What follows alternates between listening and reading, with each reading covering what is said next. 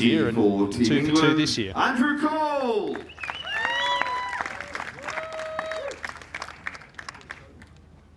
All 4 players in the match in front, laying up on this par 5. Andy Cole, a left-hander, and this hole, you've got to say, Claude, really fits his eye.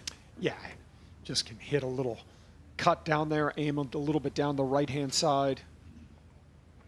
Pretty generous fairways here at Robbinswood. Get a great look at this first hole. Started just a little right of the TV tower. Run for Jermaine Genus.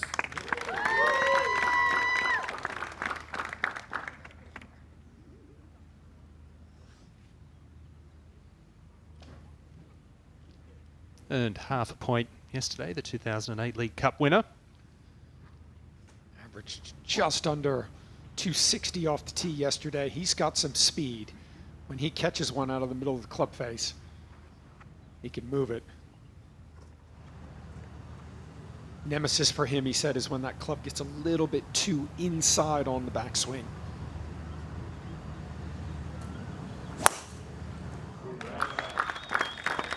.240 to carry the bunkers. Perfect. No problem for him. Position A off the tee there. Yeah, that's a dream start. Now, not only that graphic in the bottom of your screen there, but one of 2 Ballon d'Or winners in the field, the other being Andrei Shevchenko, and earned 2 points for Team World yesterday.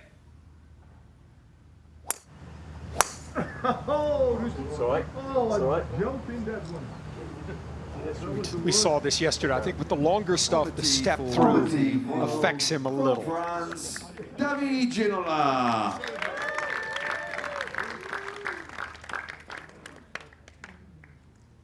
David Ginola going no hat today, looking like a superstar.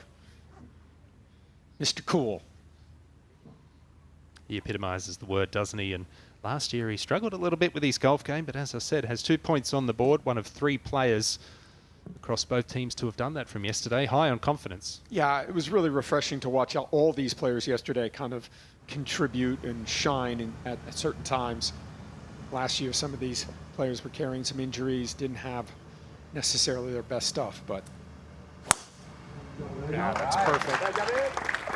Right in the middle of the fairway. Good start.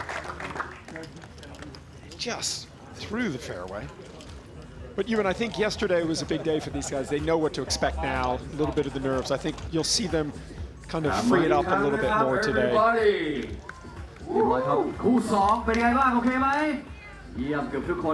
Well, you can join the chat on WhatsApp. Scan the QR code in the bottom right-hand side of your screen there. And I think you're right, Claude, in regards to them feeling more comfortable as well with the format, green sims. A lot of the players hadn't played that coming into yesterday afternoon, and now they're a little more comfortable, perhaps more comfortable with their pairings as well and what's required out there. Now Nigel Jong, third shot at the first. Pin cut today over on the right-hand side. Isn't far enough. Oh, that's a good shot. He'll be putting up the hill. Good start. Jagielka, his third shot.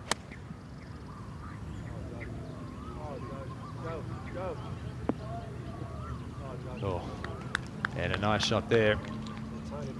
Leverton was quite often a thorn in the side for Manchester City.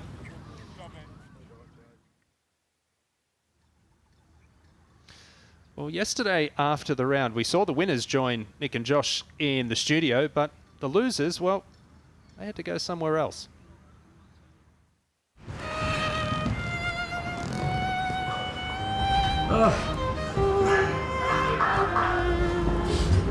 Welcome to the Loser Lounge. Oh, thank you.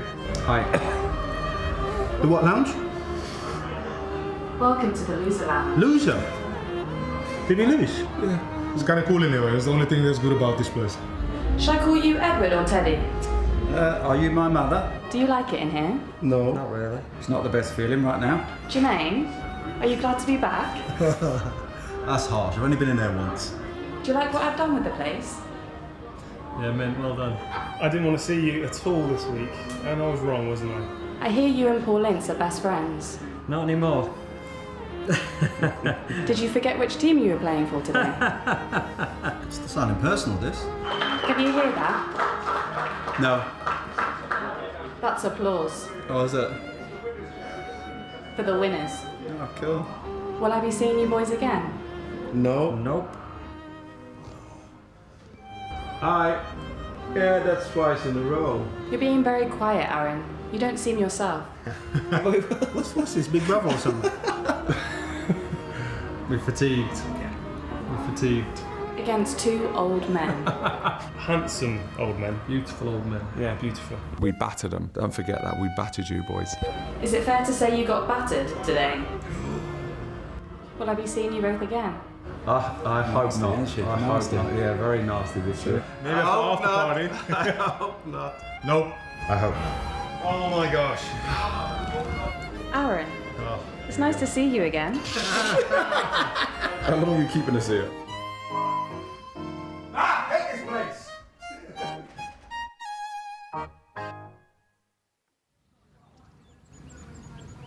Up at the first green, this is Phil Jones for Team England, birdie putt. Well, these players will know how quick these greens are. After yesterday, the big thing is not running the ball too far past the hole. Saw a lot of that yesterday. 6, 7 feet past.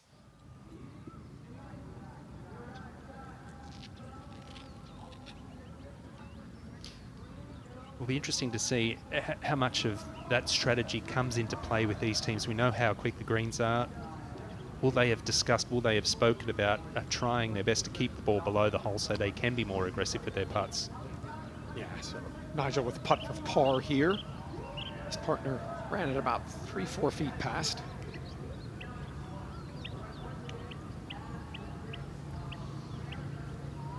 First time watching Icons, really enjoying it. Thanks, Ross. We are as well. It's been up to level this year for sure.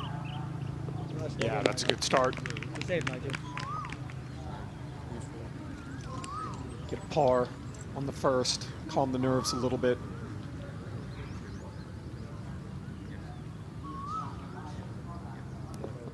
Pair of pars in the opening match, so they're tied through the opening hole.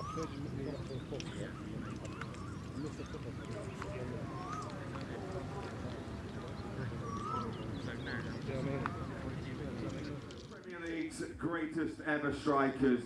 That left foot of his, he could score from anywhere. Alongside him, quite simply, a midfield general, the governor, and for Team World, a left foot that was feared all around the world, and alongside him, a little magician, an Italian icon. Please welcome, for Team England, Robbie Fowler and Paul Ince, and for Team World, Gianfranco Zola and John Onorisa. Well, Claude, you've got the MVP so far for Team England. Paul Ince picking up 2 points yesterday. Fowler not far behind him, 1.5 points. Team World, they have their work cut out. You know, I talked to Paul last night and told him, listen, you hit a lot of really good shots, and just to tell you how much these guys are perfectionists, every player I talked to last night at dinner, all they wanted to talk about were the bad shots. They didn't want to talk about any of the good shots. All they were talking about were the mistakes that they made, and that's why they were icons. That's why they were so successful.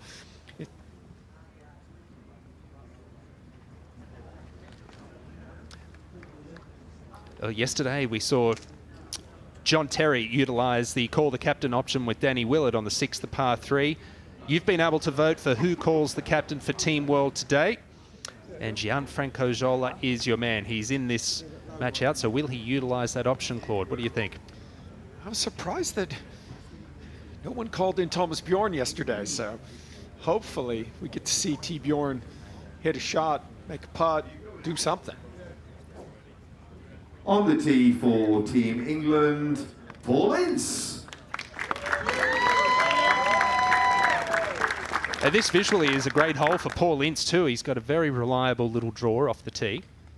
Yeah, he said yesterday he felt like with the driver every now and again he got a little bit quick, didn't finish that backswing. That's when the arms take over.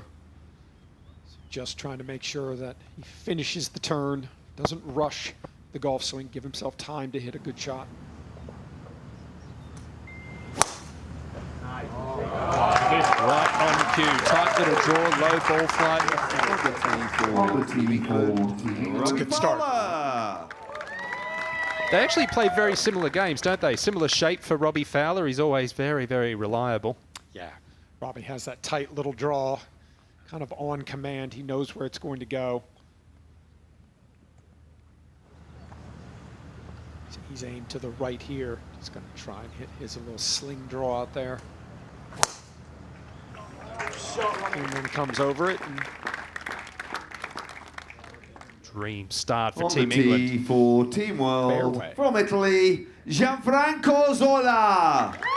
Now, there were multiple times yesterday I said you can be pretty much guaranteed this one will be in the fairway because he's known for his accuracy, being very steady, but not quite on song yesterday. no, Zola. I mean, he only hit about 60% of his fairways. We're used to normally seeing him kind of not miss. Kind of the Italian Calvin Pete when he's on. On the tee for Team World from Norway, John Arnerisa. Well, still to the day has the record for the fastest goal scored in League Cup history after 45 seconds back in 2005 and plays a different game to the other three.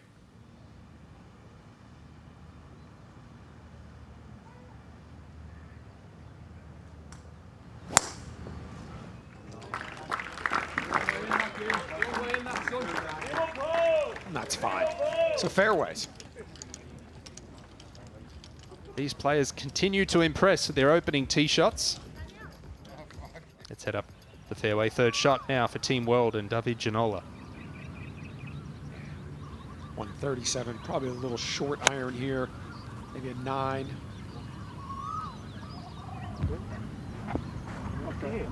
Mentioned Calvin Pete. Let me take a look at Ginola again. He's very Lee Trevino-esque in the way he sets it up right out of the toe. Yeah, he does.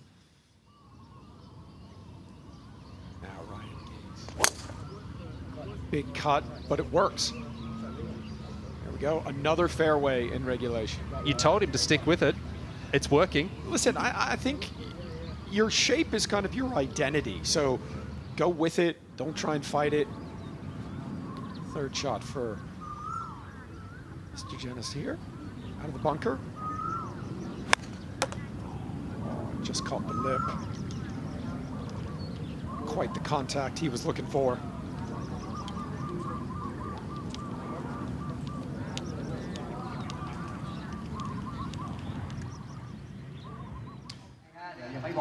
Three matches still to head out on the golf course. The anchor match will feature this man, Jimmy Bullard. Was very impressive yesterday. Yeah, his ball striking was on full display yesterday, especially his iron game. Not a lot of wasted movement here. Good setup.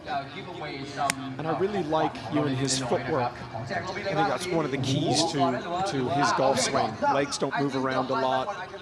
Doesn't overswing.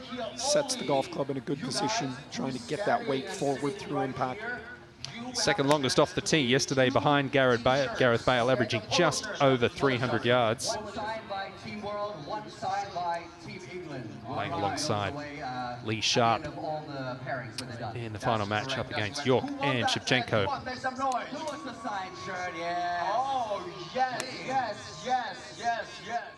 The game of golf, man, it's just, you can never perfection it. And that's why we're always coming back. And it fills also a little bit of that gap, that hole after your playing career. So yeah, that's what it means to me.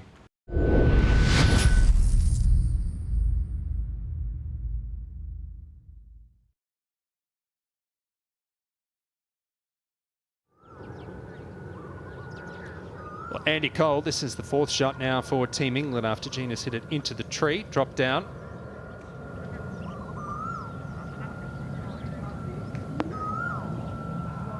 Beautifully done, gives Team England a chance for par.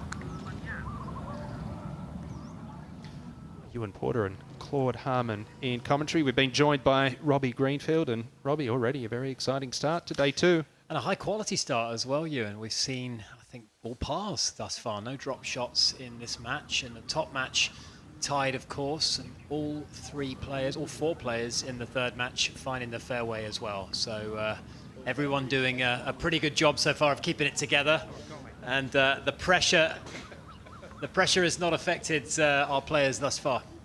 No, it's been very impressive. We've spoken quite a bit about the first tee shots, and it's a very nerve-wracking experience. It's a lot of trouble up there as well. The water on the left-hand side, and they're dealing with it with aplomb.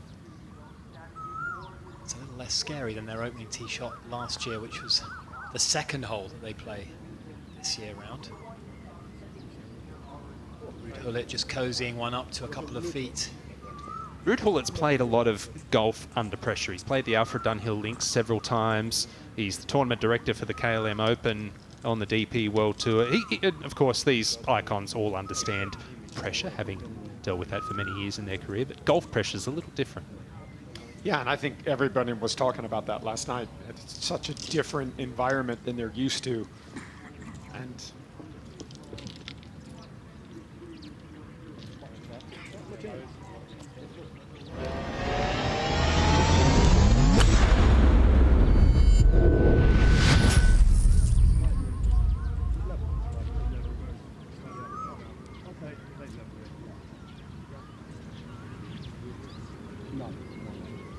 join us here on the first green. these are not the type of putts you want for par. This is going to break severely from his left to right, and it is going to be quick down the hill. We agree with you, Paddy. First time watching. Jealous of the venue. This place is absolutely immaculate. Not a blade of grass out of place. We saw a lot of players miss these putts low to the right yesterday. What can Genus do?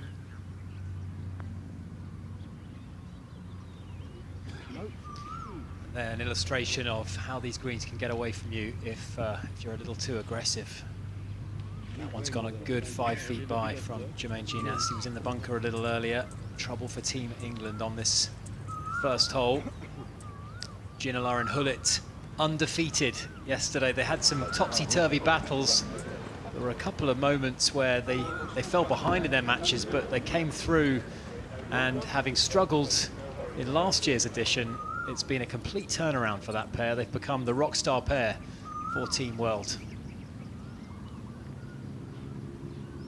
Andy Cole has not lost the turn here. It's now from 6 feet. Lengthy putt, which he pours right in.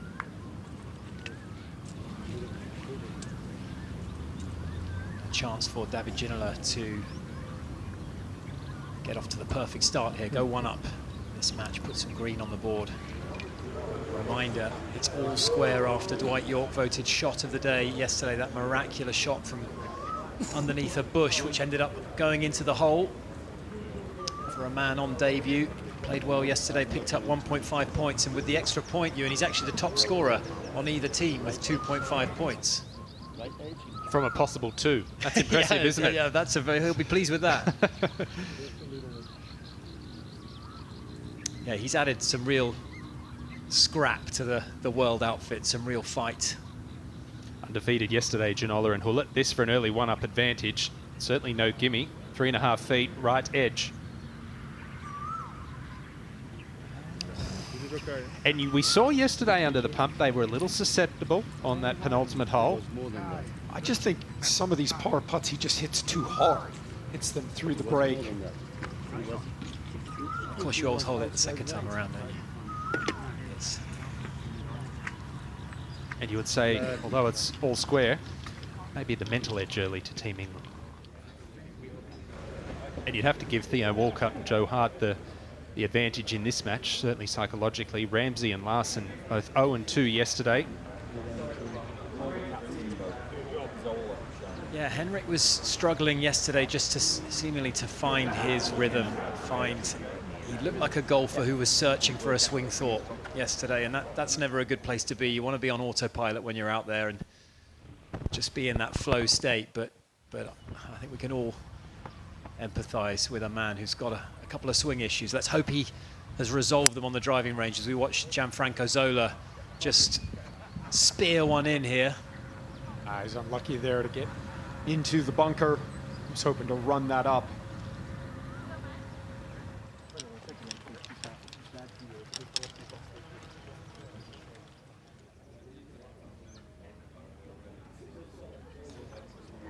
Driving range and the Claude Harmon Academy over to the right-hand side there. Not a bad office for me and the team.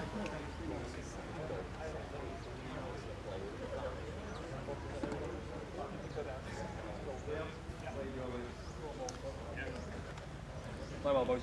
Yeah, play well. Good luck, everyone.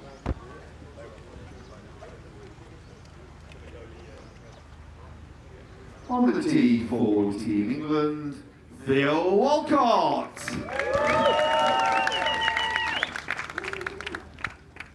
Impressed me yesterday. He certainly improved a lot since last year. Got a reliable fade and gets it out there. He's sneaky long too.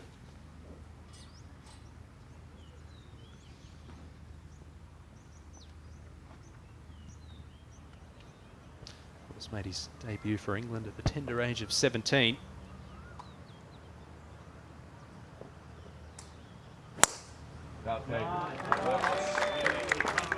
Power cut. It's a low one, but it's found On the the fairway. tee for Team England, cheeky, Joe Hart. We all want to see Big Joe hit it down the middle here. We just want the reaction. Gentle giant. He played some great golf yesterday, but the first tee shot that he hit was not part of that great golf. Let's see if he can get one away here.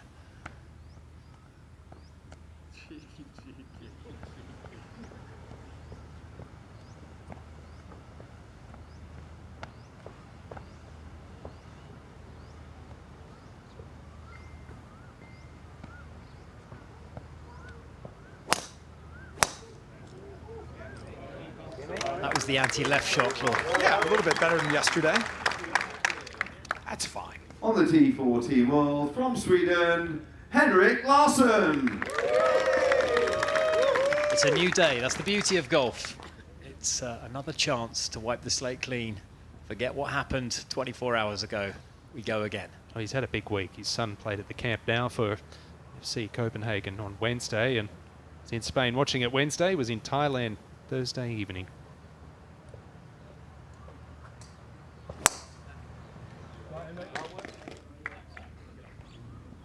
He likes to hit the golf ball from left to right, and he falls back On the there. tee for Team World from Wales, Aaron Ramsey. And you know, someone with his competitive juices there'll be a fire lit after yesterday and not earning a point. He wants to earn a point today, and he's got some game too. He's definitely got some speed, especially with the driver. Good setup. Good golf swing as well. Play. Good. Getting off the top of that. Closed the face. May have caught a little stream that kind of meanders down the left-hand side of this first fairway.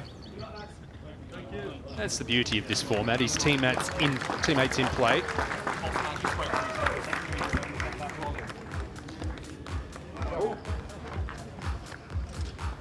That was fantastic performance, everyone. So a big round of applause one more time. Let's head to the top match here. Nigel de Jong with this short putt for par and the win.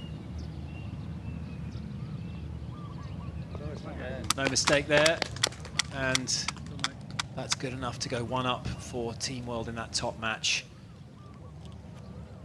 Nigel de Jong, he battled away yesterday, holed that bunker shot. Both he and Ryan Giggs came out with half a point for their day's efforts, so they'll be looking to get that full point on the board if they can. And just a reminder too that Team England absolutely battered Team World in the 2025 edition of Team World. They made 7 changes to their lineup coming in here, and so far it is working. Well, I think they did what they had to be competitive. Get some new blood in, get some better players. Much closer going into the final day this year than it was last year. All to play for. I think if Team World can see some green on the board, maybe get up in some of these matches, put the pressure on Team England. Just another beautiful day, quite warm. Whose signature autograph is this one? Daddy said Theo, yeah? Teddy. We got this. Teddy Sheringham, all right. Yeah. Here we go. And it's tough to stay in the zone for this amount of time. We saw some weary golfers towards the end of yesterday's action. They'd really invested a lot of energy into producing the goods in the morning, Ewan, and by the end of that day's play, it was tough on them. They were hitting some tired shots, and they've got to reset and recharge the batteries. Don't forget you can join the chat on WhatsApp here at the Icon Series. Scan that QR code in the bottom right of your screen. And there's a lot of emphasis, Robbie, these days on fitness in golf, certainly with the younger generation. And what you just said is exactly why it's so easy to lose concentration out there. And even at an elite professional level, it might just be one slip up, but that one slip up can potentially cost you a lot. This one is very quick for Paul Ince. They just allowed way too much break there. That's the thing that we saw from yesterday's action as well. A lot of second guessing on the greens taking place. As soon as you have those putts and those balls rolling by 10, 15 feet, you go into reverse, you do the opposite, you start leaving the ball short, and then you're really struggling to get the pace right. And that's what really quick greens can do, particularly to these, many of them good amateur golfers, but amateur golfers nonetheless. Tour pros very used to these kind of speeds, but even for these guys playing around the world as they do in big events, these are some of the quickest greens they will have played on. Slow par putt up the hill there for Scholler, just losing it on the low side. So Team England will have a chance to edge their nose in front early on.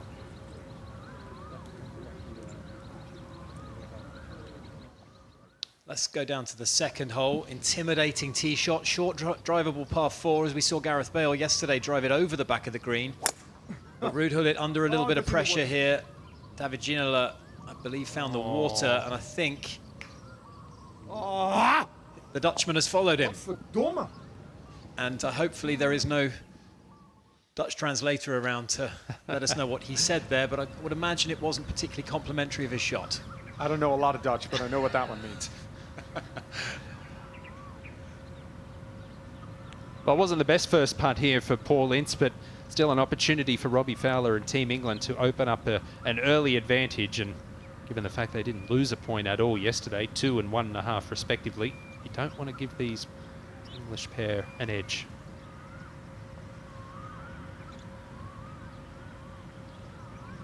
Okay, take it.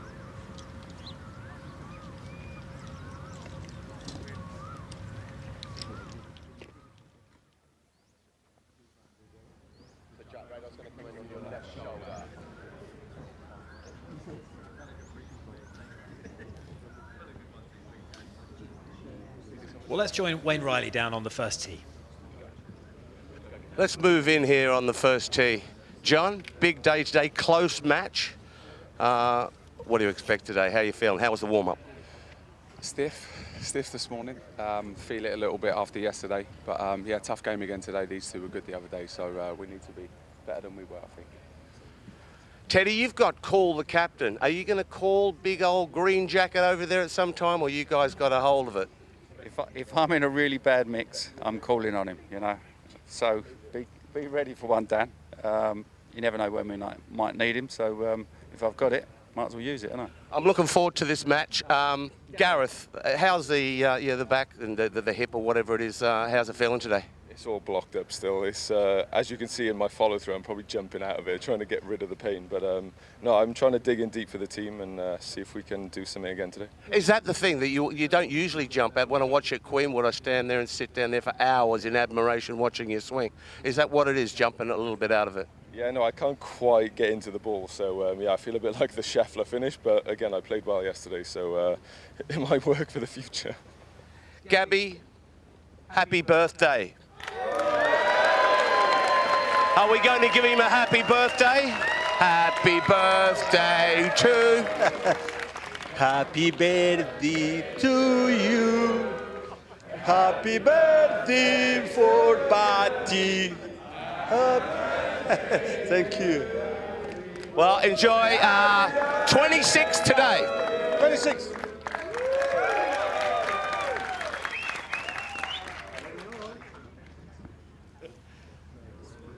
Great vibes down there on the first tee.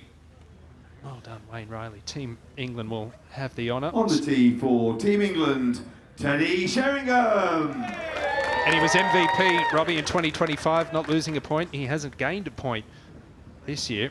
And I felt like he played really well yesterday. Every time I saw Teddy, he was hitting an iron shot close. So, yeah, he'll have a point to prove today for sure. He'll want to get a point on the board for Team England. And he's alongside another man who got just a half point yesterday, who I also felt, Claude, gave a good account of himself, but these matches were tight.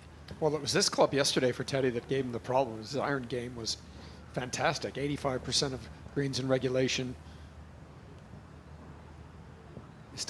Just a crucial short putt for birdie yesterday, so he'll want to try and make up for that today. That's a little better golf swing. Another man who favours a drive off the deck. On the tee for Team England, John Terry. Hopefully John Terry found some sunscreen, because the forehead and the legs yesterday were, or last night, were a little burnt. He was another one that just said how tired he was. You know, it's a lot of golf. You wouldn't think these players would have fatigue, but golf, playing 36 holes in this sun, is very different than what they used to do. If you want an inclination as to how much of a team player John Terry is, as that ball, I think, strays towards the hazard, says the best night he had in a Chelsea shirt was when he didn't even play a minute on action. It was the 2012 Champions League final. We can remember the scenes at the final whistle. But he was just so happy to see Chelsea finally win that trophy that had eluded them for so long. Gabriel Batistuta, the only player in history to score back-to-back hat-tricks in World Cups. And he played magnificently yesterday, Claude. He did. On the tee, he's another Team one. World, from Wales, Gareth Bale. This might catch on, this falling out of the shot that Gareth was talking about. He did look a little off balance on some of those shots yesterday, particularly that huge drive he hit on the second hole, which flew the green. Yeah, I think it's just hard for him with the back issue to kind of get all the way through. I think he's worried about it catching, so he's going to try and set up here and hit a little high cut. He's got plenty of power to carry those bunkers on the left, 240 to carry those. So this should suit his shape pretty good. He can hit a hard cut.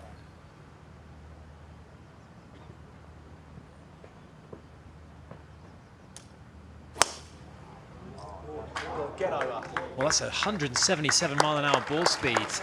Oh my word, he's flown all the trouble. That is the first time we've seen a ball down there.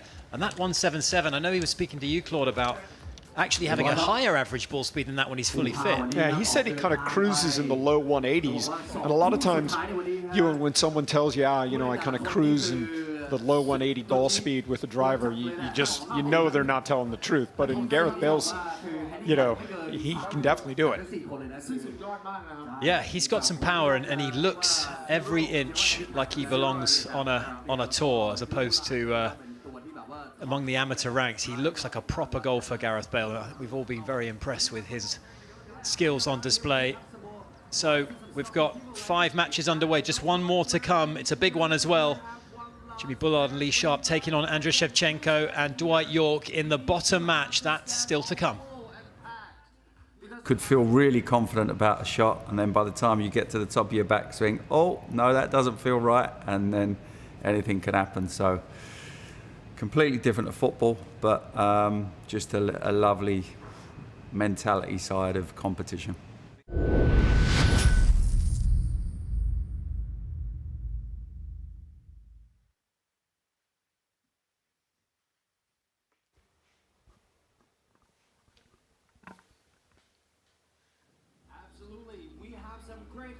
Great shots overhead of the Robbinswood golf course. That incredible manicured striped fairways as well. And we've said a lot about the condition of the course this week, and it's hard to fault it. You wouldn't get really much better than this, even in those elite tour events, Claude.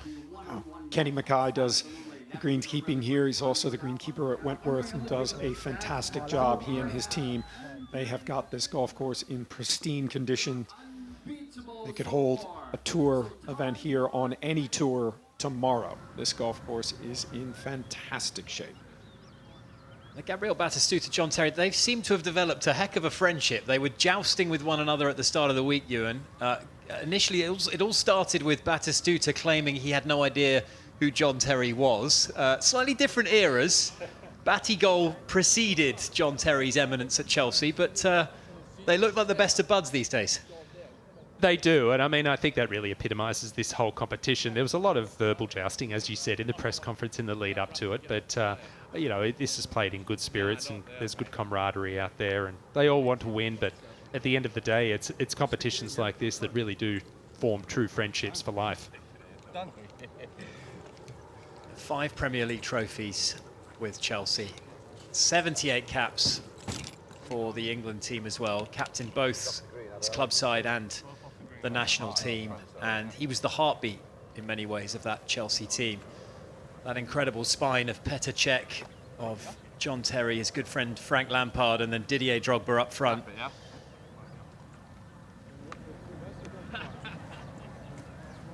Wants me to zap it, CFR again.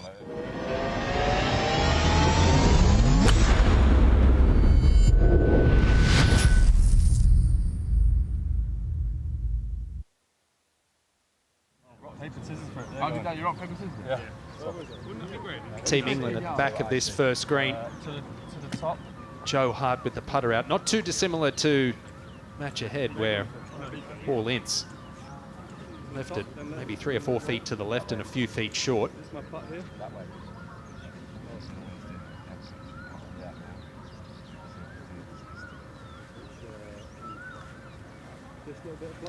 So the difficulty here is playing enough break. Keep mentioning it, but the tendency, I think, for the majority of golfers, Ewan, is to underread putts. I think that's why the speed control gets a little off, because you don't play enough break, and then on the next one, you don't play enough break, and then you just go ahead and hammer one through the break. So it's that constant ebb and flow of not enough break. So good habit to get into, overread your putts for sure. See the penultimate match down on the left-hand side over near the stream there. Meanwhile, we head back to the green. Henrik Larsson will be first to play in a pretty straightforward little chip from this point. Believe it's going to be his 4th shot. He feels pretty comfortable hitting a bump and run. This is his 5th shot. He's pretty proficient at that shot. The problem is that it's very difficult for him to get any sort of check. Tends to hit it a little bit too far because he's de-lofting it so much, so far back in his stance. Well, England's main man from yesterday, Jimmy Bullard, he was outdone by Paul Ince in terms of how many points he scored, but he did take a lot of the limelight, did Bullard yesterday, and he played very well as well. 1.5 points on the board, and he will be raring to go. So I think we can head down to Suan on the tee.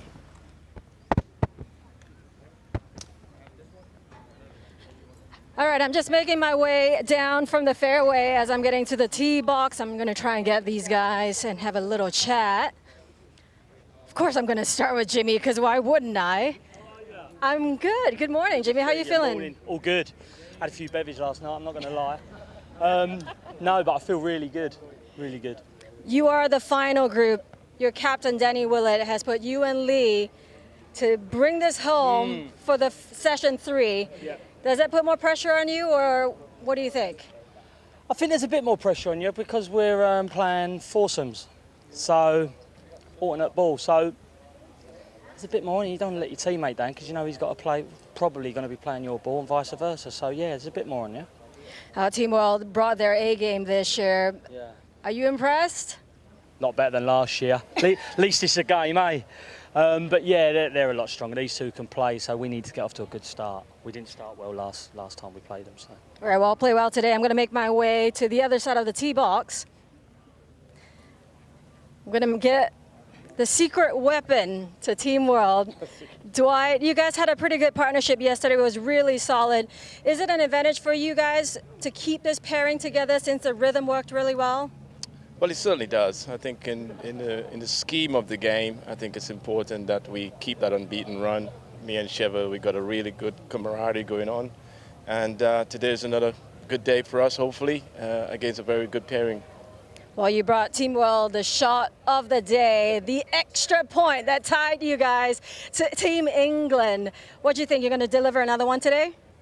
I think it's more about the points. I'll take it if it does happen, but it's about trying to get that point, that vital point, because that could be a very crucial one. Well, Chev, how are you feeling this morning? It was a lot of golf yesterday. I know it's a different muscle to playing football, perhaps, but how are you feeling? I feel great. I'm very happy. I'm playing again today with my teammates. We're pairing very well since 2013. Yeah, we've been playing so many games together and looking forward to go on the golf course. All right, wishing all of you the very best. Play well today. Can't wait to watch you guys. Thank you.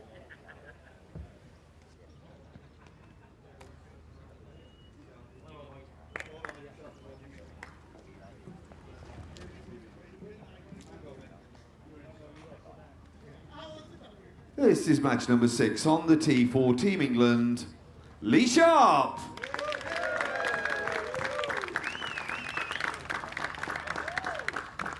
And a little surprising yesterday to only earn half a point. He was 4-0 last year.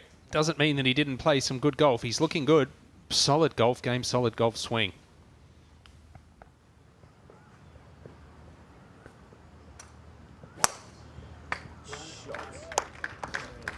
Down the left-hand side, flirting with the bunkers, but just caught the first On bunker the on the tee left. for Team England, Jimmy Bullard. Jimmy Bullard, who's claimed some notable scalps on his YouTube channel, Hao Tong Lee among those. So he's used to mixing it with the big boys, and he played some great golf yesterday, particularly with his irons, Claude. He was very crisp with his iron ball striking.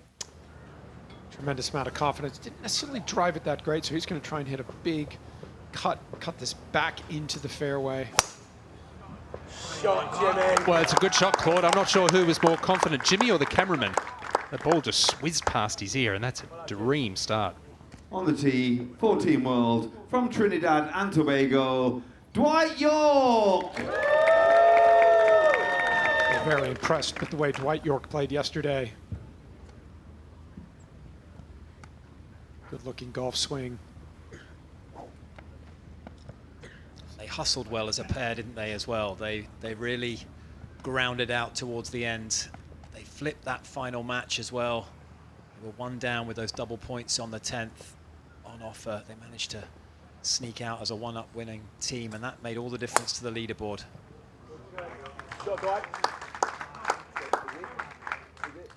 Another one finds that left bunker. On the tee for Team World from Ukraine, Andrei Shevchenko. The second Ballon d'Or winner in the field alongside Ruud Gullit. That came 22 years ago, and a great hole for Shev as well. Left-handed, he can hit that little butter cut up there. 85% of the fairways yesterday, so he drove it very, very well.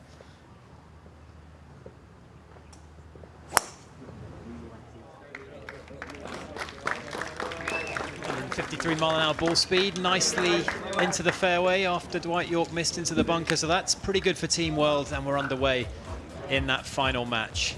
Of course, the players are here for the golf this week, but some of them were convinced to put on the football boots for a very special match. Hello everybody and welcome to the wonderful KIS International School here in Reignwood Park as we await a blockbuster clash between KIS, one of the best young teams in the country, and our icons of football. I'm here with Ria Rins. Ria, what are we expecting today? Oh, Josh, it's going to be a great one today. I mean, you've got two teams, one with great experience and another full of youth and energy all throughout the squad. I mean, it's going to be a tough test for both sides. And we're trying to work out exactly what formation KIS are going with. We understand from our sources inside the camp they're going for a 30-15-5 formation. They have a flat back 30, but they get players up top. I think it's going to be tough for the Icons to break down. Talking about Icons, I understand their formation is going to be the 1-1-1. I'm joined by star player Alicia. You have the advantage in numbers. Do you think that's going to play a big part in your victory? I don't know. It's definitely going to be chaos. It's going to be absolutely phenomenal. The atmosphere is going to be absolutely great. Joe, huge game today. How are you feeling? Big game. Obviously, odds are stacked slightly against us, but in speaking to the boys this morning, everyone's feeling good. I mean, can you get your head around this? 100 kids, and there are only 4 of you. Line them up, not a problem. Well, I can see the teams are on their way to the pitch. Let's hand over to our commentary team, Robbie Greenfield and John Bradley. Well, this really is a titanic tussle. These 4 icons taking on 100 of KIS's best. Oh, it's a glorious occasion, and well, if the match looks a little lopsided, don't blame the Icons. They've come up against it against these kids.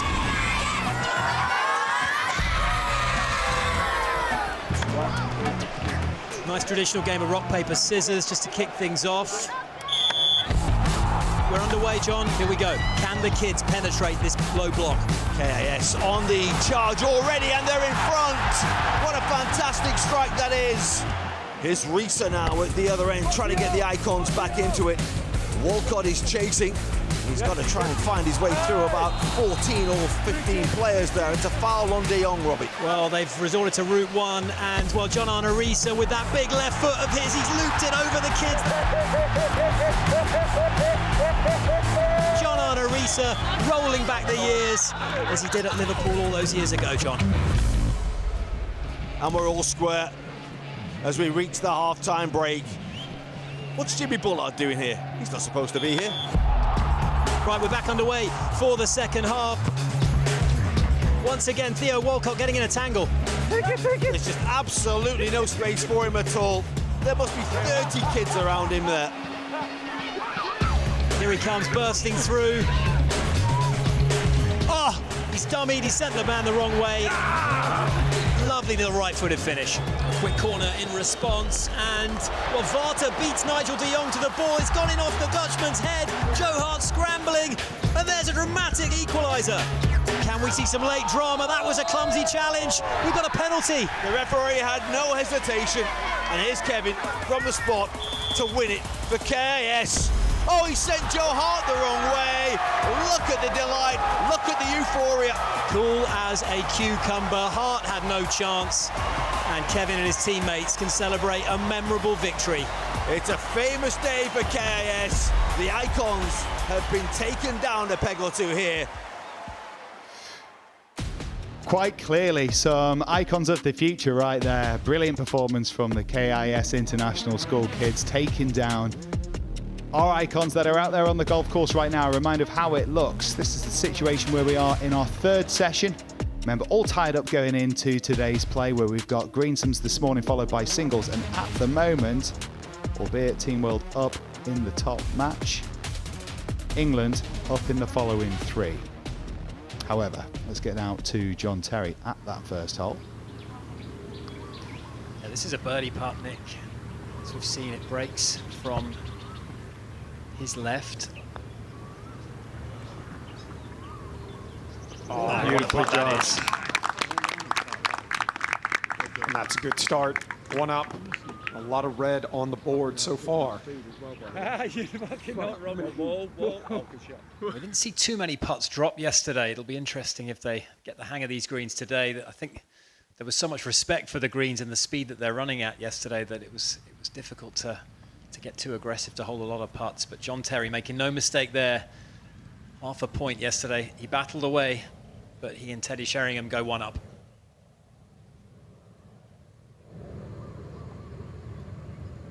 What's going on here, Radar?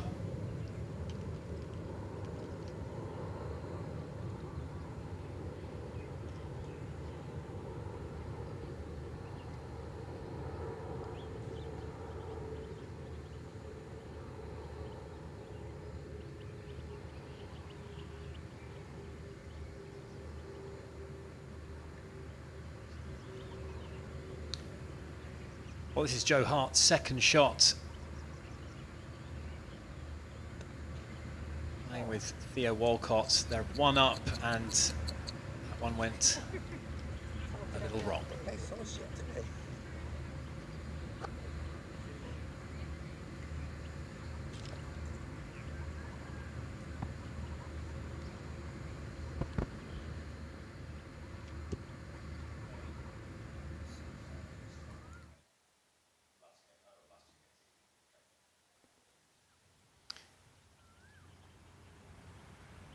This is the bottom match. Andrei Shevchenko, his third shot. Yeah, unfortunately, Dwight topped his second, left him 203. That was a pretty good lead there. He's got himself back into position. Team World in that final match. Left himself a little uphill there as well. Sometimes they're tough too, though, because you think slow, but there's nothing slow about what's left.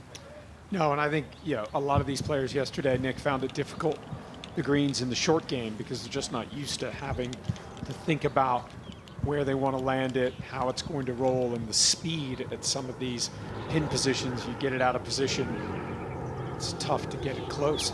So just a reminder, scan that QR code right there to join our interactive hub. You can vote, get involved, let us know what your feelings are, vote for your favourite players, call the captain, and shot of the day. All right, let's get across and find Josh in the studio. Welcome back to our beautiful studio here above the 10th green at Robbinswood Golf Club. And even though the golf yesterday could have been the good, the bad and the ugly, one thing that certainly isn't ugly is this beautiful golf course. And I'm here with Robbinswood Golf Club GM, Proet. It's an absolute pleasure to have you here. Thank you. Welcome to Robbinswood.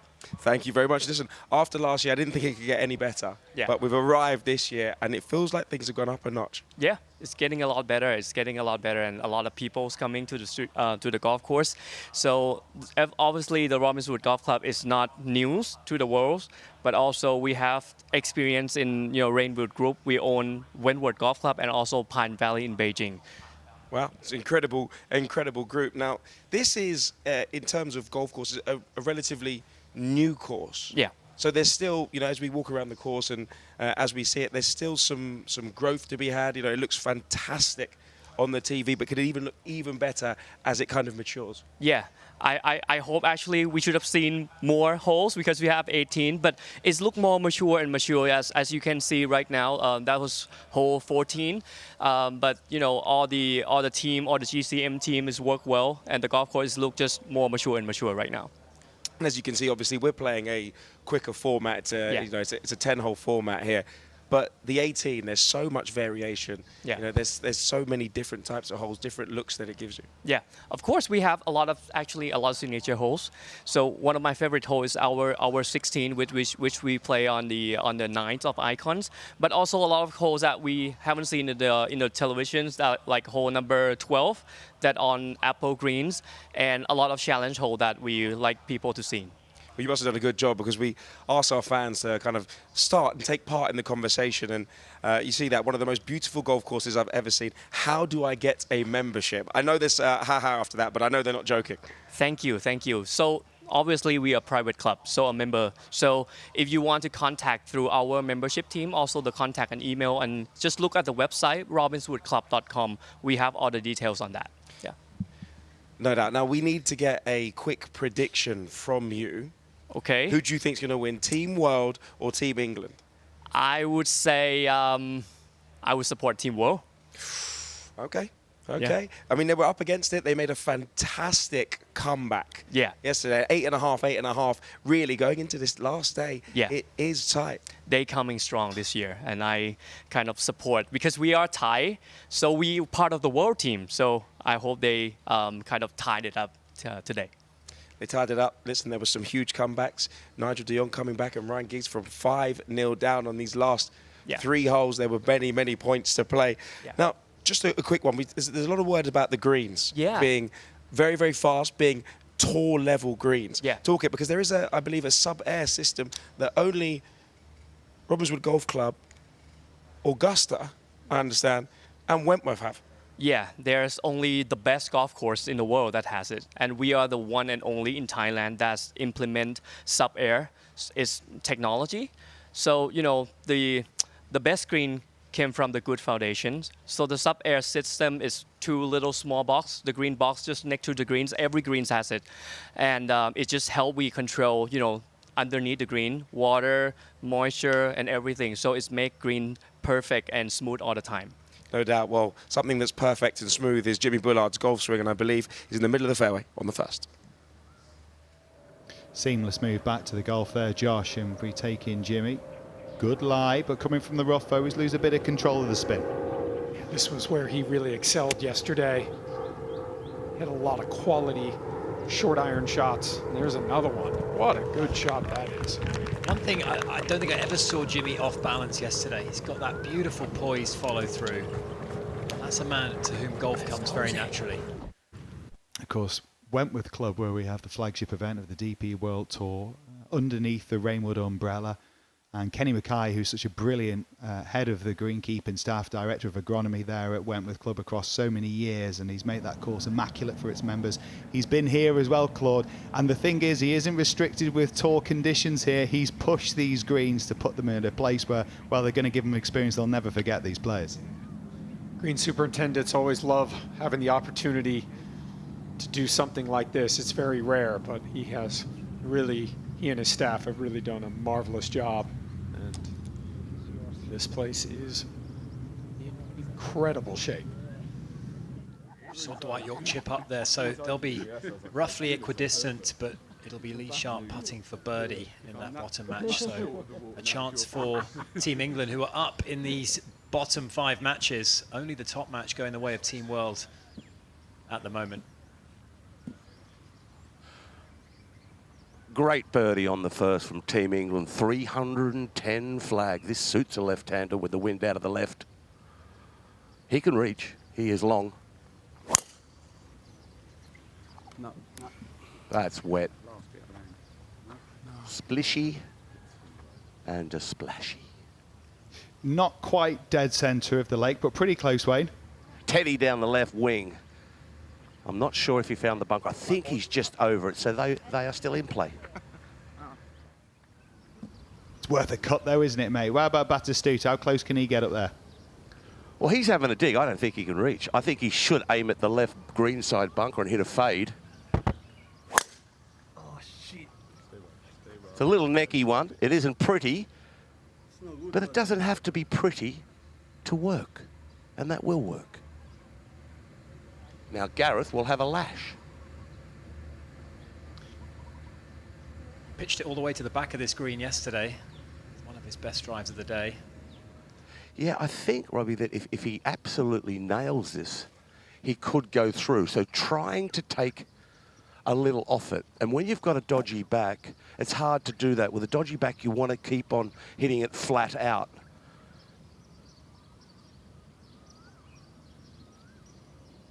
Setting up for a fade.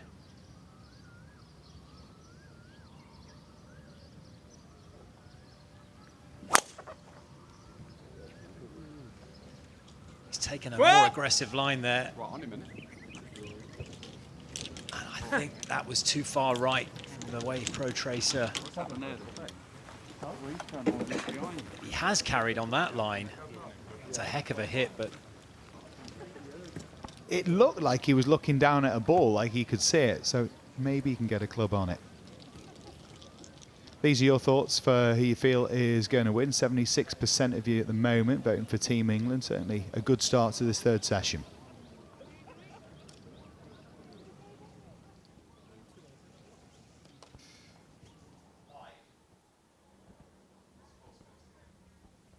Well, this is one of the pivotal holes on this layout. They're all beautiful, but let's take a better look at this one with Ewan and Radar.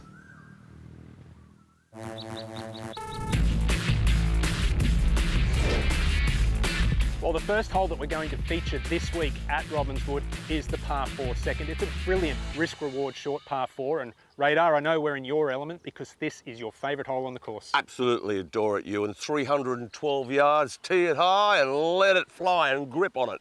But do not hit it right. Source all the way down to the right-hand side and a lot of it. 2 bunkers up there, 1 at the back. Don't worry about that so much unless you knife your second shot. And a lot of players will be hitting like a wedge in there, so you can catch it there, and that could come into play. If you take the driver on, that will be, as a right-handed player, that will be the popular one front left. But I feel as though off here, because there's so much water, Ewan, I feel as though a lot of hybrids, a lot of 3-woods, and just play it. Find the fairway because it's narrow down there. And if you do lay up with an iron, 2 bunkers down the left-hand side. Last year here at the Icons, over on the left-hand side was a popular bailout spot. Well, we could see everything from a 2 to a 6 on this hole this week. It's going to be an exciting watch.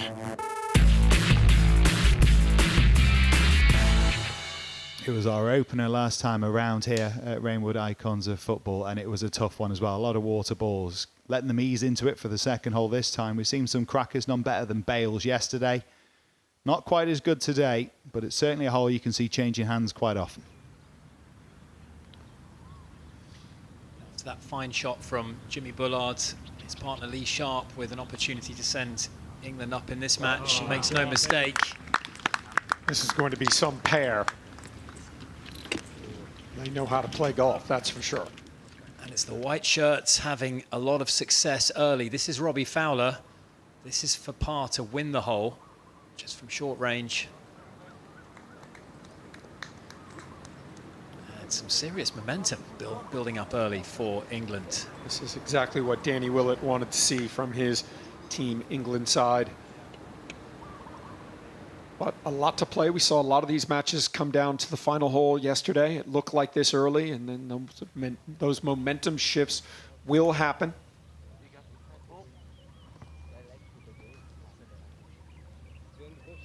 Team England over there on the left-hand side down this fairway, so they'll be playing it from around 100 yards. Team Europe, Gareth Bale's ball is dry, and he wouldn't have been playing himself, but Batty has a shot. So he's in good shape. Team Europe are all right over the back of this green. Not an issue. You've slipped into Ryder Cup mode with Team Europe there, Wayne. Team World. Yeah. Well, that's what it is, isn't it? Team Europe. What should I be saying? European team. What should I be? Well, Batistuta is Argentinian. Oh, yeah, that's a good point. Hate to draw attention to it, but I did actually really enjoy it. That's a really good point. Details radar. Just don't worry about the details. Wedge. One bounce and release, chunked a little. Made an unbelievably good birdie and a beautiful putt. He can putt. I've never seen a bad left-handed putter. And JT doesn't disappoint.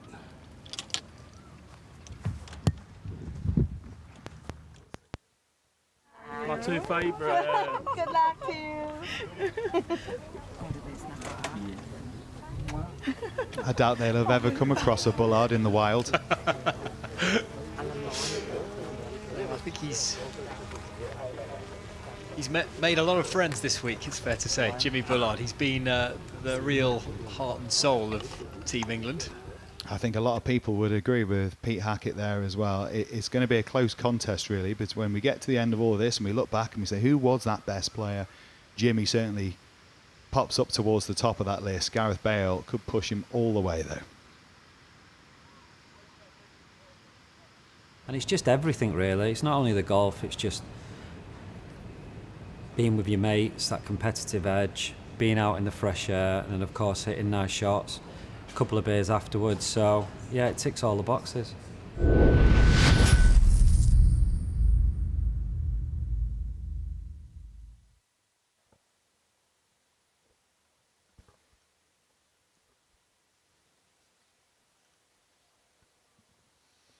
It really is a great hole. There are tee boxes further back there which can take the green out of range off the tee, but I love the fact they're playing it as a risk reward. And here we go.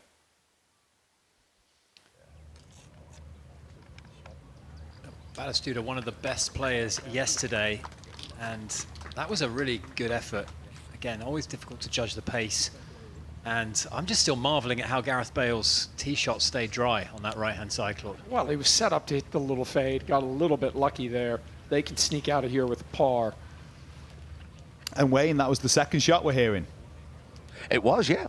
It was fine just over the back of this green. That's a heck of a carry. Yeah, well, he's seriously long. I thought he might have to take a little off it. He could have made it there with a 3-wood today, but with that injury he possesses. Now, Teddy is a really good golfer. Like a more than competent player, and he's very serious. Teddy's usually a jovial guy off the golf course. On the golf course, he is very, very serious about his golf, as they all are. Radar Teddy's got champion JD on the bag. Thongjai's son plays a lot of golf on this golf course, so he'll be giving him some good reads out there. Oh, he'll give him some good reads. I've known him since he was a young boy. Thongchai used to bring him on tour.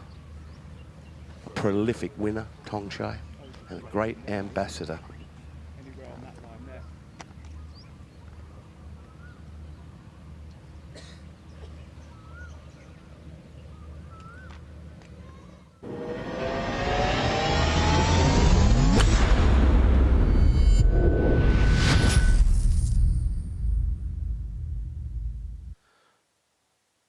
Just a little releaser up here, off an upslope. It's a pretty easy shot. He doesn't want to hit this long and leave a downhiller. If he's going to miss it, just come up a little shy.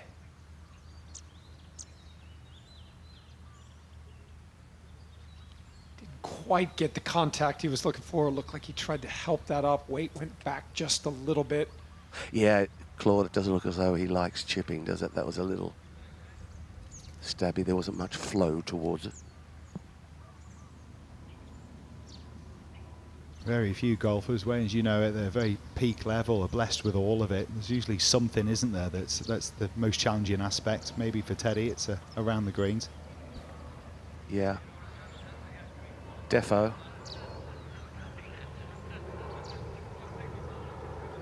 Now John with the putter, as I say, you don't see many bad left-handed putters. Bob Charles was the daddy. There's so many of them. A New Zealand golfer, Bob Charles, Sir Bob Charles, Open champion. Radar, I'm left-handed. You obviously haven't seen me putt. Are you a left-hander? I am. The old man didn't try to change you as a youngster? The old man didn't really give me much advice on anything golf-related, that's for sure. You son of a butch.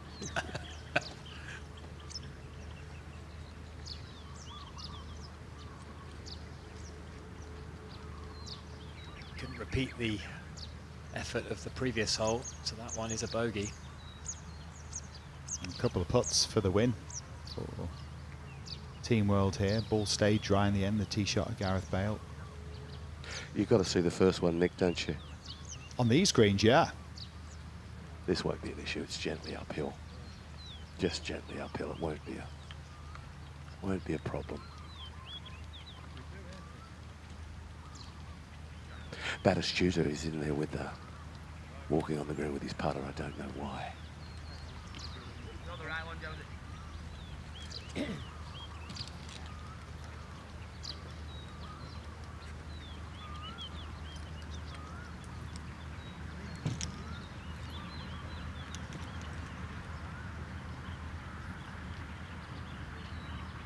Never reaching. But good enough on this occasion, and that is a win for Team World, and they get it back to all square after losing the first hole, and a little bit more equilibrium to that leaderboard now. Oh, that's nice, you know. See? A Liverpool icon chatting away to a Liverpool fan, and of course a Ryder Cup icon in Thomas Bjorn, their captain.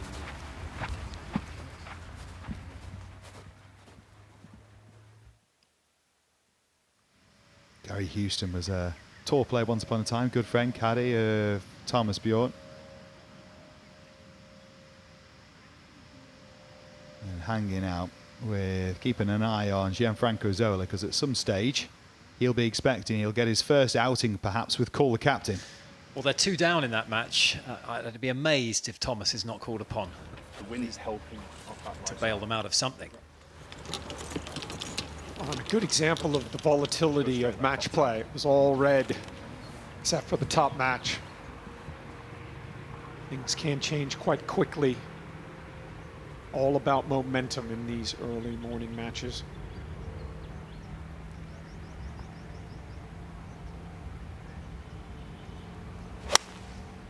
Just a big man, isn't he? With an aggressive golf swing. Canarisa. And a good result there as well. There we go. Certainly got hold of that one a lot better than the effort at the $10 million swing yesterday. Although he did give us our moment of the $10 million swing, that's for sure. His reaction. Slightly heavy. Maybe should have teed it a touch higher, but that one, a flush.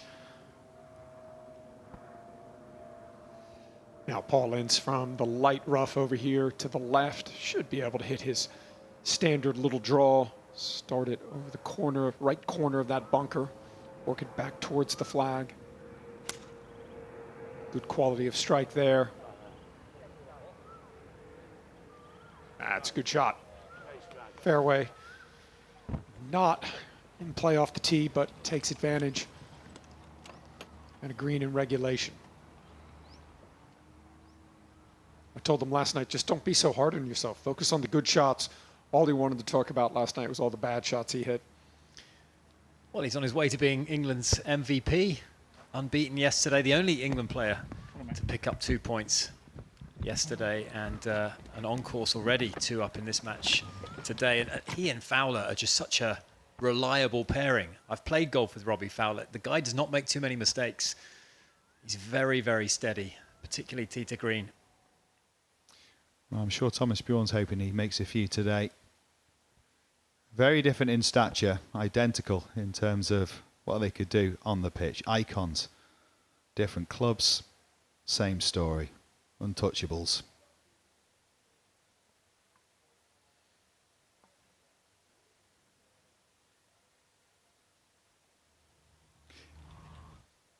Now let's see where the positions are.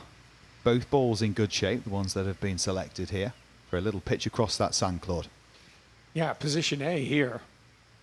Get a good look at the flag. Plenty of room to land the ball on the green. Well, I have to say, it is slight advantage for Team England, though. They've got a much flatter lie. The wind has picked up slightly. These players are pitching it downwind, which is not going to help with the difficulty of this shot. Can look silly when you try and get too cute. Leave your partner in that bunker possibly plugged. Everything's just downhill, down green by the time it hits the green.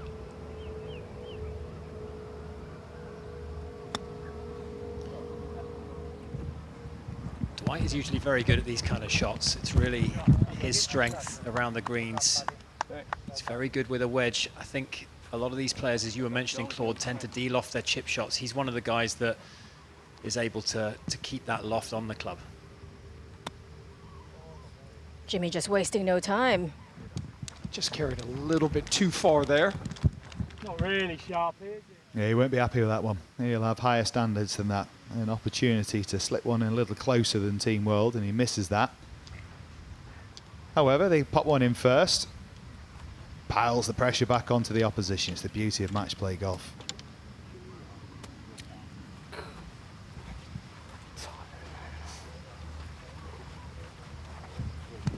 You can just sense, actually, being out there on the first tee, you really sense it. Yesterday really interested me. Ryan Giggs, think of everything he's done in the game, how highly decorated he is, and yet the fear almost, it seems like the wrong choice, but there's nerves, there's anticipation, but a little bit of fear, just the amount of feeling though that they absolutely love.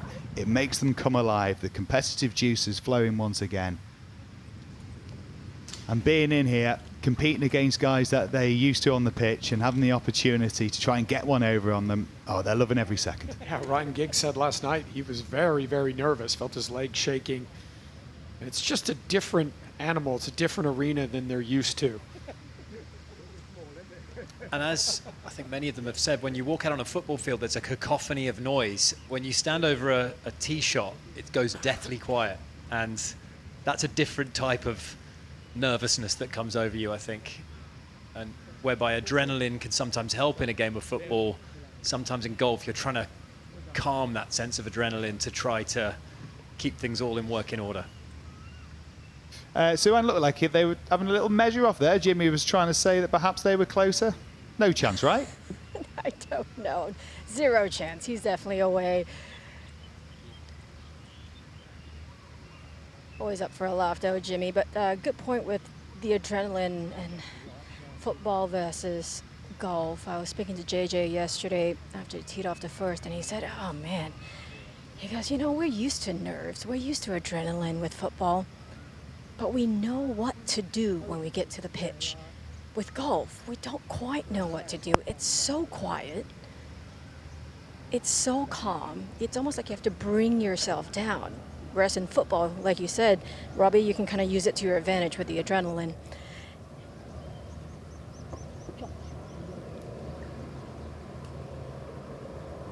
Well, Lee's already got one birdie for Team England. Rolling the flat stick quite nicely today.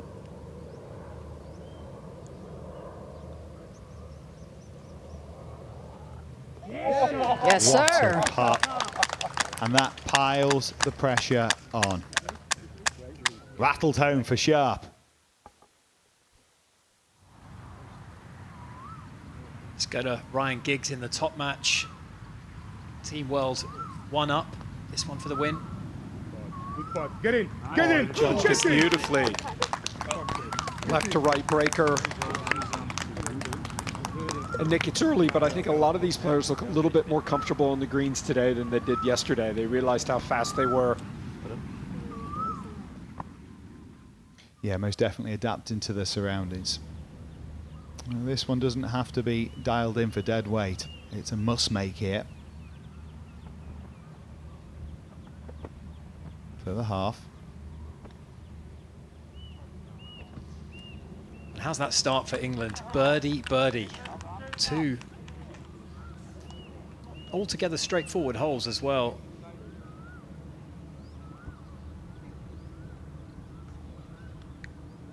Team World have opened up with a couple of pars and they find themselves 2 down. Yeah, that's a great start. I remember speaking to Gareth Bale about this and why he loves golf, and he said, you know what, it's the closest thing to walking to take a penalty, so because there's time to think. And whilst it's most definitely not fair to say that football isn't a thinking man's sport, because there's still time to think there and intelligence counts for so much, in golf most of the time is thinking time, and it's mere moments that you actually get into the physical action. This is thinking time because there's a lot at stake here. It's the Team World home hole, which means if England win it, it doubles up. So opportunity knocks for the English. Holding their ground is key for Team World here. They'll get the same opportunity reverse as we get to hole 9. And then, of course, that final hole also doubled up. These are where the matches tend to swing. Yeah, we saw that yesterday on these par 3s. The pin today on the 6th. 11 from the left, 14 on.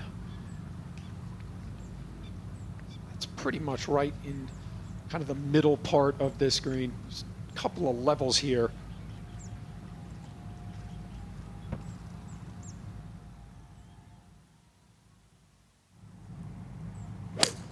Good shot, Giggsy. Ryan Giggs looked to have struck that one very well. Great shot. Sit. He just ran it through. That was a good looking shot for a long time. There's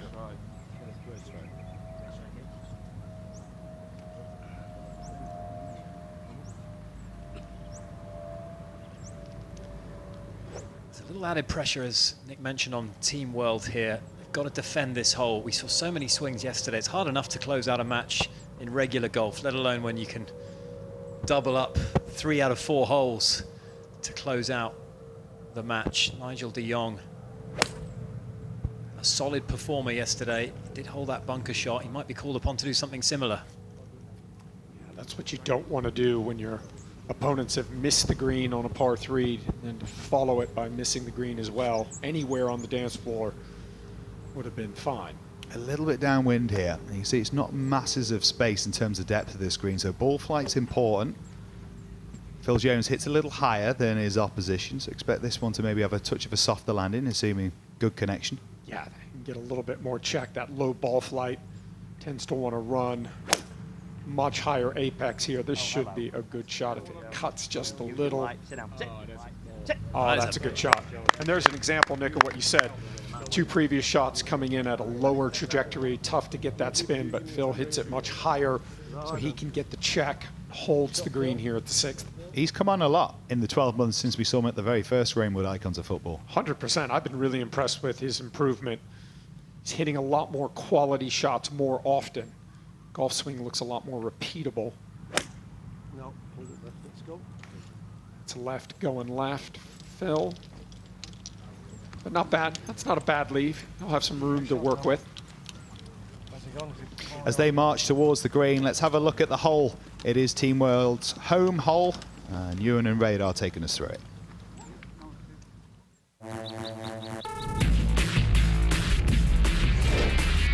This week at the Icons Series features 2 home holes, and the first of those is here at number 6, the par 3. It's Team World's home hole, but if the away team manages to win this, then it's worth double. And Radar, it might be absolutely beautiful, but it's not an easy test. No, it's not. It's not an easy test at all, Ewan. It's one of those greens that is a resort golf course, and a good one at that. But this green is one of the smallest, and it's fairly flat. There's no elevation change whatsoever.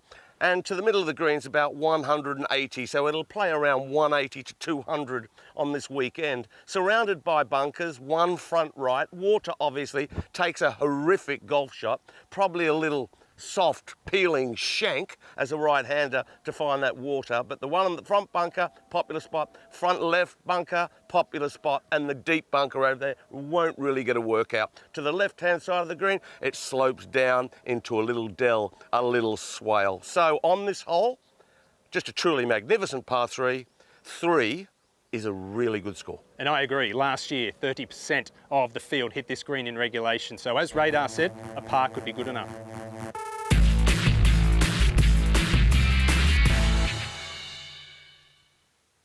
That par 3, one of our 3 pressure holes, an away win, is worth a double. So let's leave the course for a moment and head across and find Ria and Josh. That's right, I am with the voice of God, the voice of the Loser Lounge, Ria Ince. Ria, talk to me. The Loser Lounge is the talk of the town. We get to see the winners. The winners come and sit on this sofa and they're all smiles. But when they go to the Loser Lounge, they absolutely hate it. But I want to know from your opinion, how do you find it? Because you're winding them up. Your job is to wind them up. I mean, they hate it, but we love it. We have so much fun because we know they've just lost. We know they do not. The last thing they want is to go down into that Loser Lounge. And then the last thing they want again is me coming through their ears, asking the questions they do not want to hear. And I mean, some of them have been in there a few times now. So I'm sure today that I'm the last thing they want to be seeing. Let me tell you, when you say back again is the thing that I spoke to Jermaine Genius, okay? Unfortunately, he didn't have his best round, okay? First out yesterday. Yeah. I think he started badly and it got a little bit worse from there. But he actually tried to avoid it. He said to me, oh, do you know what? I cannot go in there again, not in the mindset. I mean, because, as you know, you are the daughter of one of our icons, the governor, Morlins, and he's not a man that you want to mess with. So when you come into the Loser Lounge, right, do you have to get yourself into a mindset? Because you're actually really nice in person. But when you get in there, it's like a, you know, you really are an alter ego. Well, this is the thing. We watch them go around all day and we try and get as many stories as we can throughout their round, so that when they go in there, we ask them those questions that just get under their skin, that we know that are going to hurt them the most. And I think they know, because they're going to see me afterwards later on in the evening, they know they can't be too horrible to me. No doubt. Who's had the worst reaction? Quickly. Oh, I mean, Andy Cole yesterday, because it was his first time. He had no idea what was going on. He lost on the last hole, didn't think he'd lost, and we let him down yesterday in the Loser Lounge. Okay, we're going to get back to the golf. I think there's some action going down on 6. Couldn't be a kinder person than Ria Ince, but when she's doing that Loser Lounge, goodness, she's mean. Here we are at the par 3 slow, and that has been a feature here. Just trying to lay the ball dead, which was the job. Doesn't happen. A reminder, if you want to check out all that Loser Lounge creation that Ria is a part of, please scan our QR code. It's well worth a watch. It is absolutely brilliant. She's having to think on her feet there, but you get some brilliant responses from the guys who are feeling a bit down and out, to be fair, on the back of being beaten. Particularly those England guys. They were obviously full of beans ahead of this week, having won so convincingly last year. And John Terry was not so chipper in that Loser Lounge, I noticed. But this was a big moment for Team England. Of course, a chance to double up. They are 2 down currently to the pair of Ryan Giggs and Nigel de Jong, and might get a reprieve, those two, with that putt just running by a few feet. Bit of a classic match play error there, trundling on by Claude. You know, you put the pressure, if you knock it up close, you put the pressure on here, Ryan Giggs, to have to pop it in, knowing otherwise there's a couple going. As it is, he knows there might be 2 bites to the cherry. Well, we saw some really good golf from Ryan Giggs yesterday. Just kind of sticking with what he does, sticking to the shape that he's got.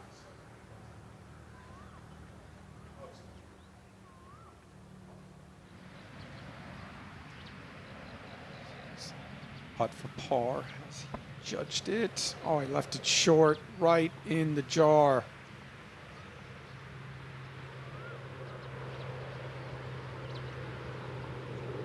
This is massive though now. Fortunately for Phil Jones, I mean, it will square the match because it's worth double as the away team here. But a nerve-wracking one, high pressure. Of course, Team World will get the opportunity on the 9th, so it's almost like holding your serve in tennis. You've almost got to take the chance here. But this one, by no means straightforward, very missable. Yeah, right around 5 feet, but right in the heart. And that is a big win for Team England. They stole one there. You work all that time to get to 2 up, as Team World did, and suddenly, in the blink of an eye, 1 putt, and it's back to all square. As we join Lee Sharp, they are made a wonderful start in their match on the 3rd hole against the heavyweight pair of Andriy Shevchenko and Dwight Yorke. And they've opened up with a couple of birdies. They are going strong today, Robbie. Great partnership as we watch Dwight with a 2nd into this green. Hole location today is on a bit of a spine, downwind. Certainly want to keep this on the left side of the pin to get an uphill putt. Would have liked better. Yeah, beautiful line, but half a club out. So advantage. Team England right there. Really handy player. Well, Nick, it's interesting, you know, the 2 kind of best players for England and Team World, Jimmy Bullard and Dwight Yorke. They expect a lot out of themselves. When they hit bad shots, they're really disappointed in them because they're used to hitting. Sharpie's giving me a nice little 15-footer. Gets him right on the ropes early doors here. Playing well, my boy. Just hold a 10-footer on the 1st for birdie. Then he's hold a 15-foot rapid one for birdie. Ideally, I wanted him to have a putt of this, but he just shooed on right. But we're all right. Yeah, good leave. Let's go 3 under. Come on. He might be their very best player, but he's also their very best hype man too. I mean, you'd want him as a partner. You totally would. I was just thinking that. He would lift my spirits in a club match for sure. Right, this is Gareth Bale on the 4th. Just got that, what we've now become familiar with, just that little back step. Didn't hinder him in the slightest there. I think he hit this was the hole he hit a huge drive on yesterday, and he's hit a good one down there as well.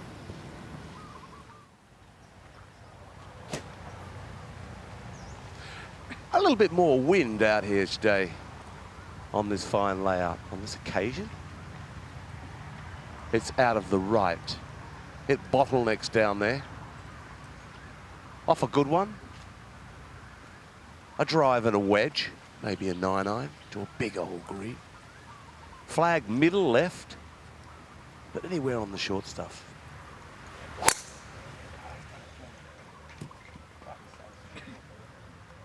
This is really the club that's letting Teddy down. He's not been driving the ball well. His iron game has been fantastic. Fighting this left miss now on day 2. Let's have a look if Good night's sleep. John Terry, a lot of Chelsea shirts out here today. Yeah, tired. Bunged up and sneezing as well. When did you get here? Tuesday morning into Bangkok, and then Andrei Shevchenko then from range for birdie on the third hole.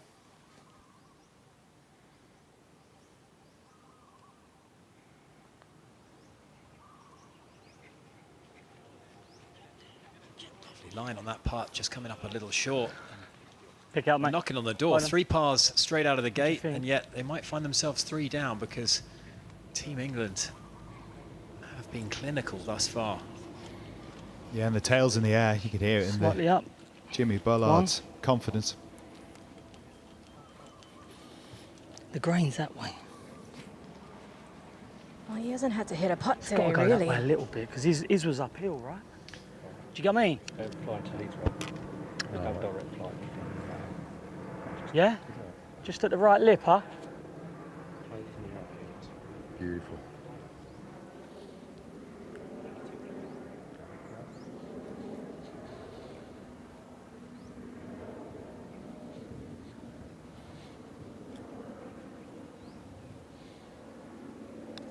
The hat trick.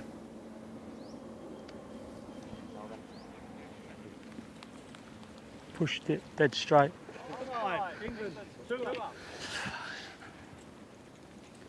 Well done, Jim. Not to be, but respectful of the speed of the greens. Nothing in it. I mean, you're looking for something, but there's nothing. Just hit it at it. Fucking cock. Apologies, really, you might have picked up there. Let's take you through the highlights of the game so far. There have been plenty of them, even in the early stages. And looking to get off to a quick start, they certainly would. Coming from just off the fairway, great control, a birdie 4 and an opening win for Team England. And then over at the second, par 4, Lee Sharp for birdie, about 20 feet, pours it in. Great start for Team England.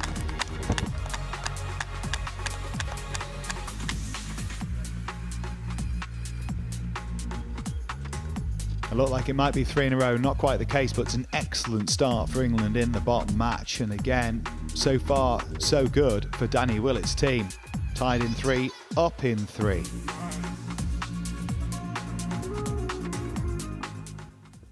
But football was my first love, obviously, but you get a little bit older and you get a little bit more time, then, you know, if I could come back, I'm coming back as a golfer. So that's how much I like the game.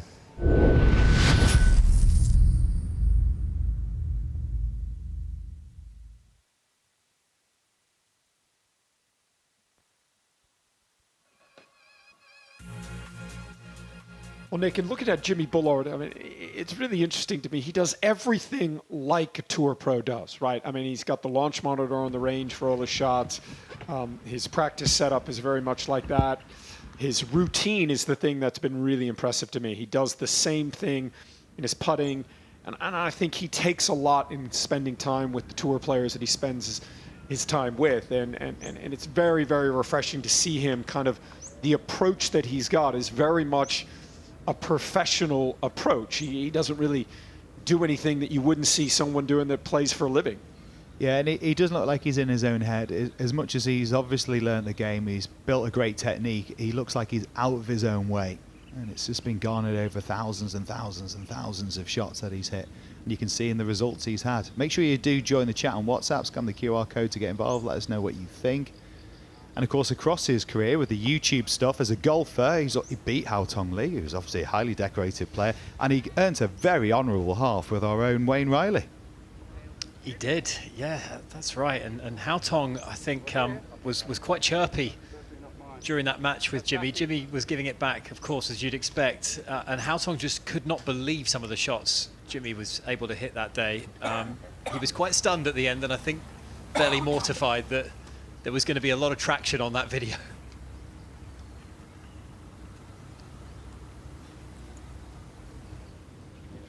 Teddy, a little bit more of a thinker when it comes to the technique. You can see the cogs turning there. Jimmy gave me a 4-footer on the last, Nick. Yeah, shot Shot 7 under, didn't he? Did he shoot 7, 8 under? Yeah.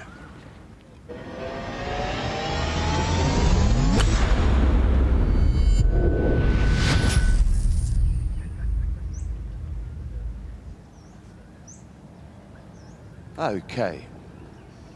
Down the right-hand wing, Teddy Sheringham. Good angle. He's got 161 yards of it.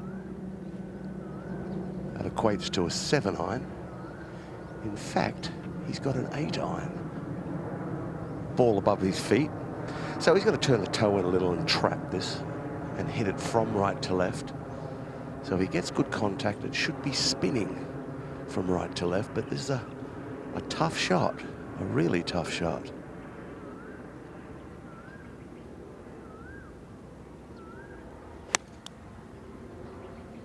That sounded, yeah.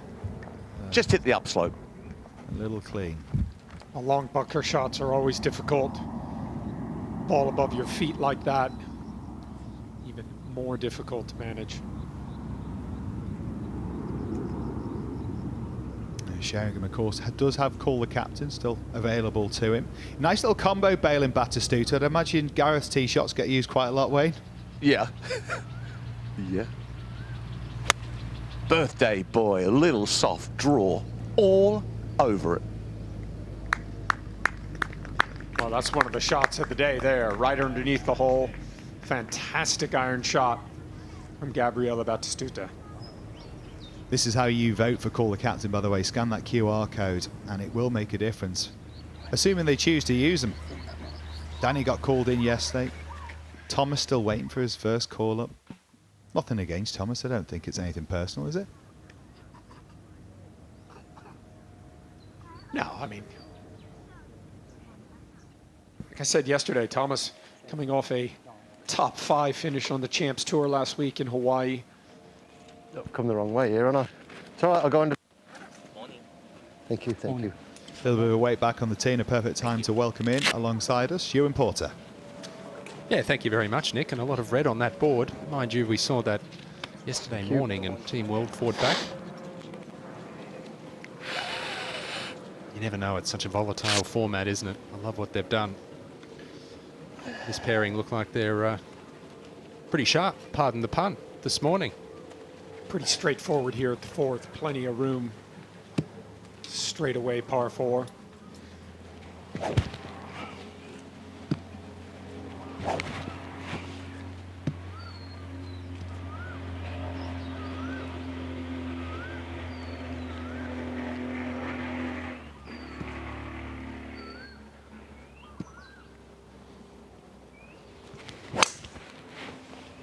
Fuck you. Get your hands over it. The kids in the school love it. Around the block. Blocky, aren't we? A bit blocky. Well, we're mic'd up live. Apologies for what you may have heard there. Frustration just bubbling over.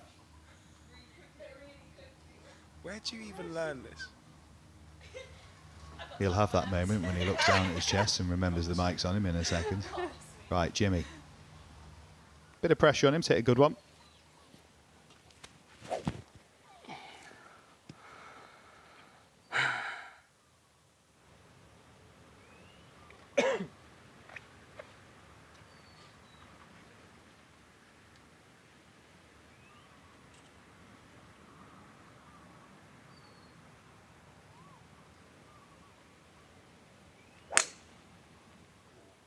Shot. Shot. Right down the middle of the fairway for Jimmy. No surprise there. Thank you.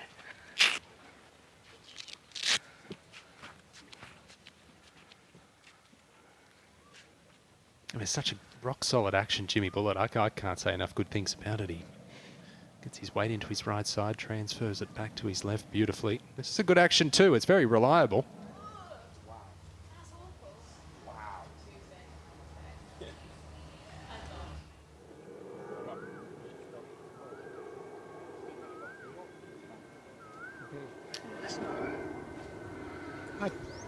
That should be okay there. Now Dwight York spent some time with him on the range, Nick, earlier. It's amazing to me that There are so many things you can control as a golfer, and I think these guys are trying to think of so many things in their golf swing, and all we did was really talk to him about his setup. Shoulders tending to aim a little bit too far to the left. That ball position gets a little bit forward, and he likes to hit the draw, so just squared him up.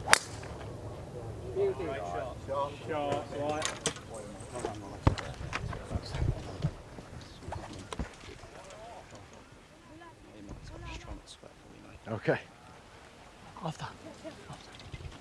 That'll work. Team World's home hole, of course, the 6th. So England win it. It's worth double. So pin on the left-hand side. See what David Ginola can do here.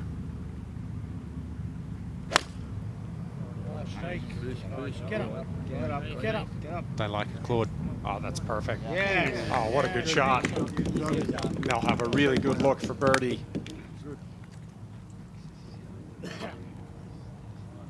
It's an important hole for the Team World players to put a swing on it just like that one. Beautiful from David there.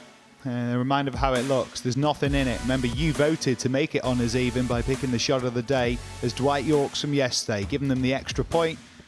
But so far, there are 4 matches for England that are up, but not by a lot when you consider we're now entering the holes where there's doubles that are there to be won for the away team. Obviously falling. And then doubles up as well on that final hole. So big swings in play. It's what we've witnessed so far. It's what we might see again today. Obviously falling ill and going through all that. I think for me personally, when I play golf, it kind of like takes me away from what I'm going through, you know? So yeah, it's cool.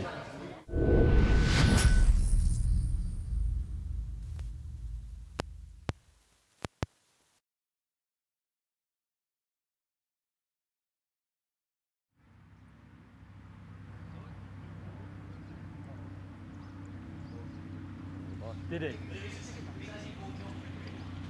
think he said against City, say Haaland was going to have him in his pocket and carry him around. Is that what he said? Yeah. And then obviously Martinez has lost him on it. Can't say nothing these days, can you? No. How tame is that compared to... I know. I know.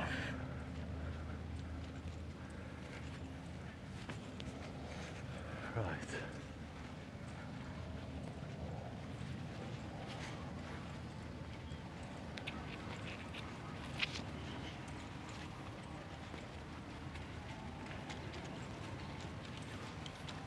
Come on, Sharpie, get one in tight.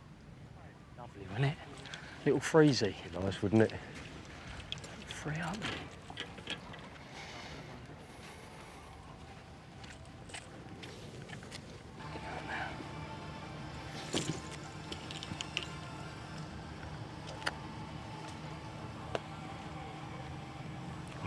My Zappa's gone. Have you got a Zappa?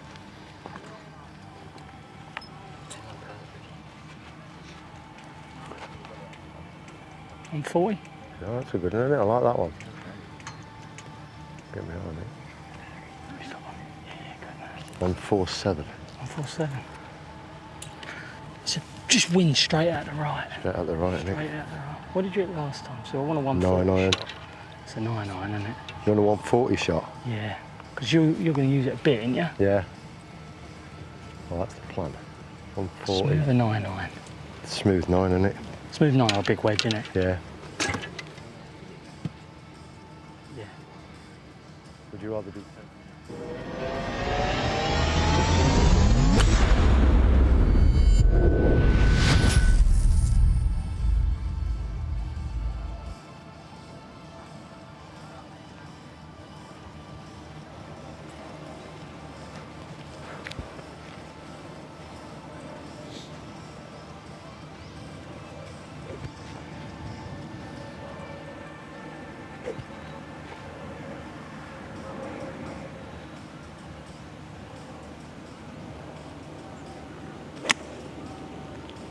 Gorgeous, Sharpie. Ah, beat a number. Ah, Sharpie. Classy. Cheers, man. Thank you.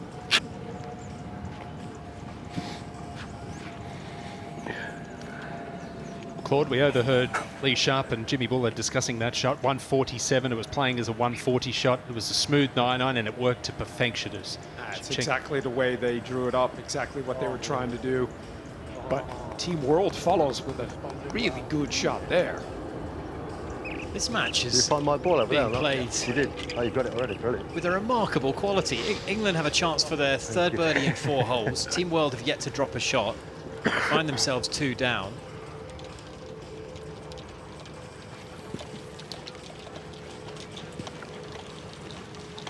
Below the hole out is, I'm like so key in it. Keep it short.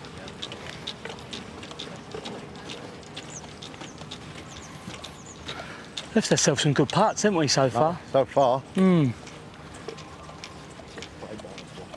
Huh? Yeah, much better. Yeah. Even the sound is coming off now. Something we spoke about at the start of the day was the importance of keeping the ball below the hole. Jimmy Bullard reiterating that. Now Zola at the 5th to win the hole. Get it back to all square for Team World. Nicely done.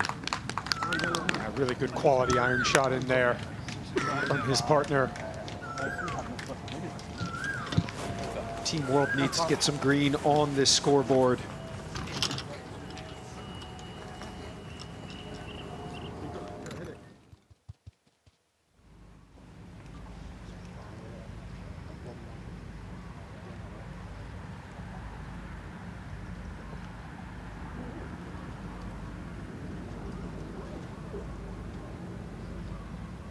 Come down softly. If he can nail one, there's a little downslope out there at 290. It'll get a move on if it hits that downslope.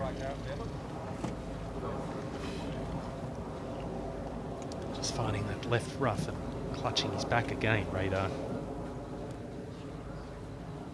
He'll be okay. John Terry, I imagine he'll, being a left-hander, aim it down the right, just peel it on the breeze.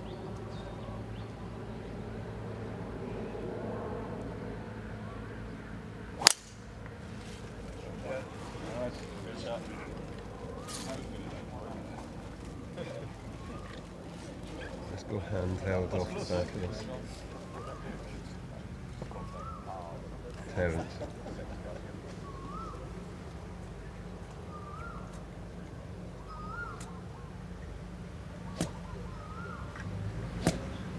Likes to rehearse Teddy Sheringham, whipping it on the inside. Not a bad rehearsal, that.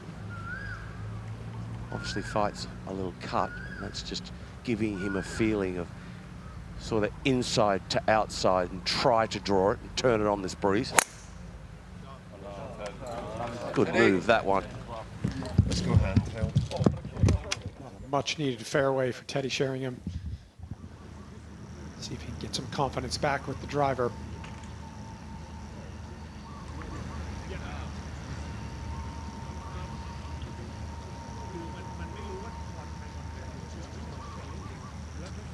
Let's head to the second match here with Andy Cole facing a par putt for the half. And this is the 6th hole. This is Team England's chance to double up, but it's actually a win, a big win for that man Ruud Gullit and his partner David Ginola. Let's head now down to join Josh in studio.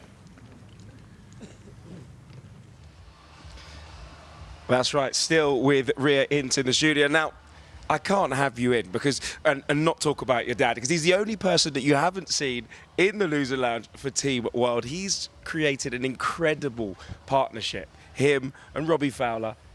I mean, just talk to me about how much he's enjoying that. Have you spoken to him about it? Yeah, I mean, it's been a great first day for him so far. Him and Robbie, like last year, they have such a great bond on the course, off the course. And I know they've been talking a little bit with their captain, Danny Willett, this week as well. So I'm hoping that that can continue today for them. He's arguably been the MVP for England. I mean, coming into this tournament, were those his aspirations, or was he just here to have a, have a good time and contribute? Because he has been a standout player. I mean, we know what all of these boys are like. They are competitors on the course and off the course. They come here to win. That's what we know them to be. And I think he's no different. And him and Robbie today, I'm sure they'll want that win against Gianfranco Zola and John Arnorisa. But, you know, I'm hoping to see them in the loser lounge as well at some point. There's part of you that goes, you know what, I really would enjoy that. Now, they're keeping Zola and Risa at bay. I think it's currently all square heading into the World Holds. Those 2 points, potentially winning away, would be massively important because he does not want to see you, does he? Nobody wants to see me, Josh. Nobody wants to see me today. But I think it's so important as well for England. It's so tight. Unlike last year, I think England ran away with it by this point last year. And to see it so tight today, I think it's going to make for an exciting afternoon. Well, your dad's one winner and Jimmy Bullard could win the hole right now. This is for their third birdie in 4. What an electric start this has been for the English pair. Not on that occasion, though. Well, even despite that miss, yesterday afternoon in Greensomes, there wasn't a pair that broke par for 9 holes, and they're a couple under par through 4 holes with 2 par 5s to come. Again, Sharpie. Don't look it up. Oh, yours is. Well, that's 2 in a row that he's had good looks at, and just a little bit pushed. Well, Gianfranco Zola, with that hole putt on the previous hole, got it back to all square, but this is a chance for Team England to jump into a 2-up lead. If they can win the hole here, it is the Team World home hole. Paul Ince, who is Team England's star performer thus far. A little bit shy with that one though, Claude. Yeah, just a little bit leaking to his right. Ball's on the upslope there. Tends to be the miss that he fights.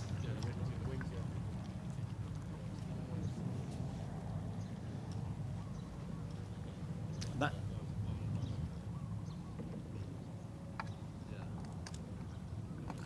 Now over to the 5th hole. 4th shot for Theo Walcott. Gonna hit a little bump and run here. Plenty of green to work with. Just comes up a little bit short. It's a lot more uphill than he feels. Might not have executed that how he wanted, Claude, but it's a shot I'd even like to see the professionals play a little bit more often. Get that ball along the ground when you've got green to work with.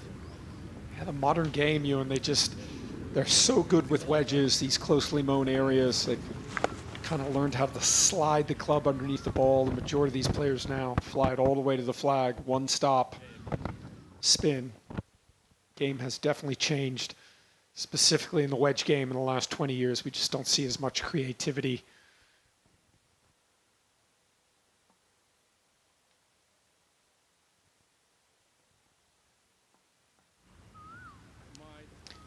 Yeah, both Henrik Larsson and Aaron Ramsey, without a point during yesterday's action, they would be desperate to get something on the board and make a contribution for the team. It is just the 1 hole in it in that match, and that top match as well, perhaps more finely poised than you might think because of Team World's opportunity on the 9th hole to double up. England will be defending that one, their home hole. And Pete's loving it. First time watching this. Good quality of golf, and we have been impressed as well as you, Pete. It's been... I've had to just remind myself sometimes, Ewan, that this is not a tour event. These guys are not professional golfers. If you watch a lot of Gareth Bale and Jimmy Bullard, you could be lulled into thinking that. Yeah, absolutely. And most of these golfers have played some sort of pro-am golf before, but this is a new level altogether, playing live in front of cameras, going all around the world. And you've only got to look at the scoreboard as well, and there's an abundance of birdies out there in one of the most difficult formats that you can play. And even the higher handicap players like a Joe Hart and Theo Walcott, they've impressed too. Certainly stepped it up a level from last year. One of the things you and I spoke to Joe Hart about last year is, I know you're a beginning golfer. I know you're going to want to spend a lot of time on your full swing trying to hit the golf ball more solid, but easiest way to lower your scores and get better is to learn how to chip and putt.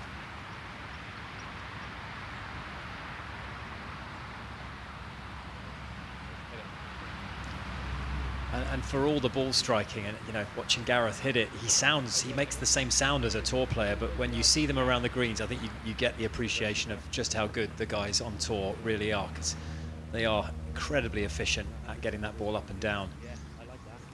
50.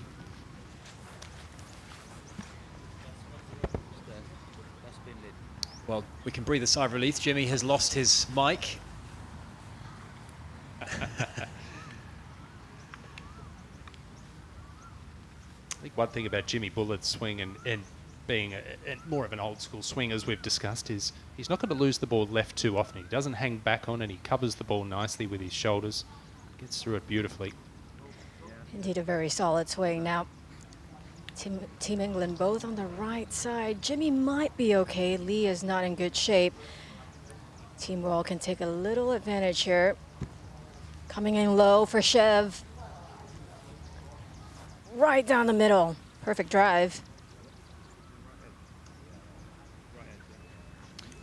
Sue-Ann, any reprieve for these players out there with a little bit more breeze this morning, or is it still boiling hot?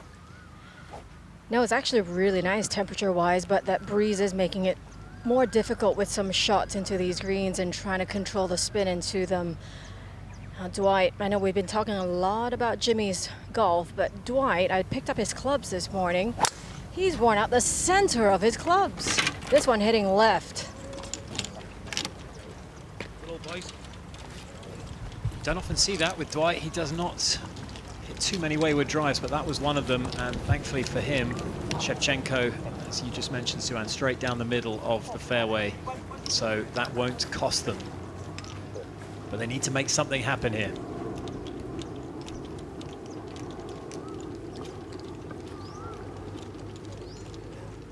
I love it. I absolutely love it.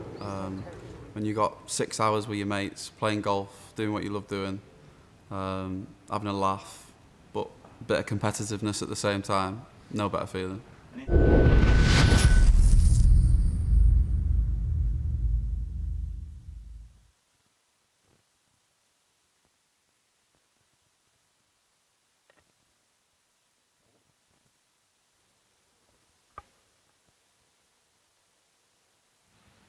Oh, good look at the fifth hole here. Flyovers.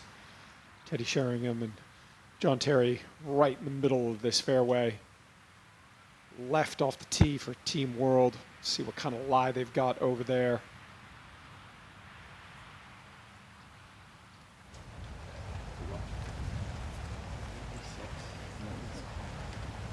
This will be, after a drop, this will be his fourth shot. Off a downslope, needs to get this up and down in all sorts of bother right here, Team World.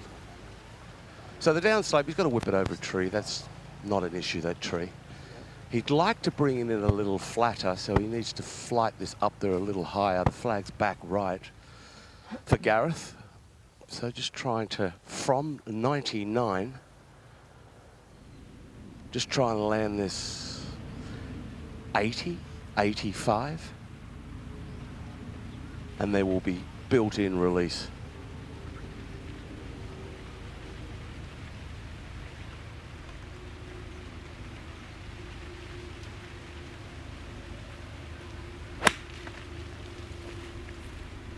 Go.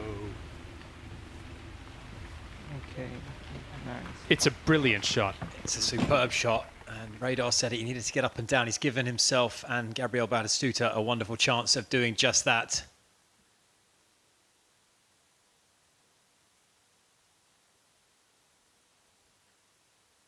What a shot this was from Gareth Bale. Under pressure, following that penalty drop. Go. And he lifted it over that tree, no bother there, into about 6 feet, and what a chance.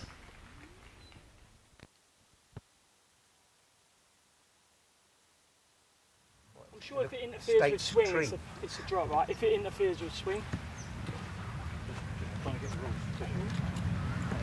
I already asked him because if Jimmy Bullard seems to have come up against those posts. you stay like that, No he sharply.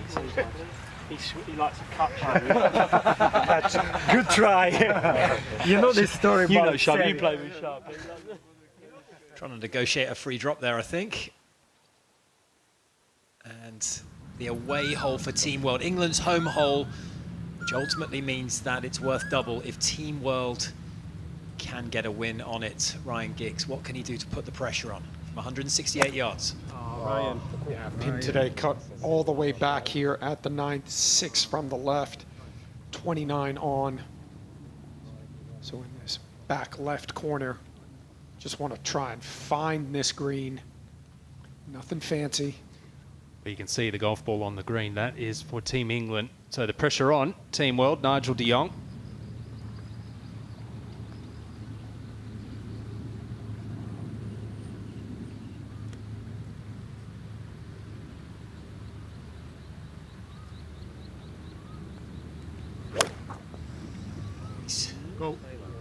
Caught that particularly well. He might get away with it, maybe not.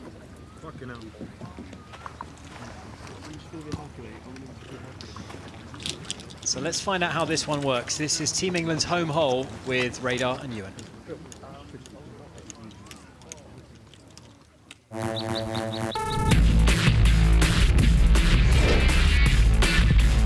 Par 3, 9th hole. This time, it's the home advantage for Team England. And Radar, it's a beautiful looking hole, but what are some of the challenges that the players are going to face here? Well, Ewan, it plays 162 yards on the card, but it's a few yards down. This green is seriously big. Wide, it is very difficult to miss this green.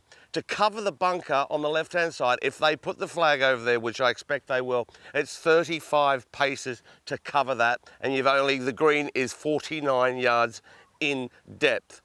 Most players here will probably, these fine icon players, amateur players, will hit 7 irons, some will hit a 6, but the stronger hitters could hit an 8. It depends where they shove the flag. From the middle, it slopes towards the back, and then there's a tabletop. It's a wonderful par 3, this, Ewan. Yeah, she's an absolute beauty and expect it to play a pivotal role in the outcome of this Icon Series.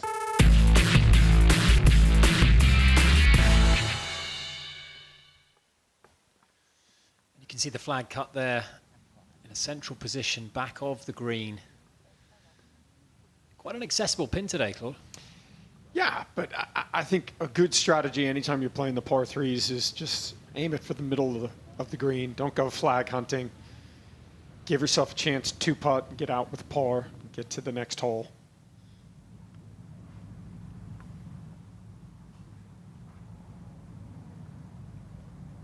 The 6th hole, the par 3, is Team World's home hole. This is the opponent, the away team, Joe Hart on the tee for Team England. See if big Joe Hart can find the putting surface. Good quality of strike, leaking just a little bit to the right. Looks to may have found the hazard.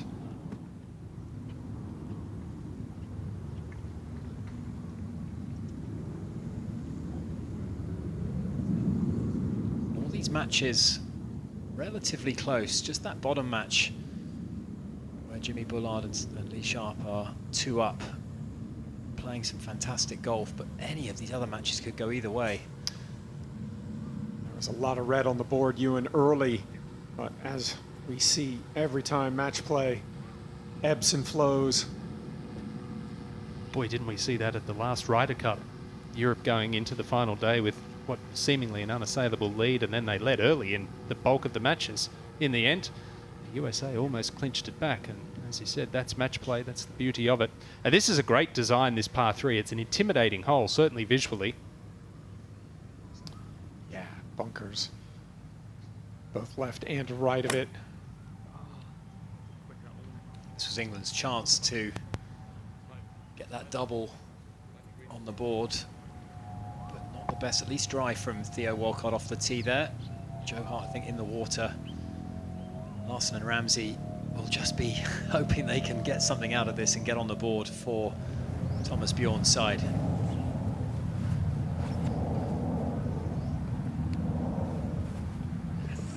That is some par.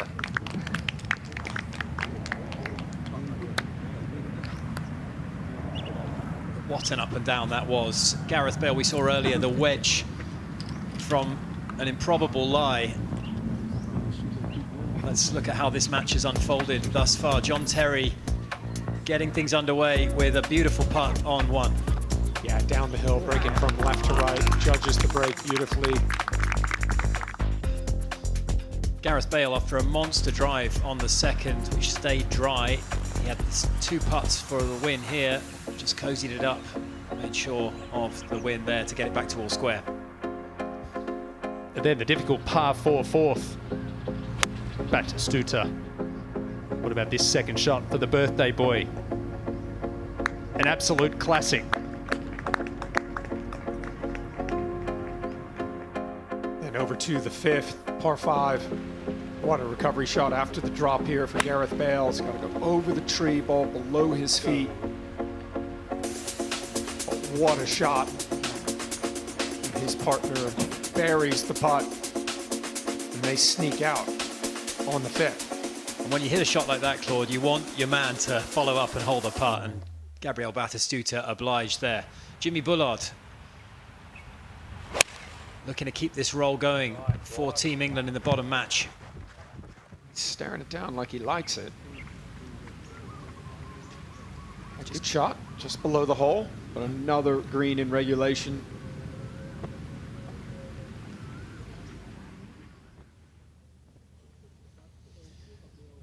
We saw the tee shots at the par 3 9th, Team England's home hole. That's a par putt for Nigel de Jong and Team World, and that means that Team England are going to have a putt for the win here. And that's to go 2 up if they can hold it, but of course with a double hole coming up on the final hole, the 10th, which reverts of course to a par 5 finisher today after the drama we witnessed yesterday in the $10 million swing. This is a moment to ensure they cannot lose the match. Got to remove that coin.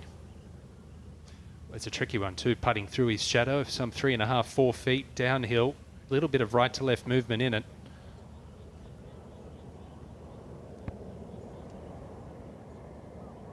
Oh. And we saw it on this screen yesterday. That's no gimme coming back either. And Phil Jones does not have his putter. That's always the most annoying thing. You got to go back to your bag. He better go get his putter quick.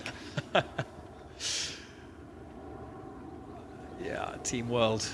Are they going to take pity? Absolutely not. Well, this is a huge moment here because this is no gimme coming back. A little bit of a left to right slider. All of a sudden, this could be a double hole for Team World if this doesn't drop. Oh, wow. Huge moment. I think we might look back on that moment we've just witnessed there as completely pivotal in the eventual result in this matchup because, wow, what should have been 2 up to England is now 1 up to Team World, and we hit the double hole with Team World defending that lead. And suddenly Giggs and de Jong, who were scrapping it out yesterday as well, Claude, they're doing it again. Well, there are gifts, and then there are real gifts. That was a big let-off from Team England. They're not going to be happy with that. Just brain dead there for a second. Just not thinking. And I think it's these par putts that you're trying to make them, trying to ram them in, but if you don't hit them at the right pace, you're going to give yourself 5, 6 feet past and just go into sleep there. You saw that reaction there from Jagielka. We've spoken so much about how much these players, these icons of football, want to win equally. They hate to lose. And that is remarkable. We saw early on in these Greensome's matches, 5 out of the 6 were red. Now just 1. It's that bottom match between Bullard and Sharp, Shevchenko and York that is going in England's way or favour.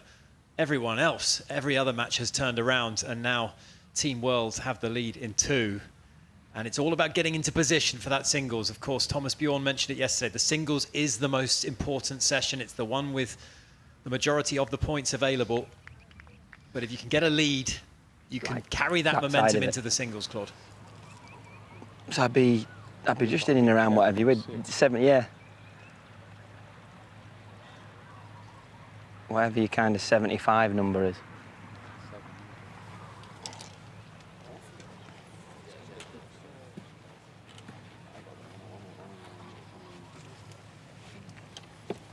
Don't forget this was the call the captain option yesterday. Danny Willett, Team England's captain, was utilised on the bunker shot yesterday for John Terry. Teddy Sheringham has it today. Straight out at rapper. It can't be used on a tee shot, as I understand. Well, So as much as I'm sure he'd love just to say, right, Danny, over to you.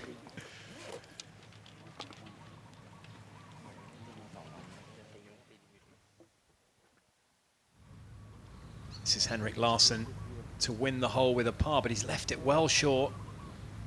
And Aaron Ramsey's going to be called upon here. The jitters have returned on the greens. I think there's a specific type of call the captain scenario. You know, you probably wouldn't call them on a 10-foot putt because they're coming in cold, but if it's a bunker shot, just like John Terry had yesterday, that's where you pick up the phone. Absolutely, and as we've spoken about, Claude's mentioned it multiple times, Thomas Bjorn hasn't been called upon yet, and for their sake, the captain's sake, you hope it's not a long iron over water or something when you've been sitting in a cart and haven't hit a shot for a couple of days. Aaron Ramsey delivering there, and he'll be relieved there. That was not a straightforward putt. And coming off a birdie at the last for Henrik Larsson and Aaron Ramsey, birdie at the 5th. Do anything you want like you do anywhere else in the new rules, but I don't know if you can take this out. I don't know if you can get. And Joe Hart, just from a couple of feet there, he's blinked on that one. And this has not been a good 10 minutes or so for England. Yeah, Ewan, this is what we talked about earlier. Looked all red on the board, but we saw this yesterday in the morning and the afternoon matches. The momentum shifts. All of a sudden, these short par putts being missed. Right now, it looks like a little bit of the momentum swinging into Team World.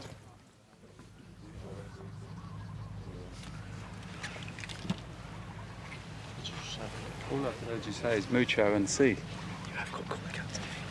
I know. Thank you. How does that work? I can just choose someone every day. Yeah, I don't know how it works here. Every morning they tell us that it's someone.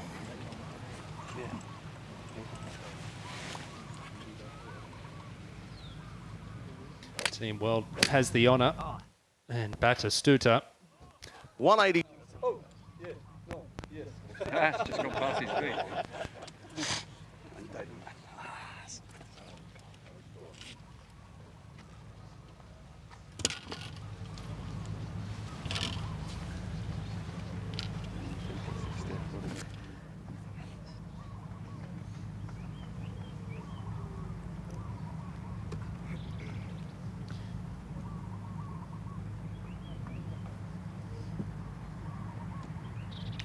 Gareth Bale under a bit of pressure here. Oh, the wind's perfect for him, Robbie. Perfect for him. It's a 7-9 wind out of the right. Flag on the left. I expect good things here from Gareth Bale.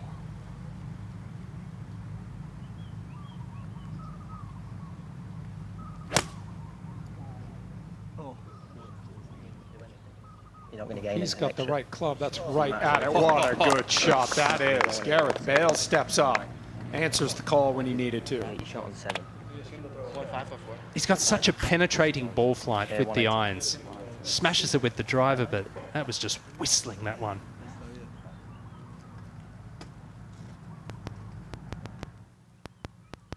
Oh, that's a difficult shot. Good, so he's got to sort of peel one, John Terry. Same weapon. 7-9.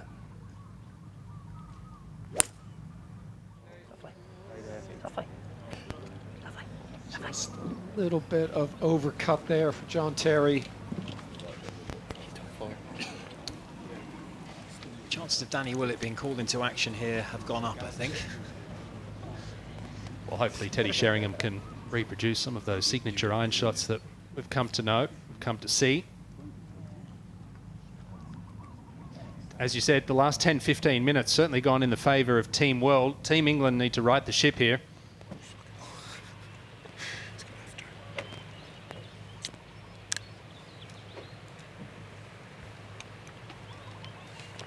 with his partner already in the bunker. Teddy Sheringham doesn't really need to do anything fancy here. Just hit the center of this green. Give yourself a chance. Last thing you want to do here with Team World in here close. Have 2 balls, miss this 6th green. Yeah, it's a good shot. It's far enough. Oh, beauty. What a shot from Teddy Sheringham there. We go. Answers. Fucking ballsy, that. Well. Do you call the captain in on a clutch 10-foot putt? Oh, great question. Puts a lot of pressure on the captain. But you know what I mean with that? John Terry you know, might because fancy like, that one. Theoretically there, to win that hole, you have to then almost guarantee making 2, which is not a guarantee. Whereas if you save your shot for the hole that you get a shot on, or for 9, where if they hit a good shot, potentially you don't want to lose the 2 points, then fine. Yeah. I quite like, I'm not sure about letting you play down the next one now. No. You've got a shot anyway. Yeah, exactly, that's what I mean. So but again, you don't know until the last minute. If you both try, if you're both hitting it really well, just carry on hitting it, you know what I mean?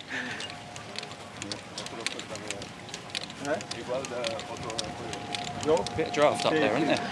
You know what, it started picking up this morning towards the end of the boys on the first tee. It's a little bit. It also makes it not feel like it's a million degrees out here, so it's quite nice.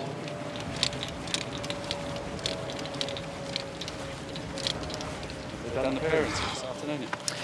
Yes. They've not announced them. I've got it. Sort it out later. I was going to ask you something when I saw the camera was on you and thought, oh, Sounded like Danny Willett was trying to get out of putting that. I think he was. You guys keep going. You just keep hitting good shots. This is Dwight York. This is for the win. And he had the line there, Claude. He can't believe he left that short. That's very uncharacteristic of him. That would have gotten this a little bit more manageable. You know, and the thing I love about Teddy Sheringham is the last thing he wants to do is call the captain. He has, I mean, that is just admitting defeat for someone with his type of confidence. Zola from the hazard. That was a really tricky one. Awkward stance, awkward lie. Yeah, didn't have too much there. Claude, to your point, yesterday we saw that on the final green with Gareth Bale, that 6-foot putt. He wanted that ball, he wanted that putt, and that's what these icons are all about. That's why they were stars.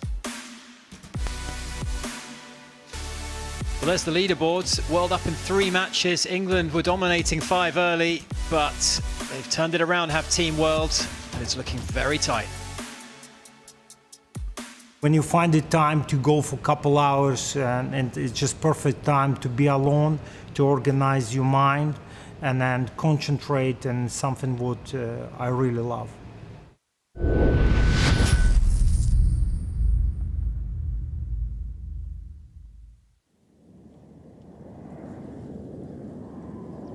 Well, Robbie, I think it's really interesting, these player interviews, to figure out which of these players tend to talk about using golf as an escape and getting away from things, and then you have the ones that just talk about how much they want to play well, how much they want to grind. Yeah, there's two types. There's the full-time golfers, the likes of Jimmy, and I'd even throw Gareth Bale in there as well. And then there's the guys that just love it, like Robbie Fowler, and this putt is to win the hole. I think an obsession with the game is a common thread, though.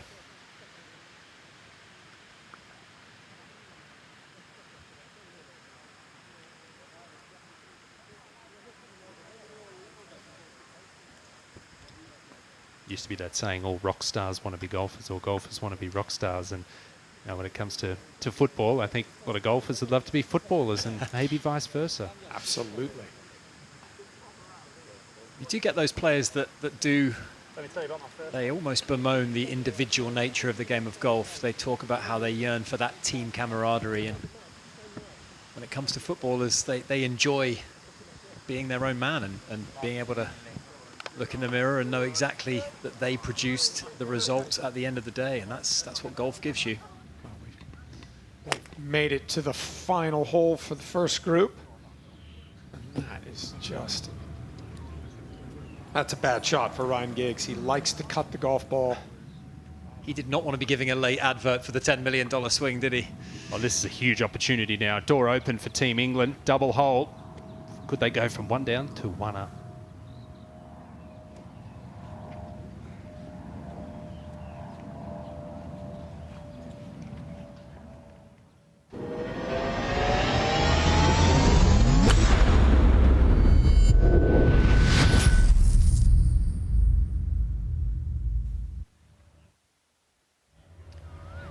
Phil Jones then. Great chance after put the disappointment of that 3-putt behind them on the previous hole. Looks to be going to the right. Not bad.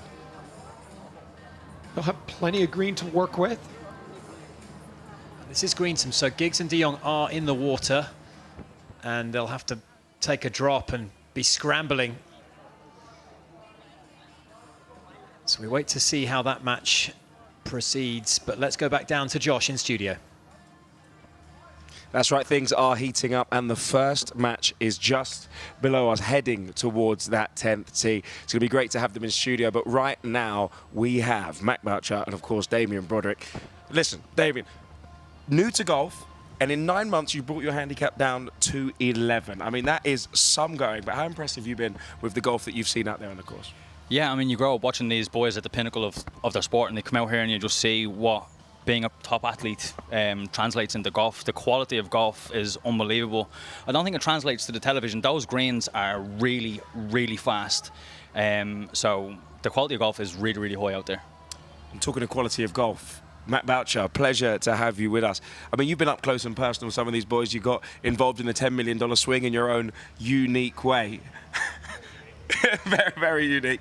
Now tell me, there's a wealth of talent out there on the course, but you know, obviously we've got the situation right now, but heading into the afternoon we have the single session. This is where it all heats up. Are there any players that you've seen that you would love to see that matchup? I mean, I feel like Jimmy Bullard, Gareth Bale, I mean, I think that's going to be a good one, because again, I said it yesterday, they play very different games, so it's cool to watch two guys like that kind of go at it, both very good players, so I'll be out there watching that one for sure. No doubt about it. Now, as a big United fan, tell me, there's a few United players out on the course on both sides of the fence. Who do you want to see? Do you want to see some of those, maybe those United-Liverpool connections, those Premier League rivalries come to fruition? Yeah, I mean, there's an opportunity there for Cole and York to play against each other when they had such a good career playing with each other. For me, I'd love to see Robbie Fowler and Yorkie go head-to-head. Two strikers, Liverpool United rivalry. But I think in terms of ability, they're both very, very good golfers, and I think that would be an unbelievable matchup. From one Man United fan to a Man United player, Giggs is out on the 10th.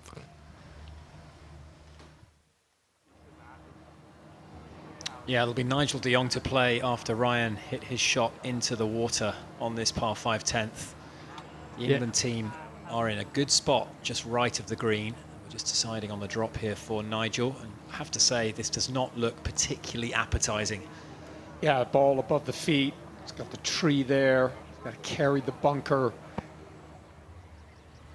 To be honest, not that difficult of a shot, but I think visually intimidating with that ball above the feet. You've got the tree there, then you've got the bunker. Well, Claude, I think the reality is to have any chance of escaping winning this match, they're going to have to get this up and down for a par, because don't forget, Team England just right of the green for 2. Every conceivable chance they're going to make a birdie, but worst case, they're probably making par. And after all of the efforts to get back into this position for Giggs and de Jong, we've seen this is a great example, this match, of the volatile nature of the scoring here. Key here just to hit it solid.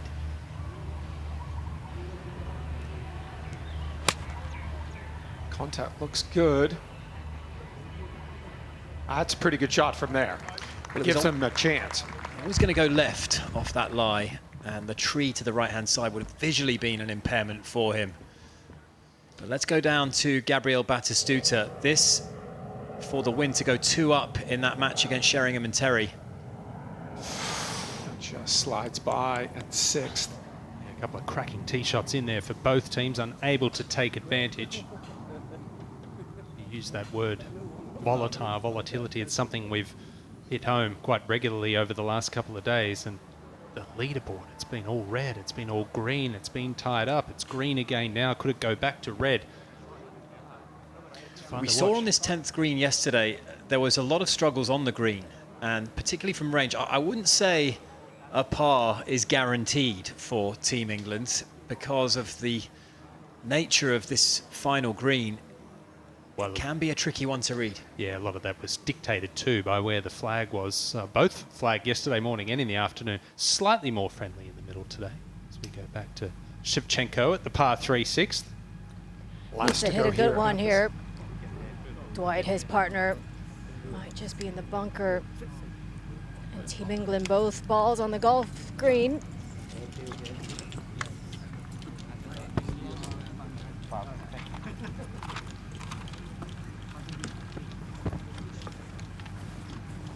Looks to be advantage England there, and that is a double hole for them, the 6th.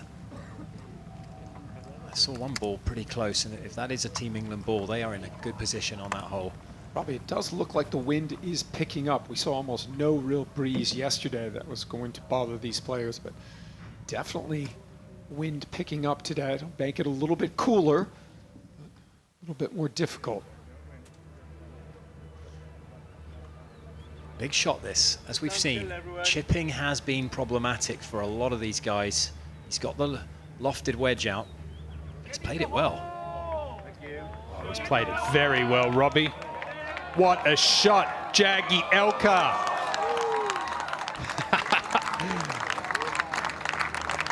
That's the way to seal a match.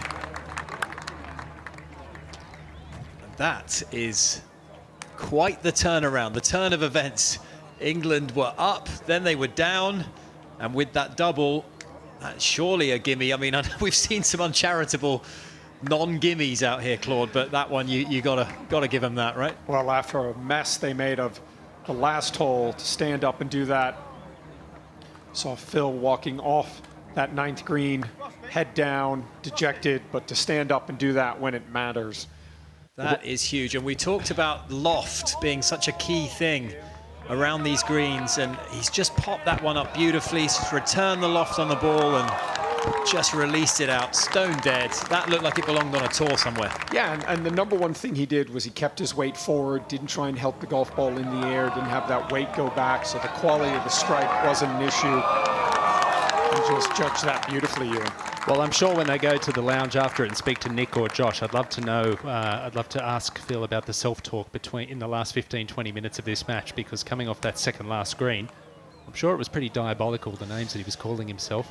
But now is his own best friend. Well, that's it. They made a mess of the 9th, and it redeemed themselves with just brilliance on that 10th hole. So England get a point on the board. 9.5 to 8.5, courtesy of that beautiful pitch shot from Jaggy Elka, and they win their 1-up against the pair of Ryan Giggs and Nigel de Jong. Other than that, it's even Steven so far. England up in 2, by 2 up in both that Ginas Cole match and Bullard and Sharp, with Larson Ramsey holding a slender advantage, as do Bale and Batistuta. More on the golf in just a moment, but first let's head to Josh in studio.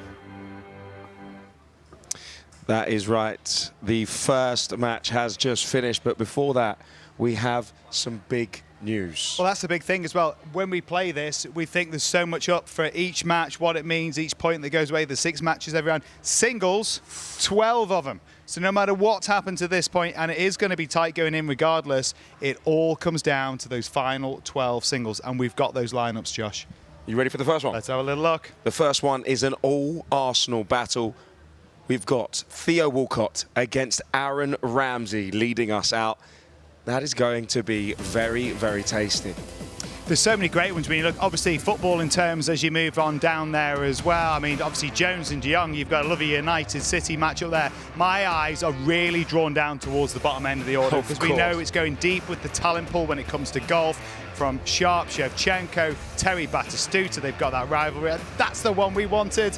At the end, it's Jimmy Bullard and Gareth Bale. How about that? We are finally going to find out who is the best football golfer. And believe me, if Bullard wins, he's going to be telling the world. Who wins? Who does win that? I don't know. I couldn't call it. Let me tell you, we want you to get involved. Who do you think's going to win that? Get involved in that interaction hub. I mean, that is going to go off. You can't call it. You can't call you it. can't. Well, we're going to find out. But before we do all that, should we welcome in the guys who just got the job done for England? Phil In they come. and Phil Jones. Look at him. What a way to do it, boys. Come sit down on the winner's couch. On the winner's couch. No losers lounge for you, boys. Well, there nearly was. That felt good, that. Talk to me. You know, 9 was a tough, Nine. tough place to If I be. never play 9 again, I will be delighted. It's ruined me this week. But what a way to come back. That chip to about, what, 6 inches? Well, to be fair, good driver. I said to Jonah, just put us anywhere near the green. We don't have to win it. They went in the water. I was going to tell Jonah to back off, but stepped up, hit a 5-iron, and We played so well. We struck the ball really, really well today. I thought we played, chose the right shot at the right time. It'd have been a shame if we'd have lost that today, honestly. Thing is, though, yesterday that must have hurt that. To those two, having been so far up and only getting a half out of you, must have felt like there was unfinished business. it was because I think on 8 we had 100 yards in. They were in the bunker, and we ended up with a double. Just, it's hot out here, and sometimes you lose concentration. It's not our sport, you know. You think you're doing really, really well. 5 up with 3, you shouldn't even need to play any more holes. So it's a totally different concept. And then obviously our hole comes. Giggs hit a lovely tee shot yesterday. And again, with all the, obviously, the change to a par 3, it's the 10 million in swing, all the hype around that. It probably I've got didn't to do us say, a by the way, favour. their par 3, the world par 3, is 200 uphill into wind, and ours is a flick of the wrist, 90 yards. Yeah, but you did absolutely nail a 7-iron and we won it, did. Jonah, so it's all good. Do you feel an added level of stress as an England player, knowing that the last 2 holes could be 4 points for Team World? After losing 5 in the last 3, 100%. I didn't think about it too much, but today, I say we ground it out, got up, and then in the back of your mind, you know, it's a big, big finish for Team England. Boys, we're going to let you know who you've got in the singles in a moment. But before we do, Phil, you've experience of this. So do you, Phil. How different is the vibe in singles once you've had a mate alongside you, a teammate in football, in terms for these first 3 sessions? You're on your own this afternoon, It's mate. tough because, like today, you bounce off each other. You bounce off each other's ideas. I might see something different to Jags, and you're thinking it puts some doubt maybe in your mind, but it's difficult. It's a lonely place out there. I said to Danny this morning, I don't know how you do it. It's a lonely, lonely place when you're on your own, but it's what we do it for. Well, I've brought my best mate on the bag end and my golfing partner. Yeah. Oh, see, this is smart. This is where the pressure's I've got going my to father-in-law. Josh, should we break the news to him who they got? Let me tell you, Phil, Where's Phil? There's 2 of us here. Jones There you will go. be playing Nigel de Jong. Nigel, you know him well. You know his game. Happy with that? Yeah, it'll be a good game. He's a good player, solid around the greens, good out the bunker. And Jags, you've got David Ginola. You'll have Ginola on toast, mate. I don't know, he's such a nice guy, isn't he? You don't want to beat David, he's too nice. Just when you see those lineups there on our screen, you see how it's set up for England against the world. Confident when you consider how tight it is, guys? A lot less confident, obviously, than last year. I think last year we'd got ourselves in a really commanding position. We said, I think, from day one or even midway through the first set of games, it was going to be so tight. It's proven to be that way. It's going to go right down to the probably bottom of 2-3 groups. So hopefully we'll have had our game done our bit, and then we get to come and stand on the balcony and probably enjoy a couple of beers and enjoy him come in. Advantage early. Yeah, I'm expecting, boys. I'm sure that's what the captain will be saying to us. He's obviously sent the 2 Phils out early to try and do damage at the top of the leaderboard. Listen, you've had all the emotions on 10. Let's hope it doesn't come down to 10 in your singles matches, boys, okay? Cheers, boys. Thank you very much. Hydrate, rest up, and we'll see you out on the battlefield shortly. Let's get back out there and find Jimmy Bullard. Yeah, this is Jimmy Bullard. 2 up currently, and this one is to go to 3 up for the win. Well, it's actually a team world hole, so that's a double hole. 4 up, Robbie. Of course it is. That is a huge blow. Massive, massive move for Team England there. He had some makeable birdie putts that he missed, but that one, no doubt. England seizing that momentum back, and Andy Cole trying to maintain it with this par putt to tie.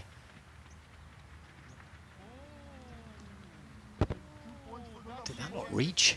That was a 2.5 footer. Wow. Looked like that was in until he took the putter away. How do you leave the putt like that short?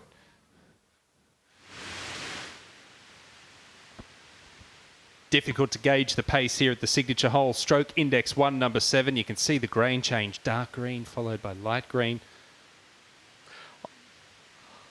I said that without moving my lips.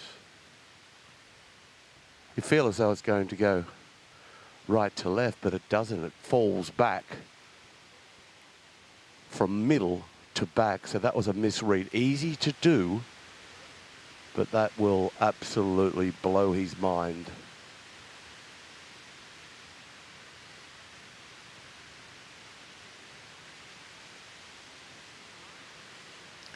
Most of these putts outside 20 feet are quite challenging to get them down in 2.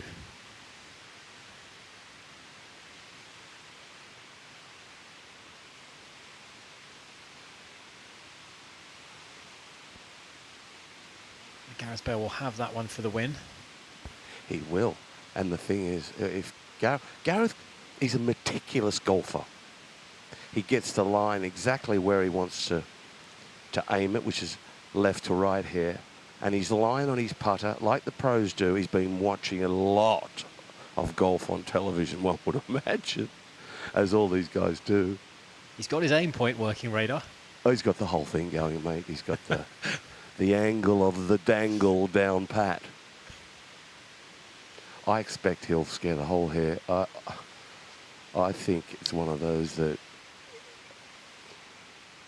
from a good golfer to another good golfer, you know, it's one of those that a good player will fancy making. It's just a matter of how much it wants to come out of the left, and it is quick. He is setting up for a good foot of break. I don't see that much.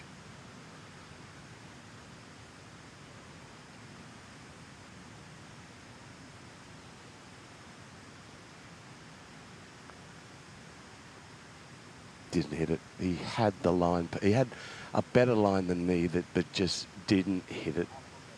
Radar, he fell in love with the line and forgot to hit it. Yeah, that's the story. That's a... Are we seeing Danny called into action here? No, Danny's staying clear, and JT and Teddy are just going about their business by themselves, and I knew that had kind of happened. It's a bottle job, is it? You bail out when you call the captain, and these guys want to play. They want to hit every shot. They don't want to take their partner's shot. They want to take their shot, and that's the way to approach this format, which, may I add, this has been a great week. I've so enjoyed it so much. Really, watching these guys play, just watch them. I just want to get my clubs out myself and whip it around here in 84. Out of his left. Out of his left. I like an inch out of his left with pace, Teddy. You can't dally this one down there. You've got to hit this with pace.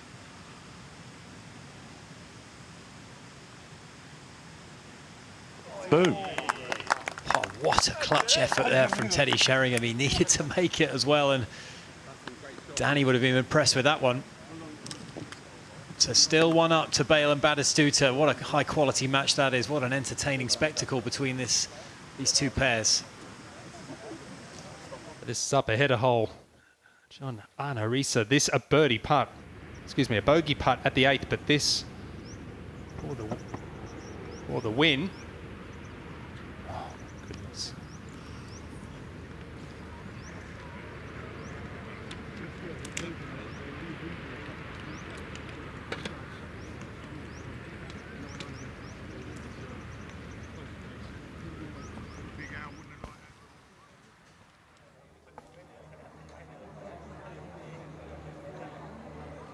Your mind has to go calm and quiet, and it's 100% focus, and yeah, that's why I love it. You just get away from everything else. You're focusing on one thing and one thing only.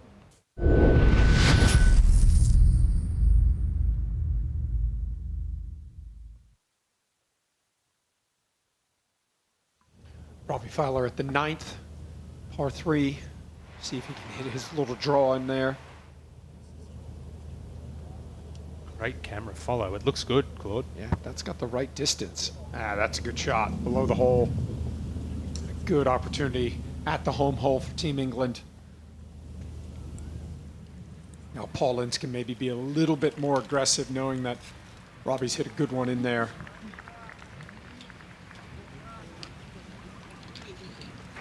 Trying to retain a clean sheet. Paul Ince 2-2 yesterday. Currently 2 up.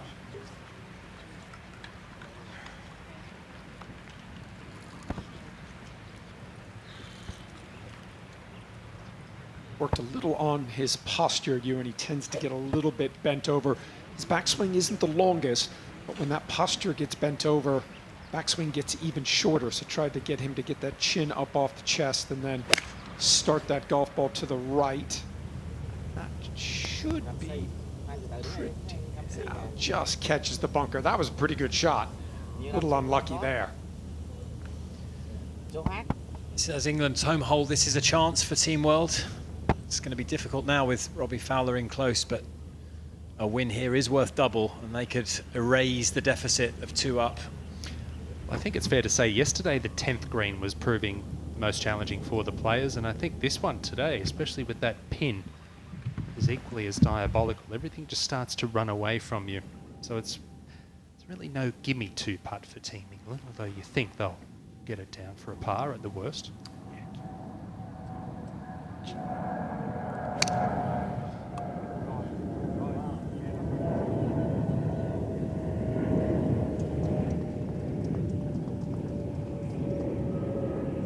That's the ball of Gianfranco Zola for Team World. They're 2 down with 2 to play. This is Team England's home hole. And it was a very, very nice shot. Well, they've given themselves a chance there. John Arne Riise. He's been clobbering it about the park today. That's the big man. Still Norway's most capped player. I think he's turned that away to the left though, Claude. That's left, going left. Back portion, that will be... But a fairway, I mean a green in regulation. He'll take it. It'll be a putt off there. It'll be Paul Ince with the putter, taking on Riise. Let's join the bottom match where England are dominating this one. Lee Sharp. He and Jimmy Bullard have just formed such a cohesive partnership. Oh, he's hit some really, really good iron shots, Claude. That's another one. Yeah. Worth pointing out, they're 3 under for the card. Yeah, they're feeling it right now. They haven't really missed a shot today. Dwight York, the chip. Has he hold it? Oh.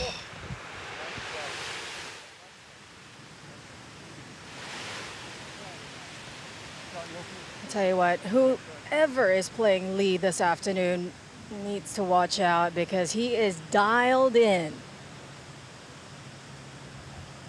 Quite incredible, Sue-Ann. 3 under par, Robbie just mentioned, through 6 holes in this format. Yesterday we didn't see anyone under par. It's as good as pretty much any pairing in the world professionally.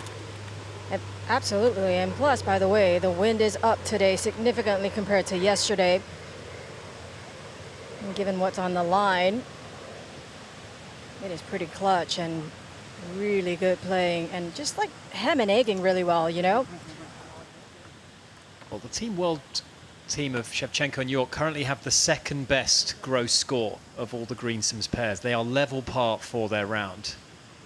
But that loss on the 6th hole, which cost them a double, and the other 2 losses to birdie, has led to that 4-up scoreline. So just remarkable stuff from England there. As Jimmy Bullard looks to put another nail in the coffin. This for birdie. And to go 5 up as well. Hold a good putt here yesterday, Sue-Ann. Yeah, you can hit the good shots, but you still have to make the putts. And between these 2, they've made a few today.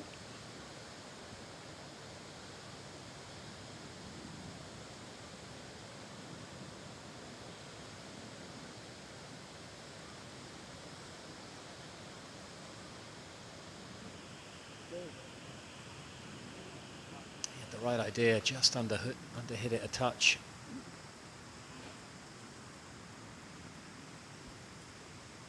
And you can decide who you're backing. Is it Jimmy Bullard or Gareth Bale? Just scan the QR code and have your say. That is the marquee match we were all hoping for, and they've delivered. We're going to get to see the Bulldog against the Bale. Who you got, Robbie? Claude? That is a tough one. I mean, Gareth's been so impressive to watch. Jimmy, as a grinder, as someone who can drop those putts when the moment counts, he might just have the edge, Claude. What do you reckon? Yeah, the only reason I'd say he has the edge is the little injury that Gareth Bale has been carrying, because I think if Gareth Bale's at full strength, that's going to be a really, really good match. Hopefully we'll see some good golf, and hopefully it lives up to what everyone hopes. Well, the final hole is worth double, and it's all square. David Ginola won both his matches yesterday. Second shot, water left here. It started left and it didn't come back, and that's just a bit of an unforced error there from David. Team World not enjoying this hole so far. Here we go then, Paul Ince on the Team World home hole, looking to defend their position. This is a birdie putt.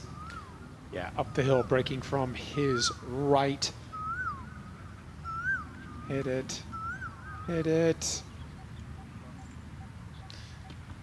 Pretty good from what we've seen on this hole. It's been giving the players problems, but we will have a chance there for Team World. Andy Cole on the 10th, looking to take advantage of that poor shot from David Ginola, and he wasn't able to do so. That was a bit of a nervy wedge in there, Ewan. Yeah, the graphic said his second shot. It was a very lofted iron. I have a feeling that might have been his third. So perhaps door open still for Team World. Now Henrik Larsson. See if he can put together a good swing here. Oh, I tell you what. Looks good. I tell you what. Yeah. Looks good. Oh, that's really good there. About pin high. Great shot from the Swede.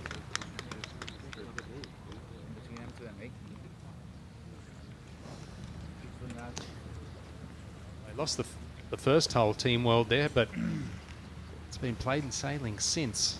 Couple up. Both Ramsey and Larson didn't register a point yesterday. Love to change that.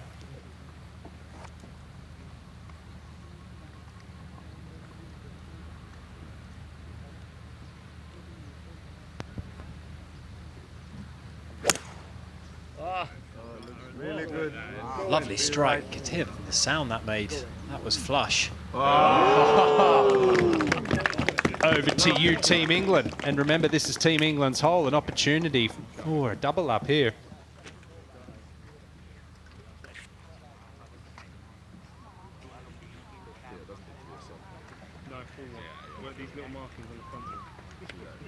That's the great thing about golf. You get to start again. They didn't have the best of days yesterday, either Larson or Ramsey, but this is a new one, and things going well so far, although we've seen that can change. Theo Walcott. Two good looks in there for Team World. Let's see how he responds. Very good. It should be right in the... Yeah, that's a good shot there.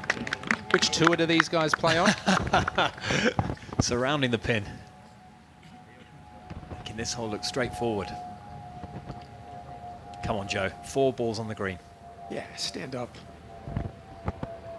Don't overthink it. Just make a good swing. Love to see Big Joe Hart get one in here close. 168.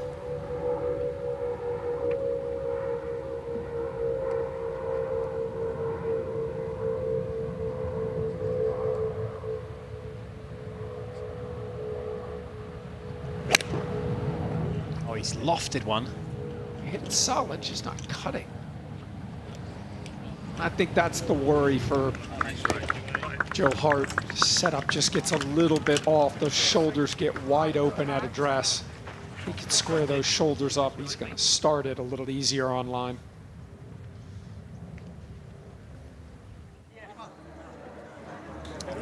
The Team World holding all sorts of problems here.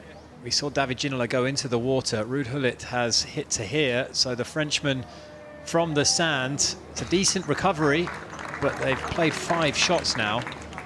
Team England very much in charge on this hole. Of course, the match all square.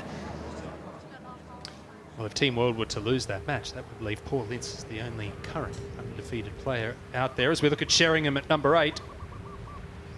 Green here at the 8th. Elevated up the hill. Oh, that's a good shot. About pin high.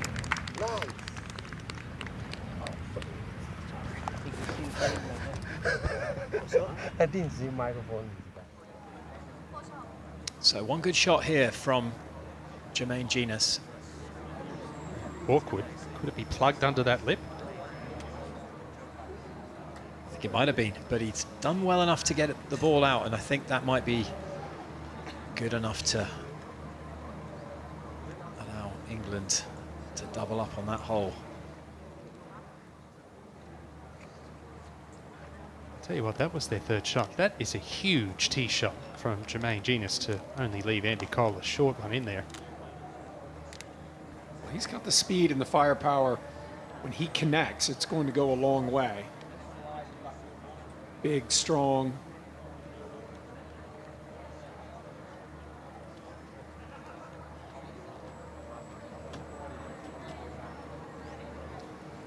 Awkward green and an awkward putt here. Claude coming up. Yeah, it's these lengthy ones where all of these icons have just struggled to find the pace of the greens. Lag putting is something I think nobody really spends enough time on. Everyone's so worried about their stroke from 3 feet. Everybody seems to practice kind of from 5 feet and in. You want to improve your putting, go out on the putting green and just putt from 20 to 40 feet. Work on your speed, work on your distance control.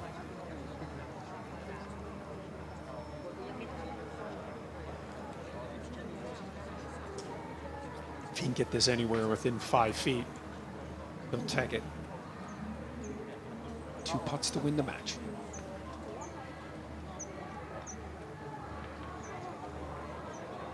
Oh, he's going to be relieved that it hit the flagstick. That one was travelling. Travelling? It was going to the next county. It's still gone by about 6-7 feet. I think it was going into the next country. Well, that's one way to take the breakout. 32 years removed from winning the Premier League Golden Boot, he'd love to take the scalp of a Ballon d'Or winner. This is going to be a bogey putt now for Team World and Ruud Gullit. This would be the greatest of great escapes if they pop this in. Team England don't. Gave himself a good chance. Thus far, they had some good moments yesterday, Team World, on this final green. Team England have enjoyed a lot so far in these top 2 matches.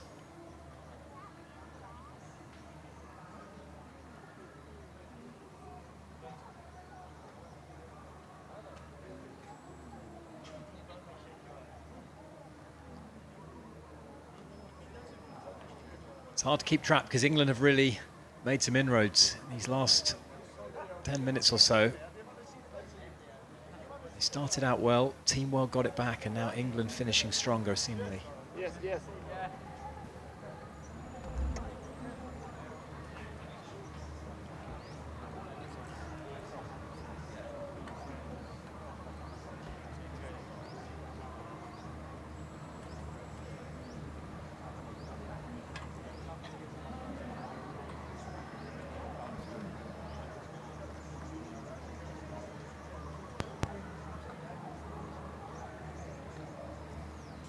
Two putts from this point to win the match for Team England.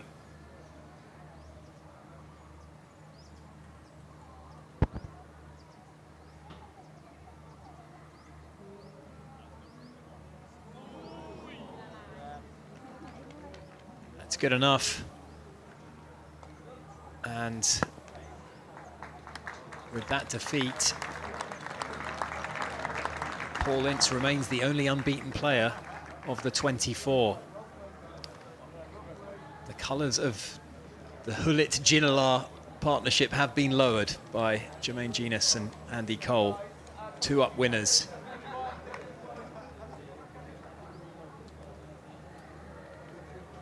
Another emphatic finish there.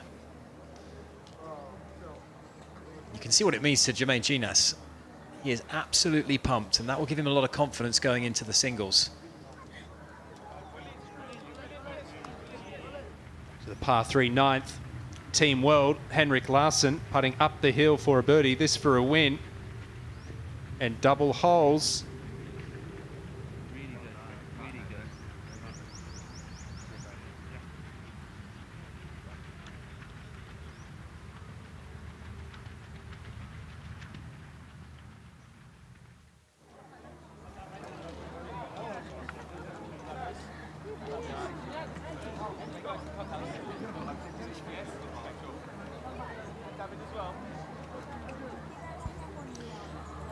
England having the better of it thus far, but things can change, of course. Let's head down to the studio with Nick and Josh.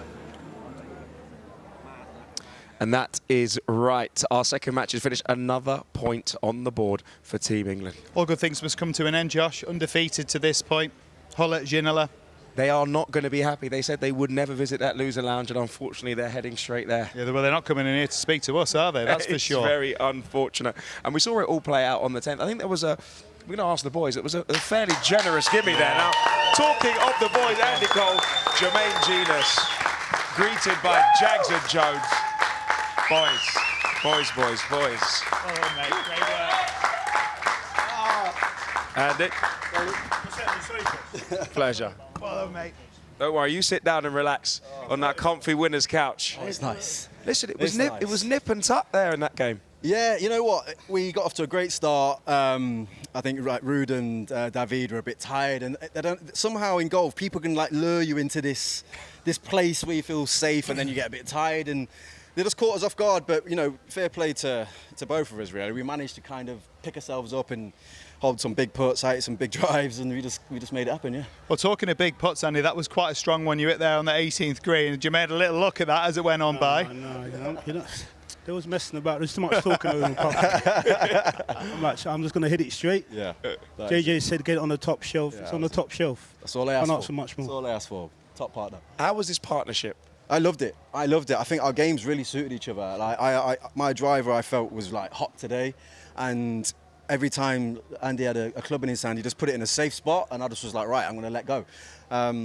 And, you know, anything around the greens, it just was a really good balance, you know. And me and Coley know each other for years as well, so it was comfortable out there. Ruud and David had 100% record coming into this. They were nicking. They were nicking. Yeah. They were nicking. No, it wasn't. Yes, we played them yesterday, me and Jonah, and they beat us on the last. Yeah. I'm not messed about. I would have beat us on the last 2 points.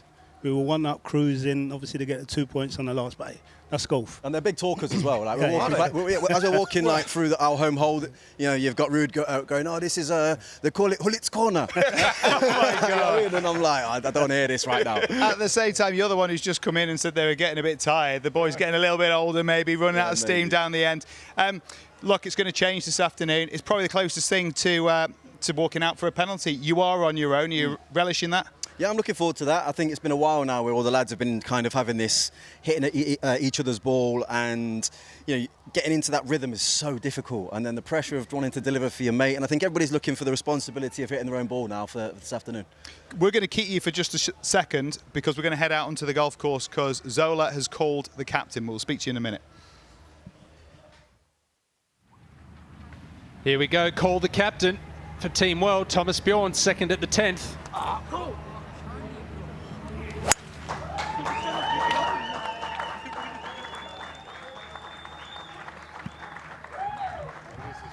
Not bad there for Thomas. I don't know.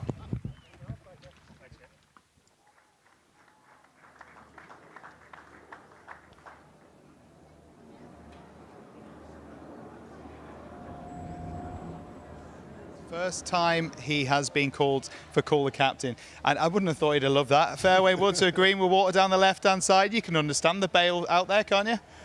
Yeah, of course. Yeah, but you know, we had one yesterday with Danny, and he was in a bunker, and most of us are like, "Oh, we don't want that," and he walked up, rubbing his hands, you know, and looking forward to it, and delivered. So I mean, they're just too good anyway. They're way too good. Should we break the news for the single sessions? What they've got? I think it's time.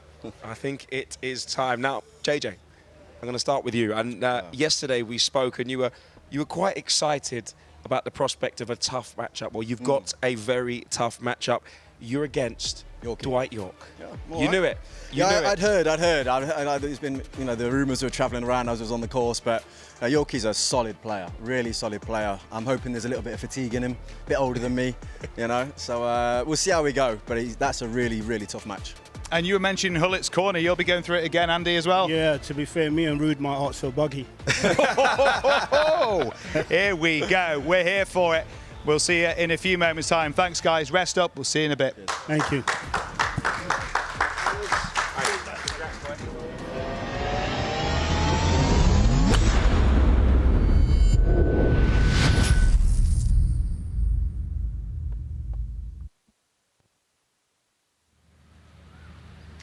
Back to the par 3 ninth, Team England's home hole. Teddy Sheringham.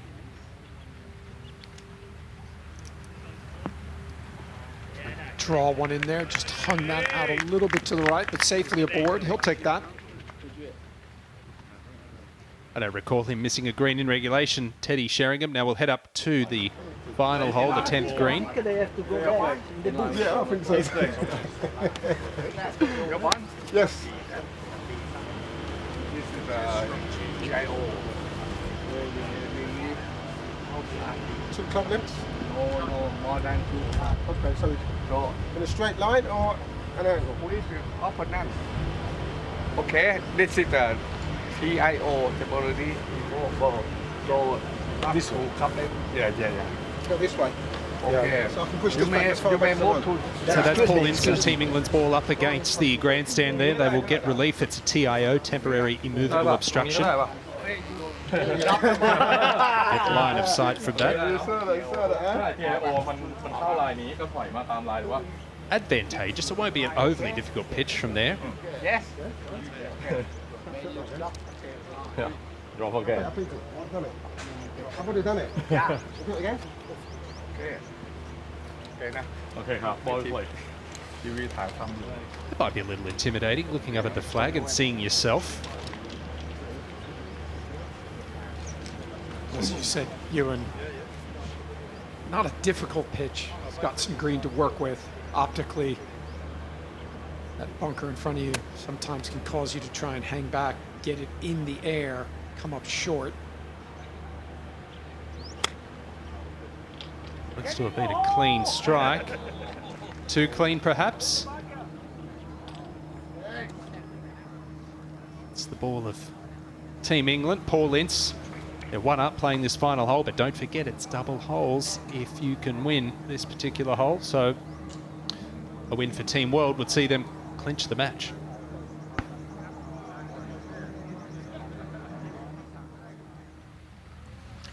Let's head over to the 9th where John Terry is on the tee.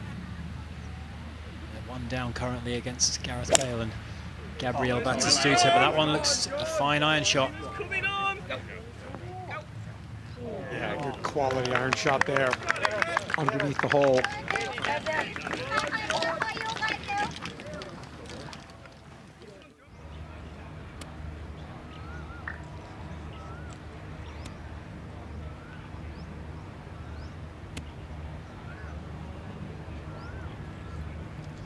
Third shot for John Arnorisa. Solid skinny. No. They've called the captain. Thomas Bjorn has put them in a great spot. No one will be more disappointed than Arnorisa.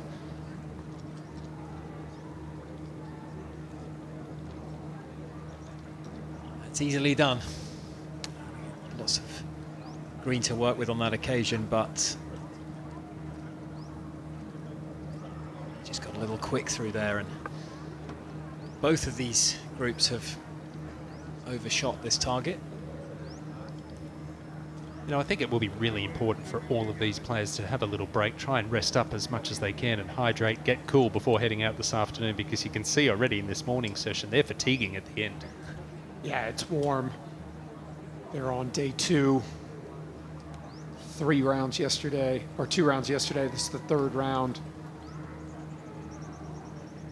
One of the difficulties when you are playing golf in weather like this is it's the time, Robbie, in between holes. One of the things about golf is it takes a long time, but you only really need to concentrate for a very short period of time. But due to the length that you're walking in between shots, you almost have too much time to think. So what we're always trying to talk to golfers about is, listen, switch your brain off, switch your brain back on, focus when you need to. It's the hardest thing to do. Even the pros sometimes struggle with it. Look at guys like Scotty Scheffler and marvel at their ability to stroll around and compartmentalize everything. Gianfranco Zola, he's a cool head. And it's not a difficult shot apart from the moment and the situation. It's not a bad effort. Would have loved to have seen it cozy up just a few feet closer, but he's given his partner, John Arnorisa, a little chance there. Let's go back a hole to the par 3 ninth. Batistuta lucky to avoid the water here. This is second. Just comes up a little bit short. It's on the upslope. Easy to hang back there and just get a little bit too much loft and come up short. Speaking about fluctuation, I mean, a win on this hole for Team World would have meant that they can't lose the match, would have taken them 3 up with the double holes, but every conceivable chance they may lose it with Team England finding the green. So far, it's been Team England's final hole. Those first 2 matches both swung the way of the men in white. Robbie Fowler with the putter.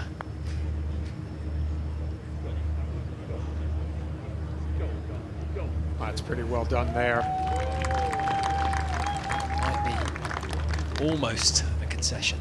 I'm sure Team World won't want to see that in, but that was a very good effort.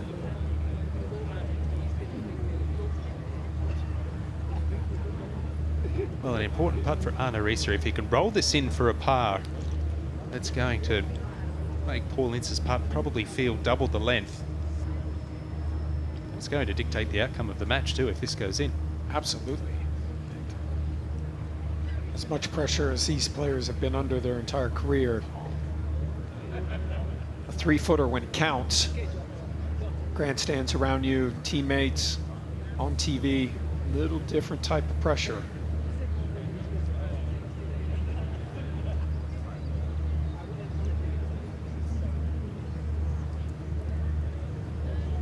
First thing they've got to do here for Team World is make this, put the pressure back on Paul Ince to hold it for the win.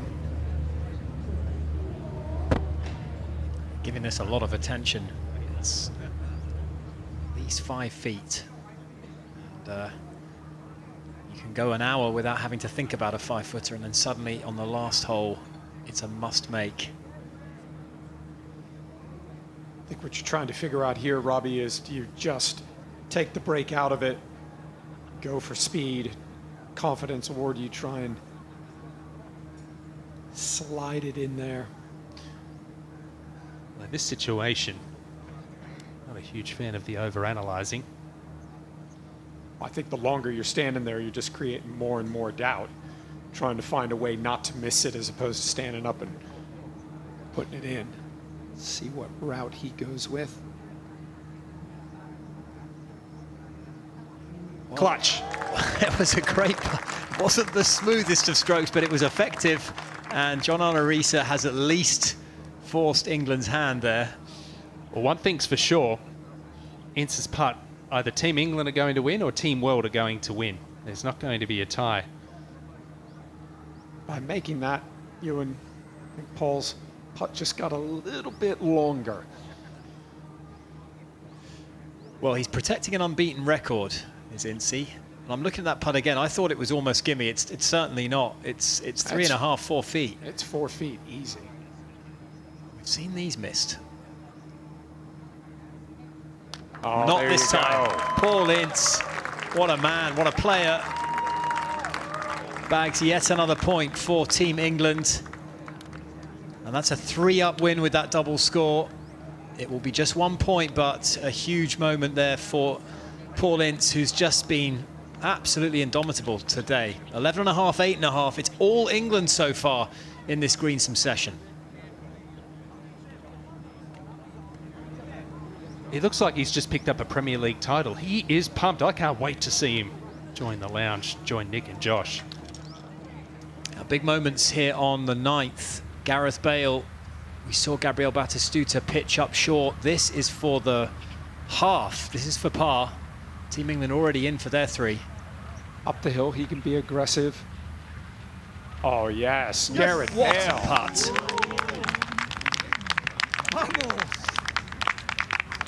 What a putt that would have been. That would have seen that pair get dragged back to all square, having really been dominant. When he put the early walk on it, he knew it. Gets the vamos from his partner. He's even got the PGA Tour fist pump. Oh yeah, I mean, he and Jimmy Bullard. I mean, they've gone to Tour Player 101 school. All the mannerisms. You could drop him on the fairways of Torrey Pines, and no one would know the difference. Hello, hello. Hello, mate.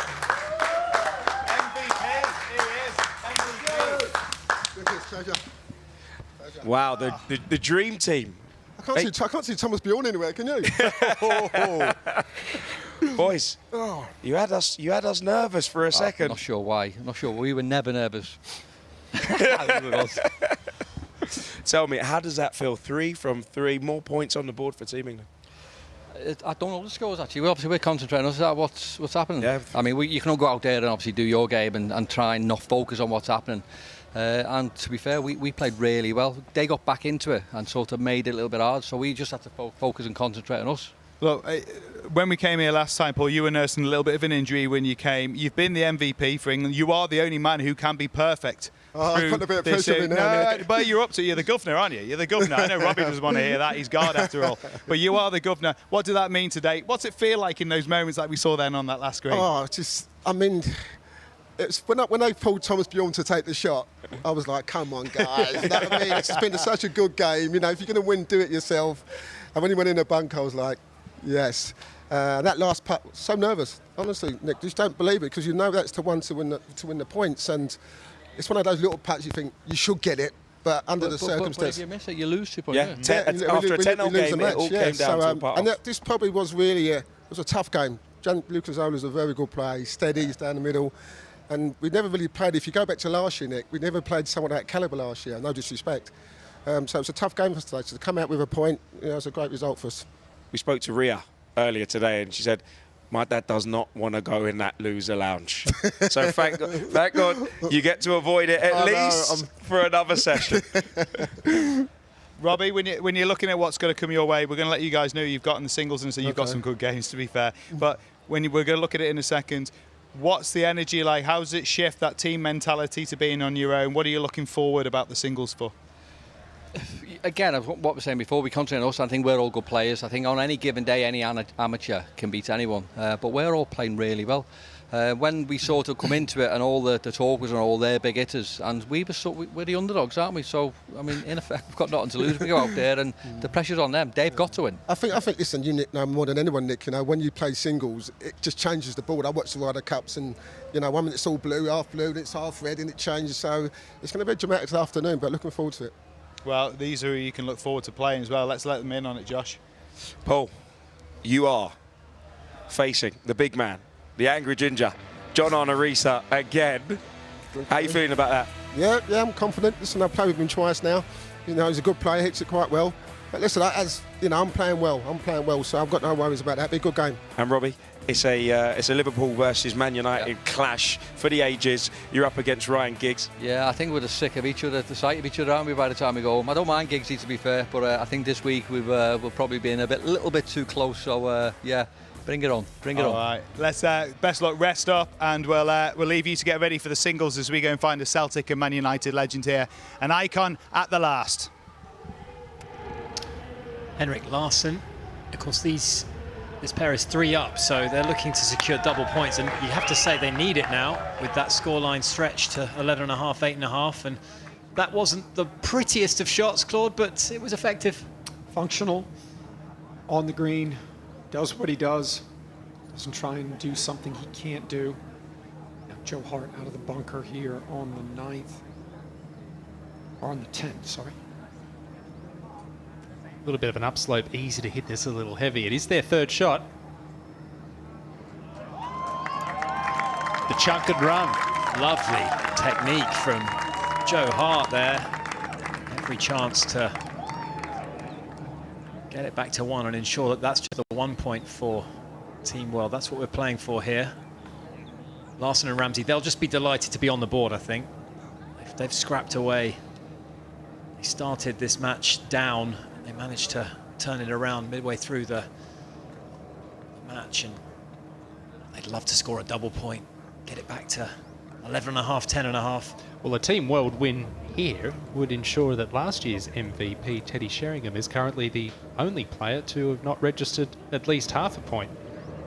Yeah, I never would have believed that, even at the beginning of the week, as good as he played last year. Change, of course, in the next 15 minutes. 1 down, 1 hole to play.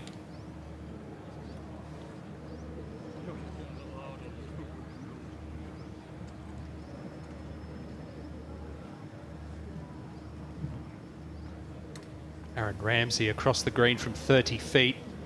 Not easy to lag it, but he's done a pretty good job of it. Yeah, that's a good effort.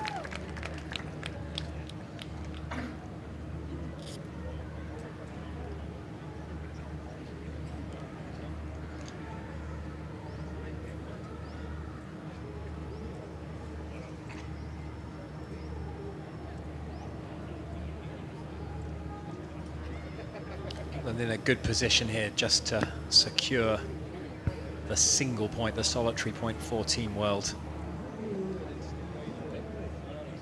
This greenside bunker in 2.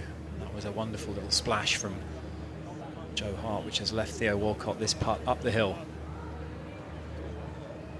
Shouldn't be a difficult putt from where he is. I believe he really needs to give the hole away. What is pace dependent, as we spoke about at the start of the day. You want to keep it below the hole as much as possible here. He's done that.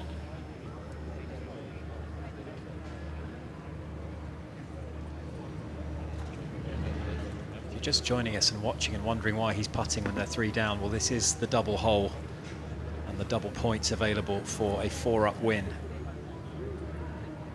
So he'll just be looking to avoid that calamity.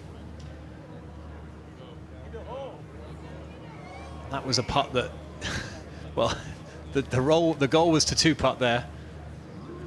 Well, it didn't really matter. As long as they don't lose this hole, a win would have taken them to 1 down, a tie to 3 down. Just got to avoid that 4 down loss.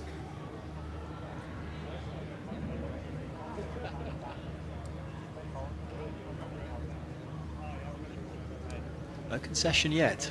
I have to say, I love these gritty, moments by the green. You going to give me that 1.5 footer? No. 1 down loss sounds better than 3.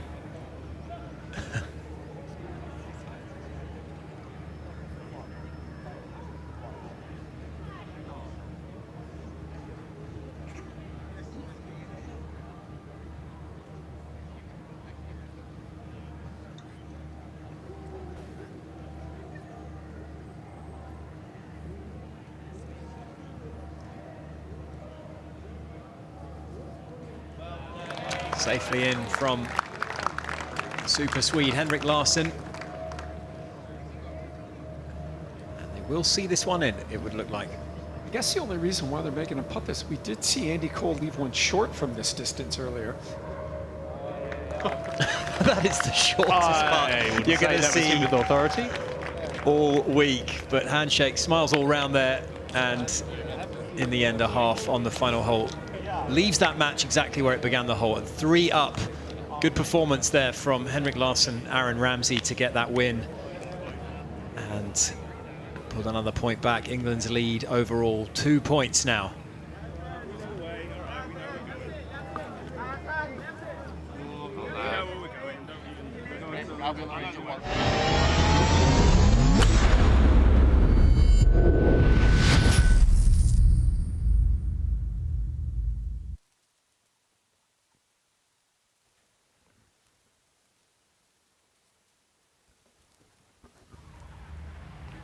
Cole, the captain, has come into play.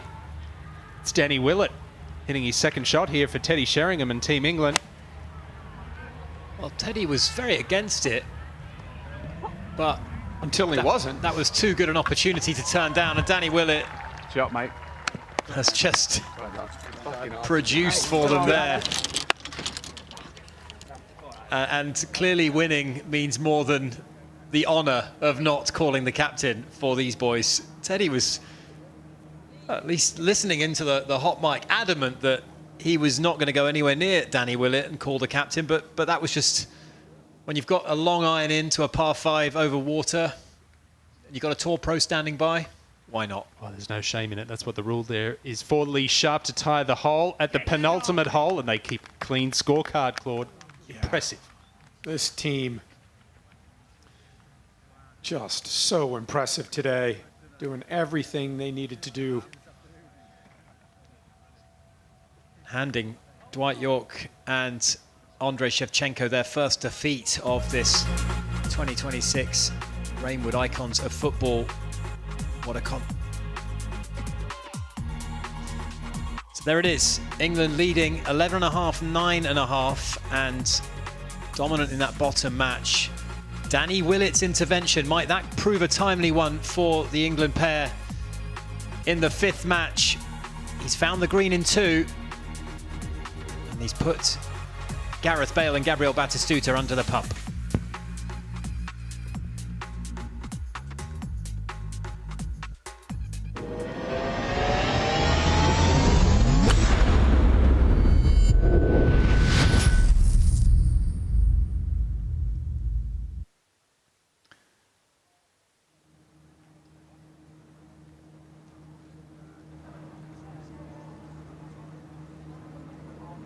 Well, they waited and waited, Team England. Teddy was against it until he wasn't, and Danny Willett, the Masters champion from 10 years ago, was called upon to hit this iron shot into the par 5.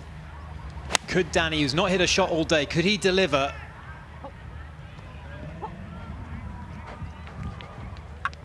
Was there ever any doubt, Claude? Shot, mate.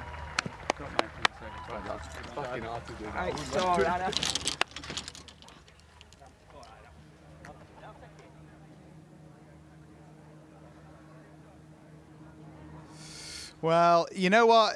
Calling the captain's one thing. Why wouldn't you? But at the same time, it's fresh out the wrapper. There's no guarantees Danny Willett, having gone round all day in a buggy, is going to hit a good one. But he did at just the right time. But ahead of them, it's another epic victory.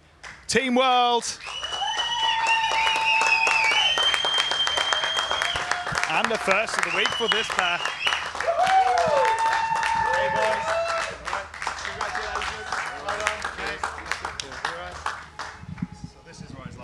Feels good to be on the sofa and not in the losers' lounge, no? Yeah, absolutely.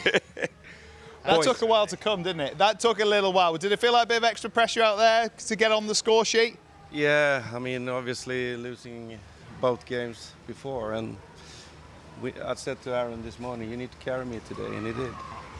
No, we dovetailed really nicely today. I mean, obviously it's great to be up here. I've been in that box down there a couple of times yesterday, but I felt a lot better over the ball today, so a little bit more comfortable. Our first time here, maybe that played a part, but yeah, I think we're settled now. Theo and Joe got out, Theo and Joe got out early, strong, but you managed to reel them back in, and it looked like you were going to create a bit of separation there and maybe get those double points. How was that, you know, starting out behind and then having to drag it back? Well, that's the thing, I don't know about you, but the last few days we've gone 2 up early in the games, and then that's gone against me, and but yeah, today, yeah, obviously we went 1 down early on, but then I think that gives you a little bit then motivation to come and claw that gap back and then to go on from there. But We played some great shots. You held some great I'm only putts as been well. used to going like 2, 3, 4, 5, 6, 7 back straight away. So this I felt still was a chance to turn around. Hey guys, now look, we're delighted to have her up here. It's a lot nicer on this couch than it is the one in the dark downstairs, isn't it? We know that for sure, as much as it's a lot of fun for us to watch. Do have to bring something to your attention though. Yes. Certain putt on the last that you made Joe Hart hole. Now we're talking about Lil Mir, it might come back to bite you, but like thinking there, bit cruel, mind games. What's the theory? I don't know. Did you see his putts throughout the round today? I mean, we had that to would have been make harder it. to We had miss make- though. No, Aaron, I mean, come on. look, the scoreboard is a little one-sided at the moment, so we needed to try and sneak that extra have to point test in. this, So if you can take see the if pressure see if he's still got away. enough now going into this afternoon. But to be fair to him, he held it nicely. Breaking the bad news though, Josh. I know, yeah. Talking about this afternoon, the matchups are very interesting because you'll be seeing a lot more of those boys. It's an all-Arsenal clash for you. You're back up against Theo Walcott and Henrik. You're seeing the big man, Joe Hart. You'll be looking forward to those. We feel confident about these. I mean, you've just beaten them, so what a time to go into that singles pairing. No, I mean, looking forward to meet Joe, of course, but we have to see. I think it's going to be a difficult game for me, and I think I need to realize that I'm going to be a long way behind of all the shots, especially when the driver, because he hits in miles. So for me, it's just a question of trying to keep the pressure on, making him holding up. All right, guys, it's going to be a big afternoon ahead. There looks like there might be a slight deficit to make up, as we are at the moment, but, you know, big pressure holes out there, much to play for. Best of luck for the singles. Cheers, guys. Thank you. Thank you very much. Let's get back out there.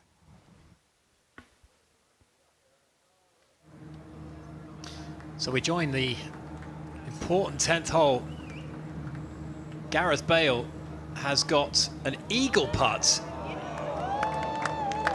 And despite Danny Willett hitting the iron shot here, well, call the captain isn't going to work out for England, because I believe Team World have played that hole magnificently themselves, and Gareth Bale has just cozied it up hole side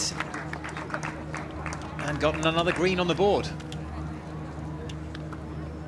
Hard to believe, as Claude said, that Teddy Sheringham is 0-3 in 2026, having not lost a match last year. He really hasn't played too bad a golf either. Neither has John Terry. They've just come up against better opponents. Yeah, and I just think if Teddy Sheringham could have driven it just a little bit better, because his iron game is where he excels. I said to him, I'd love to play against you. Come on, Matt, get in. And he went, I don't want to play against you. Maybe later. And importantly, it's another point for Team World. They're only one behind now. And that, for all the world, when Danny Willett stepped up and delivered that beautiful iron shot for Teddy Sheringham, it looked like England were going to turn that match around. But Team World held firm, and they have played beautifully, have the pair of Gareth Bale and Gabriel Batistuta. And that confirms level par for their 10 holes. That golf. Very solid in Greensome's format. Alternate shot. That's not easy, Claude. These greens are quick. There's a lot of treacherous spots you can find. Absolutely fantastic. Dan is our captain here, looking after all the footballers this week. We're standing on the 18th. I've just lost again on the 18th, which ain't a good feeling. Every game last year I've won. That's 3.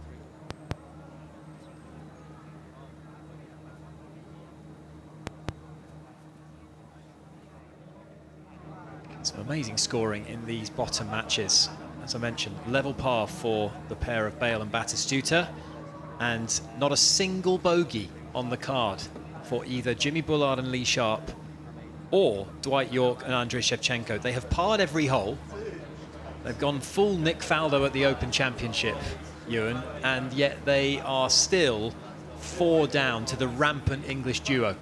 It's quite phenomenal, really, and don't forget the final hole is a good birdie opportunity, even an eagle opportunity as well. Captain Bjorn, he's got to be pleased with this fight back. They're only 1 point behind. They're going to lose this final match. Will it be 1 point or 2 points? It remains to be seen, but they're certainly in with a fighting chance heading into the singles.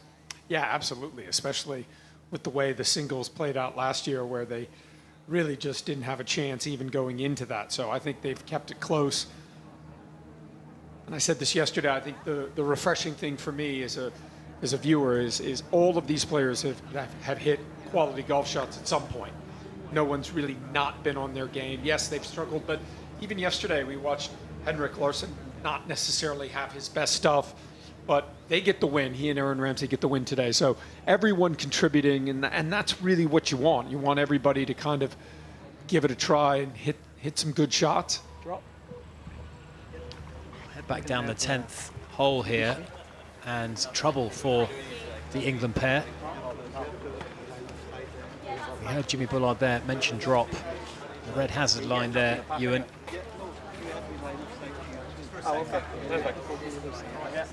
Well, I think they're just trying to decide which ball to use. Lee's ball is on the fairway, but obviously Jimmy is farther down.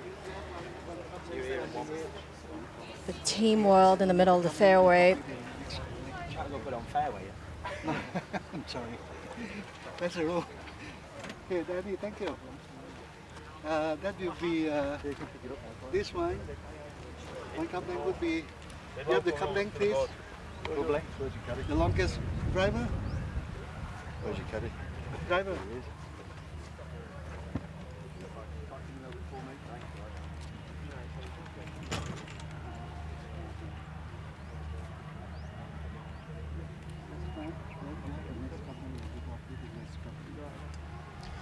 Ladies and gentlemen, we have another group that has come through the door. You might have seen the action on 10. Please welcome Gabriel Batistuta and Gareth Bale to the studio. Oh, yeah. Wow, wow, wow, boys. Pleasure.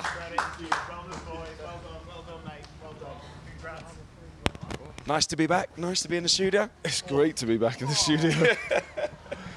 Talk to me. I mean, it's important for Team World to get more points on the board, but it meant a lot to you winning that game. Yeah, so for his birthday, it was important to get a win for him today. So, yeah, it was a great partner again. The double B is rolling 2 for 2. A Team World birthday present to you of a win today. Is that what you're looking for, Gabby? I'm looking for that, yes. Would that be perfect? Gareth gave me a big present just this morning, but it's not enough. So I want the gift from the team. Now, guys, I'm sure we will get it. The way keep playing like you did today, you definitely get there.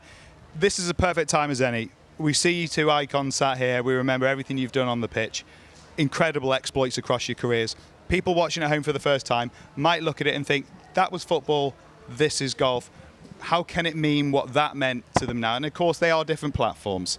But this is from the pitch to the fairway. And we're going to show you actually a putt that you made today, Gareth, and the reaction to it. Try and explain to us what this competition brings alive in you.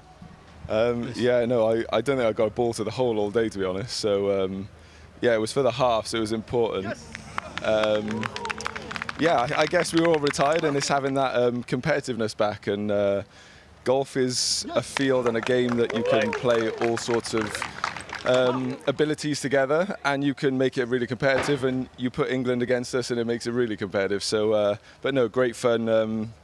John and Teddy played great as well, but it was a good game and it came down to the last few putts, which was great. Did you see that behind him there? Terry's still chipping away at him. He's chirping away from the couch over there, Gavin. Can I just say we played against 3 players today, not 2? Oh, yes, I can't imagine. I mean, there was a call to captain in there. Did you think that on the 10th, worth 2, games on the line? Well, I wouldn't have done it, so. Well, you didn't do it. No, and you had to call the captain in the pocket. And you said the only thing better than beating England is beating England badly. And unfortunately for Teddy and JT today, that was definitely the case.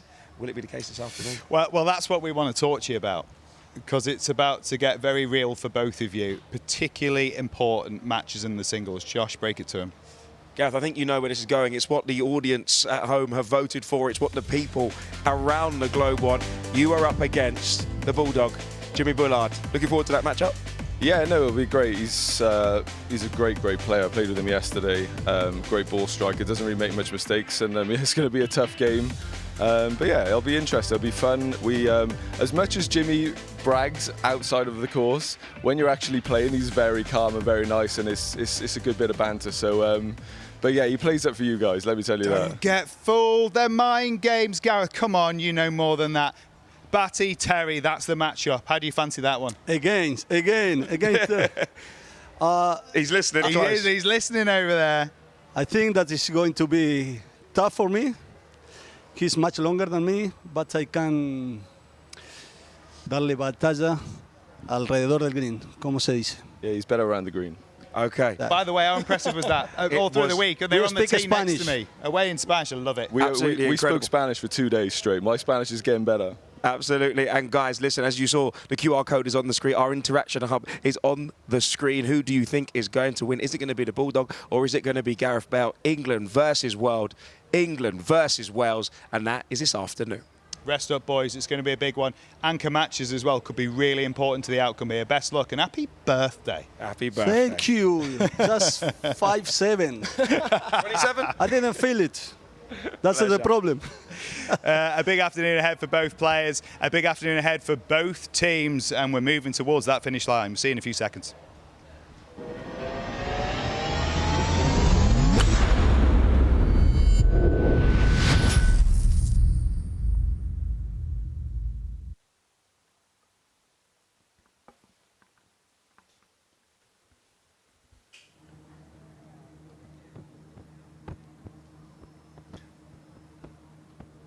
The final match has made their way to the final green. There was a ruling back on the fairway. We believe there's another ruling here near the green for Team World. Yeah, if you leak it to the right here, this grandstand in play, so get a drop.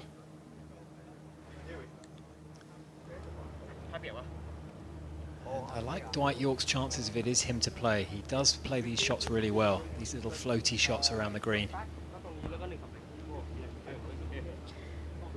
I would usually agree, Robbie, but he hasn't had his best today. I'd like to hear this, but Shev's been kind of pulling most of the weight today. Pretty sure he's going to go straight to the range to try and groove something in for the afternoon session. He's got JJ, who is playing some great golf.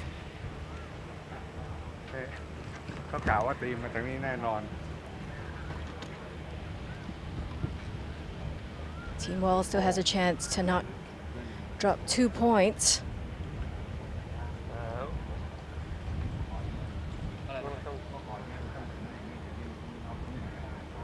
The quality of golf on display here, Suan, has just been phenomenal. I know we've touched on it already, but when you look at the amount of bogeys and double bogeys on the card in this format, it just to have not dropped a shot for either team, it's quite remarkable. It is really, really impressive, and it is such a difficult format. We've talked about it today, the alternate shot.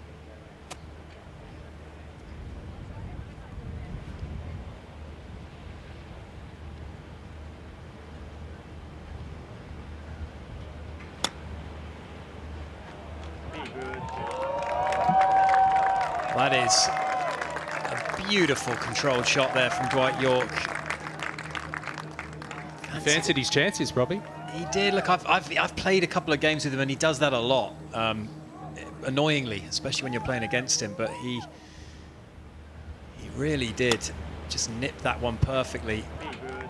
I think what divides a lot of these really good players here in this field from the good but not quite up there is the pitching and the chipping is really, you look at this guy as well, really strong.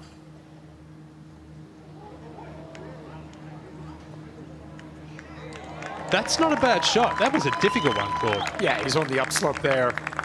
Difficult to decelerate. Then the sand takes over and comes out a little bit soft.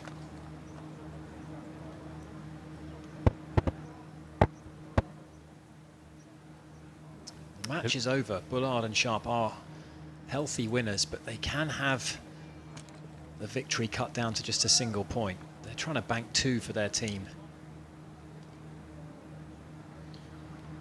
Well, you think about the 2012 Ryder Cup back at Medina, the miracle of Medina, and heading into that final day, Ian Poulter holed a putt on the final green to cut the deficit to 4 points and reacted like they'd just won the Ryder Cup. But that moment gave Team Europe the motivation and the inspiration heading into the final day to do what they did. And a moment like this might not sound like much, a 2-point deficit versus 3, but it could mean the world to Team World. Yeah, 100%.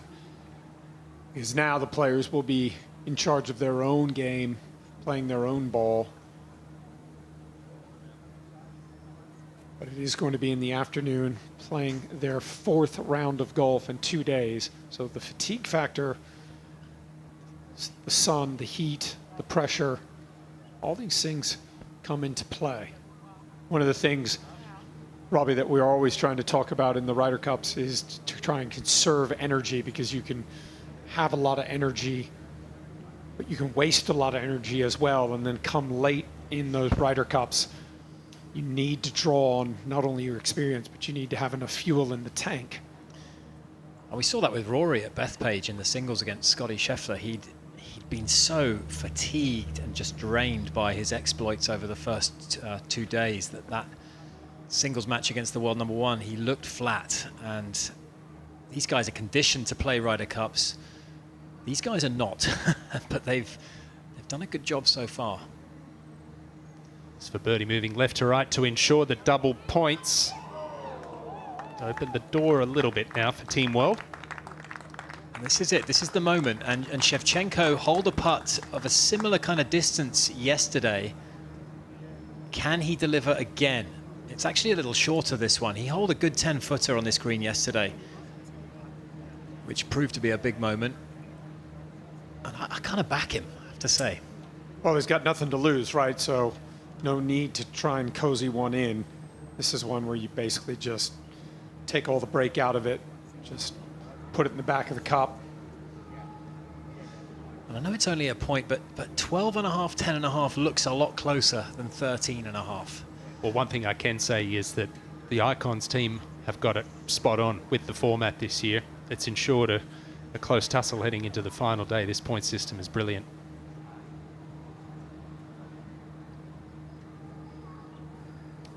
And that's it as well. 24 points up for grabs in the singles session. 12 matches. In theory, 2 points per match. That's a lot of points to play for. And winning a lopsided encounter is that much more valuable. As Thomas Bjorn gets down to have a look at this one, he's going to be, much like he did for Dwight York yesterday, providing some counsel here. And it worked yesterday. Got bank Shidey on the bag for Dwight York. He plays a lot of golf here at Robbinswood, so he's given it a look, given his opinion. I think he makes it. He's a ruthless finisher with a goal in front of him. But on that occasion, the hole did not oblige. And he's furious with himself. But Bullard and Sharp put the seal on a quite incredible performance. 3 under the card, 3 under par through their 10 holes. And that ultimately leaves England 13.5, 10.5. They'll head to the singles with a 3-point cushion, but with so many points on the board, it is still absolutely anyone's game. Hold at the bottom, mate. Try it up. Wait for Lee. Wait for Lee. Thank you.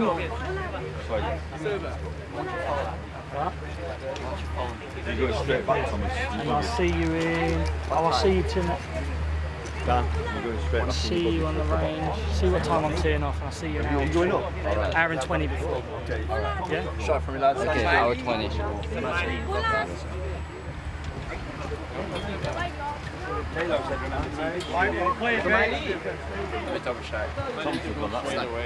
I'm on first, you got me on first or second? No, we've moved it. My captain's coming up to the studio. Here they come. Bullard and Sharp, the dynamic duo.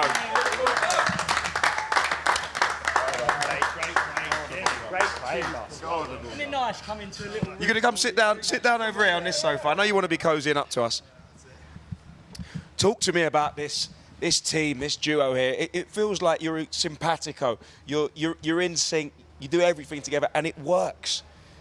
It does work. I mean, he drives the ball like God. And luckily my irons have been on it today, and my putting work today. For the first time, I've not been on the putting green before I went out.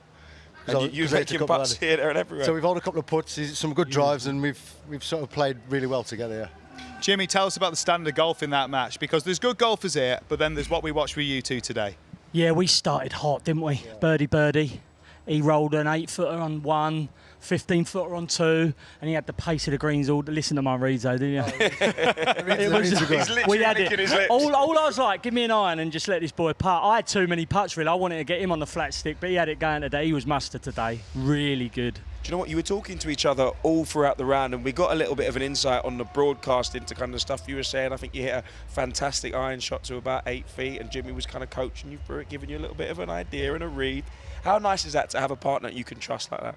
No, it was brilliant, and the reading of the putts. I think when you know you've got a strong read on the putt, you're so much more confident just hitting it on that line. It was incredible. I mean, although he did give me a bad read on the last, didn't yeah, you? It was a bad. He's like, oh, we're with a win, just a nice, easy, not a full 7-iron, and then obviously it's come up in the bunker. So I am blaming him for that. First time you doubted me, though. Yeah. Look, Chever's put slides by at the last, and you take down 2 of their big stars they got on their team, and it's worth 2 points, and it makes the gap 3 going into the singles. How valuable is that? Big. I knew that was a big putt with Chever. I would say as well, they had a chance on 5 and 6. Yorkie left one. Well, it slipped out twice. Wow. It was that close, and then he's left one right in the jaw. So that was a big turning point. Then on their double header, big turning point, and then that last putt. So it went in our favour a bit as well. You've been a one-man PR machine here, talking about what you want all week. We know what you want. You want Gareth Bale. Break the news. I've heard. Well, you want it. I've heard. And Icons have delivered. You have got it. It's the big one, Bullard against Bell. We've got fans at home all over the world voting on it right now using our interaction hub. Scan that code if you think the Bulldog is going to win. Trust me, look he's at listening. this. Look at that. What are you thinking? What are the thoughts? It's real. I've got to deliver now, and I'll give it a big one. Yeah, I hope I beat him. I'm just going to try and play well. 10 holes, anything can happen. And yeah, I played with him yesterday. Phenomenal ball striker. Sharpie, Chever, sorry mate. Sharpie, Chever, that's who you've got? Yeah, I've played with Chever every round. We're family friends now. We're going on a family vacation next week. Run out of combo, both families of them. and kids, we just run out of things to say, yeah. No, a tough game. He's a steady player. It does feel though, Josh, like people out on the course will be watching boards to find out what's going on in that bottom match. You are in that last match out there, but people will be paying attention. How much do you need to be the talisman? It's a big word, talisman. Never been called that Bolter before. liked it, mate. Icon's big enough. Do you know what, Nick? I don't know. I'll be well. I hope we've got it in the bag by then. That's what I hope. But I'm just looking forward to play against him. It's going to be a great game, and hopefully we both play well. Yeah. Okay, he said you're a little bit quiet on the course. He says you play up for the cameras and play up for us, but when you're on the course, you're quiet. We're going to find out how quiet you are, aren't we? Yeah. Yeah. Jimmy does give it the big one. He's got a game to back it up, but to be fair, there will be nerves on that first tee. There will be nerves for all of them. There's 24 icons of football. Of course, this is the fairway, but they can all play. We're excited for all 12 singles matches. This is wide open going into the final session, and of course we'll be across all of them, but there's one in particular that's got us really, really excited. We'll see in a few moments' time. Gareth Bale. I'm buzzing his ear. When it comes to star power, Gaz just adds another layer to the whole event. Jimmy Bullard is playing golf every day, so I guess he's a professional now. Bale, he's got one big problem, and his name is James Bullard, because the Bulldog has got him in his sights. Let's go! Who have you got your eye on this time around, Jimmy? Oh, what an easy question. This man right here, Gareth Bale.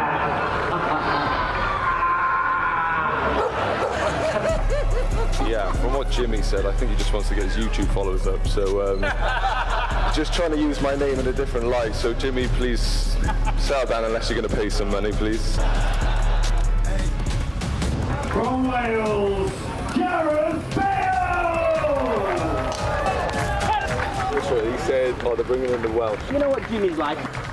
Gareth Barry, never seen him hit a ball except on Gareth Bale. I'm sorry, Bale, he done you there. He has had an England cap. It was on the bench. Yeah, but he didn't get a cap.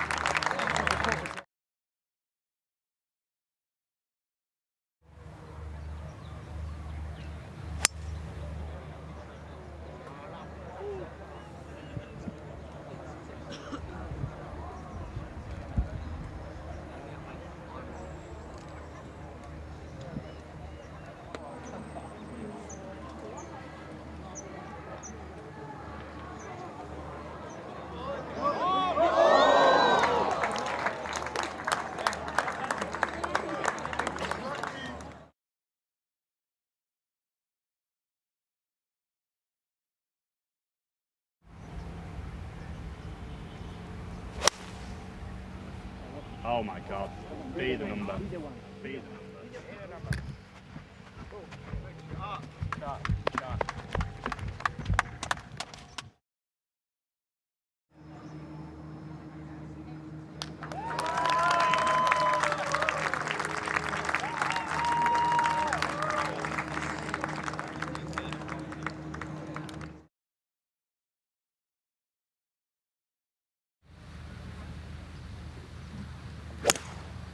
Oh, really good. Go in. Be right. Go in. Oh! Lovely shot.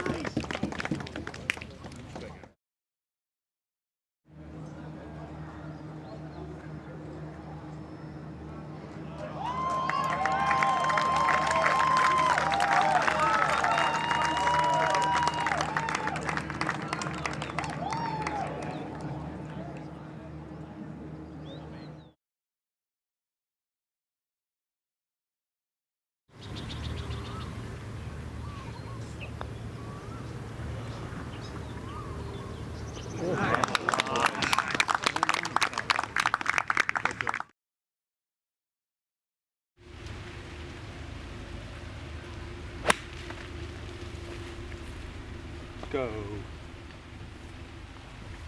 Okay, nice.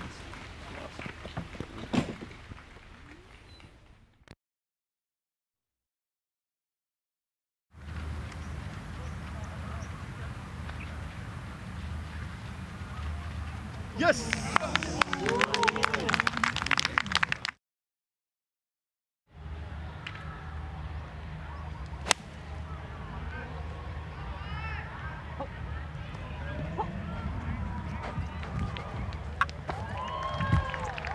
Shot, mate.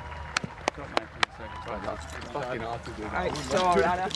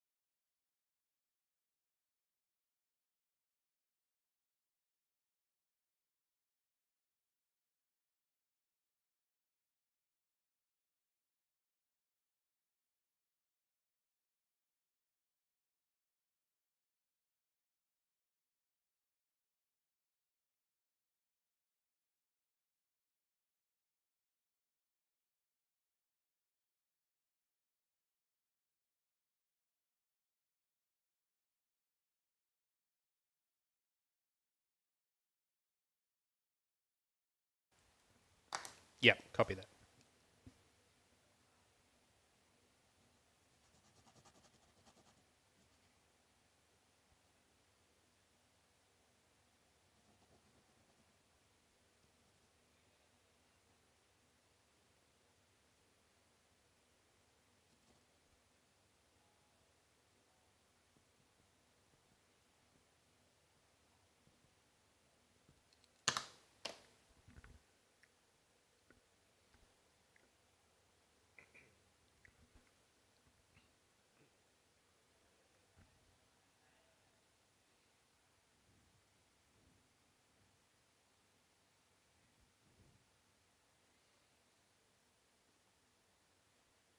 Yes, let's do it.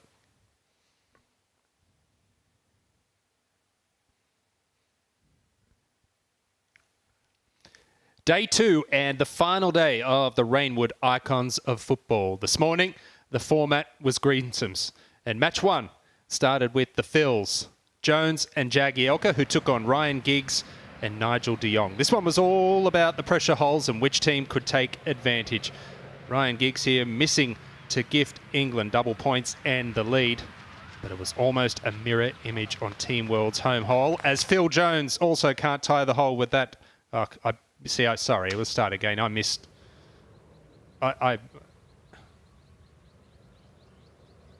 Yes, I missed all of this. Sorry.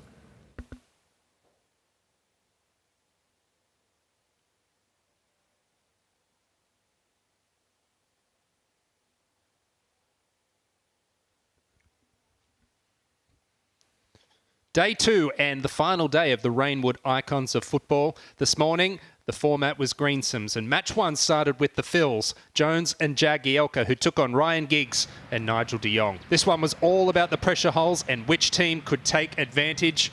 Giggs here missing to gift England double points and the lead. But it was almost a mirror image on Team World's home hole, as Phil Jones also can't tie the hole. I'm sorry, does that make sense? Because I don't think the script is making sense, because it says here that he also can't tie the hole, but he hold the putt.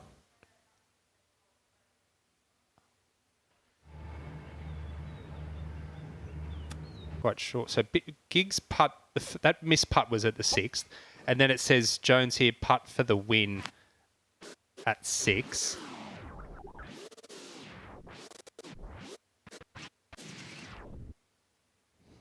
I'm trying to match. I'm just not quite. The script just doesn't seem to be making sense. Sorry.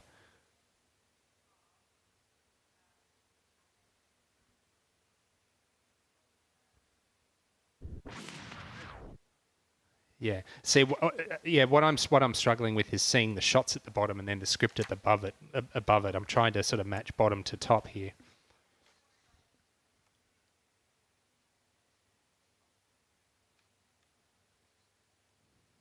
Yeah, okay. All right, I'll give it another shot.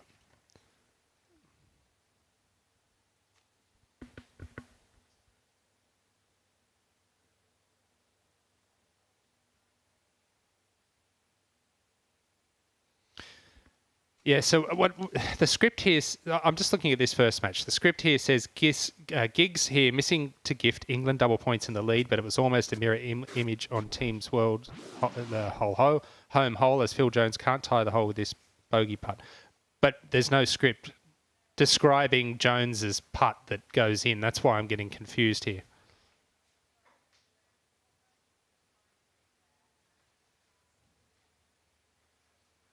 Gotcha. Okay, so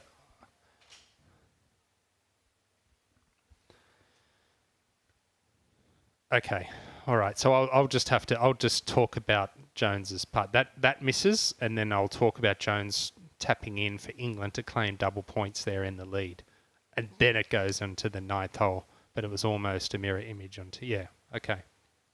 All right. Okay.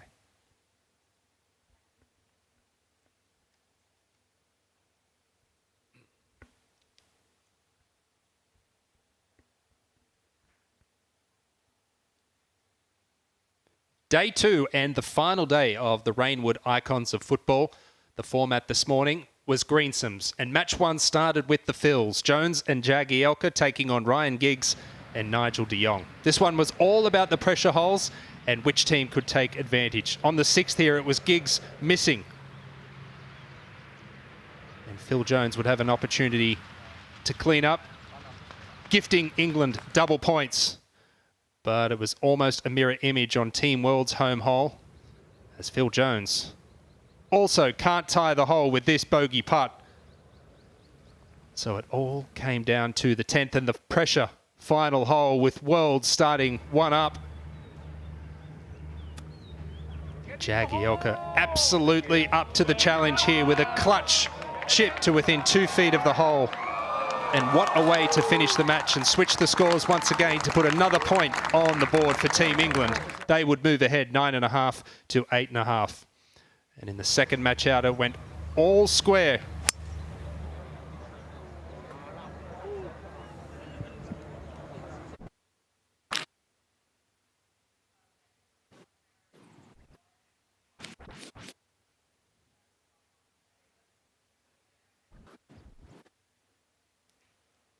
Oh, did I say World, did I? Okay. Oh, wait, so start again, or do you just want to start from there? Okay.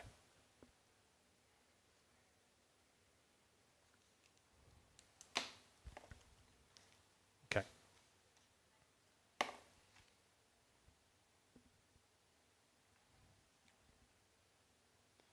Day 2 and the final day of the Reignwoods. Oh, sorry, Reignwoods. Gosh, goodness me. All right. We'll get this eventually.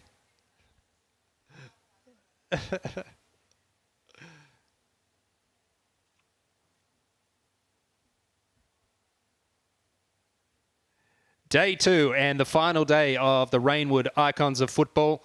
The format this morning was Greensomes, and match 1 started with the Phils, Jones and Jagielka, taking on Ryan Giggs and Nigel de Jong. This one was all about the pressure holes and which team could take advantage. Ryan Giggs missing here on the 6th. And then Phil Jones, he cleans up to ensure double points for England on that hole. But it was almost a mirror image on Team England's home hole, as Phil Jones can't tie the hole with this bogey putt. So it all came down to the 10th and the pressure-packed final hole. Team World one up. Jagielka absolutely up to the challenge here with a clutch chip to 2 feet. And what a way to finish the match and switch the scores once again to put another point on the board for England. They would move ahead 9.5 to 8.5. Match number 2 was all square all the way into the final hole, and the question was who would blink first. Unfortunately for David Ginola, his approach shot found the water, giving Team World a tough job if they were to take their first point of the day. It's a long and difficult putt here for Andy Cole from Team England. Oh, he'll be glad that hit the flagstick. But in the end, it was enough to give England the double points and the win. And Team England stretching their lead 10.5 to 8.5. Match 3, well, it was God and the Governor for Team England. Robbie Fowler and Paul Ince going head-to-head with Gianfranco Zola and John Arna Riise. And have a look at this bounce for Riise at number 4. Talk about a nice break.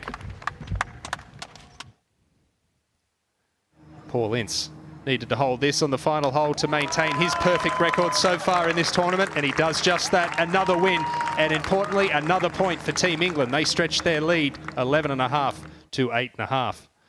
Match number 4, it was some much needed green on the board for Team World. Heading into the 9th hole, it was all Aaron Ramsey and Henrik Larsson. They just needed to tie this hole. And it was a beautiful tee shot from Ramsey. Lovely shot. A point on the board, and looking for the bonus point now for Team England. A lovely bunker shot here. Oh, I'm so sorry. I said Team England and a bonus point. I stuffed that up. I'm sorry. Can I start? Can you not start from match 4?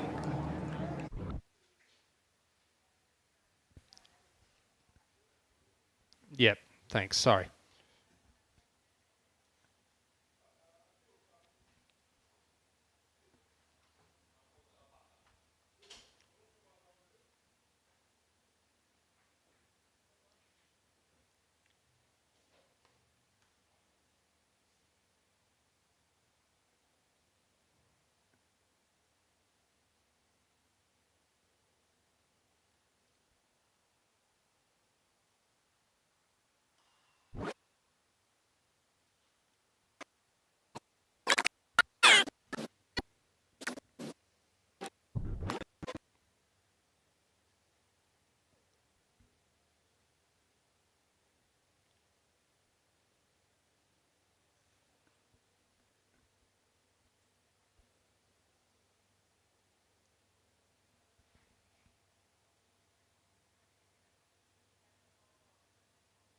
Okay.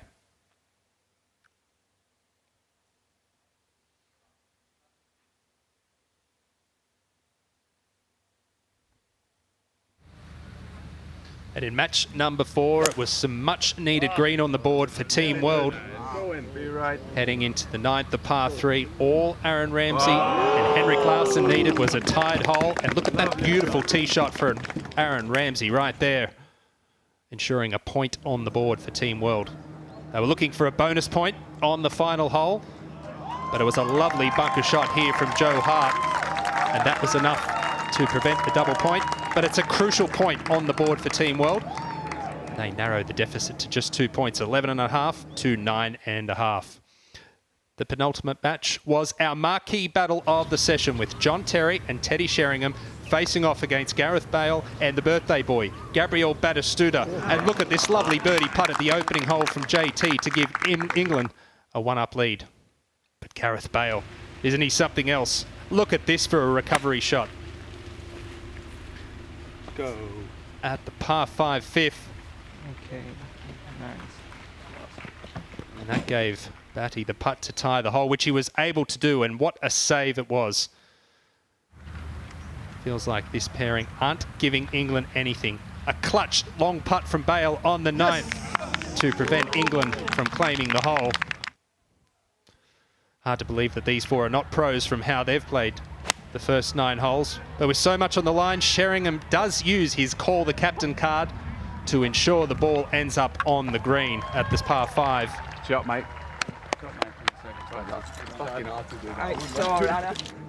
But in the end, it doesn't make a difference. Team World playing amazing golf, and Gareth Bale with this eagle putt, nestling it up close to the hole, and he puts a point on the board once again for Team World.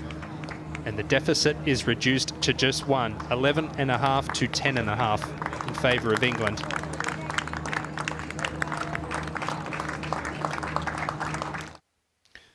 The final Greensomes match of the tournament saw Jimmy Bullard and Lee Sharp take on Andrei Shevchenko and Dwight York, and the Bulldog was dialed in early. Look at this approach shot, his third at the first. And he stiffed it to within 5 feet, lovely shot. Sharpie wants a piece of the action as well as England.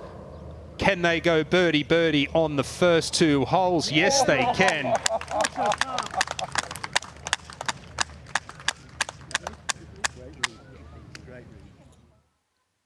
But Dwight York had to make a bit of magic to try to save that bonus point, and he does just that at the final hole. Unbelievable shot. The pitch to within 5 feet. Sheva took a good look at this putt.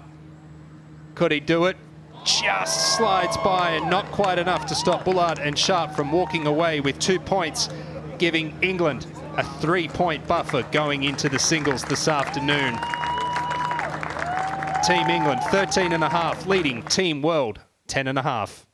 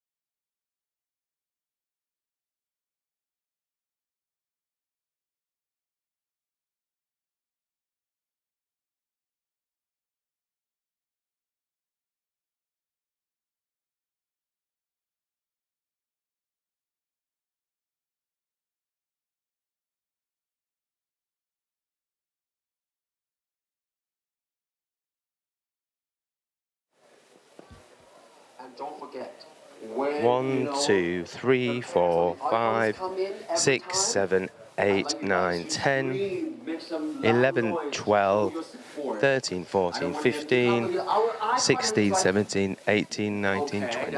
Okay, mate. All right, mate. Live to all over the world. So just, show that we're strong here in Bangkok, Thailand. I'm just powering down to save battery on my mixer. You're still walking from the outside?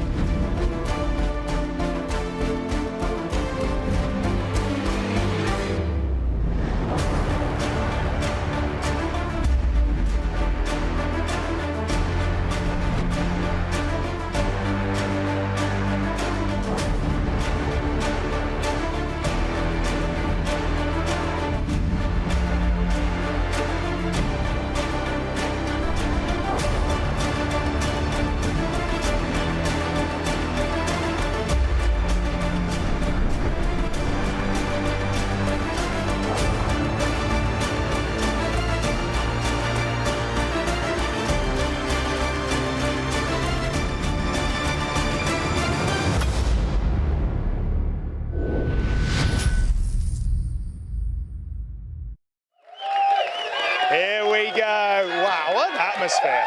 What a place to be today, Josh. And we are playing for this, the Reignwood Icons of Football trophy. This is down the road, though. It happens right now and right here. These games are so important. This whole thing is on a knife edge. And I know how much these boys, I've been sat with them at lunch just between the sessions, and they are so buzzing to get their hands on this. The England boys, they're not going to let this go without a fight. But the Team World boys, they're desperate too. Now, Bullard and Sharp in the morning session there, Greensome's a two-pointer to close it out. Two points going towards their total means it's 3 ahead going into the 12 Sunday singles. Now, if you know much about golf, and even if you don't, that's not a lot, though. That is not a lot, because there's 12 Sunday singles all to play for. All to play for, not to mention they could double up on some of these holes. Yeah. Anything from 4 and up means you get double up on the points. It's on a knife edge, but there are so many points to play for. One of the things we're going to look forward to, so many great matches. These are 24 icons of football. Of course, this is different, this is golf, but so many of them are proper players. You could pick any of these matches out that are going to be special to watch, and we're going to be leading off very shortly. The one at the back end, though, the one at the back end, you have been asking for, you have voted for, and because of it, we are bringing it to you. We are going to see Bale and Bullard. How's that going to play out? Who knows? I mean, the fans are split. I think there's a few more pulling for Bullard, but let me tell you right now, Bale is a dangerous proposition. That's going to be a match that everyone's going to have their eye on. Who is the best football golfer? Bullard thinks it's him. Bale knows it's him. We're going to find out. Now, I say this is what they're playing for, and it is a beautiful trophy right here. They're going to have a look at it as they come on to start on their journey today. This final run around this golf course, Robbinswood here at the stunning Reignwood Park, and the winners at the end will hoist it. But there's more than that, because these guys love to win almost as much as they hate to lose, and that's what they're going to be trying to avoid, because if they lose, they will have to put the cream jacket on the shoulders of the winners. That is going to sting. They are icons of football, and if they're going to get across the line, they need the help of a couple of very special icons of golf.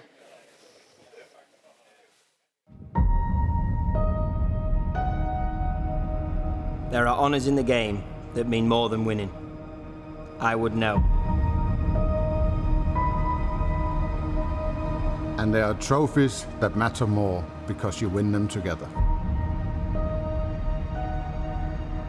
Having your reward given to you by your opponent, that's another level. Lifting the trophy, it's not about reputations. It's about responsibility. Who's gonna step up and make it theirs? Having him as a captain is a match made in heaven. An Icons event, and we've got a real iconic captain.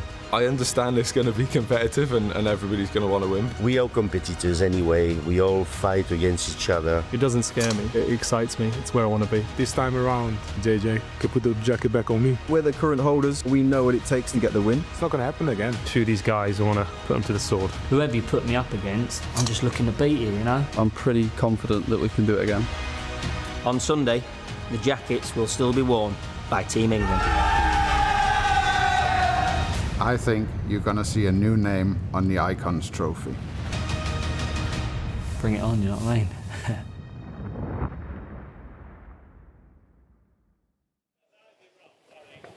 mean? Imagine that. Imagine having a Ryder Cup hero in Thomas Bjorn in your corner. Imagine having a Masters champion in your corner. And of course, they're not just there to give you advice, they're there to help you on the course. What do we know about Call the Captain, Josh? We have an update from Call the Captain. You guys at home have voted.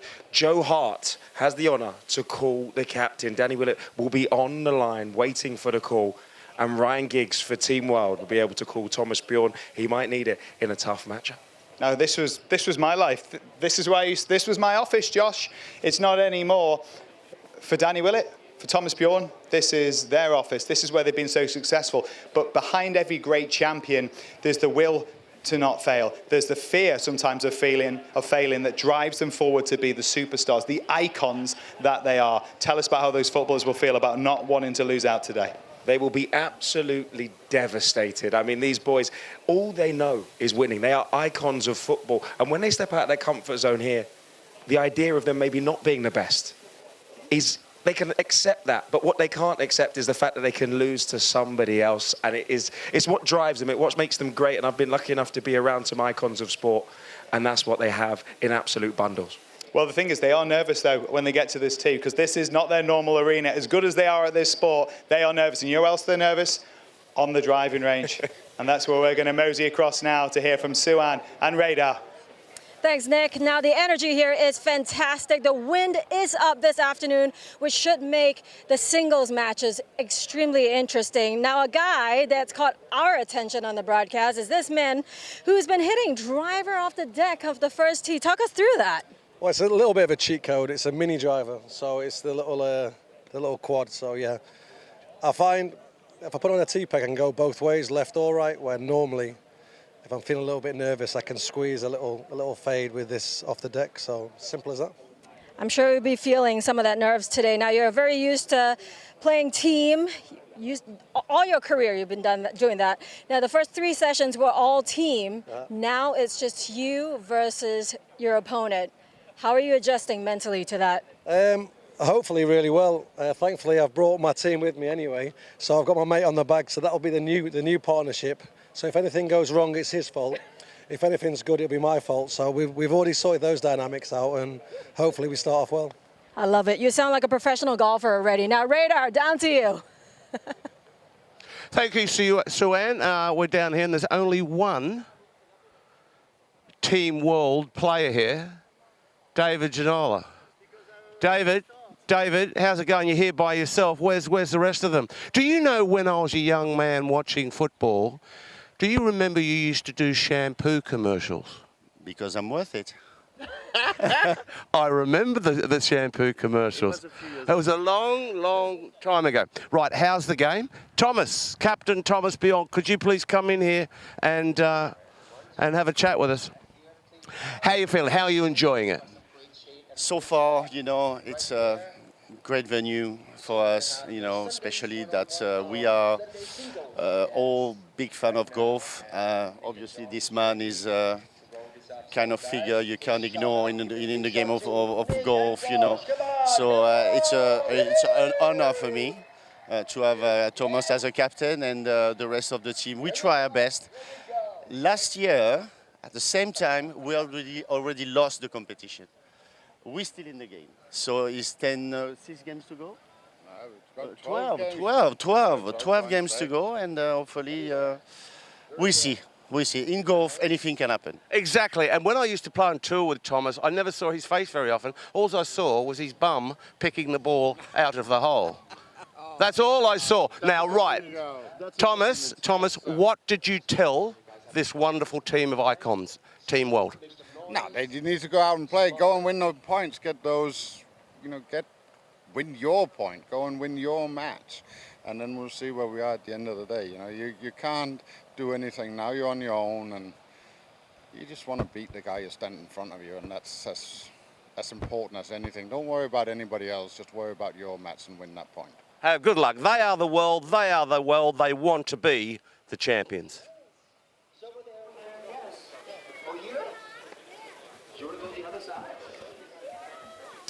Well, it's great to get the sights and sounds that we're hearing down on the range. That is the place where they get most nervous. That is where the final bits... In fact, that's where a lot of the thinking happens, which can be dangerous, Josh. I know this for a fact. It certainly is. Golf, that's the thing about it. You've got to think your way around a golf course, and sometimes when the emotions are high, it can get in the way. The emotions never get higher than the first tee. The trepidation of what is to come, the anxiety about failure or success, it lays all ahead of him, and it means so much to these superstar icons. You get me nervy already, thinking about that first tee shot. As soon as though we put the ball on the first tee, the nerves kick in and everybody's watching you. It's a different feeling. I mean, it was just like put the ball down, my arms are shaking, my legs are shaking. Just thinking about it now gets me a little bit nervous. This is not nice. Almost like taking a penalty. It's horrendous. So I'm trying to put the ball into the tee and my hands absolutely shaking. Something just drains out of you. That doesn't compare with 60,000, 70,000 people in a full stadium of football. Those are the moments I live for. It doesn't scare me. You're not quite sure what's going to happen. I just hope I get the ball in the air, that's all. A bit of saliva's missing. Tee the ball up, get the biggest club head on it, tee it high, let it fly.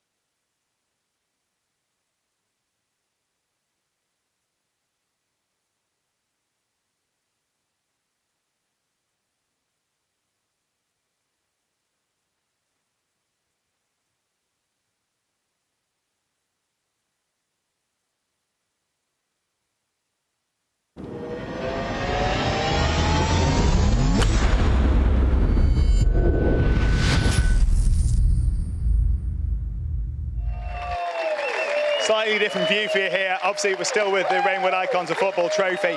There's the tunnel where they're going to be coming out of. Those pre-match nerves right before we pull the trigger, and then they'll be out here. It's addictive, though. They live for it. They retired from the sport of football, but they've got it back again playing golf, Josh. But they've also got some big matchups. A reminder of where we are. We are 3 points ahead in terms of Team England's lead over Team World. Now, last time around, it really did come home for Team England. They're looking for the repeat performance, and of course, Team World looking for sweet revenge. They'll have to play some golf this afternoon. They are trailing. Thomas Bjorn's men are behind. What have you made of some of the matchups? What are the ones that catch your eye, Josh? Of course, we're going to end up with Bell versus Bullard. We've spoken about that so often, but can the governor, Paul Ince, make it a 100% record, 4 points from four against John Arnorisa? That is very, very interesting. Joe Hart, Henrik Larsson, a couple of high handicaps. Joe Hart needs redemption. We'll see if he can get it. Batty was giving it to John Terry. Who's this John Terry? Early in the week. He found They've out. seen each other a little bit, and John can really play. How do you see that one going?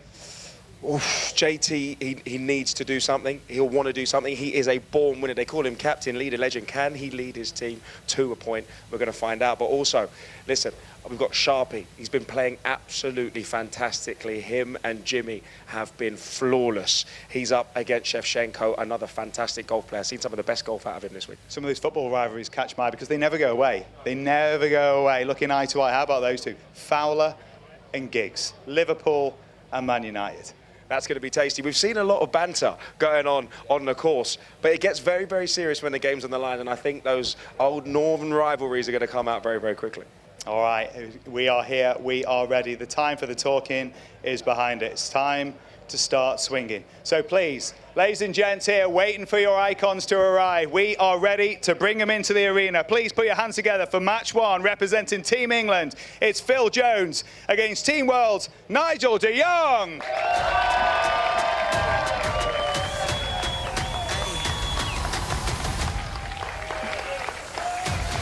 Making their way in with the students of the KIS International School.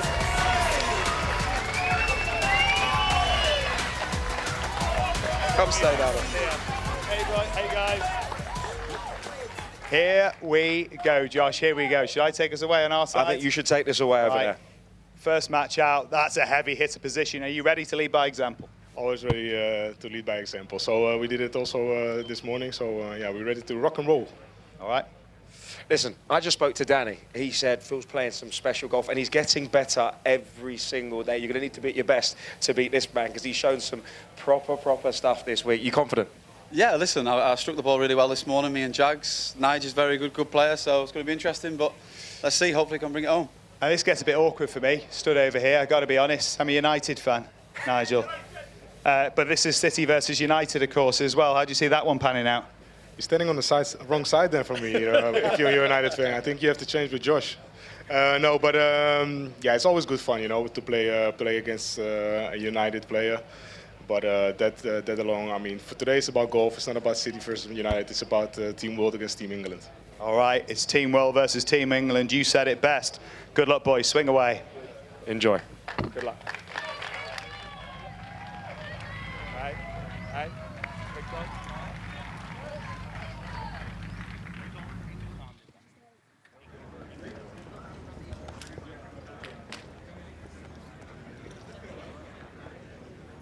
This is match number one.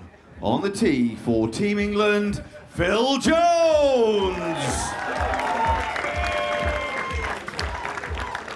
Well, Claude, as Nick Doherty said, it's United City. It was back in 2012. It was tears for Jones, joy for de Jong. Phil Jones, he wants revenge here today. He has very much improved his golf swing.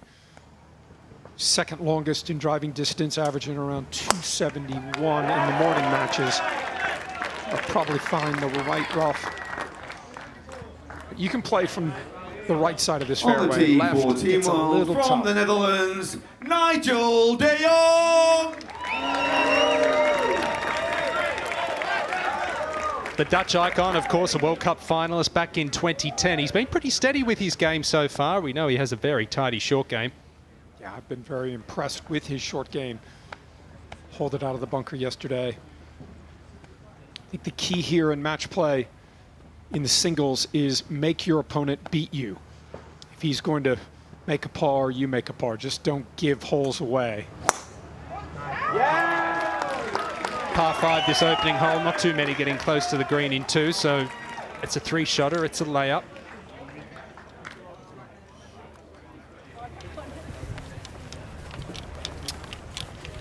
Well, yesterday on day 1, we saw a 4-ball format in the morning. It was followed by greensomes in the afternoon. Greensomes format this morning and singles this afternoon. Will you sign my shirt, please? 12 matches will be out this afternoon. This is the first match. Sign that, no. Jones and de Jong. Now let's see what this Icons series, the Reignwood Icons of Football in 2026, is all about.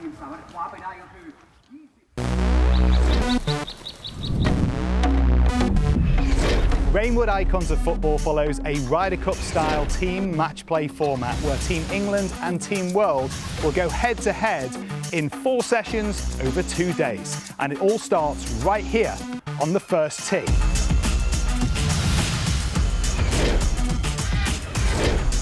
And then here, 10 holes later on our 10th green, which is right next to our TV studio. Handy that. Session 1 is 4 balls where each 2-man team will pick their best score between them to go up against their opposition. Sessions 2 and 3 are greensomes. Both players tee off, you take the best drive, it's alternate shot from there until the ball's in the hole. Simple, really. And we finish with session 4, the all-important head-to-heads, the singles matches. Just like in the Ryder Cup, if you win your match, it's a point for your team. And if you tie your match, the points are halved. However, here at Reignwood Icons of Football, we like to keep things juicy. If your team wins by 4 up or more, you win an extra bonus point for your team, not to mention the added sprinkle of humiliation. To rack up points and turn a match in your favour, we have 3 pressure holes, where a win on that hole could be worth double. Let's break down how it all works. Suan, Radar, take it away. This is the Team World home hole, the gorgeous par 3-6.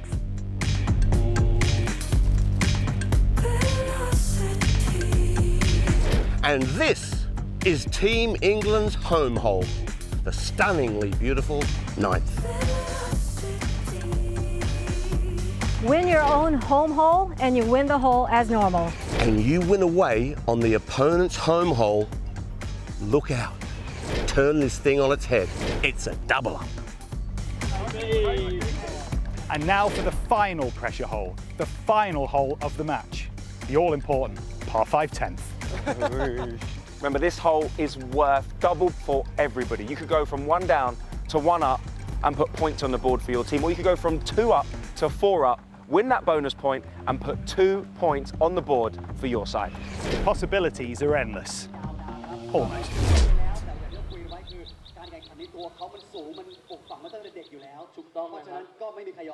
Down here on the range, we're watching, well, I'm watching Team World. Watching Ruud Gullit, the great Ruud Gullit. Rudy, how's it going? How's the warm-up going? Very bad. I played this morning. I really played well. Lost the plot. I think it's a little bit hot also, but it is still nice, you know. Didn't play well, but okay, it happens. Who are you up against this afternoon? Any call. You're looking forward to that? Now, the other thing is, Rudy, the little move with the... What's the story with that? What brought that on? New knee, left knee. So subconscious, I try to protect the knee. So it's a little bit of Happy Gilmore. Is it going to be Happy Gullit? I hope so. Let's check it out. The first night was not like that. Mate, golf can change so very swiftly. Let's watch the foot. Let's just check out Ruud's foot. A very good thing. That is just you would take that all day. This is going to be a blast out here today. I'm going to have Bale and Jimmy, the match that everyone's after. But there are others, obviously, out here that we need to watch, and they're all going to be great. A little bit of wind about this afternoon. The greens will quicken up because they're going to dry out. Bring it on.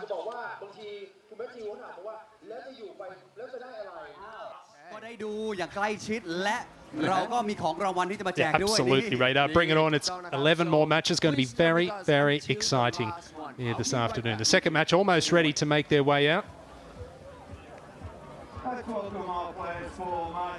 Opening match, making their way up the first fairway, Jones and de Jong.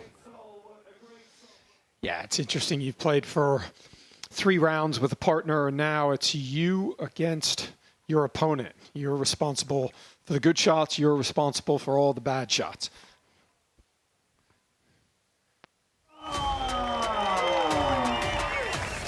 It's Jagielka versus Ginola.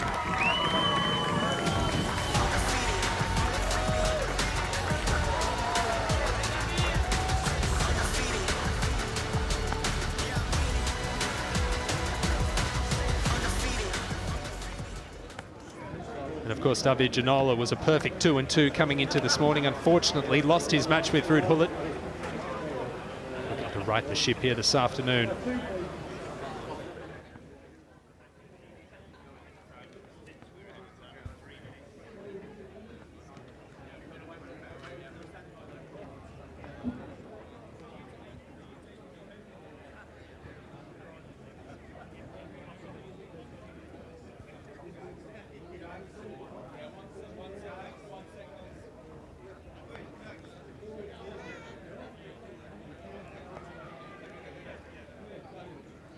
On the tee for Team England, Phil Jagielka.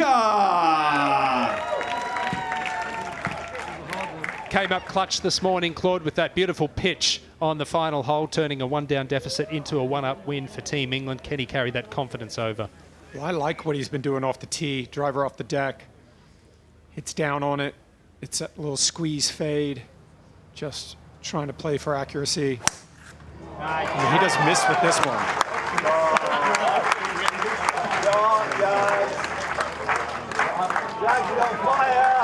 On the tee, world from France, David Ginola. And you talk about Jagielka coming in with confidence. It's potentially the opposite for David Ginola. He hit that ball in the water on the final hole.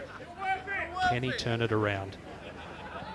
Well, if he doesn't have confidence on the golf course, it's probably the only place on the planet he doesn't, because he just oozes cool.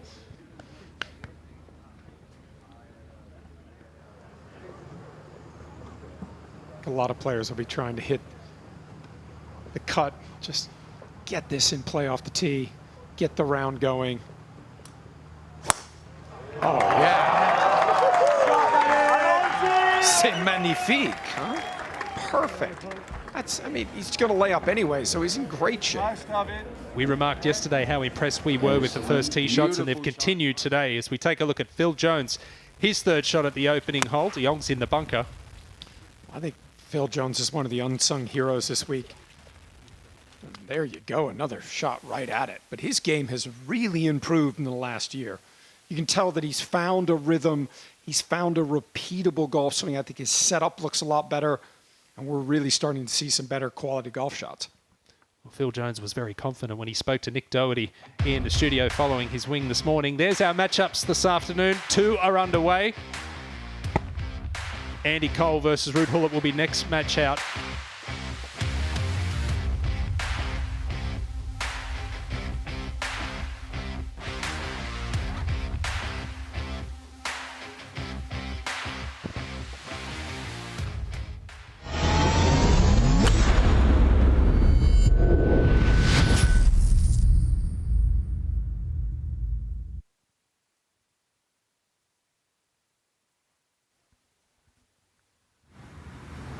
The beautiful Robbinswood Golf Resort here at Reignwood Park, host for the second time to this Icon Series. And the players have loved it, Claude. You've got your facility here. It's a remarkable place. It really is. I think the commitment to excellence from Robbinswood, from the Reignwood group, everything they do here, the school that they built, the KIS school, that the mascots that are walking the players out, that's as good of a facility as I've ever seen. They've basically built a mini university campus. And when I was asked to be involved in this project, I came over here and was so impressed. Well, this man was impressive this morning, Aaron Ramsey. Registered his first point for Team World alongside Henrik Larsson. You know what this lady has done is when she got his last yesterday. You won yesterday. Get the ball out there too. Well, we'll go ahead to the first hole, the first match out. This is the fourth shot at the par 5 for De Jong. This is where he's been really shining this week. Short game out of the bunker. Oh, and that is another good bunker shot. What makes him so good out of the bunker? He keeps the club moving. He doesn't decel, and I think the hardest thing is you have to have enough force to get the sand out of the bunker. A good rule of thumb is you're never hitting the golf ball in the bunker, so it should be the easiest shot in golf. But you've got to throw the sand out of the bunker that's underneath the golf ball. If the sand doesn't get out of the bunker, the ball's not getting out. Birdie putt and a win for Team England. Phil Jones at the opening hole. That jumped about a foot in the air and I think stopped it from going in. Yeah, I see. Yeah.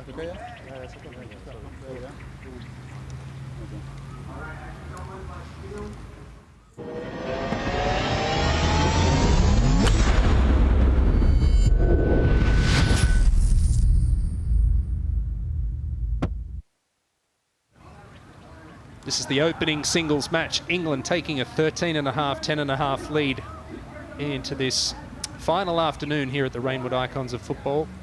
Phil Jones has made a par at the opening hole. Nigel de Jong left with about 5 or 6 feet to tie the hole. Don't forget you can join the chat on WhatsApp. Scan the QR code in the bottom of your screen. Tell us who you think is going to win this. We've got Bullard and Bale in the anchor match, the final match out. I think this is a big putt for Nigel. He can get this up and down. He'll take a lot of confidence to that second tee.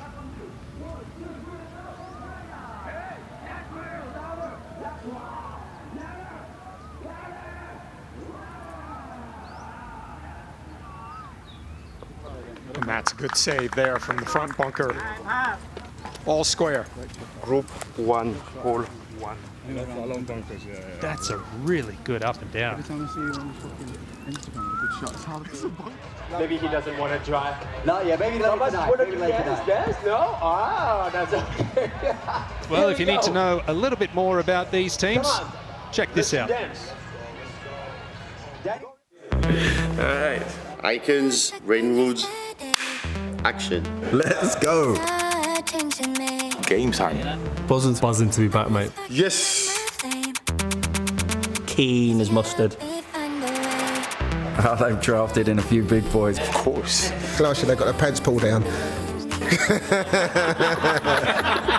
Bigger. This is bigger. Yeah, it feels real. There's something special about coming back. This place is just, it's golfer's paradise. I mean, I was like a kid in a candy store. Feels like home. Everything in my life has always been about competition. You cannot get that competitive edge out of anybody. All of these boys are the same. Doesn't leave you. Competition. It's poetic, isn't it? It's like we're walking into battle. This isn't a joke. Like, we're not messing around here. I'm next to silly.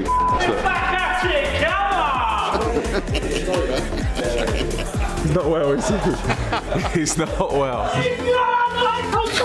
And he's done Jimmy wonders. Yeah, some trash talking will be there as well. I'm gonna be nice, but not too nice. I would suggest that Cody stay away from me on the golf course. This is what it is. Slap it. Slap it. Ooh.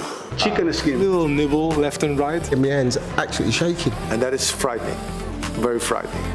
There's no way you want to be putting that jacket on someone. I know there's one player that's going to ask me to put a jacket on, and that's Robbie Fowler. Theo. Giggsy. I'll let Ryan put it on. Has to be Giggsy. He won't hear the last of it if they lose. An Arsenal man put it on the Tottenham man's shoulders. Do you know what? I'll probably pick Aaron. We'll see how it all pans out. I can get in his head, I think. Mind games have started already.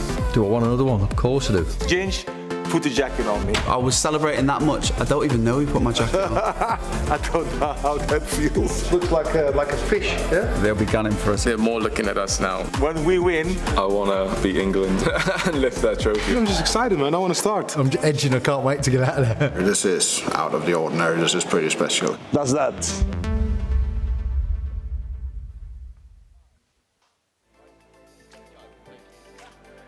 Reignwood Park, are you ready to welcome our players for match number 3? Representing Team England, we have one of the country's greatest goal scorers of all time. And for Team World, a true champion of Europe for club and country. Please welcome Andrew Cole and Ruud Gullit.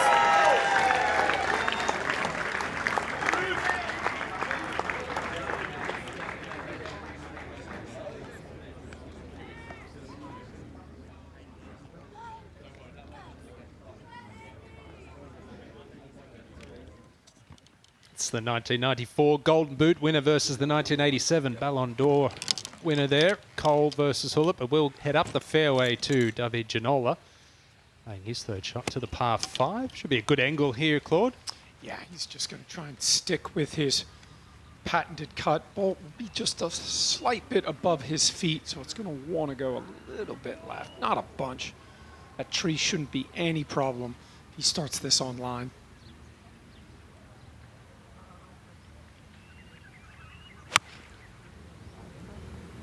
Good quality of strike there. Oh, what a good shot. Right at it. That's a brilliant shot. No sign of nerves. Let's get back to the first tee, Andy Cole.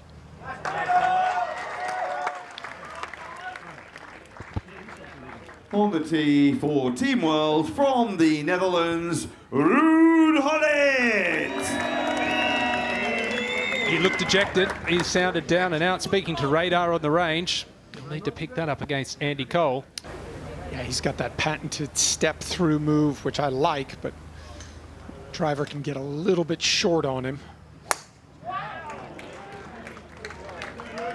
Should be just into the right side of the fairway. That's fine. He'll lay up from there.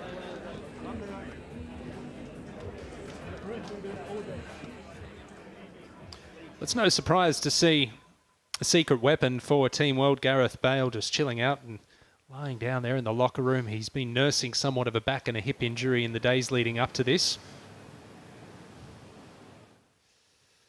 We've heard from Radar. Now let's hear from Suan Heng down on the driving range. I've just been watching Joe Hart pipe a few. He is striping it pretty well, but every time we got cameras on him, hasn't been that solid. Let me jump in here and chat with him. Joe, how you doing? I'm doing good. How are you? We're going from team to individual. Does that add more pressure, or are you going to thrive in that? I'm just going to enjoy every single shot, focus on every single shot, play with my best pal, and we're going to have a right good time. I was overhearing what you guys are working on. Can you give us a little insight? Just staying tight and balanced, and enjoying the shot. Creating too much stress isn't a good thing in golf, right? So I've got to enjoy the shot, get comfy, let it flow. I love it. I'm going to leave you to warm up. Go ahead. Before we have our next pairing up here on the tee, let's see who wants to take some of these stickers, some icon stickers here, some for the kids. It's been fun watching his transformation over the last 12 months since the last Icons of Football, Joe Hart. Yeah, I can see he's trying to tuck that left armpit of his shirt underneath the left arm, trying to make it too disconnected. All right, come here. One for you, and over there. That's that kind of move to help him get off the golf ball. Yeah, enjoy. Here we go. All right. Oh, this is ugly at the first hole. Oh, what a good shot there. Buried lie. Key there is just hit it as hard as you can. Again, the bunker shot is the only shot in golf where we're not going to ask you to hit the golf ball. You're hitting the sand. This is a great hole, the second. It's drivable for the longer hitters. Nigel de Jong.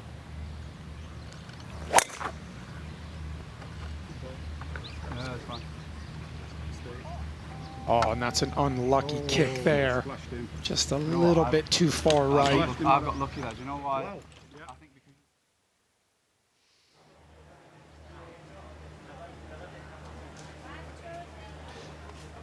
Well, no surprise to see the Chelsea fans out in force. John Terry there signing autographs. What an icon he was. Of course, the Champions League winner. 5 Premier League titles, 5 FA Cups, 78 England caps. We'll go up to the second. We saw Nigel de Jong finding the water with his tee shot.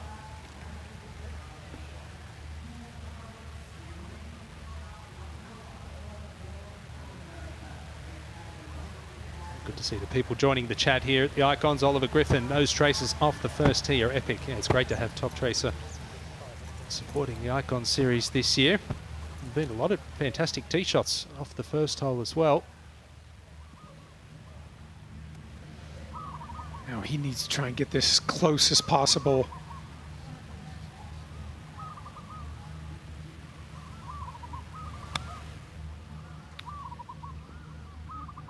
Just comes up a little short.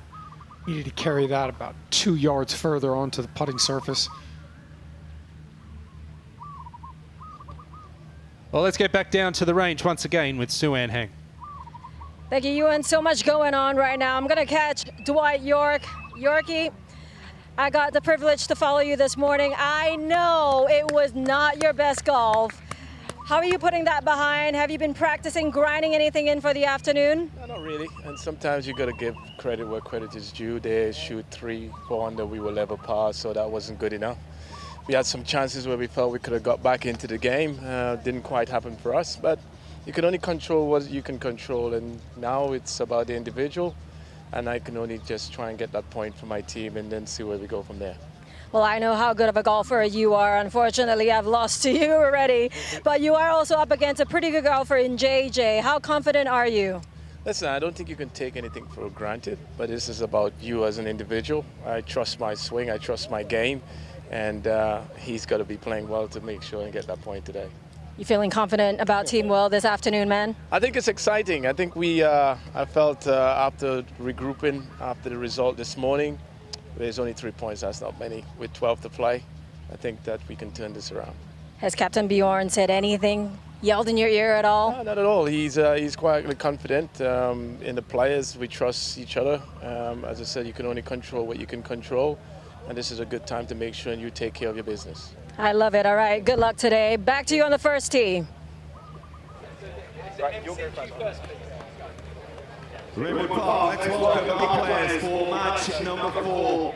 2 Arsenal greats, great friends off the field. Today they're Icons enemies. Please welcome for Team England, Theo Walcott, and for Team World, Aaron Ramsey.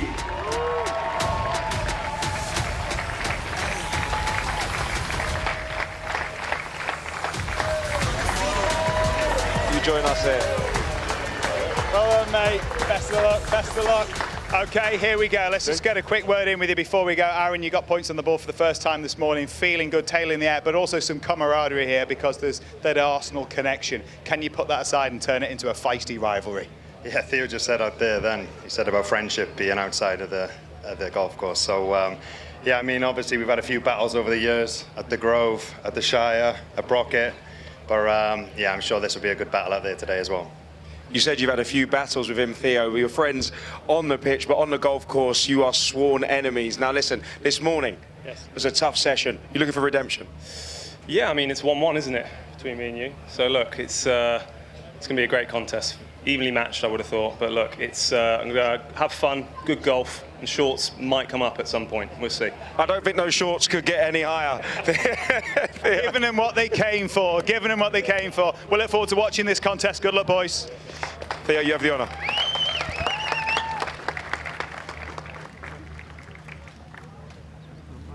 There are shorts and then there are shorts. I don't know what Theo Walcott's thinking there, but it's style. It's not my style, but it's a style.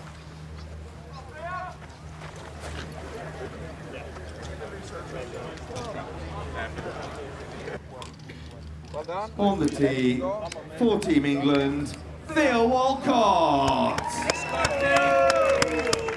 62% of the fairways this morning, so he drove it pretty solid. Likes to play that little fade. 5 FA Cup titles between this pair.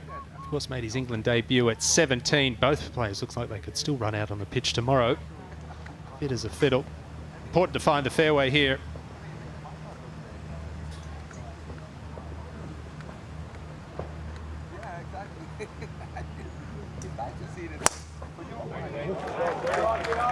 So he just kind of hangs back on that right side, swings left and hits the little cut. For Team World from Wales, Aaron Ramsey.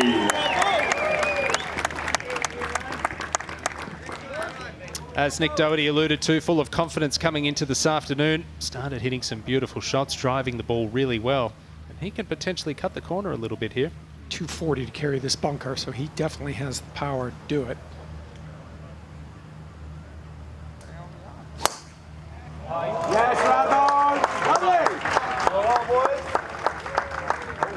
Just runs through the fairway, but he'll be fine. Not a lot of rough here at Robbinswood. Almost has to get unlucky to get a bad lie. ออกตัวไปแล้วนะฮะตีดีทั้งคู่นะครับ ทำออกมาได้ดีมากนะครับเห็นแล้วทุกคนบอกว่าว้าวว้าวว้าว Oh, the fourth match has just teed off. There are 12 matches out this afternoon, but it's the final match, the anchor match, the one that everyone has been looking forward to. Jimmy Bullard versus Gareth Bale. 68% of people backing Jimmy Bullard, and Claude. Gareth Bale might have something to say about that. Well, he doesn't look too bothered about it.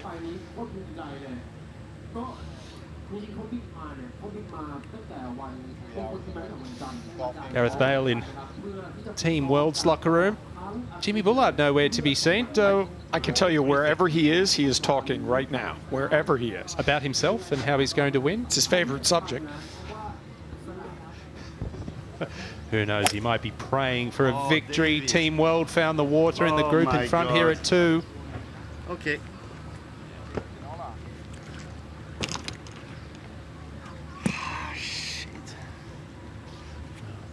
After winning the first hole, it's not what he wanted. Well, let's take a look at all the matches that are still to come.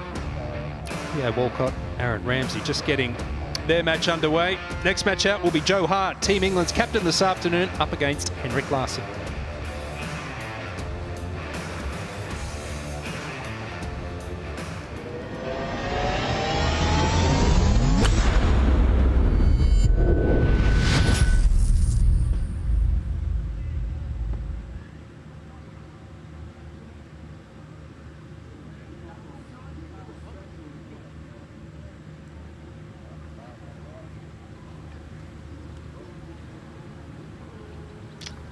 Down the first fairway, Walcott and Ramsey making their way to their tee shots. This is the second hole. David Ginola has found the water, so he'll be taking a penalty drop, getting ready to play his third shot.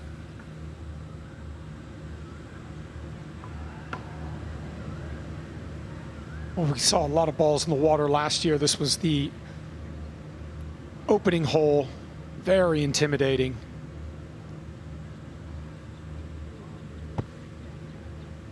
I think one of the keys here, as I said at the opening of these matches in the afternoon, just don't give holes away. Make your opponent beat you. Don't forget you can scan that QR code on your screen there. Join the chat on WhatsApp. Tell us who you think's going to win. Who's going to come up trumps here later today? Last year, it was a whitewash for Team England. It's not the same this year. It's a much closer affair. While Ginola gets ready for his third, let's head back down the first fairway. Long par 5, Walcott and Ramsey.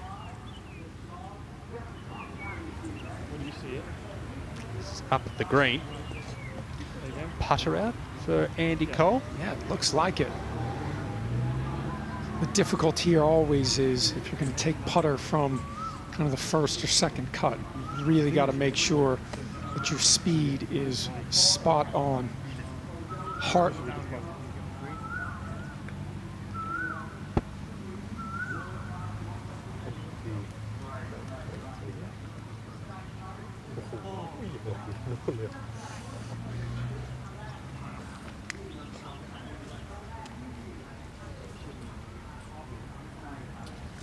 It's the ball of Andy Cole rushing past the hole there at number 1. Up against Ruud Gullit this afternoon.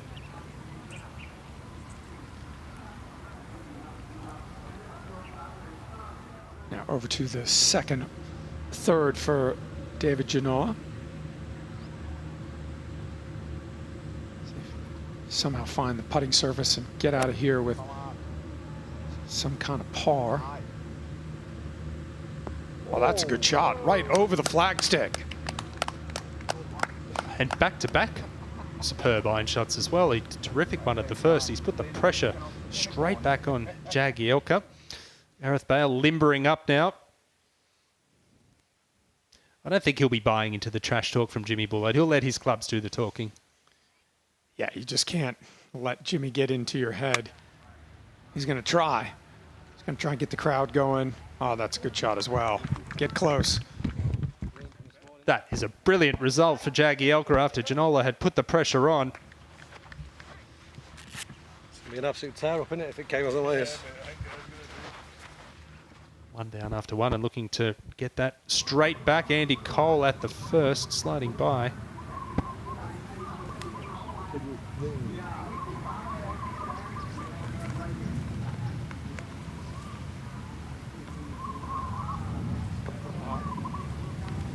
Root wasting no time.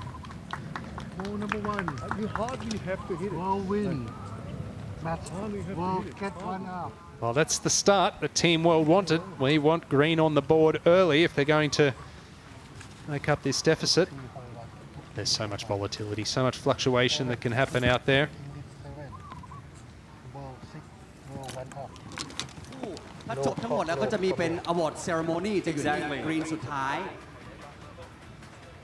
Let's welcome our players for match number 5. For Team England, we have one of the world's great goalkeepers.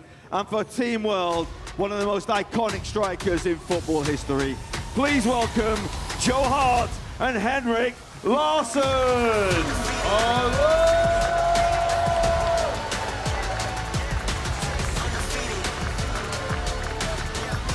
And you see that little C next to the name of Joe Hart there. That means that he has the call the captain option for Team England this afternoon. He can call team captain Danny Willett in. 2 Celtic icons, of course, Joe Hart, multiple premiership winner along with Man City. Well, I lived in Glasgow when Henrik Larsson was playing at Celtic, and he was an absolute legend around. He just was so popular, such a great goal scorer. Had the dreadlocks, I mean, he was a cool customer. On the tee for Team England, Joe Hart. But you've got a 4-time Golden Glove winner in the Premier League here versus a 5-time Golden Boot winner in the Scottish Premier League. Claude, what do you got? You got the feet or the hands this afternoon? Who's coming out on top? You know, I think this is going to be a really, really good match. Neither one of these players have super, super low handicaps, so they're going to play a little similar game. I think it's a question in this group as opposed to what we're going to see towards the end of the afternoon sessions. The miss can be, I think it's who can miss it the best here. Throw in a combination of good shots, but just have that miss not be too destructive.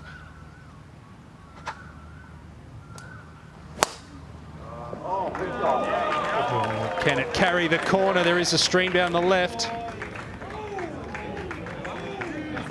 On the tee, that is a big tee shot for Joe Hart. From Sweden, love that. Henrik What a hit. Larsson.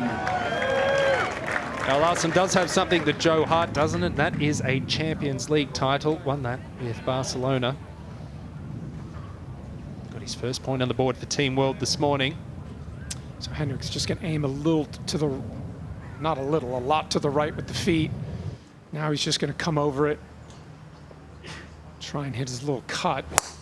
There we go. Tends to hit it very, very low, but hits it pretty straight when the hands don't get too active. That's perfect. Very important for him to play his own game this afternoon. He's going to be hitting first pretty much every single time. And that's it. So hard. Andy Cole on the second, Claude. Should set up perfect for his draw. He's got a big advantage here because he's drawing it away from the water, away from the hazard. I'd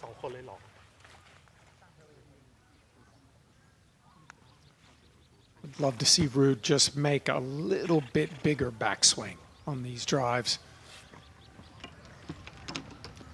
Yeah, I can tell you just a moment ago, Jagielka tapped in his birdie putt to get the shot back on David Ginola, so they're tied through 2 holes.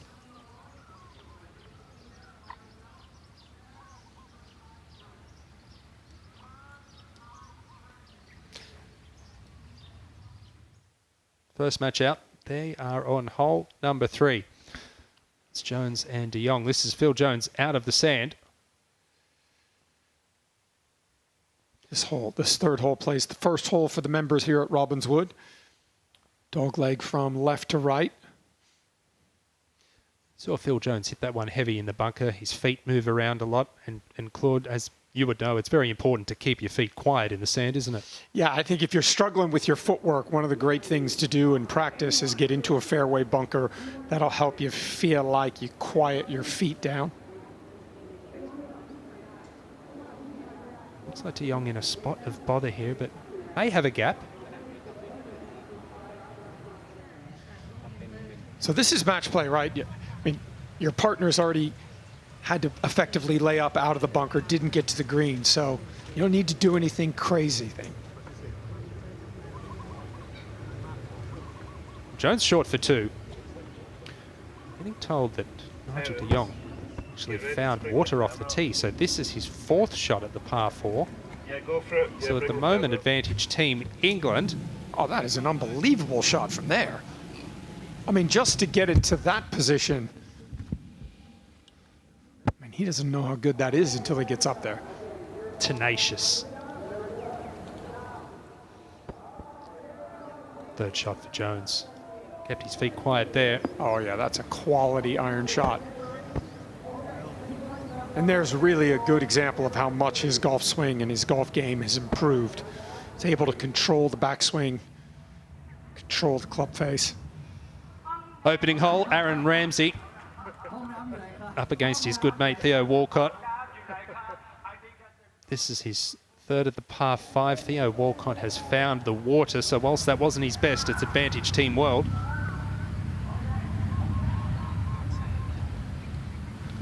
And if you're captain Thomas Bjorn, you want to see as much green on this board as early as possible to give these later groups.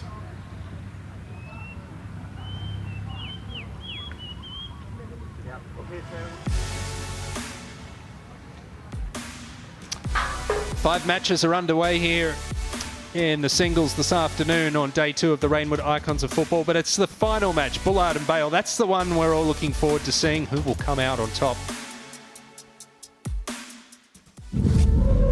Gareth Bale, I'm buzzing his ear. When it comes to star power, Gaz just adds another layer to the whole event. Jimmy Bullard is playing golf every day, so I guess he's a professional now.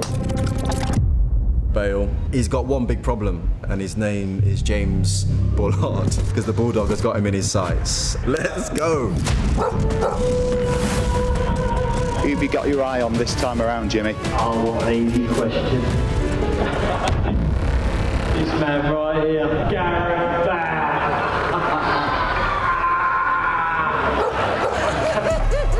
Yeah, from what Jimmy said, I think he just wants to get his YouTube followers up, so just trying to use my name in a different light. So Jimmy, please settle down unless you're going to pay some money, please. From Wales, Gareth Bale!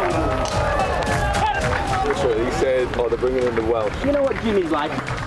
Gareth Barry, never seen him hit a ball except on Gareth Bale. I'm sorry, Bale, he's done you there. He has had an England cap, it was on the bench. Yeah, but he didn't get a cap.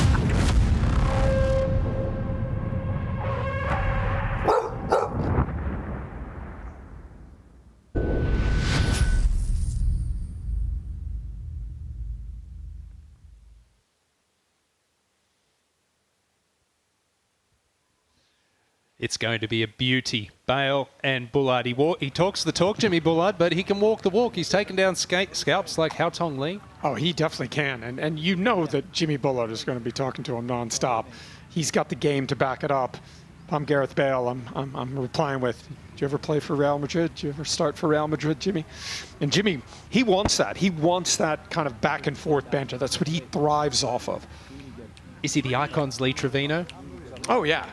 He's the Icons, Ian Poulter. He just loves, the thing I love most about Jimmy is he wills the golf ball into the hole. He wills himself. Number 6, We had to, didn't we? It's Liverpool against Manchester United. Please welcome for Team England, Robbie Fowler, and for Team World, Ryan Giggs.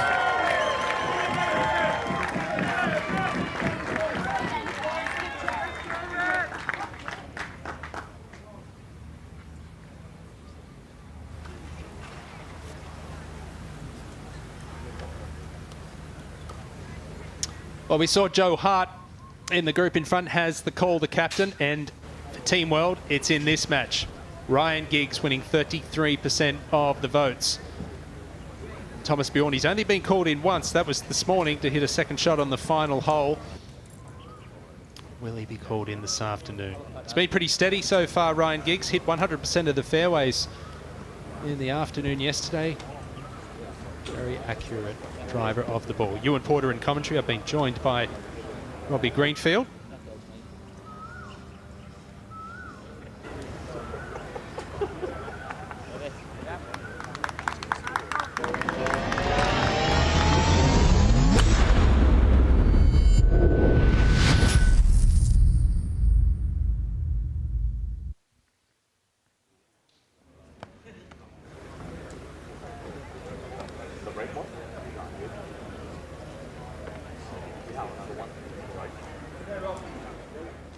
On the tee for Team England, Robbie Fowler.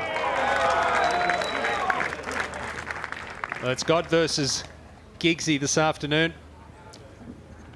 Two very steady players. Of course, Ryan Giggs has the call, the captain badge. Will he call on Thomas Bjorn this afternoon? Ewan Porter in commentary alongside Robbie Greenfield. Got to be looking forward to this one, Robbie. Yeah, this is a good matchup. Robbie Fowler, very solid golfer. All-time top 10 Premier League goal scorer. Look at that driving accuracy. 77% of fairways found, and another one. Just a nice little soft peeler to get us going. Team from Wales, Ryan Giggs. Ryan's been a little bit more up and down with his form thus far. Half a point secured. He'd love to get a full point in this one. Yeah, you'd have to favour Fowler, wouldn't you? He hasn't lost a point yet. He has earned 2.5 versus a half point for Giggs. Giggs likes to hit that big cut. It goes against the shape of this hole.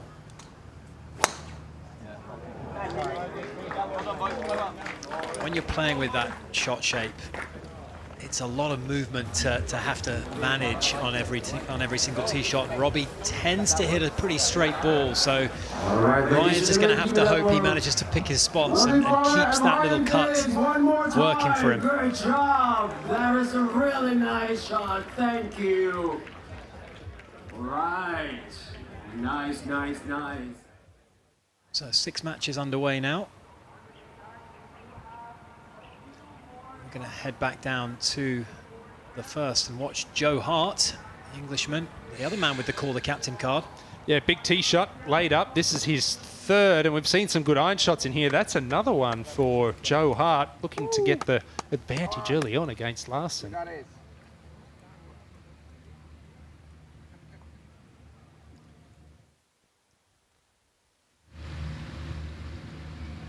Well, we're going up ahead to the second hole where Ruud Gullit has a putt for double bogey.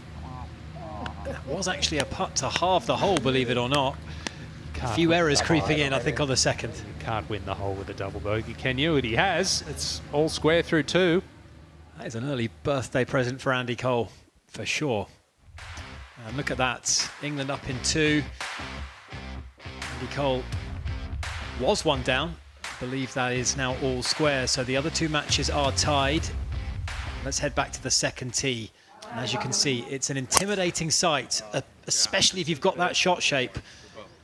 You struggle to manage that left to right shape, although I have to say Aaron Ramsey has done that beautifully there. And he's left himself a nice pitch in, open up the green. Yeah. Yeah. Sweet.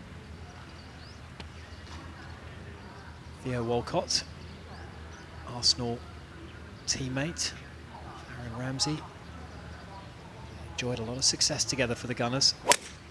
Swing. Oh, nice. Perfect. Well done. It's a crisp strike there, down the left-hand side of the fairway. So both of these guys avoiding the water.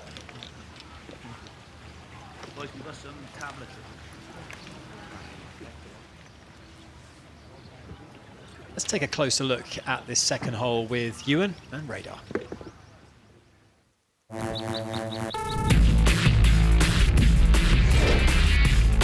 Well, the first hole that we're going to feature this week at Robbinswood is the par 4 second. It's a brilliant risk-reward short par 4, and Radar, I know we're in your element because this is your favourite hole on the course. Absolutely adore it, Ewan. 312 yards, tee it high and let it fly and grip on it.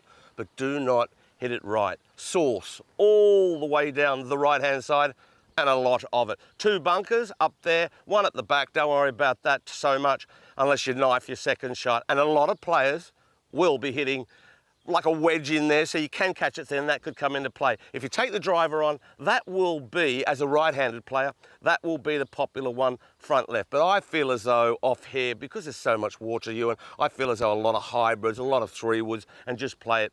Find the fairway because it's narrow down there. And if you do lay up with an iron, 2 bunkers down the left-hand side. Last year here at the Icons, over on the left-hand side was a popular bailout spot. Well, we could see everything from a 2 to a 6 on this hole this week. It's going to be an exciting watch.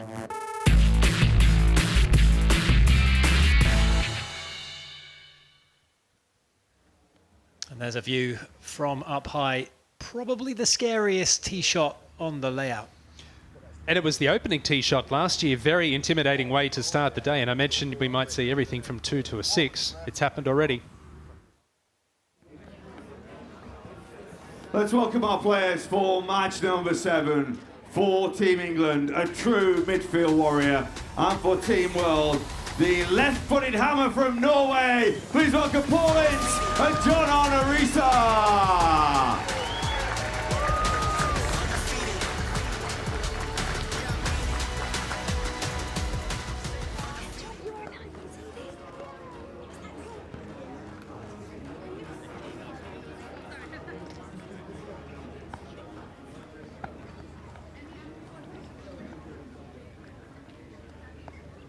That's back on the tee. Let's get back up to the first green, though, if we can, where Joe Hart has this for the win.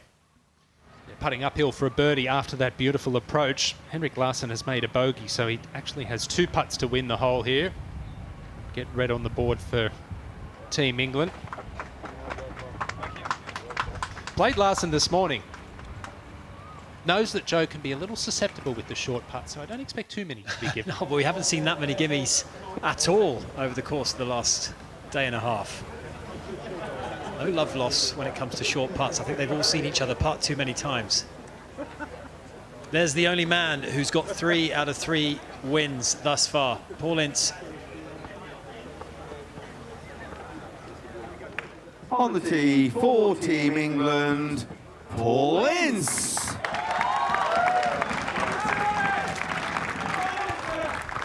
Perfect record for the governor so far, Ewan. Yeah, and you'd have to favour him in this match, John Arne.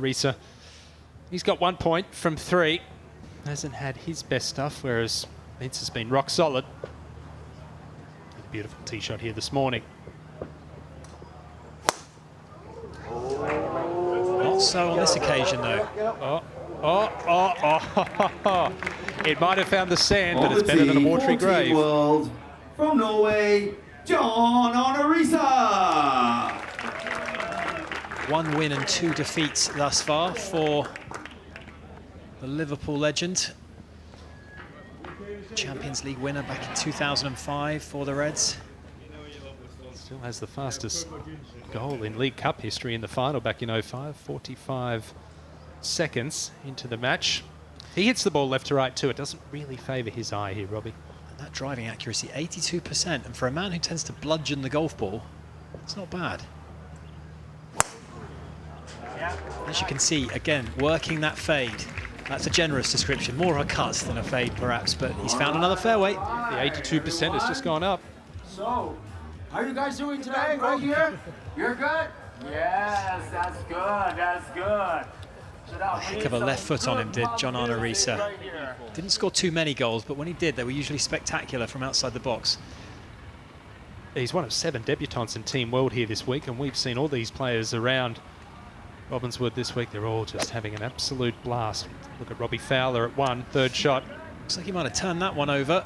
And that's the shot shape Robbie does. Struggle with a touch, right to left.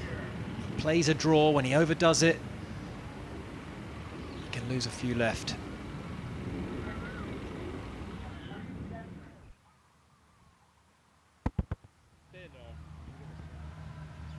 It's a spectacular view overhead on this second green. We saw Gareth Bale's ball all the way over on that right-hand side. He flew it all of 315 yards this morning. These two don't possess that kind of firepower, but they've safely negotiated their way onto the putting surface, Ewan, and both have birdie putts. And we were talking this morning quite extensively about the importance of leaving the ball below the hole here, because the greens are 12.5 to 13 on the stim meter. It's almost impossible to do here because it's a back to front sloping green and the pin is at the front, which means behind the hole it is super fast. Difficult to lag this close. You can see Theo's giving this a lot of room out on the right-hand side.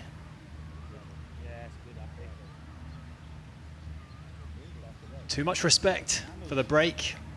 Not bad for weight. Hit it where he aimed. He certainly did. Another one of those. And I love what they've done in this hole this year. They've pushed the tee up some 30 yards. It was about 320 last year, 285 this year, so they've made it drivable for the longer players. Right to left putt for Ramsey to win the hole, and well, his name might be Ramsey. You didn't need to ram it. We've seen many a rush of blood to the head. That was another one. And that's, you know, again, experience in match play comes into it there. What did Claude say just a few moments ago? Don't gift anything to Europe. Make them win the hole. Don't give holes away. And Aaron's got work to do if he's not to. Yeah, that was a massive unforced error there from the Welshman. And he knows it. And you can see how quickly he played both of those shots as well.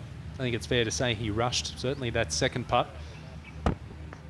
Theo Walcott, more meticulous, taking his time. His eyes have just opened pretty wide here after losing the first hole, a chance to draw level. Aaron will be particularly annoyed given how close his approach shot finished. He had that for birdie.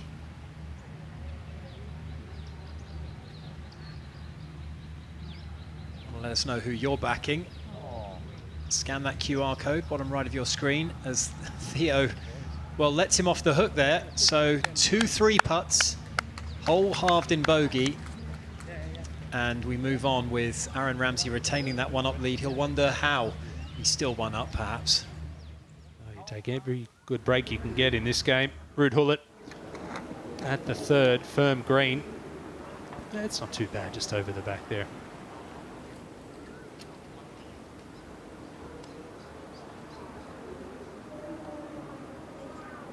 Playing a little bit downwind this third hole, so it's going to be very difficult to stop the ball once it lands on the putting surface.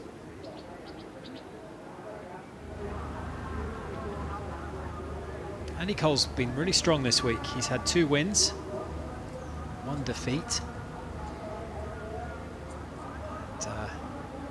The only new member of the England team, replacing Paul Scholes from last year.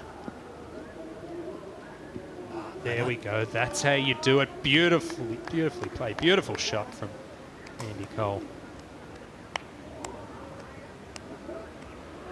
Advantage England over there.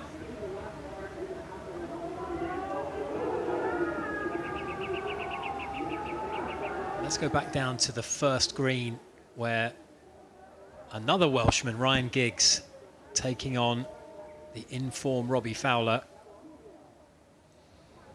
But he's got a lengthy putt, albeit, Ewan, for the win. And once again, a very difficult one to lag close to the hole. It'll move pretty swiftly from his right to left. You can see the different colours in the green there. The shinier it is, the quicker it will be. Over 30 years and 1,400 Premier League games and experience between them. Oh, that's an excellent roll from Giggs.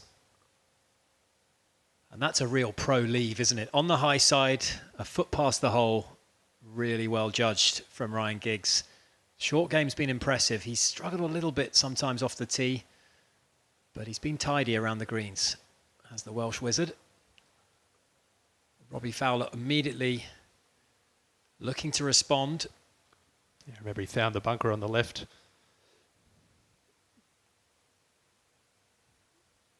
Didn't hit a great bunker shot at all, so 25, 30 feet left for a half. Let's welcome our players for our next game. Match number 8 for Team England. A dynamic international midfielder on the Team World. The man that's simply playing with a smile on his face all the time. Please welcome Jermaine Genus and Dwight York.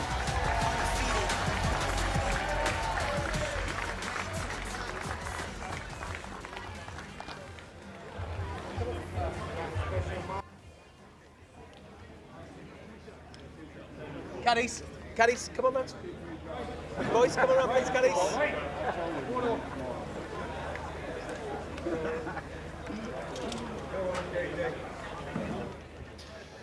96 years of age between York and Genus, and both look like they could run out on the pitch tomorrow. Let's go up to Robbie Fowler at one, par putt to tie the hole.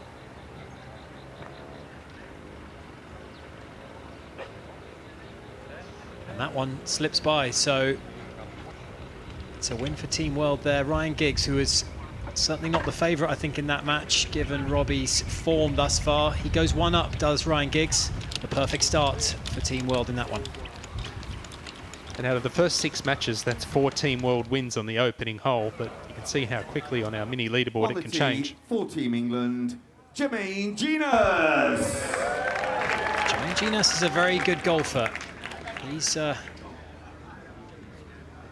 handicap, long hitter, plays a lot of golf, has appeared in many a Pro-Am, and he knows he's got a big task ahead of him up against one of the best players on the Team World lineup in Dwight York, but I think he's capable, Ewan, of rising to the occasion. Absolutely. Yeah, no question about it. 21 England caps for this man, and loving representing Team England for a second time at the Reignwood Icons of Football this week. He'll be looking to try and take this over the edge of those fairway bunkers. Bailed out to the right this morning. It was an aggressive line, low ball flight. Has skipped straight through and into the rough on the left-hand side. Dwight York. Yorkie, not the longest off the tee, but he's usually pretty straight. He did come astray a couple of times this morning, but that being said, I mean, they were still level par, were Sheva and Yorkie this morning. It just, they came up against the unstoppable force of Lee Sharp and Jimmy Bullard. And he might have a little mental advantage too over Genus this afternoon. We've been told that Genus actually broke his driver on the driving range warming up for this afternoon, so he's had to borrow someone's.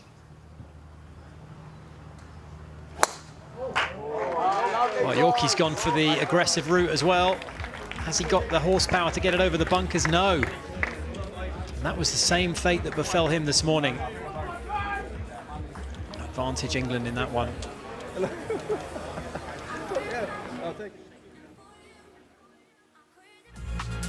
So there you have it. It's tight in these early matches. Only 1 or 2 holes separate the sides. Jagielka 1 up on Ginola. Ramsey 1 up on his former teammate Theo Walcott.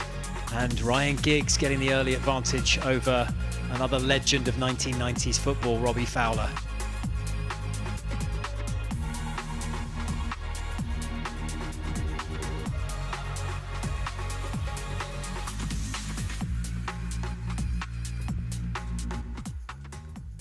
Things happen.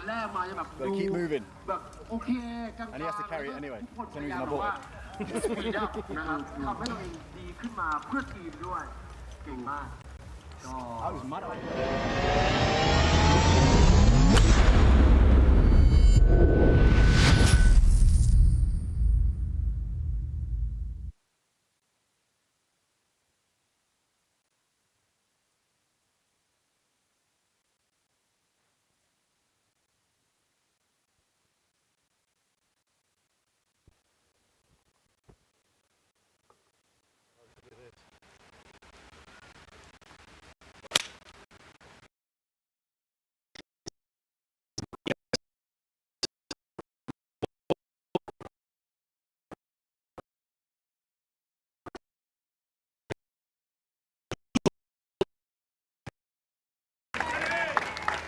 oldest Premier League scorer at the age of 40, 755 games, and at the age of 59 he's playing some red-hot golf, although he's looking for his first point, Robbie. He's been unlucky. I think he's just come up against hot hands in the opposition side, because he's still played solid.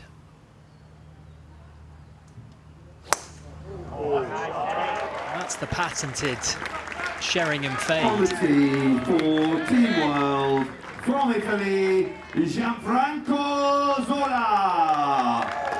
Zola. His swing just goes up and down. There's not much in the way of deviation here. He's a pretty straight ball hitter. Yeah, I think the key for Sheringham is to do what he just did, find the fairways, because his iron play has been great. We know Zola's going to keep it in play the bulk of the time.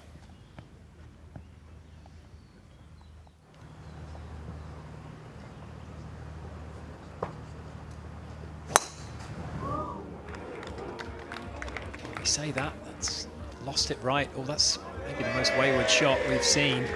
Did a cameraman save that? Good job, guys. Awesome. Sounds like he caught a bounce there, Ewan.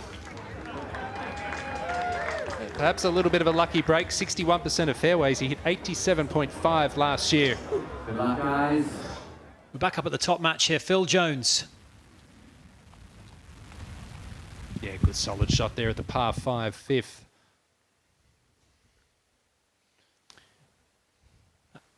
United and City all tied up. And that one's nip and tuck so far. Both of these guys on in regulation on this par 5. Let's go to David Ginola now in the second match. Another good looking putt there, another good judge of distance. That's a win for David Ginola to get it back to all square. No tied holes through 4. Topsy-turvy encounter that one. With the amateur golfers, Ewan, we do see a lot more results. There's a lot of halved holes, of course, in Ryder Cups, as you'd expect, with so much more needed to actually win the hole. But sometimes a bogey is good enough to get a win here. Or as we saw earlier on the second hole in Hullett's match, a double bogey is good enough there for Andy Cole. But I think the golf course plays a factor in that too. There's a terrific risk-reward element to Robbinswood. Par 5 opening hole is a birdie opportunity. That's where Genus is, although this is his 4th shot. Looking to get up and down. Save the par the hard way. And wow, what an effort that is. He's given himself a chance. Right on target. Just about 10 feet short for Jermaine Genus. And he'll have an uphill putt for par. Mentioned it this morning, Robbie, how I think the Icons team have got it just right with their scoring format this year. I love the idea of the home and away holes, and then, of course, the final hole, a double-up opportunity. What's ensued is a very tight battle. Well, it keeps us all guessing as we watch Nigel de Jong. This is for birdie. Another well-judged putt from the Dutchman. He's really shown us some short game smarts, hasn't he? He has. He's very steady, very tidy around the greens, and his ball striking for the most part has been pretty solid as well. He played last year, one of 5 members of the Team World to retain their place. And he would have gone away and thought, I want to equip myself better than I did last year. He'd have worked on his game a fair amount in the last 9-10 months. Absolutely, as have a few other players, including Joe Hart as well. But he's a busy man, as they all are. Director of top football for the Dutch Football Federation, Nigel de Jong. In my mind, they're spending 24/7 on a golf course, but that is not the case. A lot of these guys have very, very busy lives with a lot of commitments. Yeah, as too does Phil Jones, youngest player in the field. He's heading up the under-18 academy at Manchester United at the moment. That was for the win. I mean, and he really is, what is he, 33? Could still be playing. Another, unfortunately, injuries curtailing Phil Jones's career.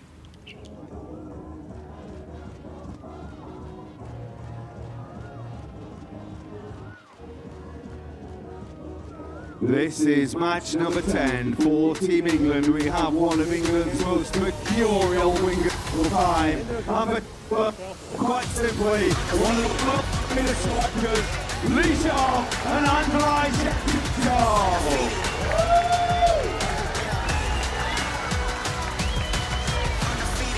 Here we go, here we go. Two of the best golfers here, two of the best golfers on show, Josh.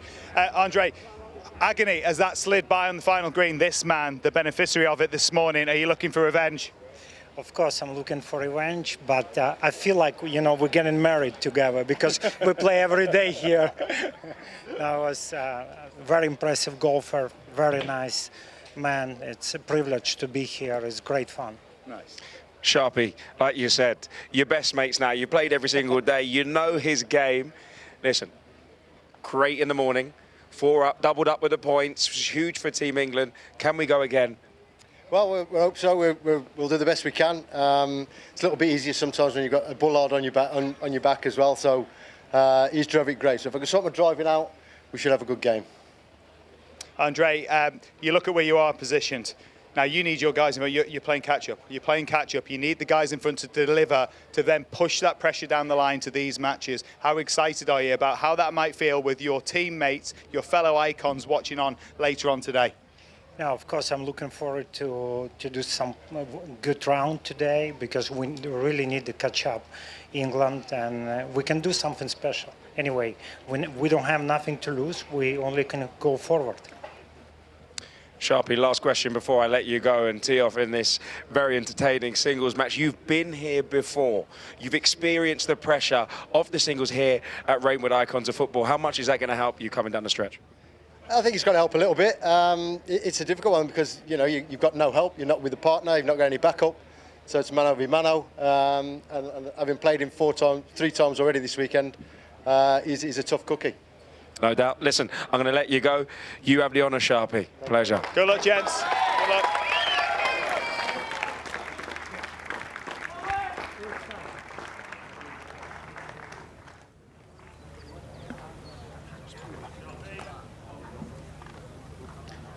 Yeah, I'm excited about this one.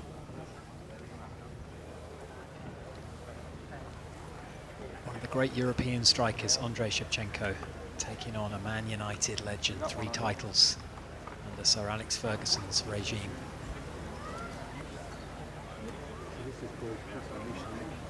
And both of them excellent golfers, Ewan. Yeah, he was the best player on the golf course this morning alongside Jimmy Bullard. Of course, 4 under par in their Greensons match, which is really unheard of in that format. MVP, co-MVP last time around. And you'd have to think he's the favourite.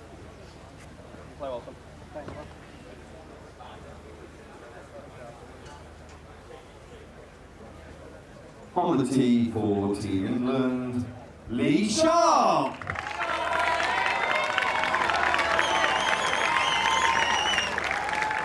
The career he had on the left wing for Manchester United. That first phase of dominance under Sir Alex Ferguson.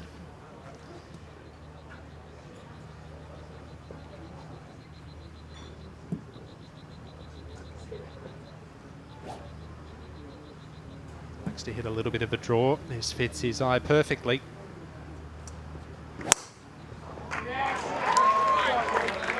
Solid. On the tee for Team World from Ukraine, Andrei Shevchenko. Been on his best strike, but it's a 3-shotter this par 5. Andrei Shevchenko, a Champions League winner with AC Milan, a Ballon d'Or winner as well. Likes to hit a fade as a left-hander. This fits his eye as well.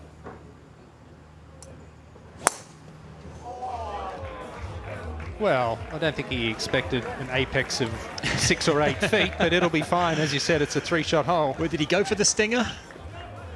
He'll tell people he did. Look at that, it's perfect.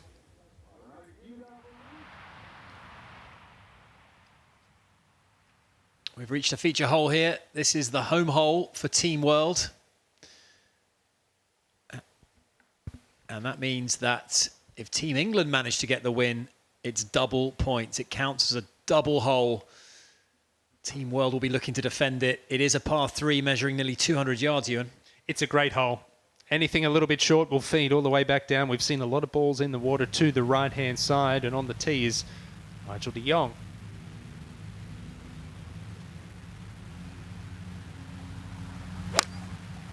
A lot of pressure on the home team on this hole.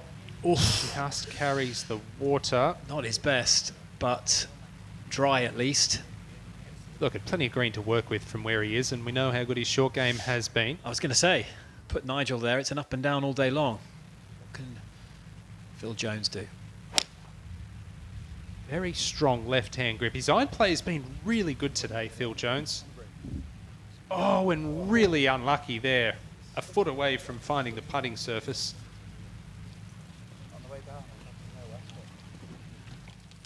The way Nigel is out of bunkers, he'll be wishing he had Jones's shot, but it's going to be a short game battle there. Very, very tight in that top match. All square.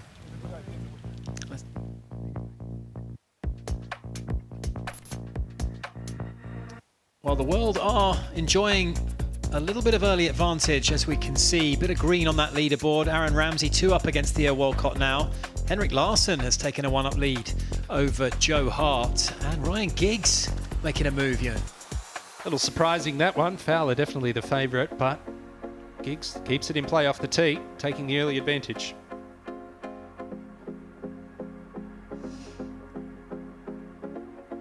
And we move ever closer to those two matches. Mouth-watering contests, these.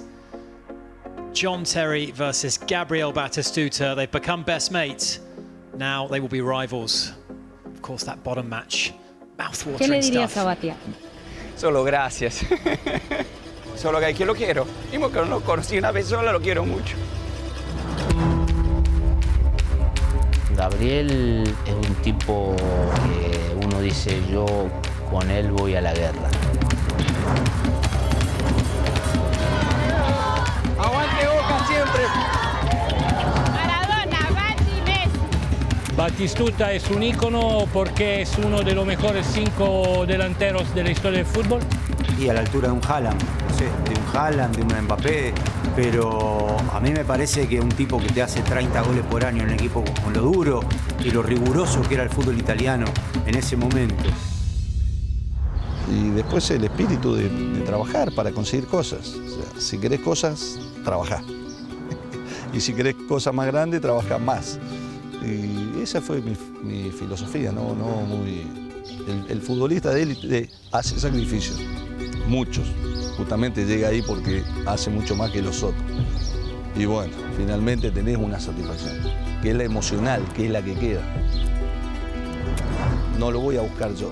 Lo que me da satisfacción es haber hecho que alguna persona haya sentido algo en un momento. ¿Qué le dirías a Batia? Solo gracias. Gracias. Solo puedo decirle gracias. Solo que lo quiero. Y porque no lo conocí una vez sola, lo quiero mucho. Dejó una huella enorme también en el fútbol. Hay un antes Batistuta y un después Batistuta. Para los boteros que el Bati haya sido de Boca, la verdad que es un orgullo que haya vestido esta camiseta. Para mí es así. El 9, el delantero, para mí es el más grande. Es solo Batistuta. Porque el dinero y todo eso, sí, por supuesto, te facilita la vida y te da un montón de cosas. Pero después pasa, o te acostumbras, lo emocional es lo que te mantiene vivo. En Argentina el fútbol es vida. Pero hay muy pocos que se convierten en dioses, en íconos. Bati es un ícono.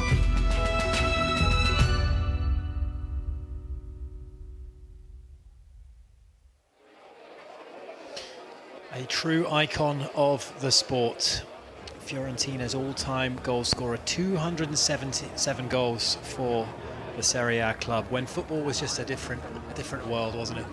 Yeah, certainly, and still the only player to score 2 different hat-tricks in World Cups. For Team England, one of the world's greatest ever defenders, and for Team World, one of the world's greatest ever strikers. Please welcome John Terry and birthday boy, Gabriel Batistuta!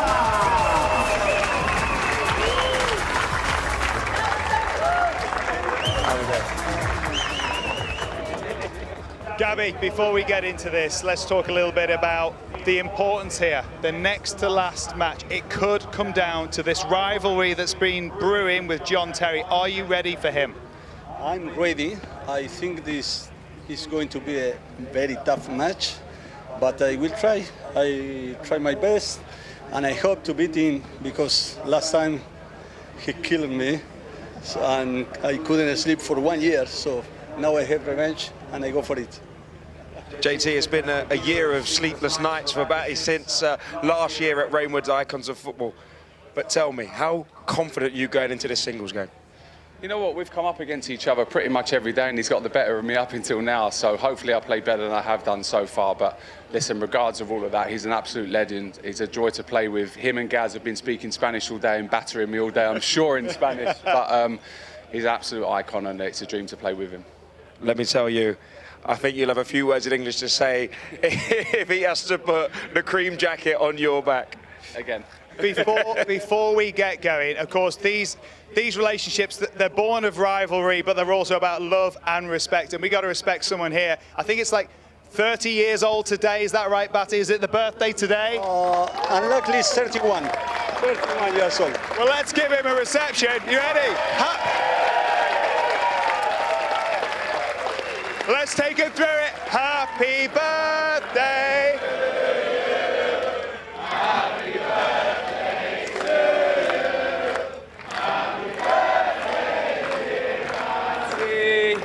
Happy birthday, dear Batty. Happy birthday to you.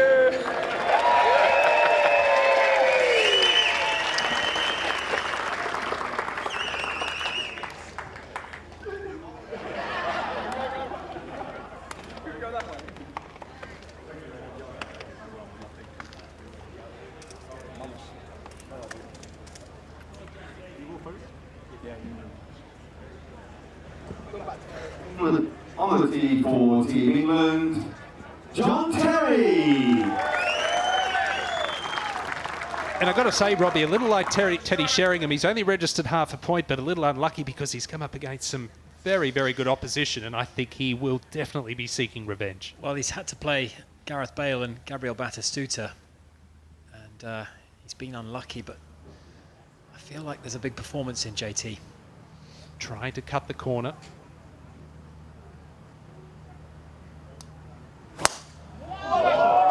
Rifled with a little draw from the left-hander. On the tee for Team World from Argentina, Gabriel Batistuta.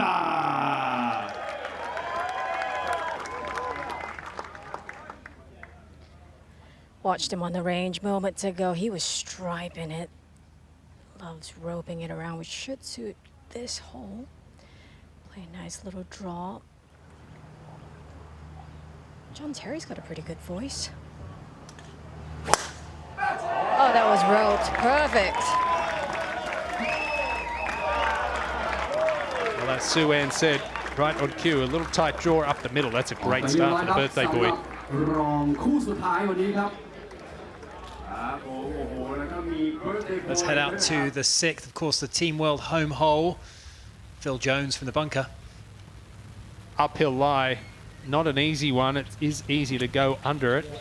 Now remember, this is the Team World home hole. Phil Jones, take a bow. Nice shot, Phil. Well, Nigel de Jong is used to hitting those kind of shots, not seeing them from his opponent, and that was beautifully played. And don't forget, it's a double up hole. This match all square. A win here for Jones would see him go 2 up.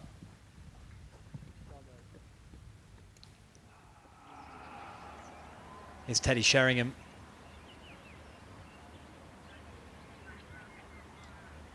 Just a short one on the first hole for his par and the win. Good start there for the Spurs and Man United legend.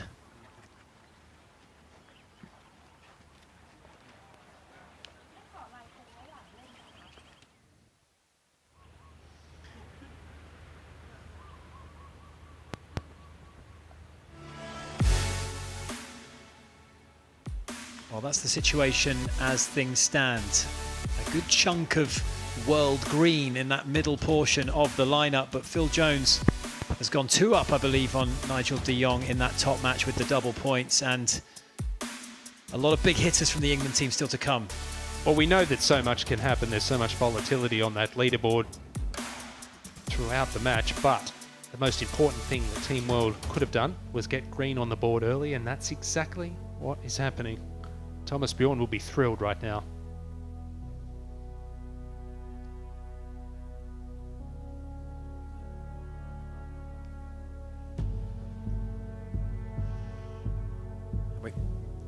And we've still got that big blockbuster battle still to come. Jimmy Bullard taking on Gareth Bale. Here we go, Josh. We've waited a long time. The fans are in attendance. The world has spoken. Yeah, This is massive. The reality is there's 24 icons for us to enjoy, but you know what? There's one match in particular that stands out. There are 2 players in particular that seem to stand above the others. When it comes to this great game of golf, it's Bullard, it's Bale. You voted for it. We're bringing it to you. Gareth Bale, I'm buzzing his ear. When it comes to star power, Gaz just adds another layer to the whole event. Jimmy Bullard is playing golf every day, so I guess he's a professional now. Bale, he's got one big problem, and his name is James Bullard, because the Bulldog has got him in his sights. Let's go! Who have you got your eye on this time around, Jimmy? Oh, what an easy question. This man right here, Gareth Bale.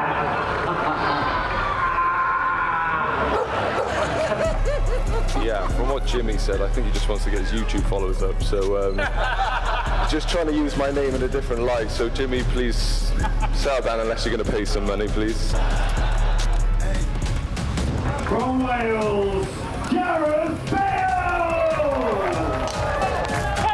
That's what he said, oh, they're bringing in the Welsh. You know what Jimmy's like? Gareth Barry, never seen him hit a ball except on Gareth Bale. I'm sorry, Bale, he done you there. He has had an England cap, it was on the bench. Yeah, but he didn't get a cap.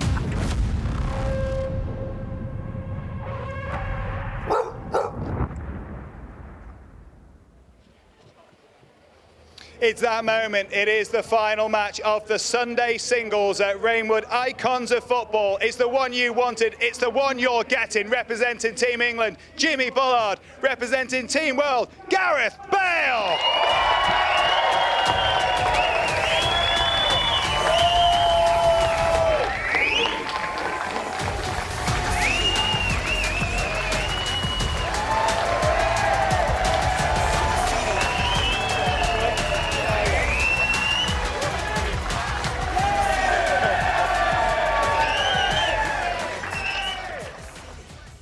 They wanted it at home. They voted for it. They clearly wanted it. Gareth, did you want it? Take whatever comes, to be honest. It's nice just to challenge ourselves, have a good time, and be competitive. Jimmy, we went around the world and we asked our fans who they thought would win this matchup, and 66% of our fans believe you're going to win the matchup. Oh, wow. Are you going to prove them right? Incredible, Only 66%, right? Okay. Look, fantastic player, and what he done in football is amazing. Always been an admirer of his game, and on the golf course, great player. So we're going to have a great time today, Gaz. Let's enjoy it. Gareth, you once said to me that this is the closest thing to walking out to take a penalty. How are you feeling right now when it could be your platform to do that very thing, but also in this anchor match? Yeah, no, it is. It's one of those, it's the only time in football where you have time to think. Got a bit of experience in the Champions League final doing it and scoring, so hopefully I can push on a bit of those, what's it called, experiences. Massive flex, by the way. He just had to drop that one in there. Anything? How can you respond to that? I haven't got a lot more. Yeah, look, listen, I just want to get cracking now, Josh, to be honest. I've got to ask you one question. How good would it feel to have Gareth Bale put on that cream jacket to you? Oh, is that what we're doing? Right, okay, the player we beat, hopefully, is going to put on the cream jacket. That'd be lovely, wouldn't it? Yeah, just get your Sean ready and just put it in there for me, you know what I mean? Be good, yeah. Look, let's see if it happens. That's all ahead of us, guys. For now, get swinging. Get it on, boys. Good luck.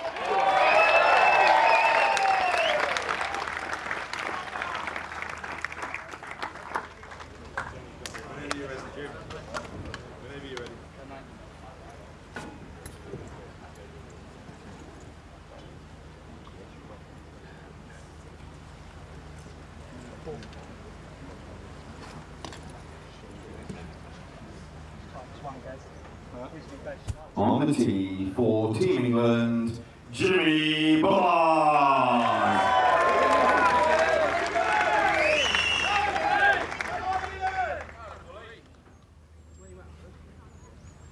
Well, after all the build-up, and I have to say, I am really excited to see this one unfold. It's going to be great. It's going to be great, isn't it? I mean, how do you come back from taking a Champions League winning penalty kick? I guess Gareth Bale hasn't helped a championship side get promoted, did he? True. Could have said that, but he's been playing some terrific golf. Took it over the corner here this morning, right down the pipe. Here we go.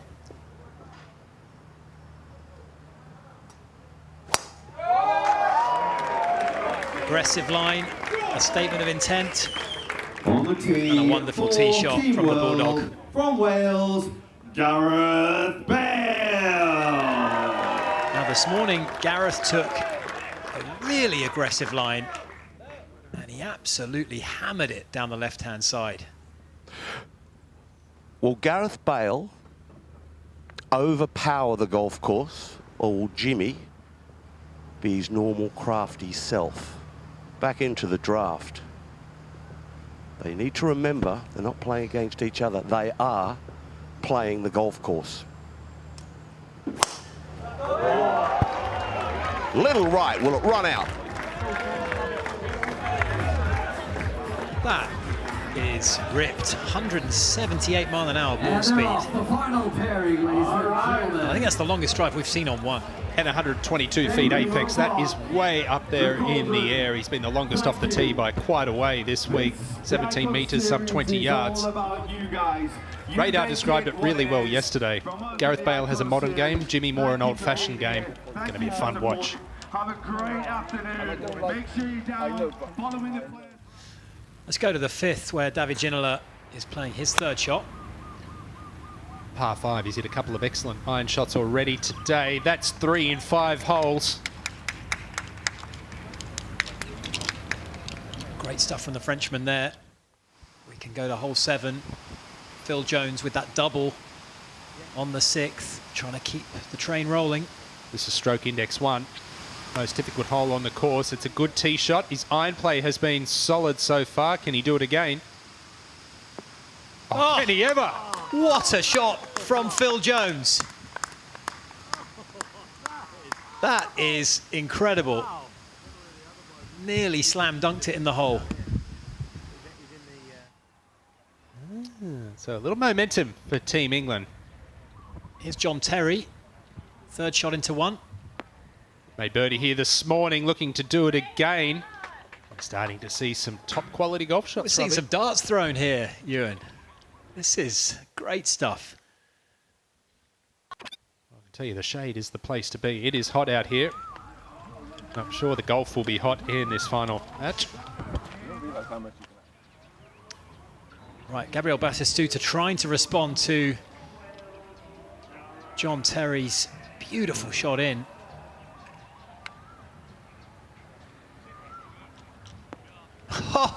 Oh my goodness me! What a response! That is incredible from the Argentine.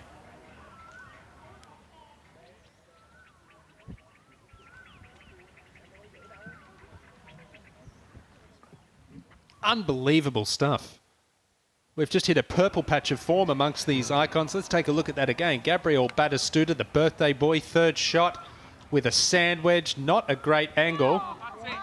Is this the Icons or the Ryder Cup we're watching here? Unbelievable from those two guys. Keen to know what tour event they're all playing next week.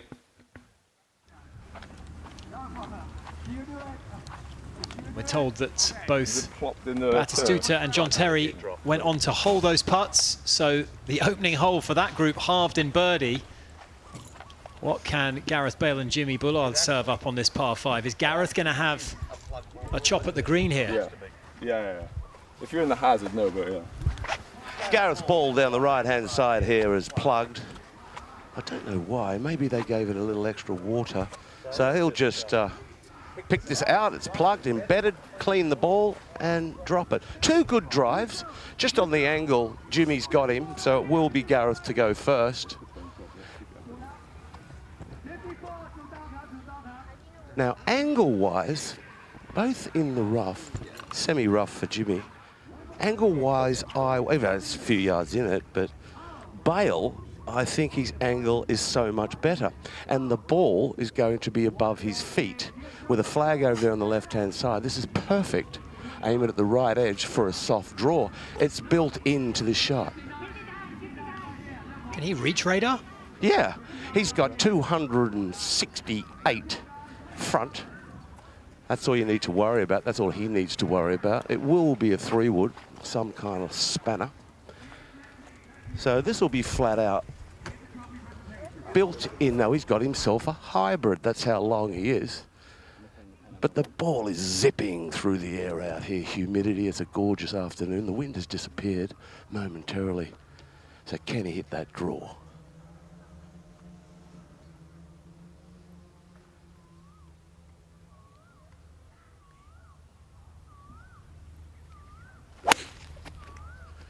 Chunked it a little down the right wing towards the trees.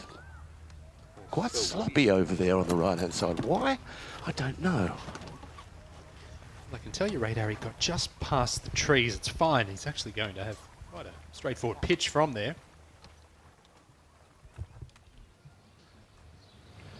269 total for Jimmy. And this is on a little downslope, so he's got to pick it. Could come out low. A yawning bunker short. Go on then. Get up. Didn't come out, so even Stevens right here on one with the last match.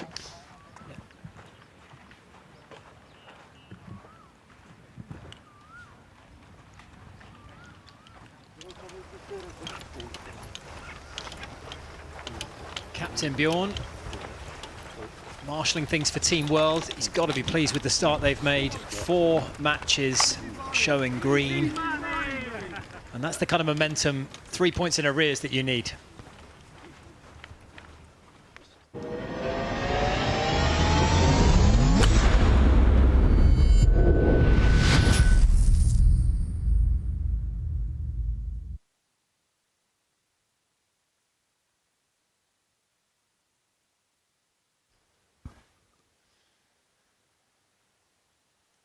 Well, there's a lot of interest that's been generated by this bottom match, and we're talking about finding out who the best golfer footballer is, and will it be Bullard or Bale? We go back up to the Team World home hole. David Ginola struggling a little. This is for double bogey.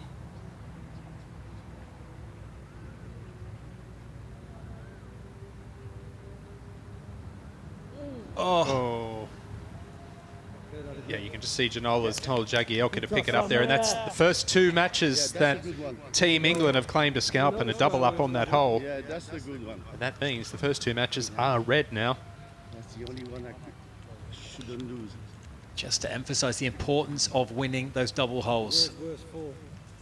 And they come thick and fast. It's a brilliant concept. I want to see it in the Ryder Cup. Yeah, can you imagine? Yes, yes. I don't think the players would sign up for it somehow.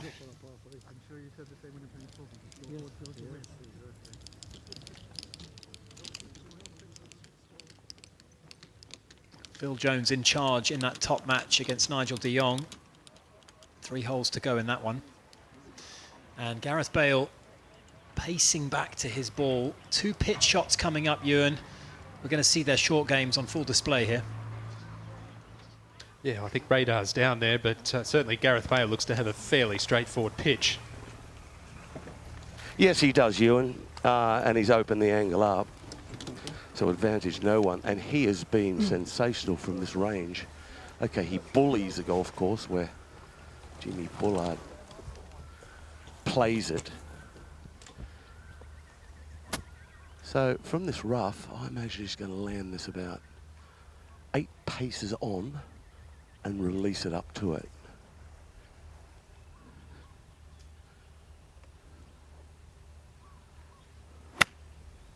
Chunked it.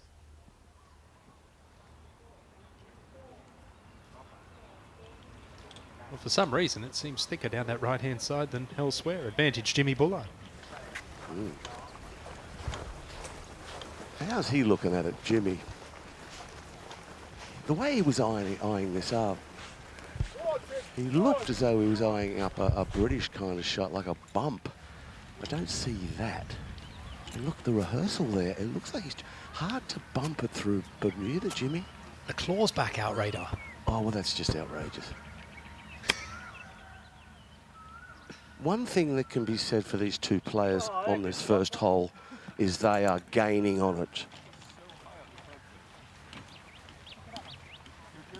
It's got to be said, a couple of unforced errors, both Bale and Bullard there. What do you think, Ewan?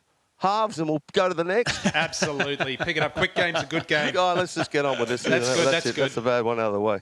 Birdie's on the card. Let's go back to the World Home Hole. That's the par 3 6, 195 yards it's playing. And it's the match between Andy Cole, who's one up against Ruud Gullit. Can he do what Phil Jones did a moment ago and take a double here? And I don't mean bogey, I mean double point. Oh, look at this. Sit down. Stop, stop, stop. Well, that was right on line. And that's a good spot to miss. I think it's fair to say England are owning the world on that hole at the moment, aren't they? They really are. And that will pile the pressure onto the Dutchman here. Well, Team England are playing good shots, but I think it's a little bit of a psychological warfare out there on this particular hole. Bullet's one down. Needs a good one. 5-iron, and has he chunked that? A little bit too heavy. I think he did. Not bad though. He'll take that result. It didn't look like a great ball flight, but he's clambered up onto the front collar there, so he'll have an uphill shot coming up. Andy Cole much closer. Here's Gareth Bale on the first after that fairly mediocre pitch shot. Yeah, difficult one to lag coming from the fringe, 45 feet up the hill, flattens out near the pin. It's done well.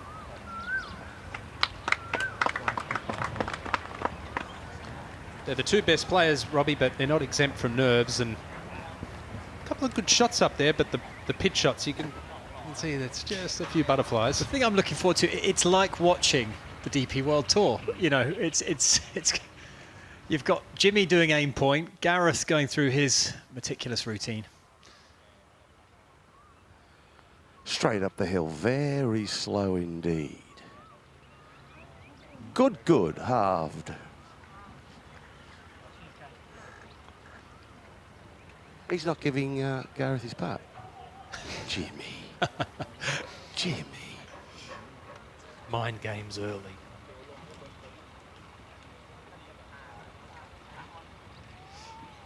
Jimmy Bullard, 63% of you backing the Englishman in this one. It was 66% on the first tee.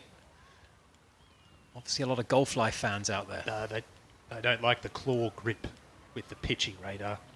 No, it tells you a lot. Then again, this looks a little further away than I thought, but sometimes in match play, it's nice to give one of this length on the first, and then the opposition who you've given it to go, oh, this is he's quite generous. And then you get to another hole deeper into the round and you don't give it. Expect him to make this inside right.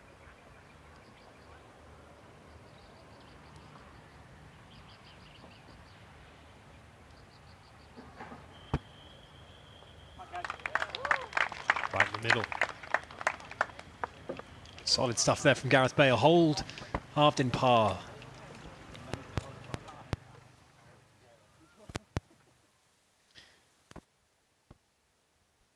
And the first match has reached the 9th hole. That is England's home hole. Shorter par 3 this than the 6th, Ewan, but plenty of danger.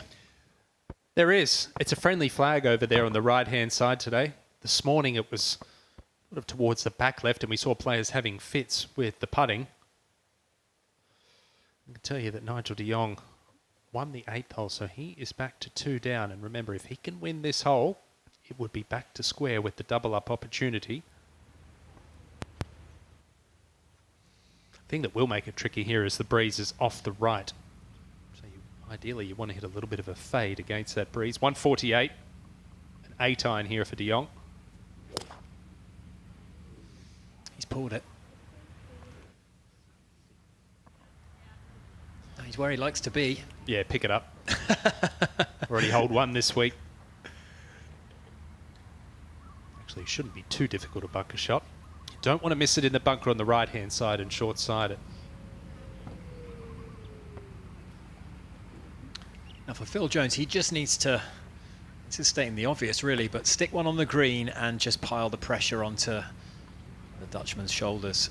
Well, it's something he's done so well this week. At these clubs, the iron play, he almost hold it back at 7. Likes to fade it too. Well, that's a solid strike. They like it. Oh, they love it. It's another one. What a shot from Phil Jones. He's playing the golf of his life here. Unbelievable. Not available for this next year, Phil Jones. He'll be playing the DP World Tour event the same week. Check this out. Wasn't just the result, but look at the flight. I mean, that is Tour Pro stuff from Phil Jones. I said the ideal shot is just that gentle fade against the right to left breeze, and could not have drawn that up any better. There's just so much power in that golf swing. Well, that's what lies in front of the players. Let's take a closer look at the 9th with Radar and Ewan.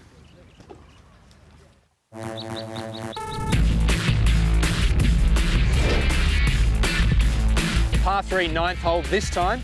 It's the home advantage for Team England. And Radar, it's a beautiful looking hole, but what are some of the challenges that the players are going to face here? Well, Ewan, it plays 162 yards on the card, but it's a few yards down. This green is seriously big.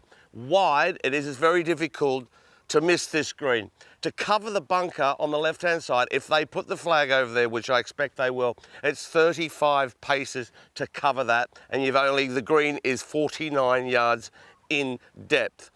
Most players here will probably, these fine icon players, amateur players, will hit 7 irons, some will hit a 6, but the stronger hitters could hit an 8. It depends where they shove the flag. From the middle, it slopes towards the back, and then there's a tabletop. It's a wonderful par 3 this year. Yeah, she's an absolute beauty and expect it to play a pivotal role in the outcome of this Icon Series.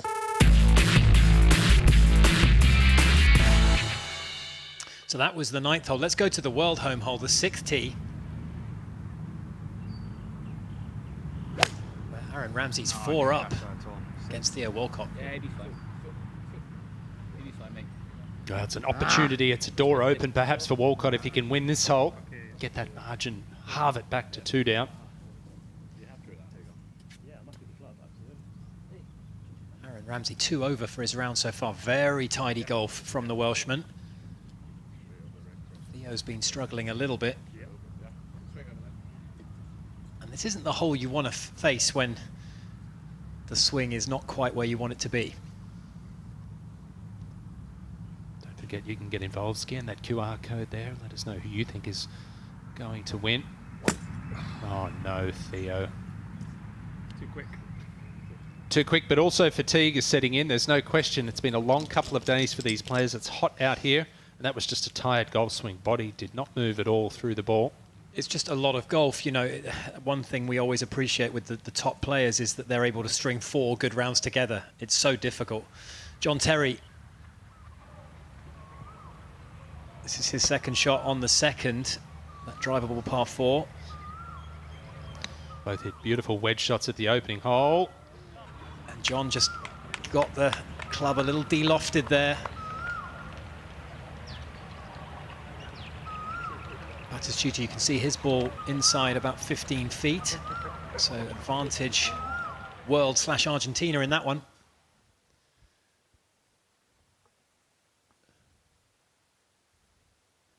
A look above that second hole. It's a beautiful sight here at Robbinswood. You like disastrous ones.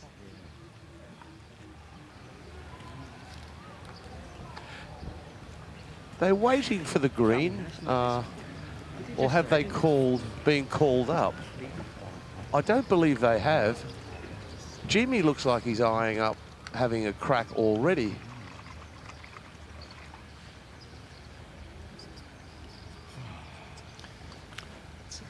But John Terry, I think he was trying to go for the bump and run there. Didn't really have much green to work with, trying to just bump into that slope. It came out hot. Now it's just going to be fairly slippery for most of the way. Yeah, Complete misread, unfortunately. Yeah, we've seen a lot of three putts from that point already. Jimmy Bullard still waiting back on the tee. But yesterday, Gareth Bale flew it on the green here. Jimmy was just a few feet off. It's fucking very quiet. How are you feeling, Jim? Well, he's pegged it up. He is going to have to wait. He can definitely reach the putting surface. Gabriel Batistuta, so solid thus far.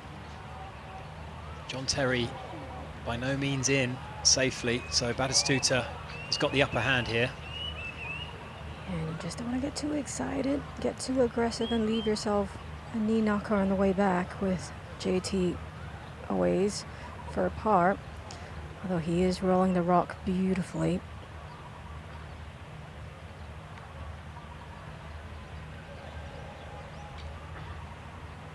Oh, what a putt from the birthday boy.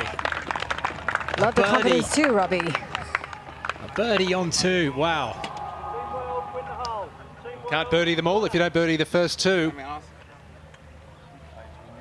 Amazing start. Is that a driver on the tee there, Ewan? Give me a heads up. I imagine it is. It is, radar.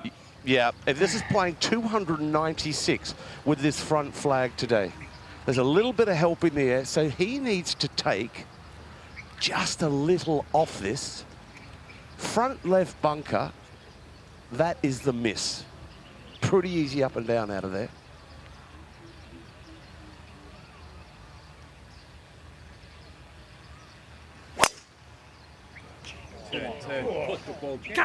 On a lovely line, this. Oh. It's a good drive. I think he would have preferred it in the sand. He's going to have to play some type of spinny little pitch from there. As we're looking at Gareth Bale's 3 drives thus far this week, as you can see, he's flown the water on all 3 occasions. That second shot he hit yesterday afternoon flew the entire green. Well, he needs to take a lot off this because the yardage I've given you, just under 300 with help in the air, elevation change of a few yards. He hit it over the back this morning and the ball's going further now, so he needs to squeeze one or it's back edge. Back edge on a banging line. This is munched. This is a par 3. Oh my goodness. Great balls, lads. Great balls. It's got too much firepower for the hole. It's landed softly. That's actually going to be a good leave. He has crunched it.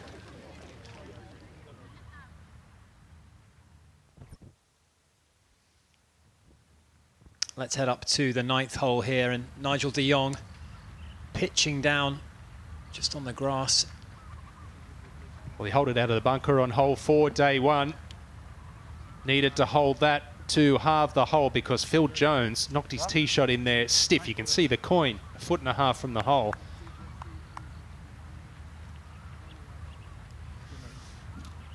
And Phil Jones, after that wonderful shot, will win the match 3 up. It will still be up the last to see if he can secure that bonus point. But what a performance from Phil Jones. Perhaps most improved golfer.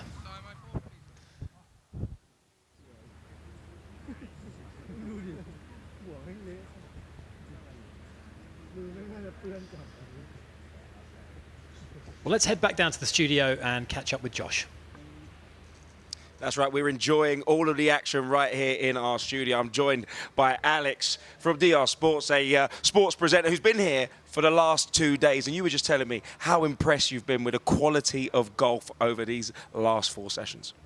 Do you know what? It's been... Wait, where's the mic? There we go. We'll lollipop it. There we go. Do you know what? The quality, the standard today has stepped up from yesterday. I think there was maybe a bit of fatigue yesterday. It was a very hot day as it is today, but I think the finish line is in sight and we're watching some unbelievable golf, tour level golf. You know, some of the shots Phil Jones has been playing recently. We've seen Bale and Bullard going at it. So listen, the finishing line is within distance. If we are comparing it to football, 75th minute, right? We're looking for a winner. Team World think they've got it with the last round, but Team England holding out so far. Now, you've mentioned that massive matchup between Bullard and Bell, and the fans were desperate for it. 66% think Bullard will win that game. But when we look at it, they are both incredible ball strikers. And I mean, I've spoken to both from the tee, both very, very confident. We saw maybe a little bit of nerves coming in from Bell, where he chunked a chip out of the rough. But how do you see that match going? Do you know what, in terms of striking the ball, I've been more impressed with those two out of anyone. From the tee box, obviously we've been watching them all weekend. That is some mix-up. We saw in the press conference that Jimmy Bullard was saying, "I want him." He was giving him all that. So the verbals have been there. But at the end of the day, they're so good. I mean, they've just put two right near the green on the last hole. That there is a level of respect there between them. They're giving it the big one for the camera. Bale's obviously had a bit of a sore back as well, but whoever comes out on top here, they will never hear the end of it from the other person, will they? I mean, Icon Series second day, if Bullard comes out on top, Bale's never going to hear the back of that. No doubt. Well, the golf is all around us. We're going to head to the 6T to check out all of the action.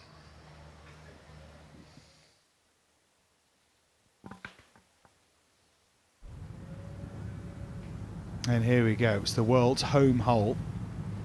So defence required from a striker here in Larson. Oops. That one not struck so good. The door has opened for Team England again. That's not good. He's just lost the previous hole, has Henrik Larsson, so he was in charge in this match, but this is a great opportunity for the big man Joe Hart.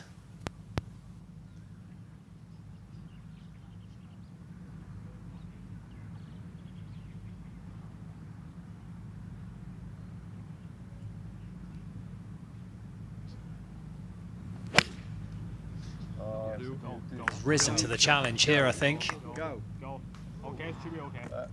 Well, Nick, I know you've just walked into the commentary box, but in the first 3 matches, Team England was able to win this particular hole and get a double up, hence why not as many green on the board.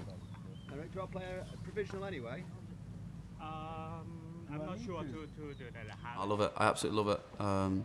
When you got 6 hours with your mates, playing golf, doing what you love doing, having a laugh, but a bit of competitiveness at the same time, no better feeling.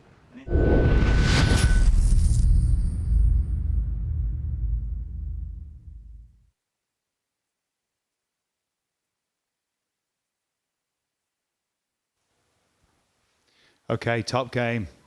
And some problems here for De Jong. This is the third. And remember, yes, he is going to lose, but is he going to give up 2 points? More than likely. And there's the last thing that the chasers in Team World could afford. Well, Team World have had plenty of issues with the water on this final hole. We saw Ryan Giggs hit a shot into there yesterday, and earlier today, De Jong following suit. So we go to Gareth Bale now, pitching onto the second green. It's a bare lie over here. Not bad, Radar, not bad.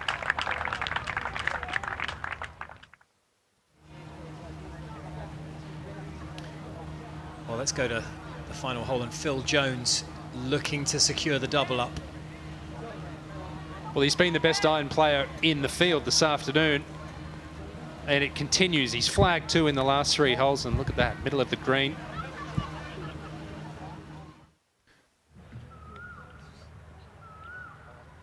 Ooh, a bit frisky from Jimmy Bullard.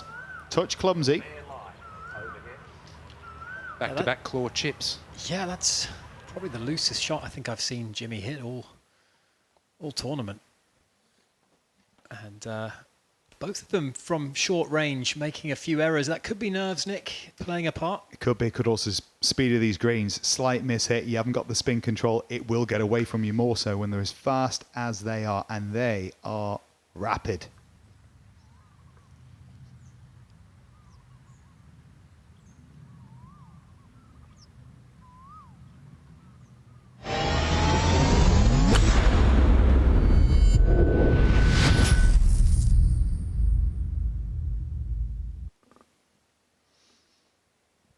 Out of the right, down the hill for a birdie. Little uphill and then down.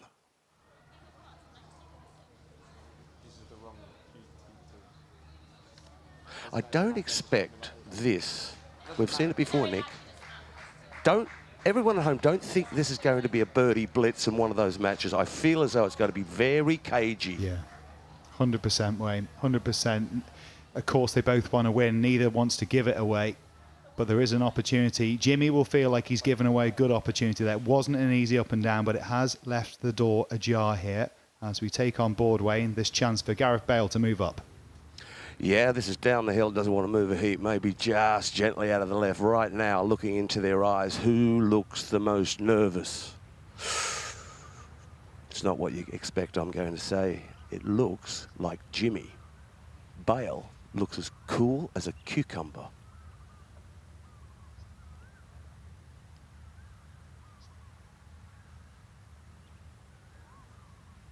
And right on cue, it's a birdie for Bale, and he goes one up, puts some green on the board for Team World. I agree with Radar.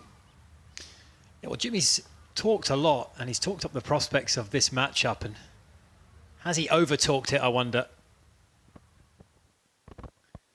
From bottom match to top one, and Phil Jones has quite simply put on an exhibition. Leading off comes with its own responsibility, and he's been just too good. And the respect amongst the two suggesting, yep, indeed, concession 5 up, and with it 2 points added to England's total. So that win on the last hole, pivotal in making a 1 point gain into 2. It's now 15.5, 10.5. And that takes Phil Jones's record to 3-1 for the 2 days. What an impressive display it's been from one of the newer golfers in the field. Yeah, you mentioned before that he was most improved, and I have to agree with you. He's hit some beautiful iron shots. Now, David Ginola, 2 down. He was 1 up early. 8th hole to par 4. That's a good tee shot. There is water down the left-hand side here. Jagielka finding the short grass as well. Okay, played. It's got to do a lot for Team England's confidence to see that double point on the board early on. Indeed, and it's a good story in the opening matches, but there's plenty of green behind that. And remember, it's not the same as the Ryder Cup. There's not just 12 points up for grabs here, because as we saw with Phil Jones, if you can demolish an opponent, you can gain more than 1 point for your team. This is far from over as we head across to find Josh again.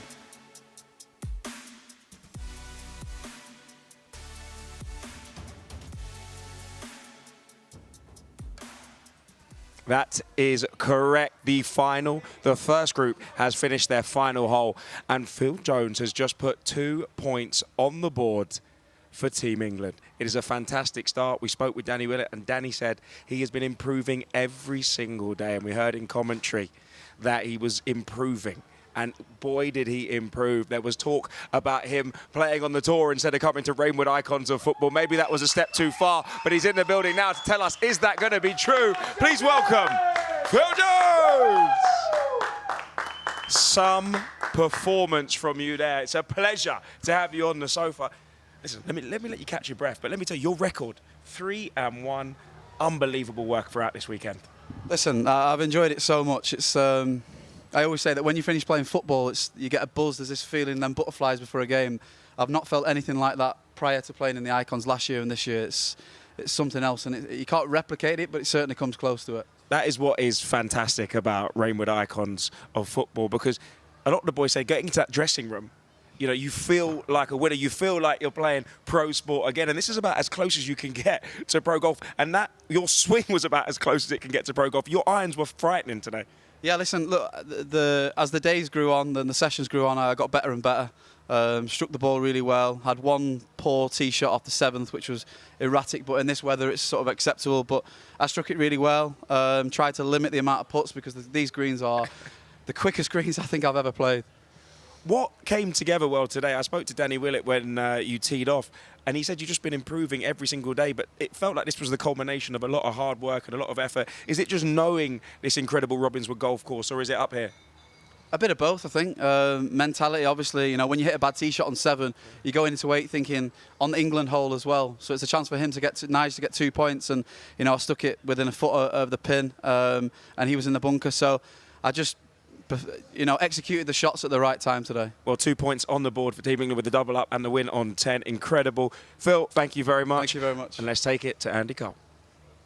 200 appearances on Manchester United teams, and you think he might be a regular on the team sheet for Team England going forward too. Brilliant stuff from Phil Jones as we find Andy Cole. It's interesting, as the youngest player in the field, Phil Jones certainly played with the oldest head on his shoulders today. Andy Cole at 7, another terrific shot. We saw Phil Jones stiff it in here. This is stroke index 1. Playing more like 18 at the moment for Team England. And England right now with their tails up, 5 points up in the overall contest and playing some great golf.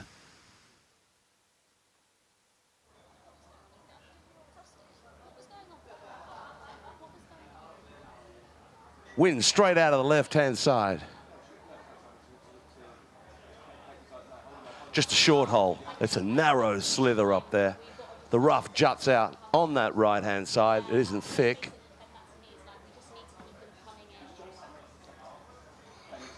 I don't think they are.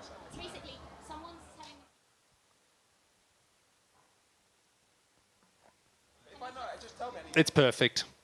It's 3 good tee shots so far from Jimmy Bullard, but he is 1 down.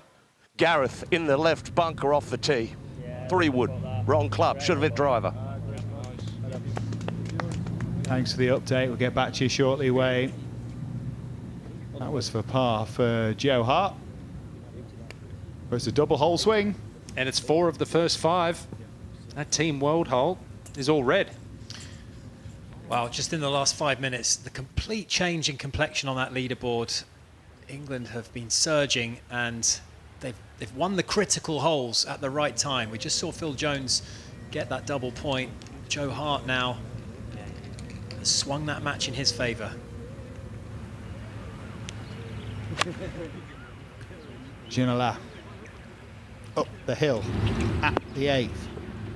Needs something special. Now remember as well, the home holes are worth defending for each team who has them. The away team can win double, and of course that comes for the World on that hole 6 right here. And then later on, though, 2 opportunities to finish out the matches on 9 and 10. So the opportunity can be reversed, so Team World can make big gains right at the end of the matches. So being behind isn't necessarily a sign that this is done and dusted. Right here, though, it's cling on and stop the English taking 2. Neck and neck so far between Fowler and Giggs. Oh, that was a good-looking shot over the flag, but short-sided. Great shot then. Great shot. Nothing you can do about that. Ryan Giggs so far hanging with Robbie Fowler. I did fancy Robbie to be a strong opponent in that match, but Ryan has upped his game for sure from this morning. He's quite a polished golfer, Robbie Fowler, and as much as Ryan has shown some real game across the week, I did actually think that would be a mountain too high to climb against Robbie Fowler. It's proven to be a great tussle. Fowler just shy of the green there, and do remember to scan that QR code to get involved and join our interaction hub right now. And of course, remember, it's through doing that why you're seeing in that bottom match, Bullard, Bale, you voted for it, and we brought it to life for you here at Reignwood Icons of Football. So many great clashes, though, and of course this is one. Manchester United against Liverpool, icons of the highest variety. God against Giggsy. Giggsy edging at the moment, though, in terms of how he's played, but not a lot in it. Much to play for down those final few holes as we find those tee shots and evidence of what Wayne described in the bunker for Bale, albeit a lot further up there. Yeah, and why I said Gareth should have hit driver. This hole is down breeze. Got himself 1 up. And if he would have hit the driver and found the fairway, okay, it's past tense, but it would have laid down the gauntlet mentally. Even though he's got a good lie in the bunker over on the left side. This is just going to be a wedge. He's got 127 yards and the flag set all the way back front, sort of over there to the left-hand side, the front side of the green. The green sits across you from front left to back right, so this guy's a really good wedge player. Can he get it back to it? Little help in the air. Around 125, playing 120.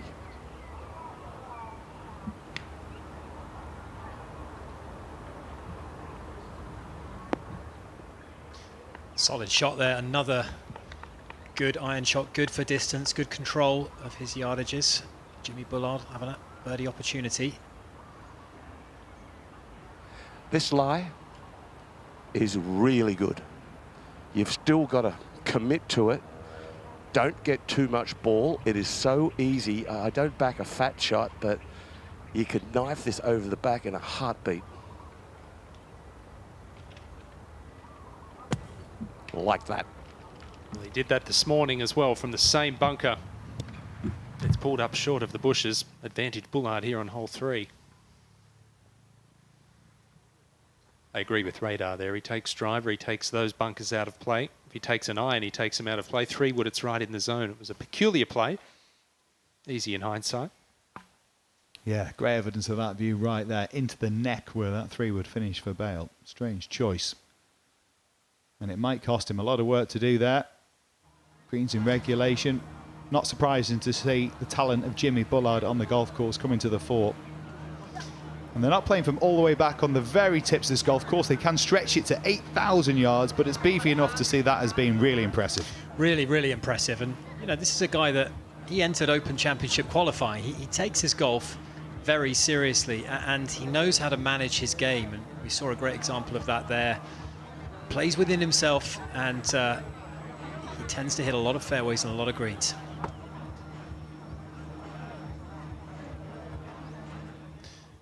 Let's go up to 8 and join Phil Jagielka, who's currently 2 up in his match against David Ginola. It's 1 down early. Pretty straight putt this one. It is downhill. Look at this from Jags. There's still some work to do for David Ginola there. He has a par putt to come. And here we are. This is critical. 2 holes left. Of course, they are worth 4 if he wins them both. Yes, they are doubles for a Team World player. England's home hole in the 9th. And of course, double for both on the last. Make this, you can still win it.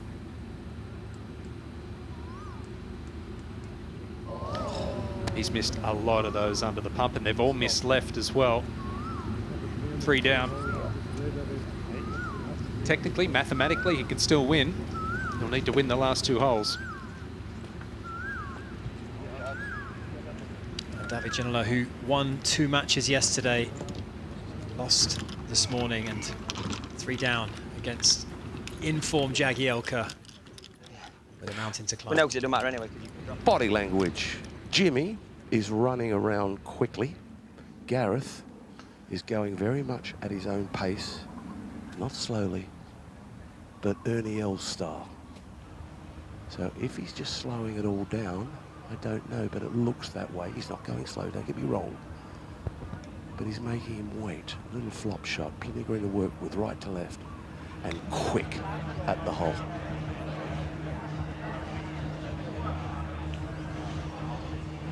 He's played that well. It's gotten away from him. That was a tough one to control. Yeah, it wasn't a miss over the back of this green. I feel like Jimmy Bullard waits quickly.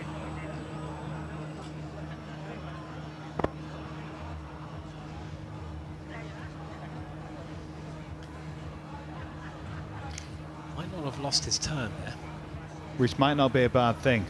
Pops it in, piles the pressure on Jimmy to have to make it. Otherwise, it's a free putt for Jimmy in his mind. It's like, make it, great. If I miss it, probably still win. But at least Gareth can try and force the issue here. Make him think about it.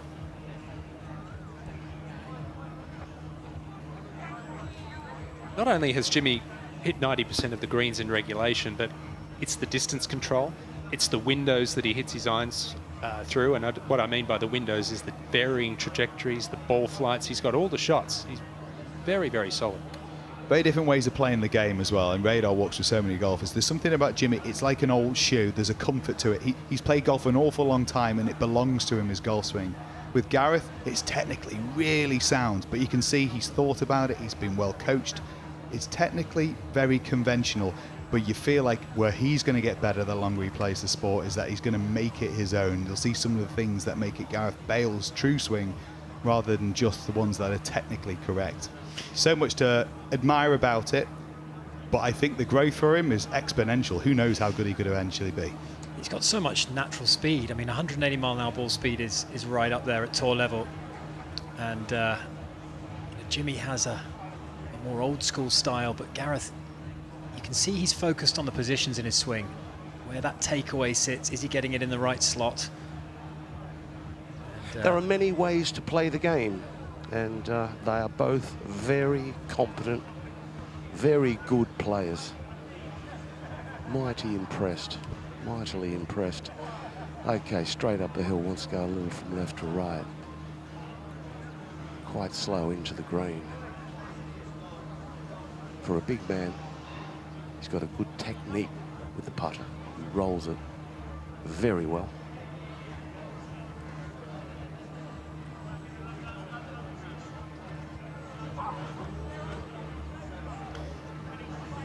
It's a decent effort, but Jimmy Bullard well in charge with a putt for birdie coming up. And he's conceded, has he? Nah. What? I thought I just saw him put the coin in the pocket. This is Hull v Real Madrid, my friend.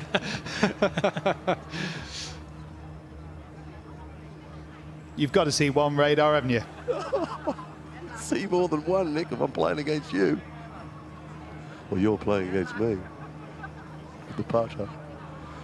It won't be an issue, but sometimes, like here, you'd back it coming up short. He won't be too heavy-handed and waltz it past. It's just one of those that he'll see the first one with Gareth, and rightly so. He could come up 2.5 feet shy. I doubt it'll be 2.5 feet by. Not a bad thing either, making him wait. Gareth would make peace with the fact this is already over. He's seeing him, but he knows he can two-putt. Make him wait, make him stew over the fact he's given away his lead.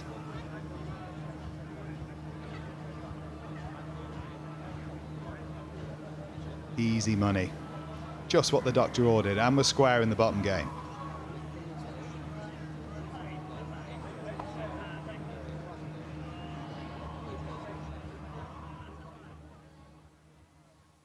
Still a long way to run, and I know it doesn't make for happy reading when you consider the scoreline is already 15.5, 10.5 to England. And there's only 3 lots of green at the moment, so a healthy green from Aaron Ramsey, taking it to his fellow Arsenal icon. But as we've seen so far through the week, Ewan, the opportunity to swing these matches late on with the double up holes, it is there for both sides. It's happened in every session. Could we see it again? We saw it this morning. There's a lot of green on the board in the first couple of holes this morning. Now the tail and the tide has turned to be all red. This is a classic example. He is 3 down with 2 to play. Normally game over. Here, a win on both holes. This is one he could win double for, and the last would have won the match. I say would because there's not a lot of winning happens over there. I'll be kicking himself there. David Ginola, is he running out of steam a little bit late on? Fatigue could be setting in.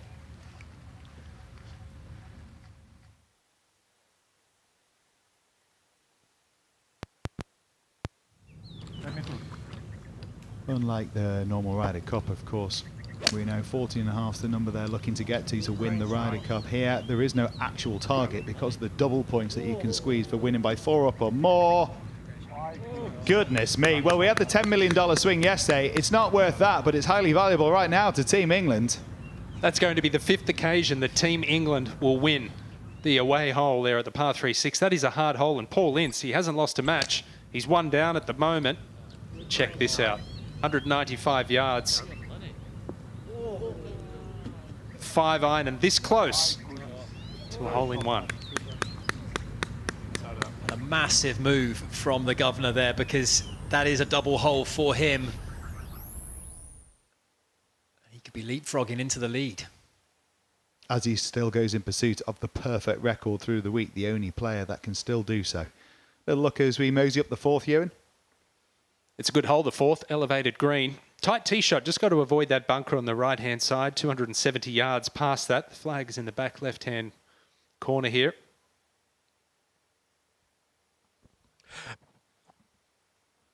Big wide fairway. Bunker down the right-hand side, 1 on the left, the wind straight out of the right, slight dogleg from right to left. aim it down the left-hand wing at the right edge of the bunker. And he'll just peel it against that breeze, so don't expect too much run.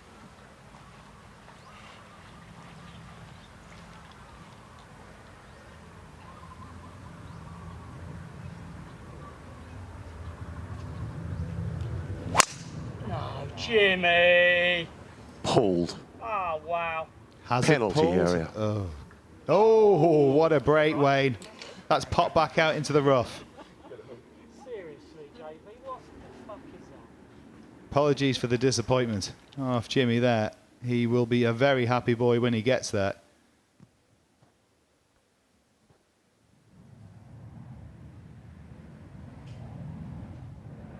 This morning, Gareth bailed.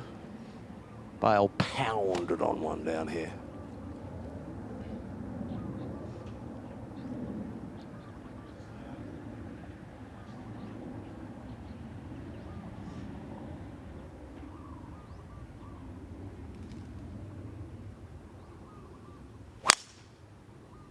Right.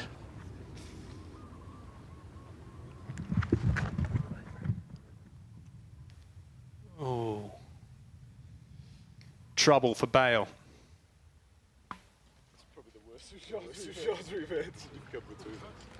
Guys, first of you, Gareth, you ever played anything like this? Is this as a junior playing golf or whatever? I mean, say playing against Jimmy, Ryder Cup style stuff. What's it like? No, it's cool. I guess the nerves go in. Obviously, it's well documented that all us footballers have very big nerves when we're playing golf, which is normal. But no, it's good to test yourself against great players. Jimmy's obviously a great player, so yeah, we're trying to have a bit of fun, bit of entertainment, and hopefully everyone's enjoying it at home. Oh, I'm sure they are. Everyone's enjoying it. Jimmy, I don't have to ask you a question. Just crack on. Yeah, he said try and enjoy it, but it's tough, you know. We both want to win, compete, and hit our best, well, play our best golf, but we haven't hit too good in their radar. Bad timing from you, son. Yeah, but it all happens like that. I mean, let's face it. I mean, you've got a game that's so much expectation. You expect to play so well. We were saying it earlier in the broadcast. It doesn't. It's all right to win ugly, guys. Of course it is, and we've done it many times playing football. But yeah, I guess whilst we're on TV, I guess you just don't want to make a fool of yourself in a way. But again, it's just trying to enjoy it. We're not golfers. We're here to have a bit of fun and yeah, a bit of competitiveness and try and win. You guys play well, Jimmy. You know, you won't make a fool of yourselves. I'll do that for you. Go on, lads. Well, when they get up there, there's going to be very different vibes. Gareth is in some trouble. Jimmy's is fine, although I think he thinks it's in the penalty area. In the sand here. Well, trying to put this one to bed, and all but over. We made a mess of that one, David, and he unfortunately has picked the ball up, which means that is a win for Team England. Not yet a double point, but Phil Jagielka in the box seat to secure another double point win for Team England at the top of the order, and they're really piling on the points early, putting a lot of pressure on Team World's back order to deliver.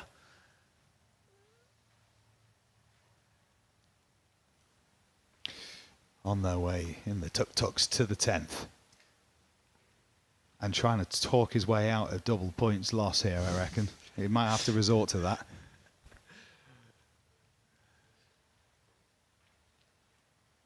It's a life goal, isn't it, to take a tuk-tuk out on the golf course.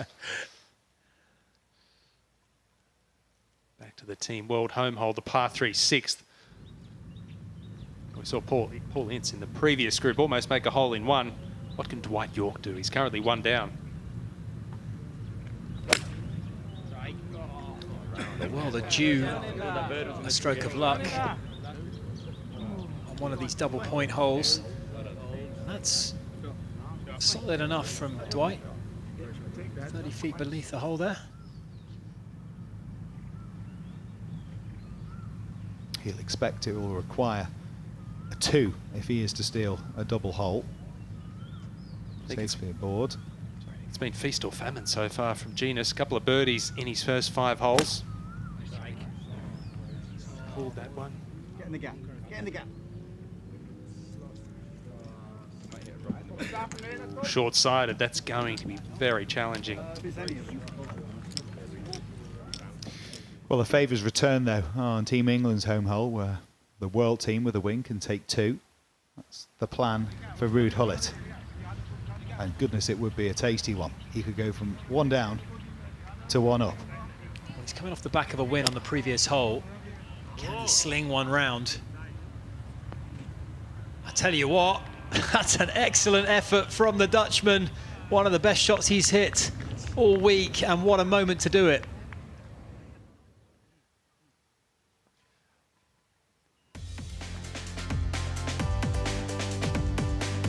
Still a good way to go. A lot of red on the board and a healthy lead to boot.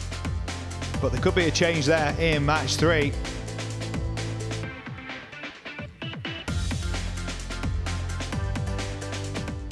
The game of golf, man, it's just, you can never perfection it.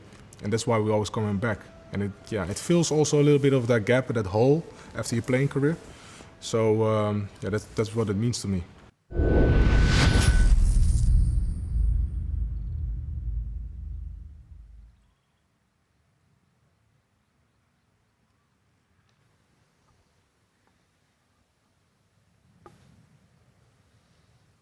Jimmy's coming to have a little eye spy at Gareth over here. Sort of thinking about helping to look for it, maybe. But not really bothered. Showed a little bit of an inkling to go over. Yeah, didn't give it the full 3 minutes, did he? He'll be delighted with the result he's had. He must have felt that would have been in the hazard. Or out of bounds, potentially. Jimmy Bullard will be playing from the rough. We're still yet to determine the position of Gareth Bale's ball off the tee. He lost it right. No, it's not a hairdryer for Jimmy. A little fan trying to keep the temperature down. All hot and bothered in this bottom game.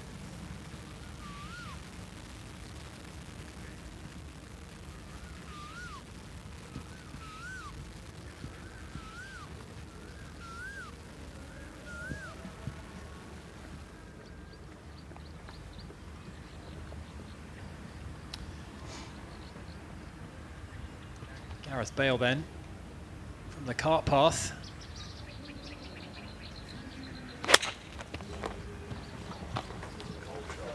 Well, it's a great shot from that spot by the Welshman. Really solid onto the green.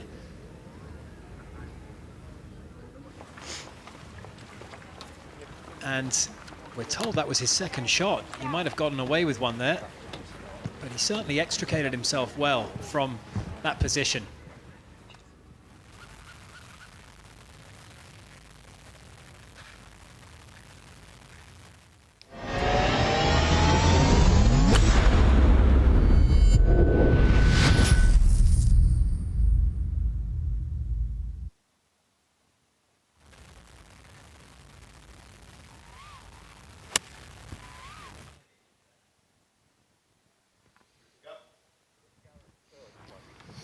Oh, goodness. Well, that might be a little bit of an error from Jimmy Bullard, because we believe, we'll get updated when we can from radar, that Gareth Bale could get a club on it, and he might be up there in good shape in 2. That would be a real flip, because Bale looked like he was in bother. A lot of players are being bothered without the help of a captain. And, of course, Thomas Bjorn is up for call the captain right here. Ryan Giggs is the man who can use it, and this is what he's chosen. Well, it's a tough one for Thomas to dive straight into. Yeah, it's stroke index 1, hole 7 from the right rough, pin on the right.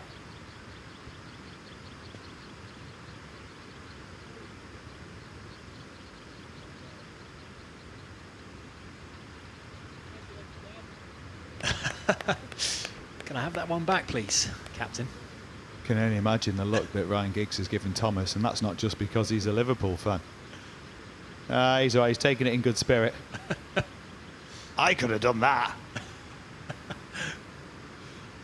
Look, you see, Simon Hurd, former tour player there, just giving him close. I thought he was played the Ryder Cup. I'd have hit it that close.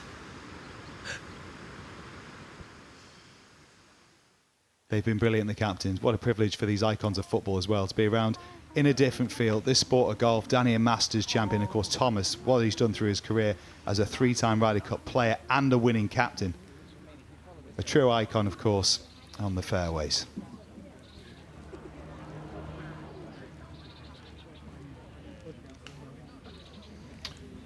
A little flyer we saw from Jimmy Bullard with his second shot. Has just found that first cut of rough over the green. It's quick down the hill here.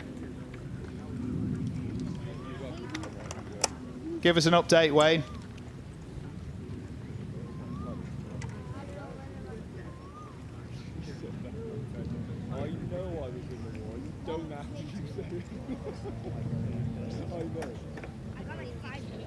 Well, he's either tucking into an ice cream or he's not speaking to me. Who are you backing? Let us know. Scan that QR code as always to get involved in so many ways. We're thinking that Gareth might be there in a couple, which would be a massive break, because that looked like it was all sorts of bother off the tee. He played it right from the red hazard line. Feet on the cart path, hampered by trees on the right-hand side. He played a beautiful shot. Great contact, found the heart of the green. He was in the water. Sorry, I've had a little issue with my mic. Ground control to Major Tom. Come in, Major Tom. I'm back, though. Thank goodness. Oh. Okay. Right to left, a little pop shot down the hill. Easy for this to get away from you, and he's chili dipped it. As he chili dipped it well enough. Yeah, Gareth was standing on the path because he didn't want to go across the path after dropping it because he would have been blocked out. So he clattered into a tree, went straight right and into the penalty area. So he has this for a par. So they're as they were then now, or as they are. Both putting for par. Obviously Bullard with an advantage. What's he got here in terms of break radar? Right to left, Nick, and she is slow. Whoa, was it slow? Can he get it back to it?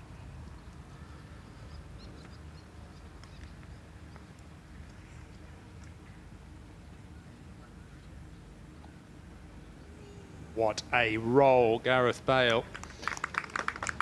Nonetheless, it's a drop shot, an opportunity for Bullard coming up.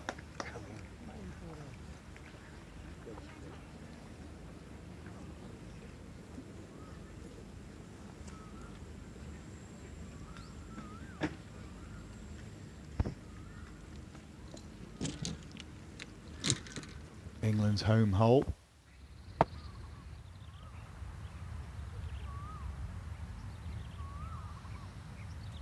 And a miracle required. He needs to win both of these last two holes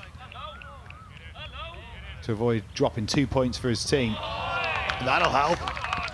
Where's that been so far in the singles, Theo?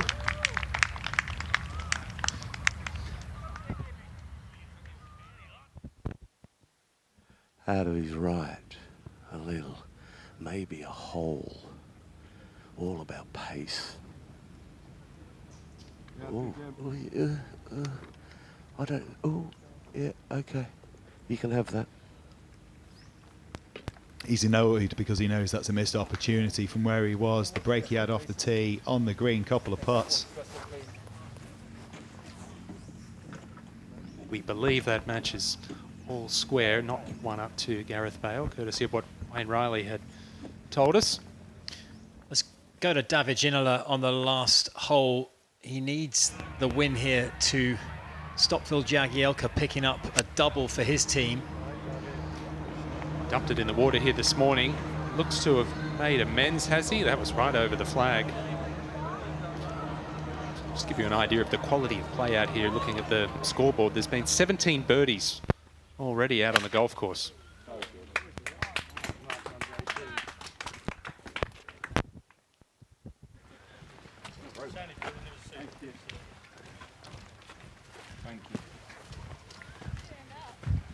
Having a rough run. John Terry against Batistuta, 3 down to the birthday boy. Can't beat a man on his birthday, can you? It's very kind of John. I don't think he's doing it out of choice, though. This is the 6th. A scary tee shot, this one. 195 yards. Team England, as you know, Robbie, they've owned this hole this afternoon. They've hit some tremendous shots in here, and Teddy Sheringham, his iron play's been great. Until then. He's lost that one left of the bunker. That'll be very awkward from there. And he's absolutely short-sided. He's got almost no shot there. Sometimes gets that club path working from behind him and out to the right. He works so hard to keep his body turning, which actually ironically stops it going left if you can pacify the face with arms and body connected. A really good player, but that's certainly far from his best. Always working away though.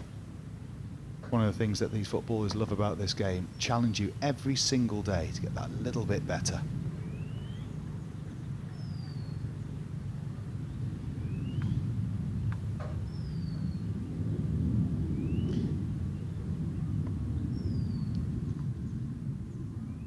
Well, let's go back to Theo Walcott trying to salvage something from his match against former Arsenal teammate Aaron Ramsey. He's got these, well, he's got 2 putts from this short range. He'll want one. He'll want to pick up a birdie.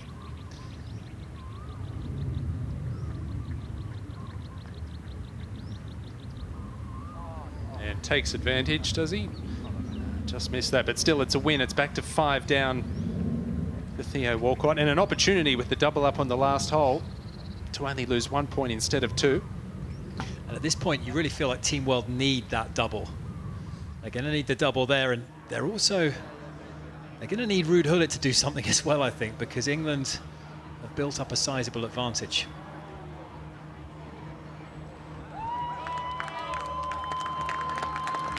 This one is alive still, coming up the final hole, trying to put the finishing touches to it, just making sure he holds his ground. At 4 up, Phil Jagielka is taking 2 points off David Ginola.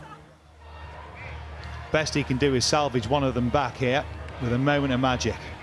He has the chance though, and he most definitely has the flair.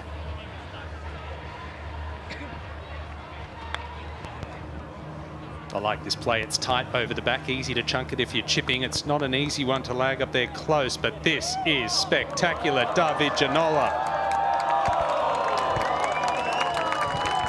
What an effort. One of the putts of the week that we've seen on the final hole.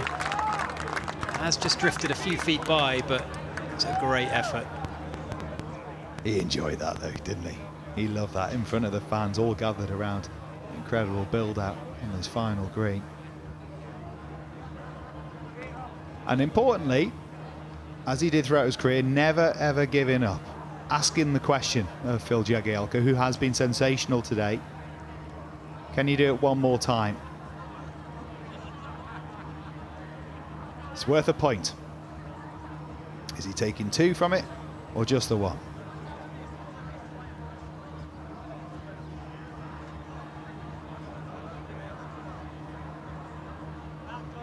It's been clutch a couple of times on this final hole already.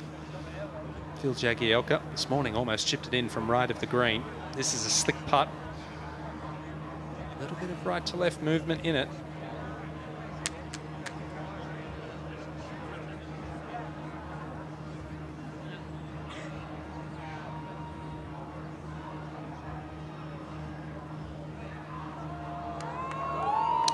Well, 2 putts would be enough to seal the double win, but we've seen this happen a few times from short range. A rush of blood, and that one has gone by.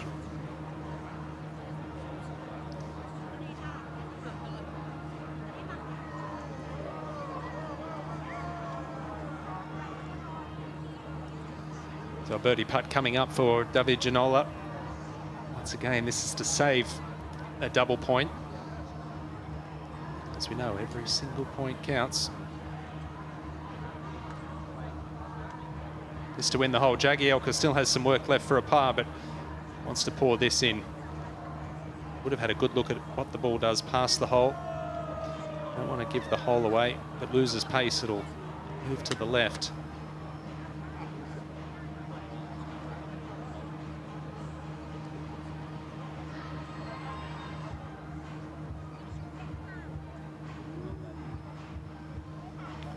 Oh, what a 2-putt from David Ginola. What a finish from all of 100 feet from behind the green. The first putt was beautifully judged, the second was nerveless. And the Frenchman saves an extra point going England's way there. He has lost the match, but he salvaged something, and that could be crucial.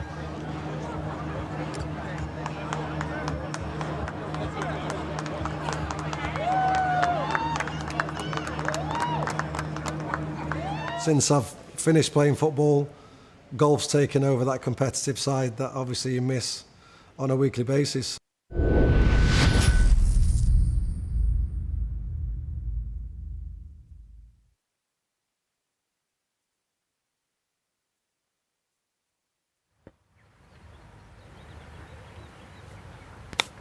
I don't know if it's a good thing, caps on back to front for John. But that was certainly a good chip. I'm trying to wrestle something out of this hole. It's his fourth shot we see. So depending on what the better goal is.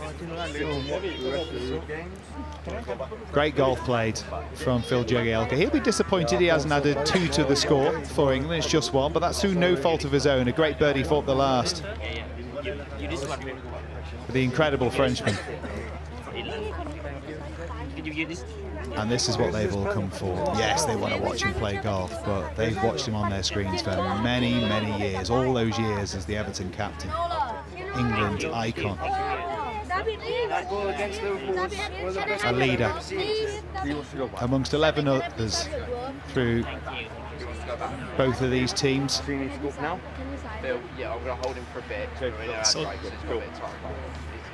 Robbie Fowler shared highlights of that memorable 4-3 game that Newcastle played against Liverpool back in the 90s, where David Ginola was on the score sheet. One of the all-time classic Premier League matches. Liverpool that occasion with Stan Collymore firing the winner. Vintage match, and played his part, didn't he, in so many moments for both Newcastle and Spurs, did David Ginola. Seen quite a few Toffees jerseys out here the last couple of days as well.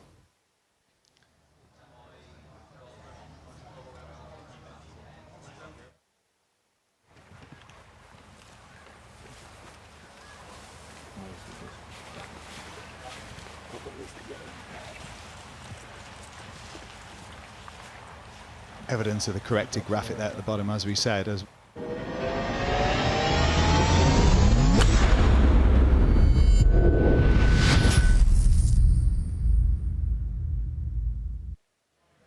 And welcome back to the studio. Listen, we've had one Phil come through already victorious, but there is another who was in the second group. Phil Jagielka is coming to the studio right now. As the crowd go on, look at that smile on his face there, Jags. Pleasure. Pleasure. That's a very sweaty cuddle, because it was hard work out there, but you look confident the whole way through that round. Oh, it was an absolute tear-up. David slaps the ball so well, but I think he had a bit of a meltdown on his hole, and I won it, and I think that just totally changed obviously the go of the game. You won both of the pressure holes up until the 10th, but it must have been nice to, one, defend that England hole and know, listen, this game's almost out of sight.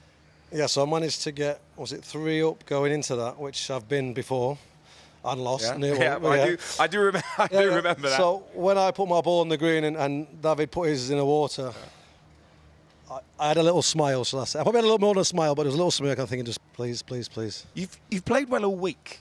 What has come together right here at Robbinswood Golf Club? I think it helped being here last year. I say I didn't get the results I wanted in the first day, but knowing my teammates, knowing the course planner, and obviously the weather and stuff like that. I wish I'd have known a bit more about the putting, because that was probably the ingredient that I struggled with the most, but I've loved it. Obviously, you've seen me smiling all week. I'm absolutely buzzing. James, what happened to the extra 2 points on 10? It's I think England need it. To be fair, David hit a driver 6-iron and flew the green, so that shows you how powerful he is. And I lost it to a birdie, so sometimes you've got to take your hat off him. You can't argue with that. Now, listen, you were very, very annoyed when you didn't win that game, right? You lost it from 5 down. 2 points. Didn't happen. Is it close enough for World to make a comeback, or is football coming home? Anything's possible. I've proved that with 5 up with 3 to play, so I'll be jumping on this balcony. I'll grab myself a beer and I'll watch the boys come in, and again, fingers crossed we can do back-to-back. Well, Jags, listen, you've already got the points in the bag. Now let's see if they can, England can win it again on the 9th tee. Immensely valuable player for England across the 2 days. Work to be done here. He is the away player, so a win is worth 2 holes to him, and Larson could do with it. Down the green here this morning, Nick. Hit a beautiful shot to about 15, 20 feet. You're kidding. What a shot, Henrik Larsson. And on the back of what was also a really good shot from Joe Hart. I'll see you and I'll raise you. Joe can't believe it. King of Kings indeed. Celtic superstar, of course, Manchester United Premier League winner there too.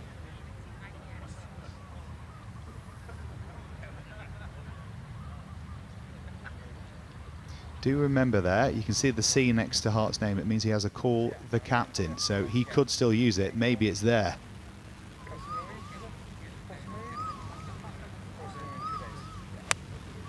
Jimmy Bullard just laying up at the par 5 fifth. Finding the fairway off the tee. Pretty generous layup there. That'll just be a flick wedge in for his 3rd.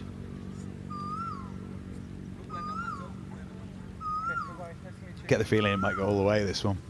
Cagey. Radar described it perfectly. It is cagey at the moment. Nothing between the two. Andy Cole at the final hole on the upslope in the bunker. Got to be careful you don't chunk this. Currently 1 up on Ruud Gullit. Oh, well, he didn't chunk it. He went the other way. And this indeed could flip. 1 up playing the last. Remember, it's worth 2. And, oh, yes, exactly what Team World needed in the state of affairs that we have. Gullit steals it at the last. He offered the hand there before it looked like Andy was ready to receive it, but he did indeed. And that is a big swing.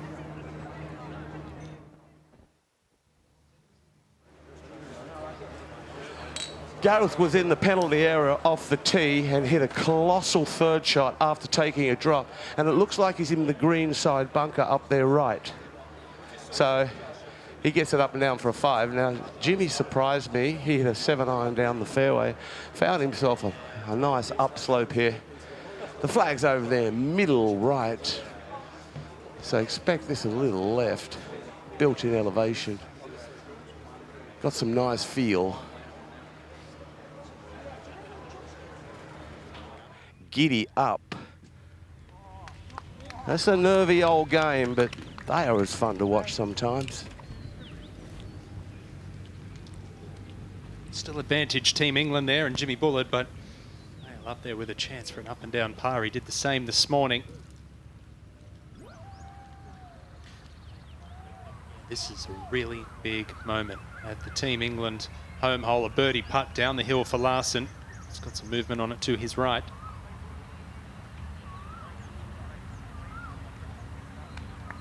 Well, the second shot was a far cry from the first one on this hole. Absolute perler, followed by... Well, I'm not quite sure. I think it's gone out by the corner flag.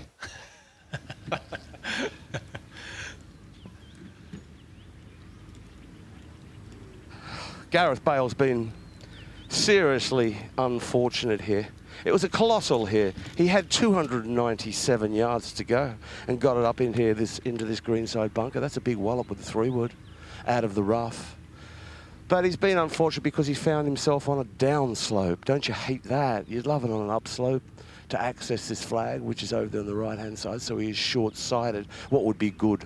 20 feet, maybe even 25 feet past it would be really good from here. Look at how he's got to build a stance. This is hard for any player. Doesn't matter who you are. Oh, wow, that was close. He didn't mean to play it like that, but not to be. Unfortunate so to easy. find that spot of the bunker. Yeah, so easy to lean back on it, Wayne, isn't it? Your instincts try and help it into the air, and of course you go in the sand too early, trying to generate that height, and you lose all the power as well as the spin. Tough break. And only a few inches away from being a more than acceptable effort from, as Radar said, such a tough spot. But Jimmy Bullard now with a great opportunity to get his nose in front. And this is a perfect example of how unlucky he was. Now he's got himself in a perfect spot that could have easily found it the first time it was in the bunker to this position, and you're thinking you're going to get it up and down because of the built-in elevation off that little upslope. Even though he's landing this on a downslope, you expect this just by.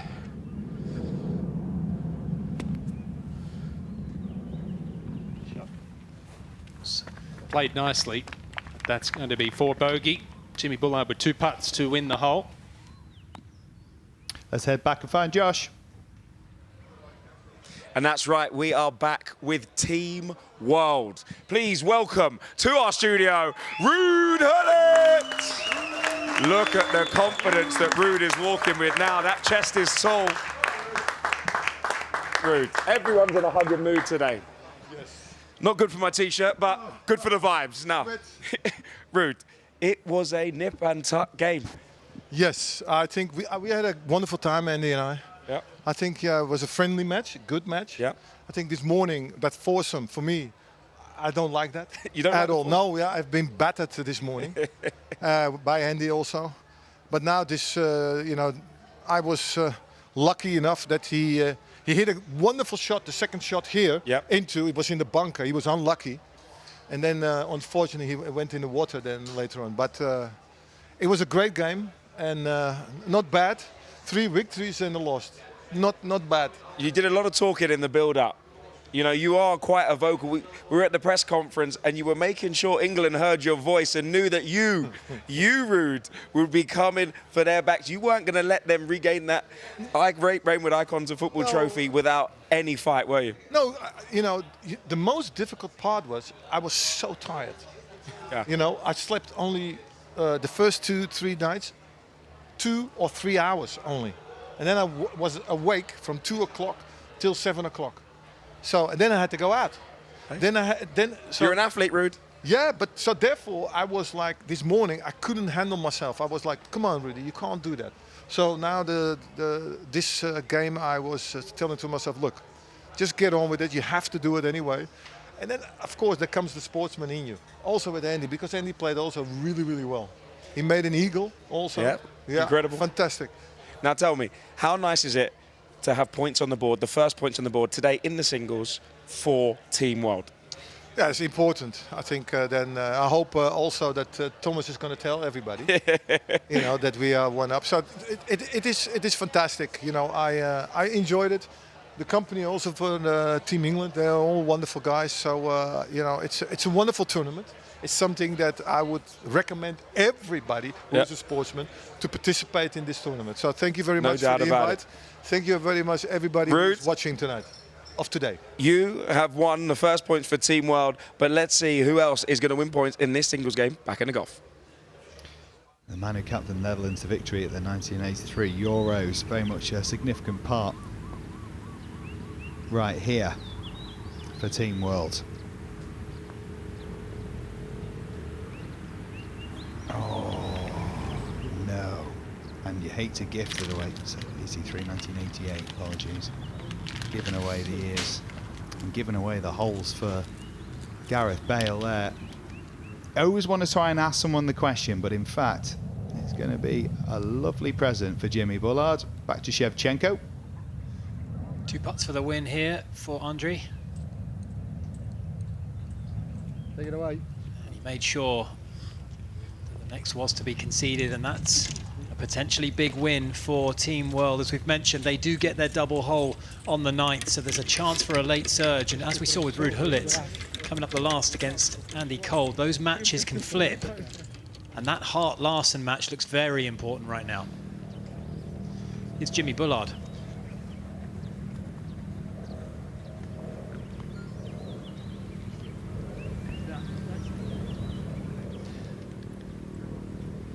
Well, it doesn't matter. It's still a win for Team England on that par 5. Jimmy Bullard gets his nose in front.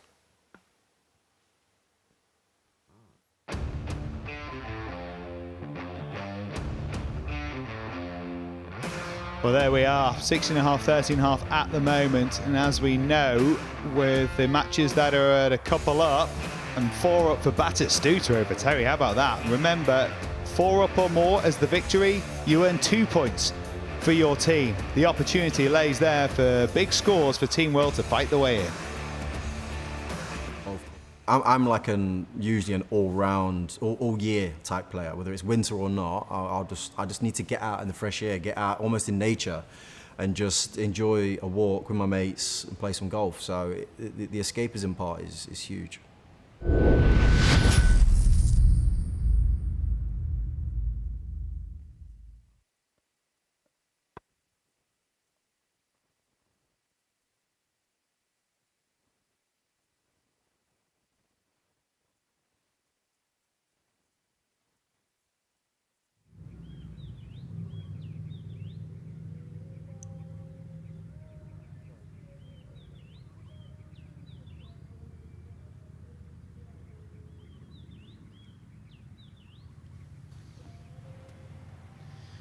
Let's go to John Terry on the 6th hole, struggling against Gabriel Batistuta.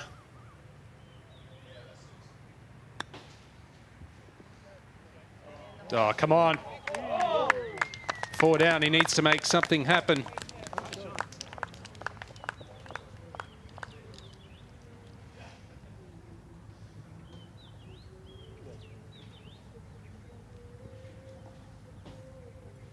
He's battling the birthday boy, Gabriel Batistuta, playing some great golf.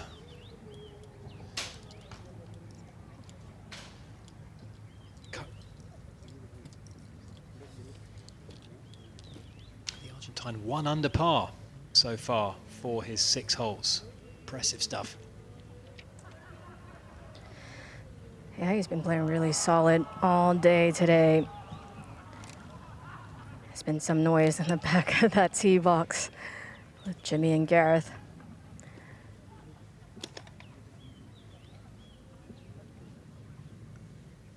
John Terry started off pretty hot and then kind of lost his game after he double hole 3.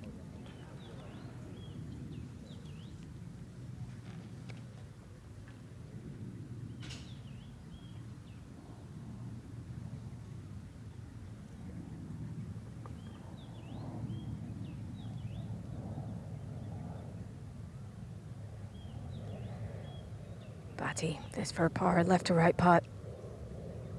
He's done it again, has he? Oh, gosh.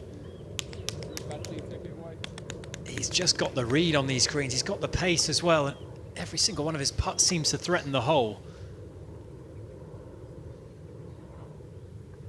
All these putts, all these shots mean something to end, but this one for John Terry for double up would mean a lot. 100%. Now, match play, you want to shift the momentum when you get the opportunity. So much of it is momentum. Right to left putt.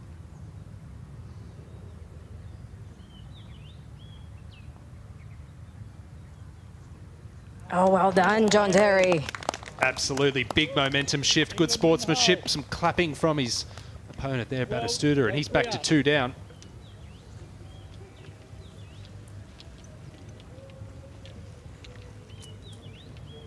It's very evenly poised, Robbie. Team England might be 3 points ahead, but a lot can happen out here. We'll go back to the tee.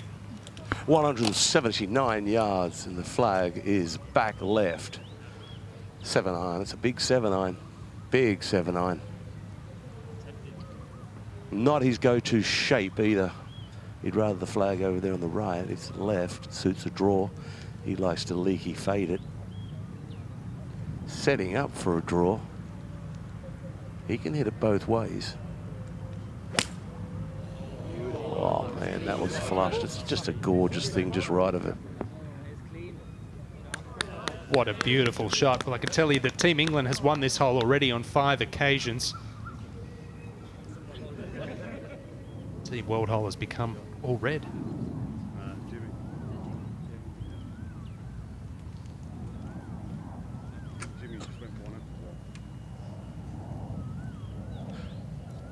Gareth's got an 8. big one, but this is his go-to shape. He can aim this at Jimmy's ball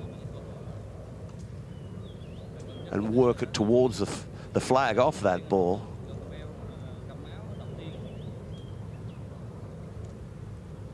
He'll be confident over this. Win just out of the right to boot.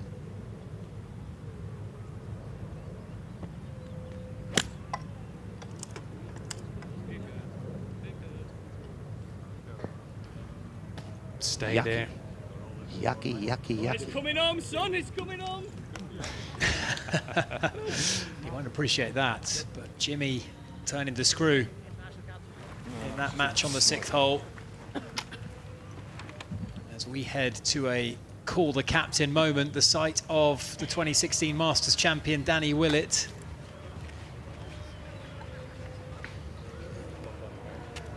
Well, it's a big moment too, because this is Joe Hart's tee shot here. It's reachable.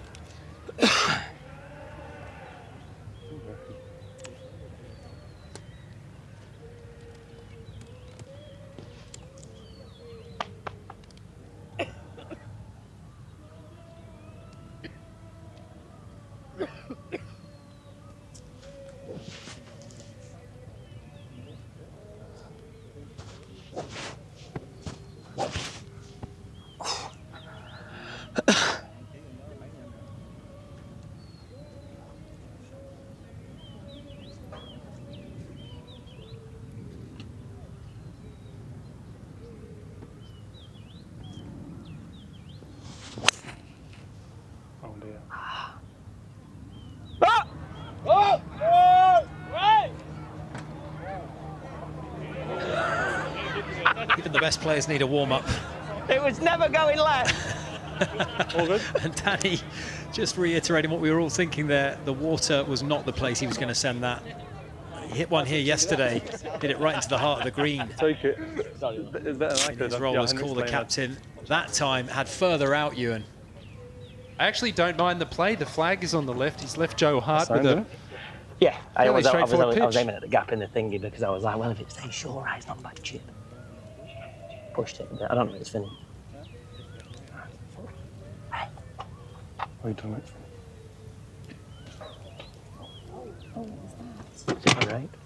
Right. Missed this studio just by a couple of feet. But let me tell you right now, Team World waited a long time for points. It's like a London bus. You see one and two come along at the same time. Aaron Ramsey. Good. Am I good? Tell me, are you feeling good? That was a mauling. Yeah, I'm feeling very good. I mean, I've had some tough battles with him over the years, but yeah, I was really nice and sweet to get that sort of victory over him as well. He said to you before the first tee, friendship goes out the window as soon as we get to the golf course. I think you said that maybe, you took that a little bit too literally. Yeah, I know. I mean, I know how competitive Theo is. He's all smiley and, you know, light-hearted off the course, but when he gets going, he's a killer. So I knew I had to be, you know, on my A game today, but, you know, things just clicked today, and it was a much different. It was, you know, a big contrast to yesterday, but I felt good out there. We spoke about pressure holes making all the difference. You obviously won all of those pressure holes. It makes a massive difference. Do you think that kind of hurt him mentally and it kind of took him out of his rhythm? Yeah, I don't think I gave him many chances today, to be honest with you. So I kept asking the question, and you know, putting him in a position where he had to make a shot. So yeah, just one of them days that things come off for me today, and yeah, I'm very pleased. I'm a much happier man than I was yesterday. It is the biggest score that we've seen in the singles so far. I mean, it was a massive win. Team World do need points on the board, and those 2 points are evening things up quite nicely. Yeah, of course. You know, when I was 4 or 5, I was thinking, do you know what? If I can get them four up in this game, I knew, you know, them 2 points could be huge. So I don't know what the scoreboard is at the moment, but we're looking at 13.5, 16.5. So there's only 3 points in it. Okay, yeah. So if the next few games come in now in our favour, maybe we can have a very good finish to this evening's golf. Do you believe that the world team, Team World, can turn the tide and rip that Reignwood Icons of Football trophy back? Yeah, I think, you know, it only takes a hole, doesn't it? So things can turn around very quickly in this game. And yeah, obviously it's much tighter than it was last year, so there's been a huge improvement in that aspect. But yeah, hopefully we could just make it a bit more interesting now for these last few pairings. They were calling Gareth Bale the Welsh super sub, but I really do think that the super sub, especially in the singles when it means a lot, is Aaron Ramsey. You know, I just wanted to make up for yesterday. You know, coming on with 3 points in my first event, I'll take that all day long. I was disappointed yesterday. I didn't play great, kept coming over the top, but today I figured it out, and yeah, got it going. So I'm absolutely buzzing. I've got to ask you, you're a good mate. You played a lot of rounds of golf with him. Gareth Bale up against Jimmy Bullard, 1 down. Do you think you can claw that back? Because that is the match that everybody wants to watch. Yeah, I mean, I know Balo. Unbelievable golfer. So played with Bullard yesterday in the doubles as well. So he doesn't miss a lot. That's a top game there. So I'm going to try and get back out there now and watch the last few holes of that just to get behind my teammate again. We've spoken a lot about it being a little bit like the Ryder Cup. Are you going to try and instill some of that atmosphere? Are you going to be a one-man army behind Gareth Bale, getting in Jimmy's ear? Hey, there's a few Welshies out there. We'll get them going now. So we'll be right behind him. I've definitely seen a few flags in the crowd, a few Welsh flags. So you're going to get out. I think there's going to be maybe a couple of beers drunk. There's going to be some celebrations for you. You deserve it. But listen, let me let you go, let you celebrate. We'll go and check out what Bale's up to. Maybe give a bit of stick to Jimmy as well. Enjoy. Go, Aaron, cheers. Congratulations. 2 points on the board for Team World. Thank you very Let's much. get back to the golf. Let's rejoin the action here. Gareth Bale up against it on his home hole, trying to defend things against Jimmy Bullard, who's hit one in on a good line there. Beautiful iron shot from the Englishman. And Gareth getting a little bit fiery there with that putt. He voted at home.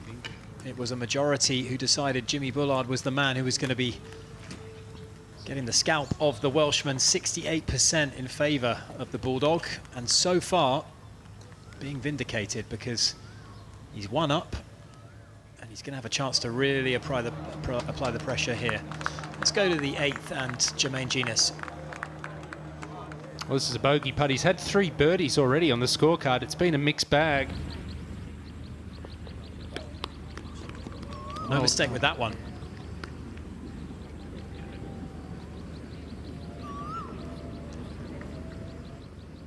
As we head back to Team World's home hole, the 6th. And a chance for England to lay siege to it. They've had so much success here, not just this afternoon, but this morning as well.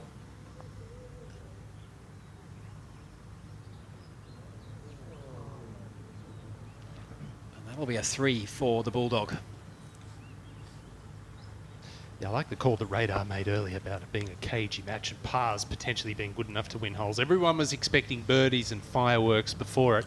It's not always the case. Match play. It's a big moment here. Dwight York to get back to all square against Jermaine Genius. Oh, he was not happy there. You can see what this means to them. This will be the first hole that they've actually halved.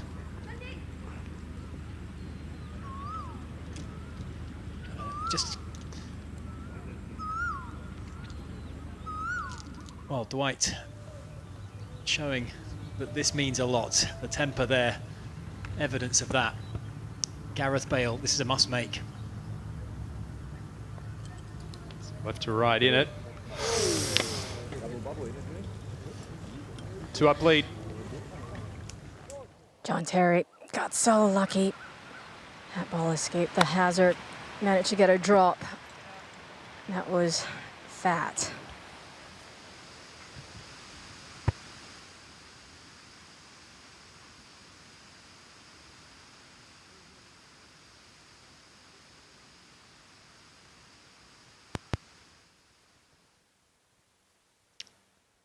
Hasn't quite had his A game this week, JT.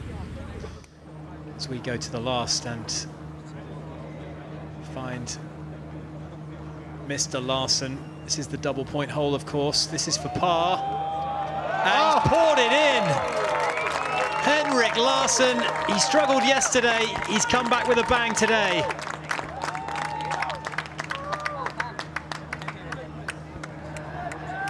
And is that another dramatic swing, Ewan? It's been the most difficult green to hold putts on, even 2 putt for a lot of these players. This is a par putt to win the match for Joe Hart. Back up the hill. Needs to go in. If it doesn't, it's a Team World win. More green on the board, Robbie. Wow, what a turnaround on that final hole. Henrik Larsson trailing Joe Hart for the most part of this match, and he's sucker punched him on the last. And the world have mounted, as you can see, that block of green there. A real charge on this board.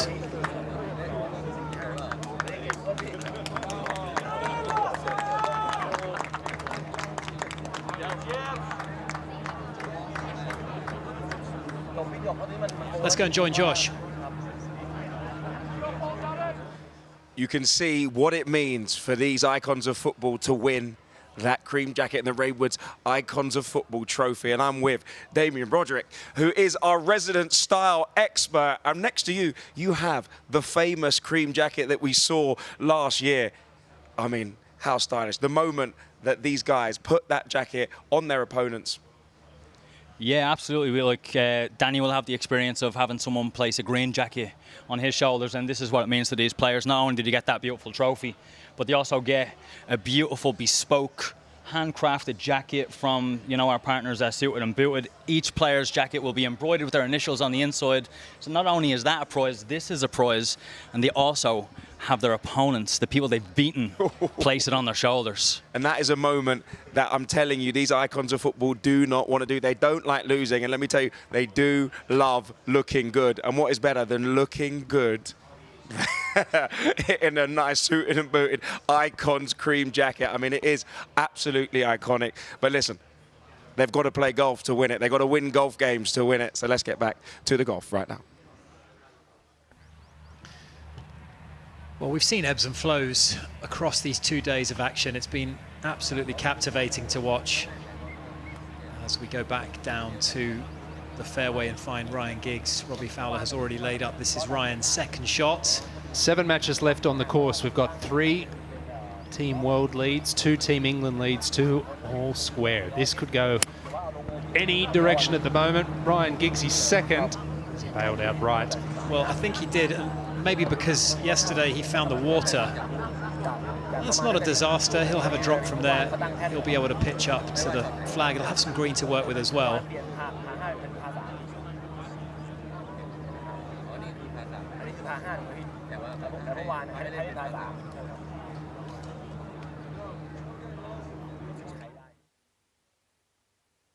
And it's just everything, really. It's not only the golf, it's just being with your mates, that competitive edge, being out in the fresh air, and then of course hitting nice shots, a couple of beers afterwards. So yeah, it ticks all the boxes.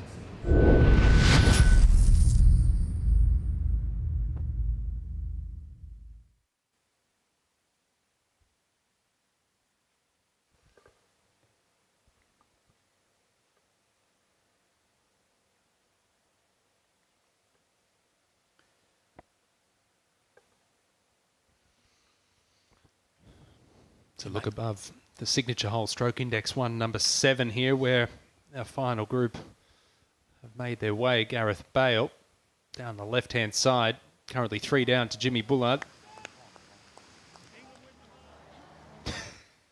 He's chirping. He wasn't chirping when he was down. No, he was not. There was definitely a serious mood that came over Jimmy in those early stages, but he's got his dander up now. Why wouldn't he? He's 3 up in the match. He's just won Gareth's home hole for that double point.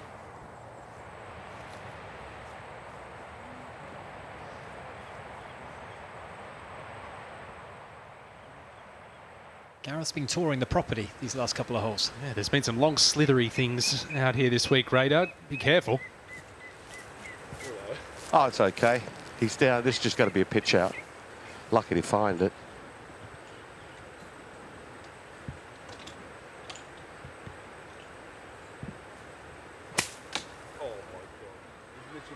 And went left deeper in there. Jimmy's hit a little low stinger down the left-hand side. In good shape.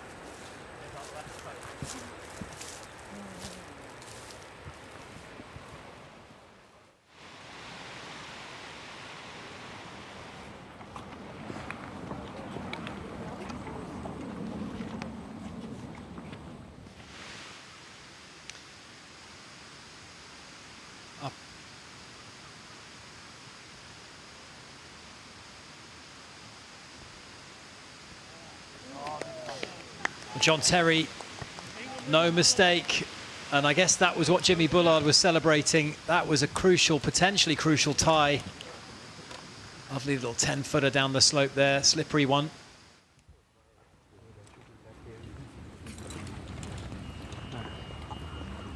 Gareth had a go over the left-hand side, and he's going back, so he's played 2. He'll be dropping outside the penalty area, so he'll be playing 4. And as I say, Jimmy hit that stinger down the left-hand side in perfect shape. It's been, with the beautiful Thai food here this week, the stinger, it's been quite a common occurrence. Got to be selective at the buffet. So this, I think Gareth is in a spot of bother. Playing 4, needs to knock it up there, roll it in, make 5, put some sort of pressure on. Jimmy's not making bogey, not from where he is. So he's got to hold the shot. shot. Pulled it and got very lucky down the left wing. It's just couldn't be in a better spot. Let me move my card. That's fine.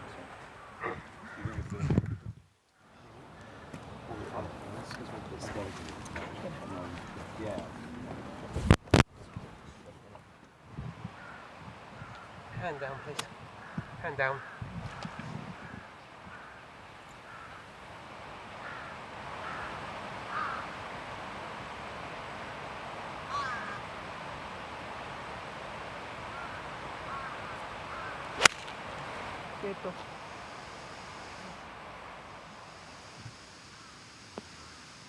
Oh, what a shot there from Gareth. It might be all in vain, but still. That little skinny top one. This hole firmly in the palm of Jimmy's hands.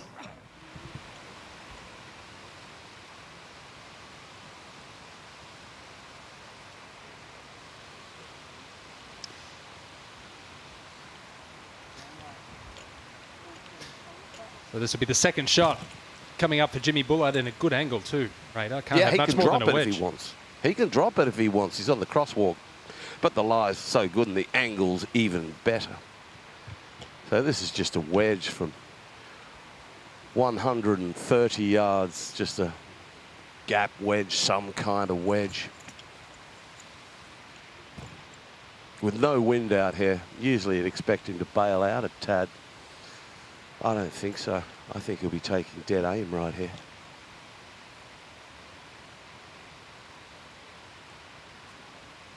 The way he slots it at the top is so very good. He crosses the line a little at the top. And that's not a bad thing, because it makes him come over the top of it just a little. And that's not bad either. It means you can hang on, and he hits this beautiful, soft, leaky fade. Distance control sublime once again. Jimmy Bullard take a bow. That was a beautiful shot. I'll tell you what, Robbie, this match was tight through 4 holes, but all of a sudden, a win on this hole sees Jimmy Bullard go 4 up, heading towards a double point, and it could be a very valuable one come end of the day. Yeah, Gareth just hit some loose tee shots and just can't afford to do that. Jimmy was opportunistic on the home hole, the world's home hole, got the double there, and he's just very methodical. He's plods around, he doesn't make many mistakes, he forces you to do something special, and Gareth's just been a couple of loose ones that's gotten away from him a little bit.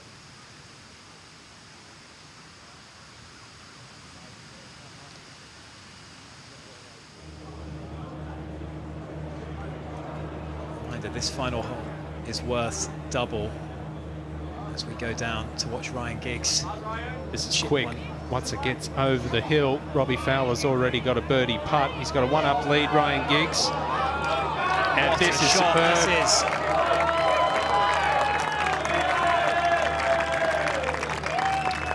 Well, that was a really tough shot, and he's played it beautifully.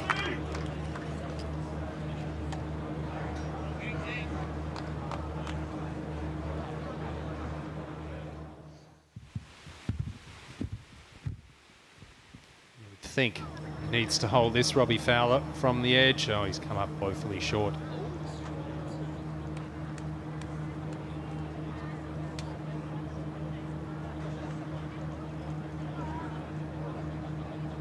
Ryan is 1 up on this hole, so a tie is no good for Robbie.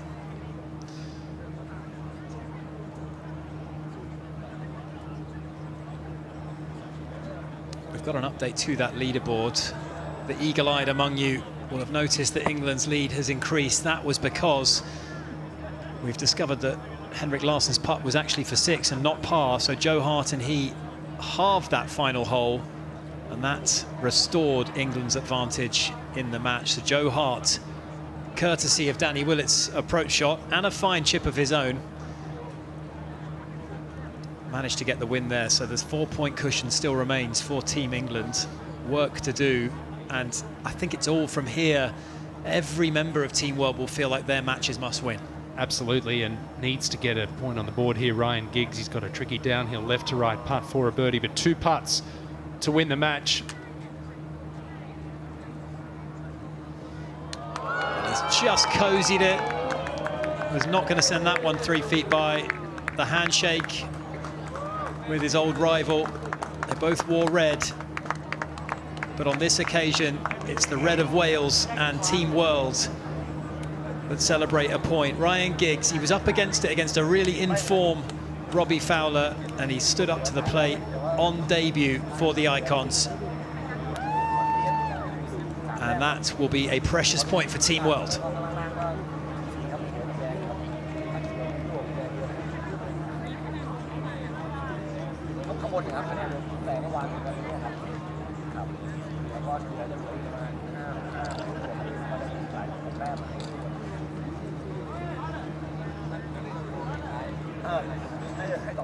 We saw Joe's road to Reignwood, but he has put England on the road to victory. Please welcome the wonderful Joe Hart.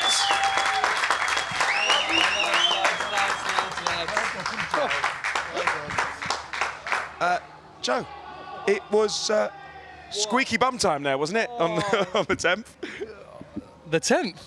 It was squeaky bum time on the 7th, mate. Yeah, that was some experience. Got to share the stage with somewhere where I've played in for 3 years. I've never seen anyone treated like that before, and he deserves it. He's an absolute god at one of the clubs that I absolutely adore, and he's a true gentleman. Look, we didn't play some great golf today, but we battled it out.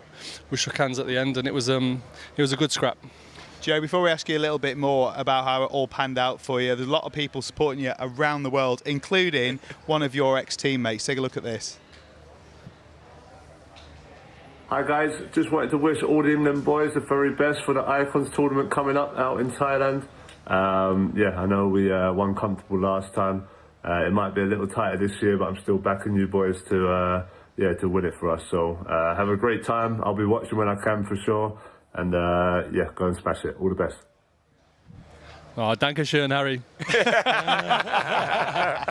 You coming out of retirement to go play in Germany? Yeah? No, quality. Look, it's great. It's made people smile. It's you know, it's united people. Some people like Harry Kane tuning in. You know, you know it, Josh. You know it, Nick, as well. You've met superstars. They're just humans who love sport, and he loves his foot and he loves his golf, just like all of us. So I'm sure he'll be sat on one of these sofas soon when he's finished smashing goals in. Joe, just before we go, you're as good a guy as any to ask this, because I know you're passionate. I've been waiting. I thought you were going to do it off the first. Today you smoked it across the corner. Where was you thought it might be in the water. No, I didn't. It was like the plan. Okay. Tell us though, what is it that emotionally brings you alive when you have to leave football behind? What is it about this sport that taps into it, especially an event like Reignwood Icons of Football?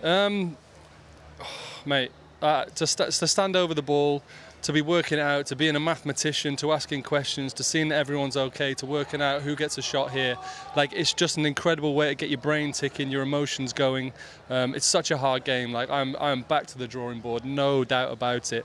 I should be put off by what happened over the last 2 days. I should be. I should go home, burn my clubs, and never ever look at a golf ball again. But all I'm thinking is, how can I get better? How can I come back down on that 10th, be confident over the ball, be confident over the tee, and yeah, it's got to be some game to have you feeling like that. Let me tell you, we saw your road to Reignwood.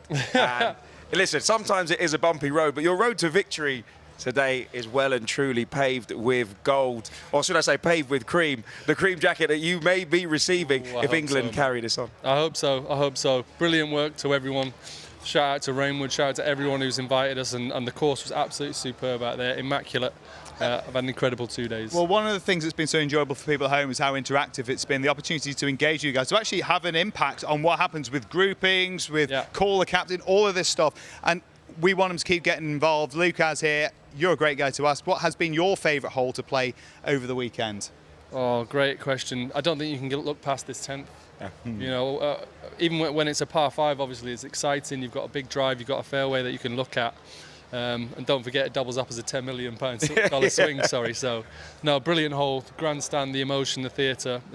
Great place to play golf. Talk to me about the call to captain. It's a massive honour to have, but break it down for me. Couldn't believe my luck, to be honest. Everything's gone against Henrik today. I just knew at some point I had Danny. To know I had him in my back pocket, his support. Danny as a captain has been excellent, really good to me as well. I'm sure he's been great with everyone, but the likes of myself, just calming things down, simplifying. And look, all I had to do was keep it in play on the last. And I've asked a big question of him, and he's absolutely smashed, I think, a 3-wood and give me a chance to flick it on. So, look, top man, top player. Whatever happens, it's been a great experience, and yeah, really honoured to work under him. Well done, Joe. Brilliant. You might have helped deliver the bit that makes the difference for Team England in making your secure defence happen here today. We're going to have to swap hats because we're doing the England hat here. We're going to swap it over now for Team Well. We'll get you to skedaddle. As we make room for Giggsy. Thanks for having us. Well done, mate. You've done brilliant. Awesome. Go on, Giggsy. Well done, mate. Brilliant playing.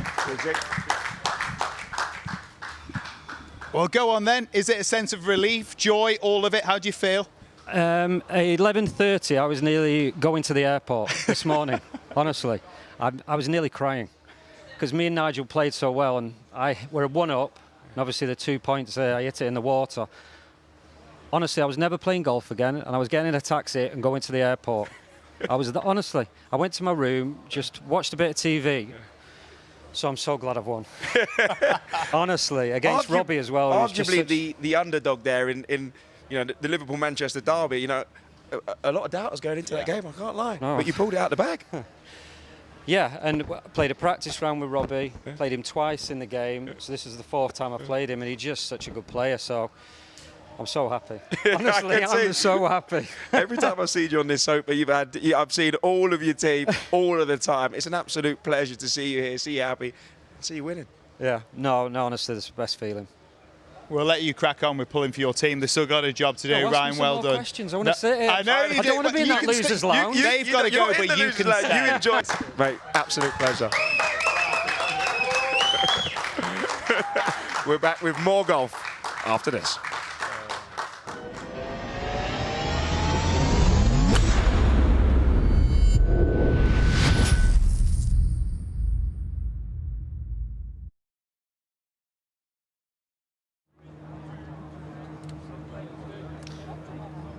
Let's go to the final hole where Paul Ince square with John Arnorisa. Oh no! Incy! Oh, he's just got double holes on the previous hole, making a birdie to get it back to all square. Looking to go 4-0. Let's go back to the 8th where John Terry still scrapping. He's got it back to 1 down against Gabriel Batistuta. Wow. What is that? Oh, he just had a Things are fraying at the edges here, Ewan. Didn't Ryan Giggs and Joe Hart's comments, are they relatable to anyone who plays golf? 1 minute, you're ready to give it away. John Arnorisa, then can he respond to what Paul Ince has just done? Sorry. Yes, he can. That's good enough. Not over just yet. That's his 4th. Ince in the water for 4. Takes a penalty drop, gets up and down for 7. It'll force Risa to 2-putt for the match. And that was a golden chance for He's giving it Ince to do something that I think he would have dined out on for a long time, which is to get 4 wins out of 4. But that's a concession. Good enough. So no clean sheets. No clean sheets in this Reignwood Icons of Football 2026. John Arisa claims the scalp of the governor. Not many saw that coming with the form Paul Winitz was in. But a big move for Team World, and just 2 points in it now. 17.5, 15.5.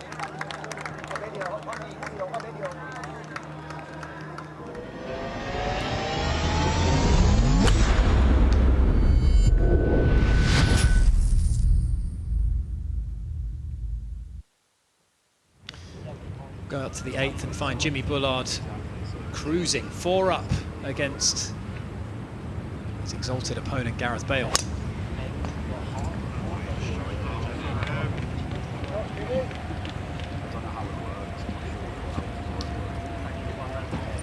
And I like what he did there, Jimmy Bullard. Teamed that down a little bit. That's an anti-left shot. Squeezed a little fade out there. Finding the short grass, putting the pressure on Gareth Bale. Putting a good scorecard together as well. Okay, not as many birdies as this morning in partnership with Lee Sharp, but he still made 2 birdies, just the solitary bogey, 1 under for his round thus far. Just steady golf. He's asking the questions of the Welshman.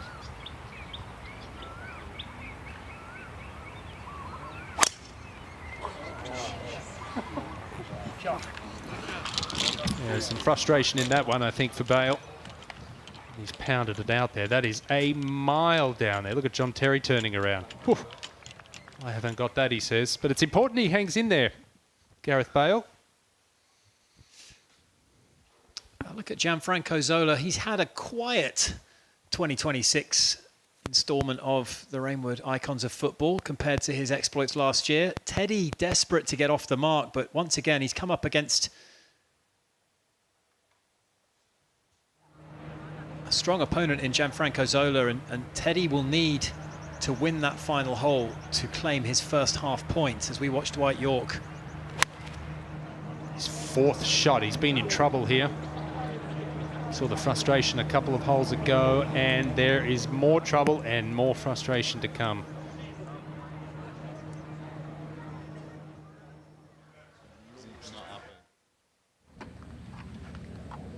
Just a flick for Jimmy. Yeah, now he's just turning it on, showing you what he can do. Just a field shot. 99 yards, that was. Excuse me. Confidence growing by the minute. Hey, better. Little Razza. Or caddy, big shout out to Giant. Best Jai. Oh boy.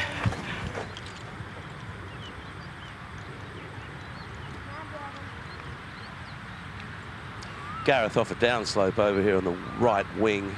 I don't think he can get it as close as Jimmy got it. This could come in quite lively.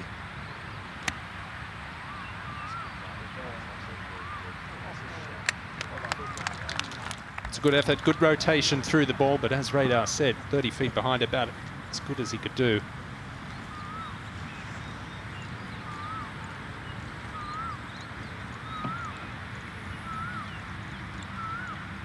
Let's go back to the 9th, where an away win for Team World would be worth 2 points, and that's exactly the chance that Gianfranco Zola found himself with.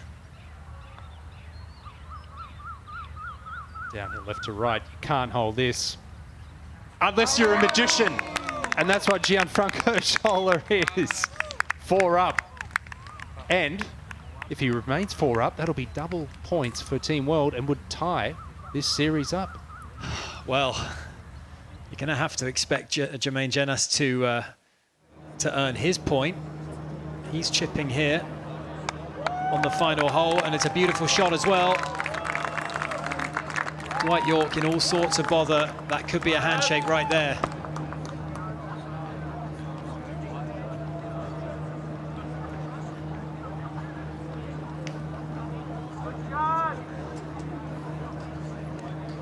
They're all important points at this stage of affairs.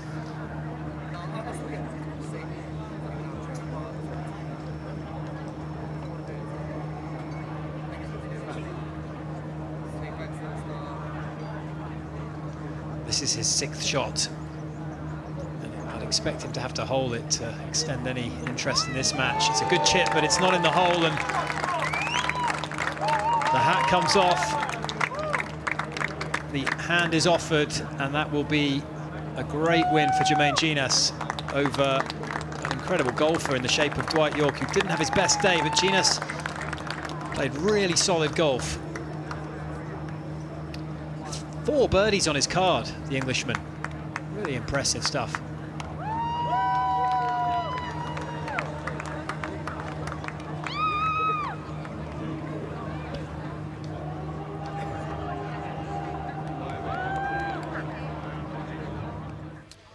Well, the big Ginger in the press conference says Gingers can talk, but he let his golf do the talking right here at Reignwood Icons of Football. Please welcome John Arnorisa. Big John. Well done, mate. Well done. Cool, blimey. Hard work? Yeah, that was a tight game. Very tight game. It was up.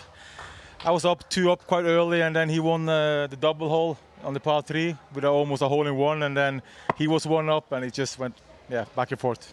You know, when we watch Ryder Cups, watching the board, knowing how other guys are getting on in your team can spur people on. Paul Ince was the only perfect player to this point. He was going for 4 out of 4. He's the only guy who could do it. You ruined that, but did it send a good message to the team, do you think?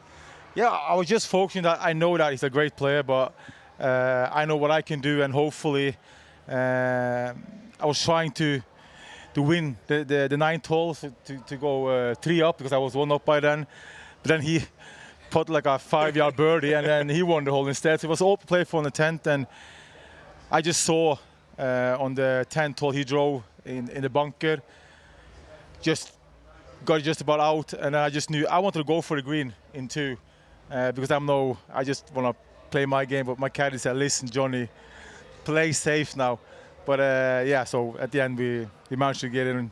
Knowing your match was all on the line, coming down the 10th, knowing his worst double, what were your nerves like on that tee? Was it different to any of the other holes? 100%. I mean, I didn't know any other scores, so I just tried to. I want to win my game. That's all I can focus on.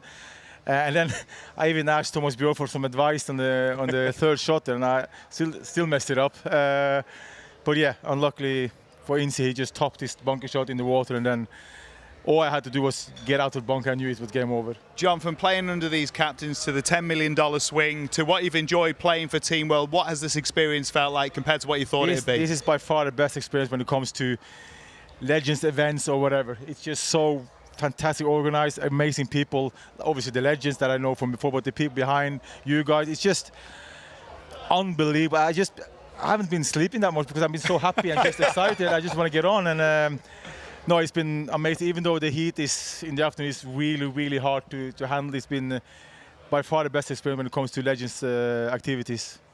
All right, mate, we're going to let you move on because we're going to bring in another winner, other team, I'm afraid. There it's Jermaine Ginas. We can't keep them on the same sofa.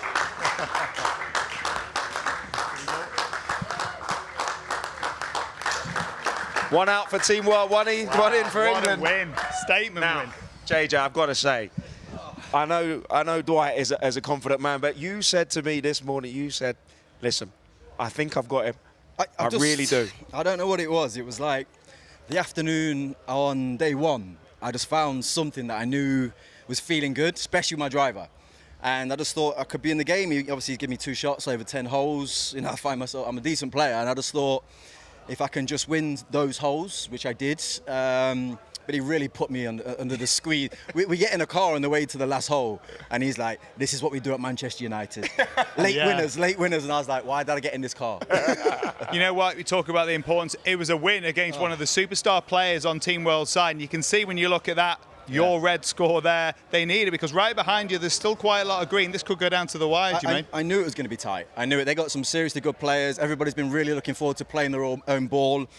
Fatigue's kicking in with certain individuals. And I don't know, in my mind, I'm just like, I need to win this game. That's what I'm thinking the whole time. I only saw the scoreboard when I came down here, so I didn't really know what was going on, but I was just desperate to win purely and simply because it's Yorkie, if I'm honest with you, nothing else. Well, let me tell you right now that the driver exploded on the range and you still managed to win. So JJ, absolute fantastic work. Oh, man. Well thank done, you very much. Good work. Cheers, well done, mate. Appreciate it. Thank you.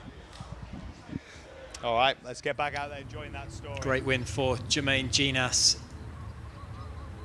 This is Lee Sharp to win the hole against Andrei Shevchenko from close range.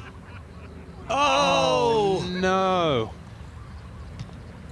Well, we're starting to speculate, Ewan. We're starting to get ahead of ourselves. Just looking at this scoreboard and to see how things might shape out. And that would have been a massive move for England's Lee Sharp. Jimmy Bullard pouring it on against Gareth Bale in that bottom match. Oh, that was to go 5 up. He's still going to remain 4 up, but you're right. It's a 3-point difference, obviously, to Team England. Right now, there's 4 matches left on the golf course. There's 3 greens on the board, with one of those being a potential double-up point. That would mean Team World would go 1 point in front, and what that would mean is that it would come down to this final match. And can Jimmy get a double point? There's a lot of permutations as we go back to the 10th and join Mr. Sheringham, and we're told he's already visited the lake on the left-hand side. So this is Sheringham's 3rd shot. Zola 4 up in this match. Teddy needs to conjure something to get back into this hole and try to stop Zola picking up a double here. Looked like a decent contact. He's found the front bunker. This is getting really interesting because look at that penultimate match. John Terry Batistuta has gone back up to 2 up in that match and could yet, with the double-double to come of 9 and 10,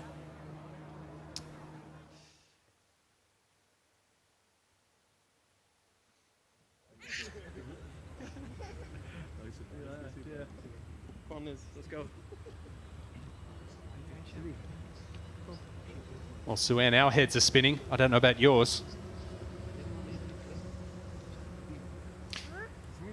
This is John Terry. This is a putt for the win across the green.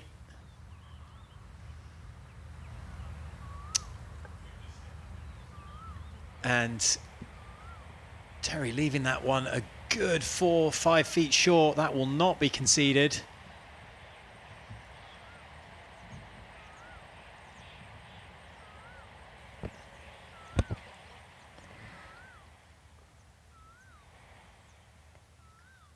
Well, now Batty hit it to the right side. Was a tough chip. Didn't hit his best, trying to bump one up and just caught a little bit of that green. It's got a tricky putt here, but John Terry had a massive opportunity. He really just needed to get it close to the hole, tap it in. That could potentially swing this match with the 10th hole coming up.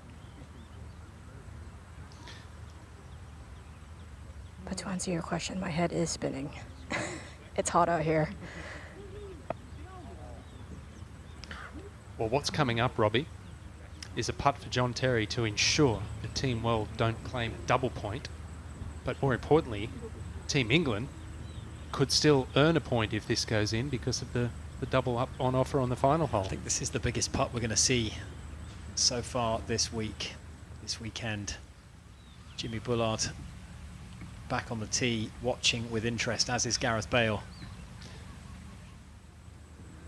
Isn't this terrific, though? It was a whitewash last year. Team World made 7 changes, and this is the reason why, because it's coming down to the death, and it is anyone's tournament. Yeah, it was a procession in 2025. It's a dogfight in 2026. And we know a man who used to like those in a Chelsea shirt. John Terry, as combative as they come when on a football pitch. What about from 6 feet? How's his nerve here? He's done it. He's done it. He's produced there. What a putt. Had to start the ball outside the hole, Ewan. Well outside the hole. He held a clutch putt a couple of holes ago, turned around to Jimmy Bullard and raised his fist. He's done it again. Team England still in with a chance for a point in that match. And that's removed the chance for Batistuta to win the double. So that was a big move, regardless of what happens down the 10th. Going to stay on the tee with Jimmy Bullard, who's just been throttling this final match against Gareth Bale. He's just not really put a foot wrong. He's 2 under for his last 4 holes, is Bullard. Gareth's played okay, just a couple of loose ones off the tee. And Jimmy Bullard's been there to capitalise.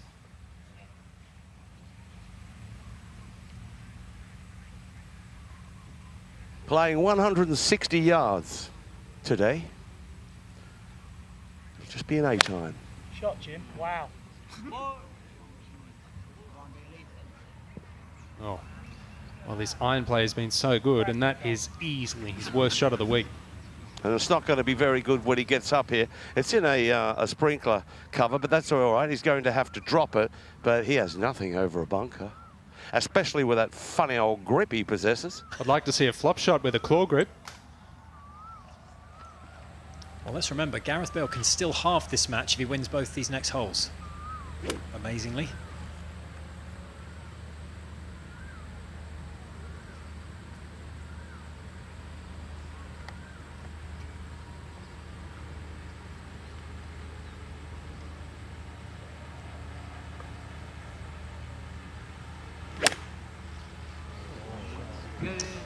He's played it safe, Radar.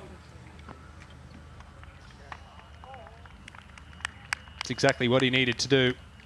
Potentially double up here for Gareth Bale. Essentially got a free kick to come.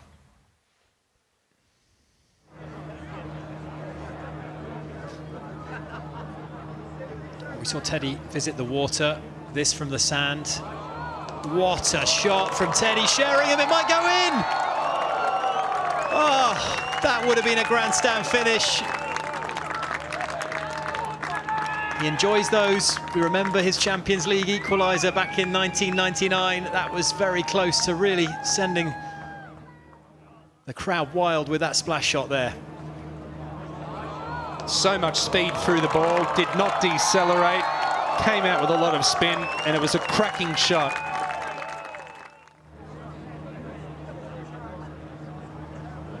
Gianfranco Zola for birdie. He's got 2 putts to pick up the priceless double points.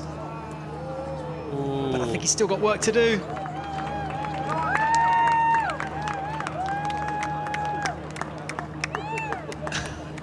A hopeful look across, perhaps. 4 feet left to right, no chance, not at this stage of proceedings. Well, the whole complexion of the situation might just have changed with what's just happened on the 9th, with Gareth Bale in pole position just about 15 feet away. Jimmy Bullard will have no shot short-sided on that hole. He's 4 up, but he might be getting pegged back to 2 up. Huge putt this for the Italian.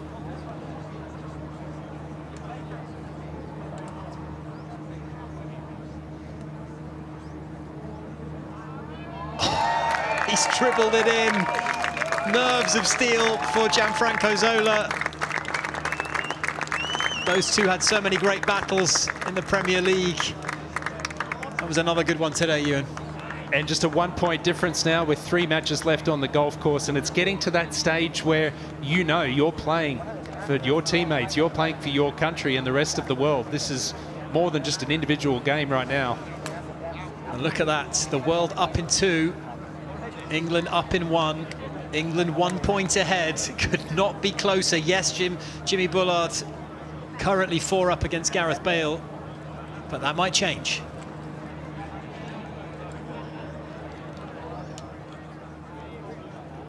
And let's go back to this pivotal moment on the par 3 9th. Jimmy Bullard, tough shot this, Ewan. He won't like this at all. No chance. This is just not his go at all. Okay, all right, I'm going to throw another spanner in the works here. Team World win the next 2 matches. They go 1 point ahead. Jimmy Bullard only wins 1 point, doesn't get the double up. It's all square. What happens? Do we send Bullard and Bale down a playoff hole a la 03 President's Cup? That's above our pay grade, Ewan. Back on the fairway of the 10th with Lee Sharp.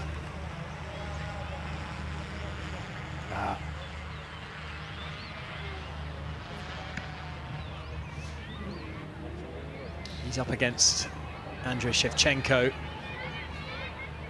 And I think it is important to note on that point that I just mentioned, if it does end up all square at the end, and there's every conceivable chance that could happen, England would retain the trophy.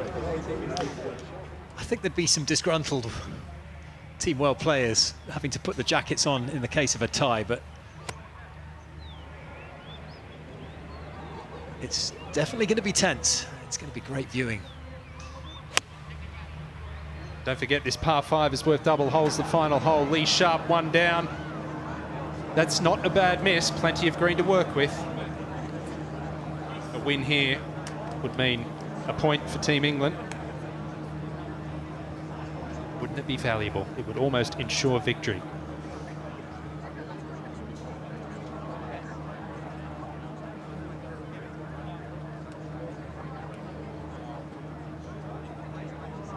Wanted a close finish, and we're going to get one.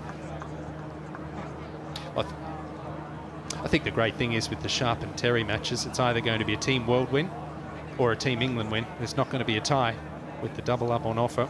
We'll go back to the par 3. Jimmy Bullard, Gareth Bale. Jimmy Bullard has not lost his turn. Left or right?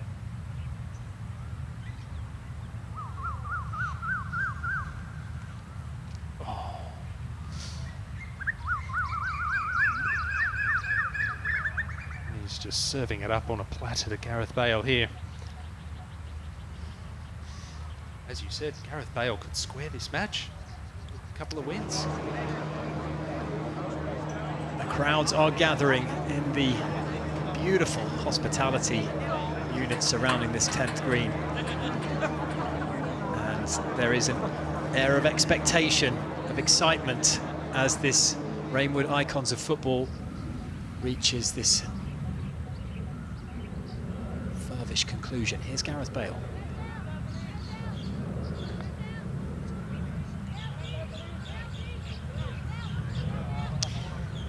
Well, good enough, surely, for the par and the double up. That certainly made things interesting. Gareth Bale may yet come out of this bottom match with a half. Let's join Radar. Guys, all sorts of things could happen here. It's going to come down to your match with the doubler on the last. It's quite amazing what could happen. Ewan Porter in the box has been saying, and he's a genius when it comes to all these numbers, but it could end up all tied. That could happen. We don't know what's going to happen then. Would you guys be up for a little playoff, or what's the start? You first, Gareth? Possibly, I guess, see how the situation goes, but it'd be good to maybe see the captains go in the playoff now. That would be good, that would be good. What a shot, get on the range, start warming up. Or, like a Ryder Cup, all tied, you regain the... Boring. Boring. Yeah. Get them on the range. Yeah. Tell Willett to get his jacket. Well, let's go to the par 5. It'd be very interesting to see what you folk at home think. Come on, get those messages coming in. Get them coming in. Get them coming in. Do we need to send the captains to the range? I'm not sure. I love the idea of it. Don't even send them to the range. Just a point in it. England with that most slender of advantages.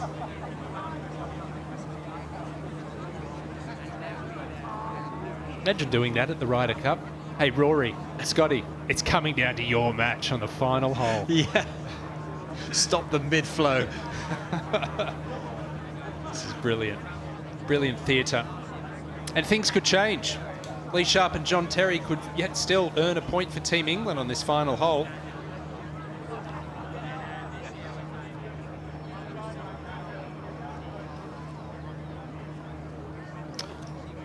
We're hearing that Andrei Shevchenko has 2 putts for the match to tie things up.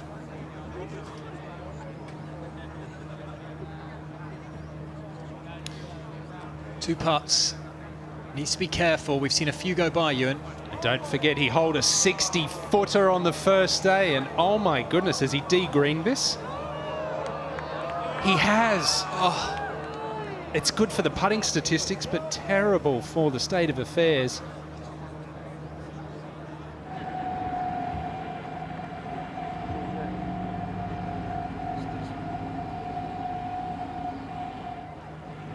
Wow.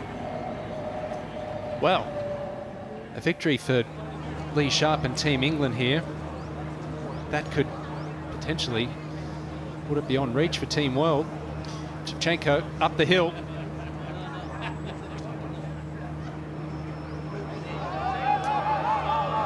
And he's left it short. And Lee Sharp out of nowhere has a chance. This 8-footer for par would flip-flop that match and give England an extra point. This is a huge moment. And it's a tricky putt too, Robbie. It's downhill. There's a little right to left in it. What can he do? Oh, he nails it! He stepped up. Coolness personified.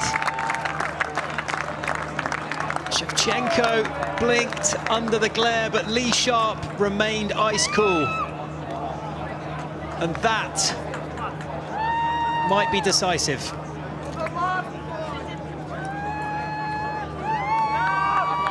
England go 2 clear. Well, that wins it.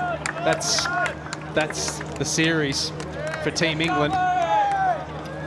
Best Team World can do is 1.5 points from the final 2 matches. That's the clincher. Lee Sharp has just won it for Team England.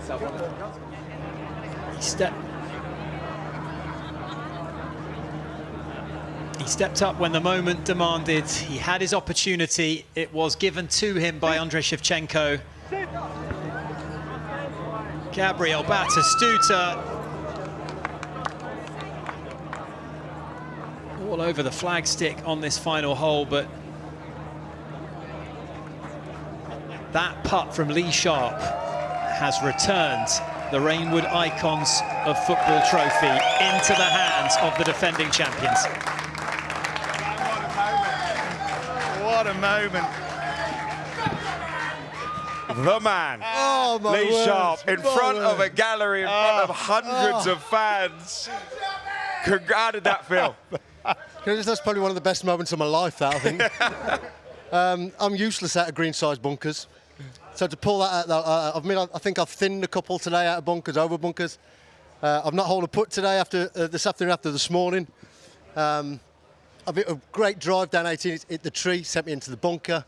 So no, brilliant. Well, great game. But what a way to finish. Were you aware of the significance there when you stood over that putt? What was that? I mean, that was it. Yeah, the Reignwood Icons of Football on that putt. Did you know when you stood over it? What? The whole thing. What? That was to win. That was the moment. Oh, no, Sharpie, it's your moment. Icons I didn't know of that. Football. Oh no, I just know it was because How he was does that 1 up. I knew feel? it was for double points, so I just thought I was winning a point back. How does that feel? Oh my God, that's ridiculous. That is ridiculous. I don't know. I think we're understanding, Sharpie. I'm not sure if these boys know that England have won the Reignwood Icons of Football here at Robinson Golf Club. So wow, congratulations. That's incredible. If you'd have known that, would you have been so calm over that putt? Probably not, no. No, it was. I couldn't believe. To be fair, he's putted really well all day. I can't believe. Come on, get it! Get it! Get it now! Dejected, England win. Congratulations, boys. Those cream jackets, the beer is flowing, Sharpie.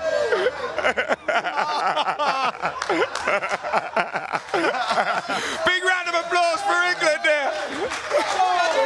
We've won.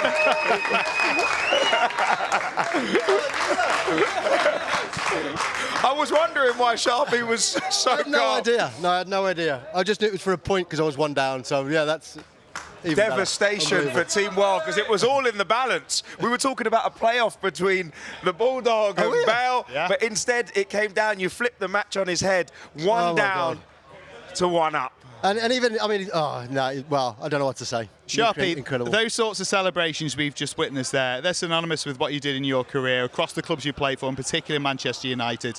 How does it feel to have that vibe again right now in a golfing arena? You can't explain it, can you? That's why we play team sports, because you don't just share on your... I've heard you guys say, you know, you win trophies, you go and sit in the locker room on your own. You don't do that in our game. You don't do that in a team sport. It's for everyone, and you buzz off everyone's vibe. It's unbelievable. I feel like we should make you go back out there and do it again. Now you know what it was worth. Oh, no chance. No chance. That was a slippery putt as well. No chance. Listen, last year it was a bit of a whitewash. They ran away with it, but this it came down to you on the 10th. I think we see that winning moment again. Yeah, here we go. I mean, so assured and so confident. Talk us through what you were thinking there. Like I say, I'm just thinking I've won a point back because I've had a couple of nightmare holes. And I'm obviously one down, coming down the last. I've hit in the bunker, I've hit a poor shot out of the bunker. Then I've hit in another, but and I hate greenside bunkers, so I'm absolutely papping myself. I think we all hate greenside bunkers. I'm papping myself, hitting that in front of the crowd, just thinking, don't put it in the water, don't thin it into the water. And it just popped out nice, and the putt was, I can't believe he put his putt so far past. What's it like playing for all these lads as well? Oh, mate, they're fucking nutters, aren't they? It's great. It's great to have just all the characters and the camaraderie and the team spirit. That's what we've spoken about so much throughout last year, about through these last 72 hours, that it is a real feeling, that team spirit, that togetherness, from all the way down from Danny Willett, the captain, all the way through the players. You boys really love it, don't you? It's just, it's what gets us here, you know what I mean? We played in a team, we play for a team.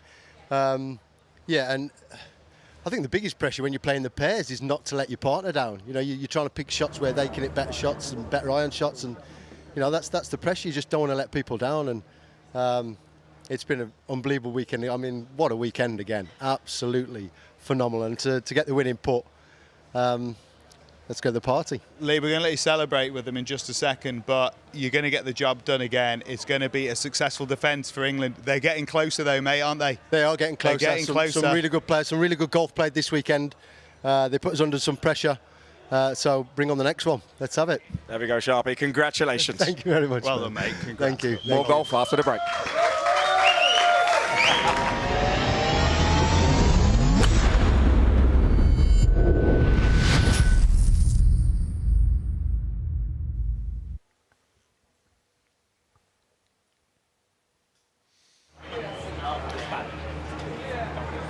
Well, that all happened so fast. We were scrabbling to figure out the permutations, Ewan, in the comms here, and what a moment for Lee Sharp. He didn't know the significance of the moment. Had he known it, he might have been trembling a little more, but that was still a nerveless effort, 9 feet, and he just rolled it hard to the middle. Yeah, very impressive. We got the finish we all wanted. It's such an exciting finish, but I think the celebrations at the end there with his teammates coming in, that paints the picture, it tells the story.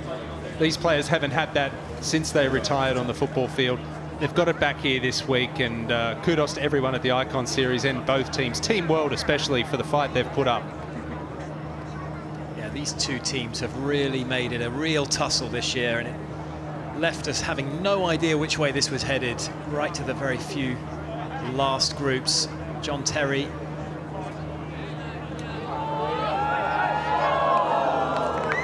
see how fast that putt rolls.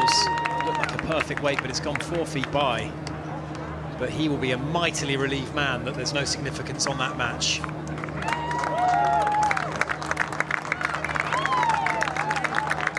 Hug up ahead between Gabriel Batistuta, who, let's remember, it's his birthday.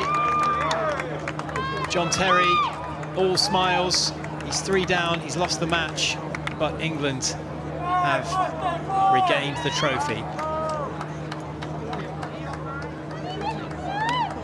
Look at that scoreline, Ewan. 19.5, 18.5. Well, even a win here for Bale up the last. It's only a half point. Jimmy Bullard is breathing a sigh of relief.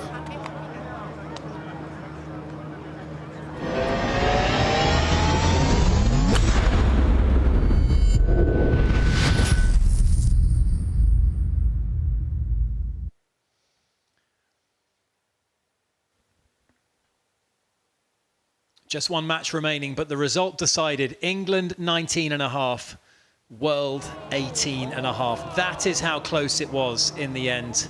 Jimmy Bullard is 2 up against Gareth Bale. He's played some beautiful golf over the course of the last couple of hours, has the Bulldog. And he can relax. The tension can just escape from his body. Oh, my. We're hearing that Jimmy Bullard, having struggled on the 9th hole and ended up conceding a double to Gareth, has actually hit it into the water. So this could have been all so different. Andrei Shevchenko, 3 putting from above the hole. Lee Sharp responding. How's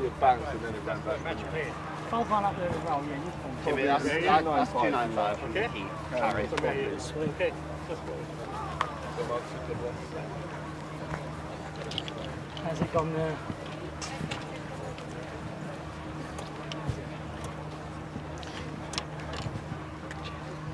There's all sorts of things happening in that final match. Gareth Bale looks like he's found the water. Jimmy Bullard has found the water. Radar's down there.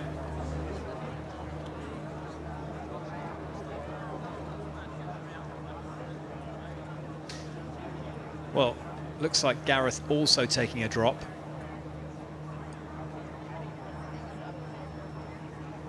I guess the significance here would be a win for Gareth Bale on this final hole would tighten it all the way up to just half a point, separating the 2 teams. Yeah, I think for pride as well, it'd be nice to walk away and say, hey, Jimmy Bullard, the Bulldog, he didn't beat me, we halved the match. And at one point it looked like it could have been a complete shellacking in favour of Team England here. He's played some terrific golf, Jimmy Bullard. Gareth Bale struggled in the middle section, but it's hung tough. Not really a surprise. So this will be Gareth's 3rd shot. Just don't fall backwards.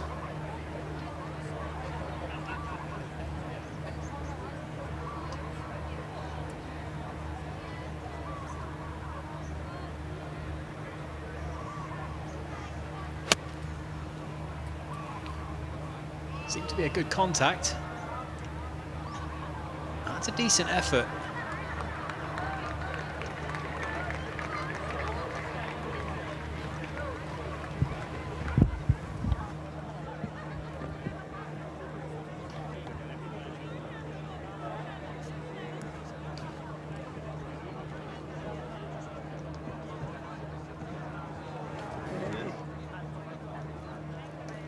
Kicking off, Lee Sharp with that point, but a celebration happening once again for the birthday boy.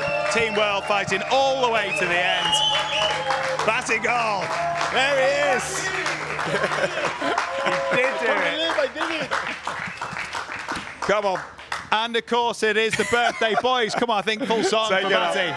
Happy birthday to you. Happy birthday to you. Happy birthday, dear Batty. Happy birthday to you.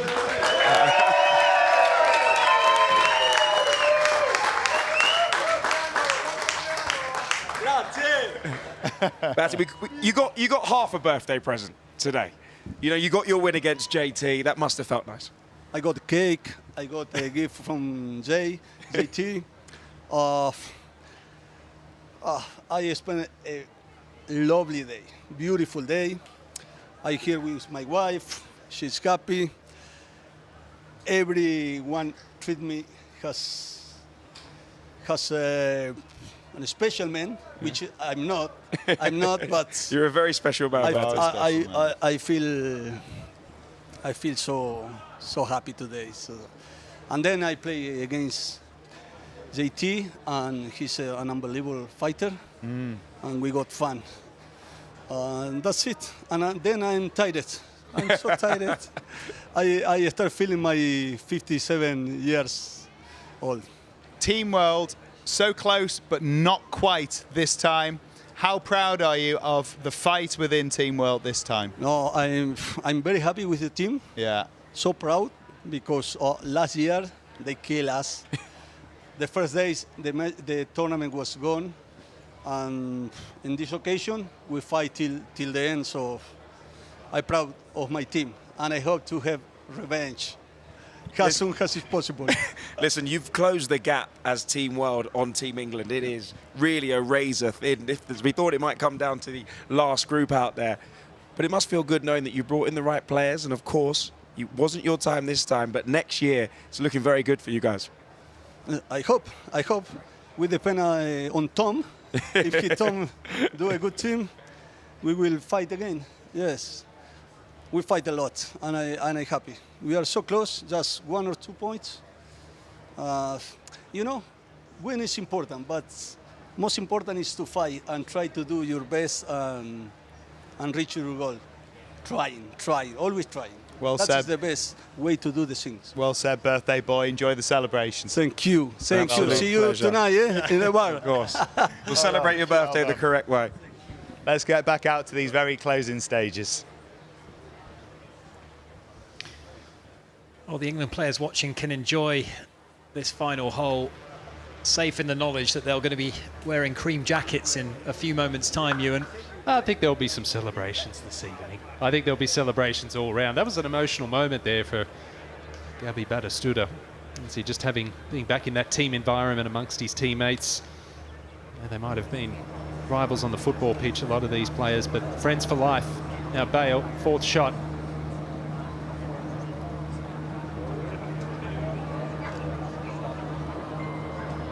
As he judged the pace after a few players have charged it forward past the pin. Gareth a little bit tentative there.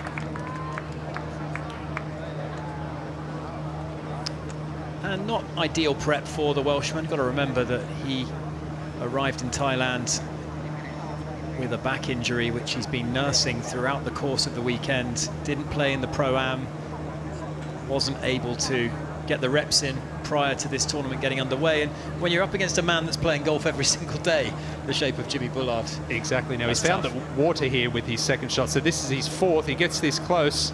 It'll put the pressure on Bale. Both players with tricky par putts. Neither want to give an inch either. No, usually they'd have shaken hands and that would be that, but we're playing this one right up to a conclusion. But great to see, I think, the camaraderie, not just among the teams, but across the teams as well. The friendship that has developed between JT and Gabriel Batistuta from different eras in the game. You know, JT playing his football predominantly in the noughties and the 10s. Batigol, a superstar of the 1990s. Well, there's so much mutual respect amongst the players as well, and we've been fortunate enough to spend a lot of time with the players as well this week, and one thing you do realise is they're all human, and they're all really good humans as well. And I think they just love the opportunity that this tournament gives them to relive those moments. No, it's not a big game of football, but it's a different arena. Nonetheless, the camaraderie, the competitive juices, the tension, the moments of euphoria, I'm sure they will cherish those. Almost an identical putt to the one that Lee Sharp holed about half an hour ago to clinch this Icon Series for Team England. It's quick, it's a little bit right to left, and it's for par.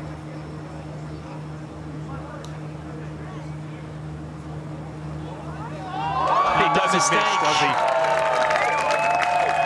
He does not want to have a loss to Jimmy Bullard on his ledger.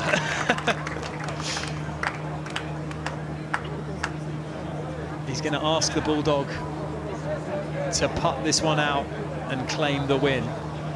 Some people are just made for the moment. He did it yesterday, Gareth Bale. He's done it once again today. How different this might be.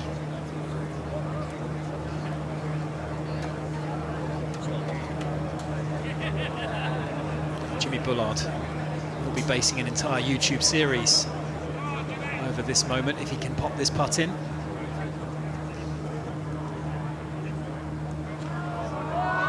Just lost it on the right side. And honours even in the bottom match, perhaps fittingly, between these two golfing heavyweights. And a great moment between the two, Ewan. They've really enjoyed it, haven't they? There was a lot of good golf there. It wasn't some of their best golf.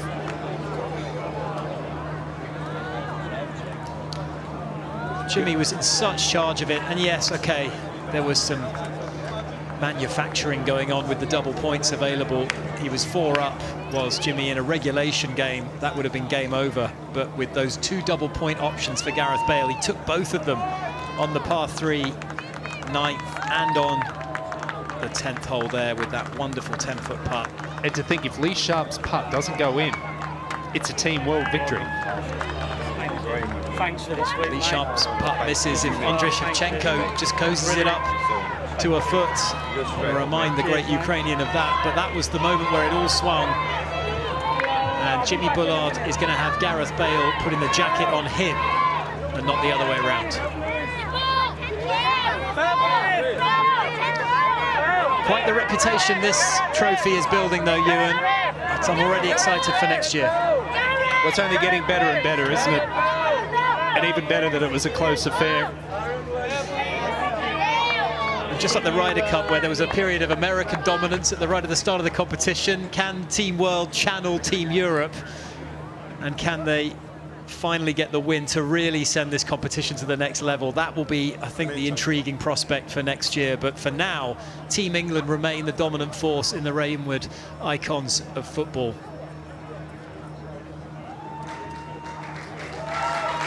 Here they come, a couple of anchor men with a difference. Gareth Bale and Jimmy Bullard. What a match, Gaz, what a match. Oh, come and sit down. Jimmy's still lapping up the celebrations. He's going to join us. Come on, Jimmy. You could not write it. What a finish. Congratulations all round there. You get that pillow. You relax. First of all, round of applause for gutting it out. Bad back all week, and here you are. You made it through every session, Gareth. I honestly do not know how I did. Well done. Jimmy, well done, mate. Congratulations on the team victory. Well done. Thank you. Bit closer than you expected, was it, Jimmy? Yeah, it was. Well, the full game was. We didn't know where we were, did we? Yeah. Well, Radar said it could come down to us, so it wasn't exactly nice on the tee, but it's what it is. He's put it on us there, didn't he? Yeah, he's put it on us dirty. You know what? I felt for you guys. That was massively bigged up, wasn't it? That clash between, I mean, you are the two highlights on both sides, all of you icons, but in golfing terms, this is the one everybody wanted. How did it feel out there? It was very ugly. I'm used to winning like that with Wigan, but I don't know about you, son. I'm really not. Oh, mate, it was just, I don't know, we didn't find any rhythm, didn't really hit any good golf shots, and it was just like we hit a few. Yes, we're better than that. But we are better than that. But it's the end of a long week, so it's to be expected. That's part of it as well. It is tiring out of the heat, and it's on you. Do you know what I mean? But still enjoyed it. It almost brought me back to my football days, you know, gritting it out and like bit of pressure. You know, there's pressure over your shots. That's what makes this event so amazing, because we've all finished that competitiveness and that fighting for trophies, fighting for your place in the team and everything like that. So to have kind of this as a big event, and everybody at Icons is literally amazing. They've done an amazing job. You guys have produced it amazingly. So yeah, for us to be able to come out here and compete again, it kind of brings back old memories, which is nice to have those feelings still, and I'm sure everybody still misses it. Let me tell you, you've spoken about trying to fight for your place in the team. I mean, you boys are honorary playing captains. And when you knew that it could potentially come down to the last, and you said it, you got to be honest. Yeah. If we're before the watershed, you maybe keep it a little bit more PG, because you've been quite respectful to each other, even though the build-up has been tense. And that's surprising from Jimmy. No, with all the banter, I said to him out there, I hope you don't think I'm digging him out, because, you know, I love everyone here. And it's part of it, you know, the camera's about, so I tried to put a bit of spice in it for us all. It's a bit like boxing, you have to create a bit of hype, don't you? Yeah, it's what we're about. But no, the utmost respect to all of them. Thoroughly enjoyed it. You played really well as well. So. No, you did as well. Now, guys, we have a unique scoring system here, obviously, with Reignwood Icons of Football, but because of it, there has been history made throughout the week. I don't think it's great news for you, Jimmy, because in history, you've become the first man to be 4 up with 2 to play and not 1. But for you, Gareth, you turned it around with a couple of double-ups on the last 2 holes, including this putt on 18. How did it feel when you poured this one on to pile the pressure on Jimmy? No, it's good, because off the tee, I obviously knew I had to win the hole. So I went really tiger line, because again, it's a short par 5 for Jimmy. You can get into. It's normally an easy birdie for him, so I'm thinking I have to make eagle. So I really had to take tiger line. Now, I wasn't expecting the lapse in concentration, but I truly appreciate it. We don't usually see a lapse in concentration from either of you, but Jimmy, coming down those last few holes, it was a little bit wayward. Was the pressure getting to the Bulldog? Yeah, it's on. It was on you. You know, I had a putt on 7 or I had a putt on 8, I think it was. A smelly putt. And it was like, that was for the game, and it lipped out. That's how close it is. Double points are great, and it's far. I love the, you know, a few boys don't like it, but I love the double point. You're never out of it. Yeah. It can work for you, it can massively work against you, but it's absolutely class. Yeah. Yeah. When you look at the pressure that you've had through the week, people at home would look at it, and of course you're an avid golfer. I know for a fact that you would love to play in a tour event because neither of you got to where you are in your own sport in football by being afraid of failure. You have to put yourself out there, don't you? Try and describe, though, the emotions throughout all of it, from the first tee experience to being in the anchor match to having all of these icons behind you watching you play the last hole. Utmost respect to the pros that play this game for a living. And then putts and every shot is for a pound note. That is like on you. We said on the 18th tee, imagine how Shane Lowry felt in the actual Ryder Cup. Yeah. Because we were on obviously 18 thinking, oh, it could come down to us. And we were like, oh, could you imagine? And then we obviously spoke then about in a football match, in a final, in the last minute of a game, I guess probably they wouldn't like to feel that. So it's obviously they're in their comfort zone. And honestly, even people say to me, oh, are you going to go pro? I'm like, you don't understand how good these pros are, and they need more respect than they actually get. Like, absolutely. I'm an okay club golfer. I love it as a hobby. Jimmy's a very, very good player, but like these guys are under the most serious pressure, toughest conditions. You've obviously played at the elite level, and honestly, those guys are just beyond belief. There is a difference, Nick, isn't there? To that step up. I don't know, guys. You can really play. I mean, yes, there is a difference to the elite professionals in the game, but to have done what you've done in football and to play golf under the spotlight to the level you've just played there, I think you can give yourselves a pat on the back. Well done, boys. Cheers, boys. Thank you. Congratulations. Cheers, boys. Thank you. All right, we are edging pleasure. towards the conclusion here. An epic battle at the bottom of the order. Jimmy Bullard, Gareth Bale, you picked it, they played it, and they did themselves proud. We'll see you in a few moments for the presentation. Well.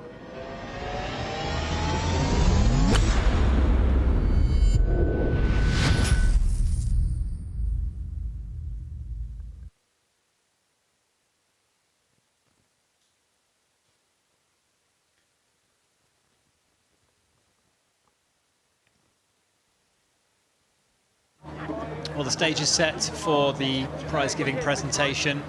That beautiful trophy, which has been regained by Team England. It was a lot closer than last year's contest, but the result will be the same. Just a point separating them, Ewan.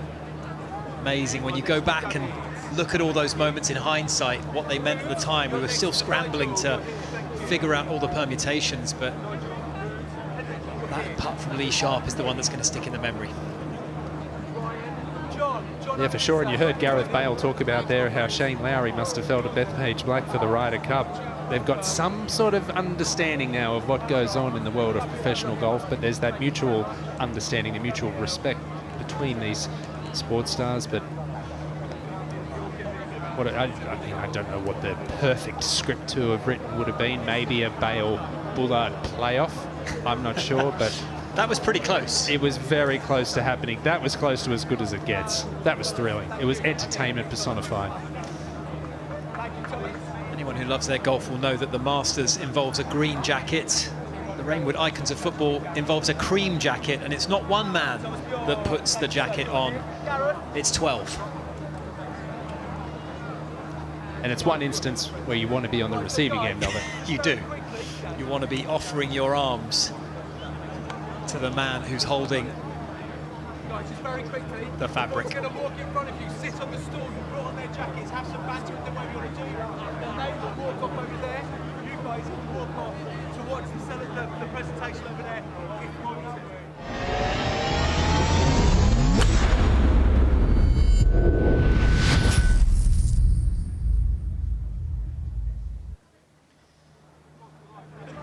Confirmation then that by the narrowest of margins, Team England have regained the Reignwood Icons of Football trophy for 2026. They won it with a rout last year. They won it in nail-biting fashion this time around, Ewan Porter. There were lots of fluctuations. There was a lot of volatility throughout each session. At one point this afternoon, it was a 5-point lead for Team England. Towards the end, it looked like it could have even been a team world victory. In the end, it came down to Lee Sharp's putt from 8 feet. If it didn't go in, well, as it turns out, it would have been a team world victory, but not to be. It's Team England by 1 point.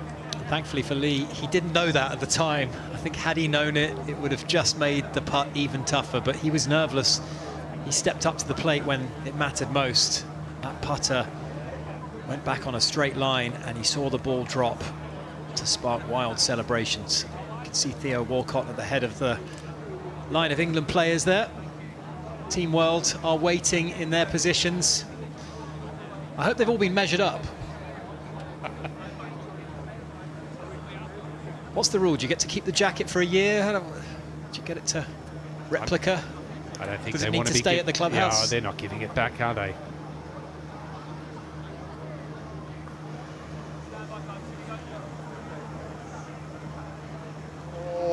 We are where all the drama happened, Josh. We are where everything took place down the home straight, both teams fighting for it. And you know what, last time it came home, and it came home in a hurry for England. This time, not so much. What a contest. Unbelievable contest. You said it came home. It didn't come home in a hurry. Right now, listen, it took a little bit of a detour. 2019, it was very, very tight, but it's been completely special.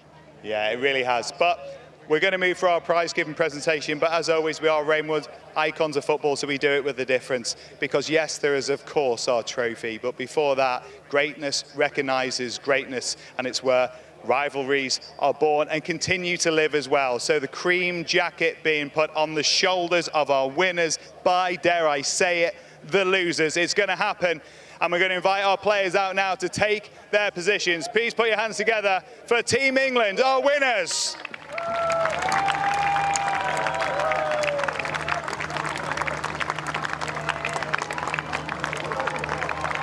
Here they come. Here they come. Team World not looking particularly happy. Okay, gents, let's get you sat.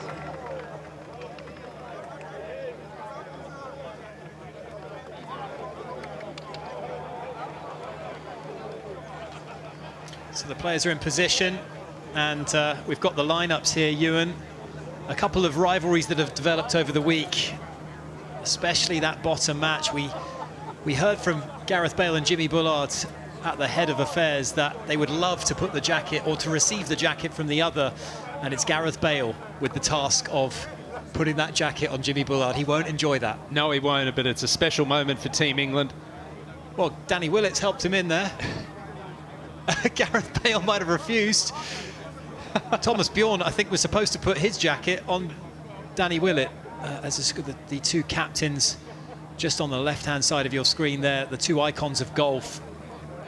They must have had a blast this week, because we've heard they spoke at length about how they idolise many of these players growing up as well, playing golf and watching football.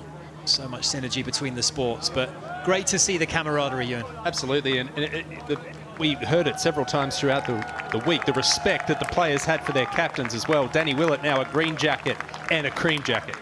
And as they shake the hands of their fellow competitors, they'll also be shaking the hands of some special guests here at the prize-giving presentation. We have from the KIS International Licensee, we have Pachia Ratapong Paisan.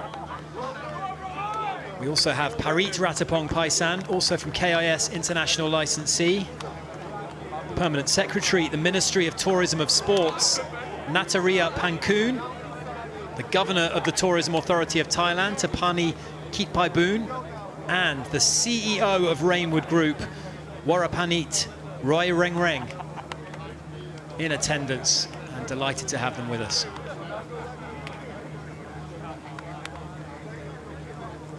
What an event this is, what a venue, what a host Reignwood have been, Ewan.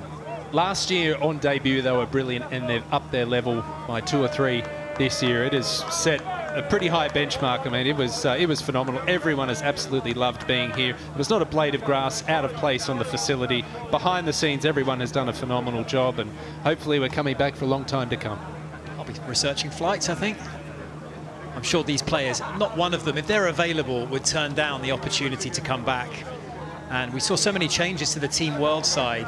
I think they'll have a much more settled lineup next year, because they'll have the sense that they've got the beating of this England team. It was just a point on this occasion. Could have turned out so differently. I think there's going to be a long line of players putting their hand up to become involved in this Icon Series. The hardest thing is going to be finding your way into the team. So that trophy looks like a heavy one. And it remains in the hands of Team England for 2026. Reignwood Icons of Football champions.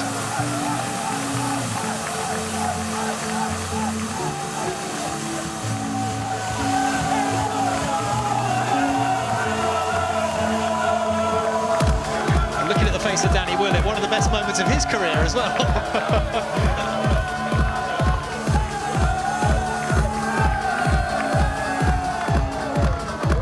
Players have hoisted so many trophies between them. Perhaps this one means just as much. Well, either they've all been in the gym or that trophy is not as heavy as I thought it was. But it's a magnificent piece of... Oh, Incy. What a player those two were. Robbie Fowler kept it solid out there. Teddy Sheringham.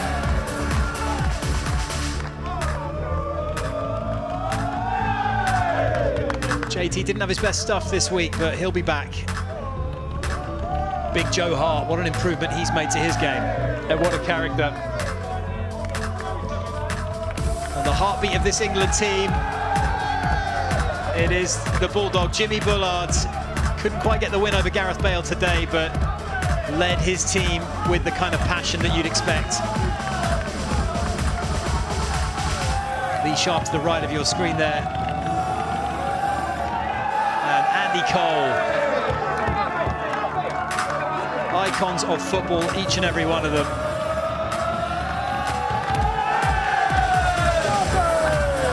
And the man who hold the winning putt, Lee Sharp. Well-deserved victory for Team England.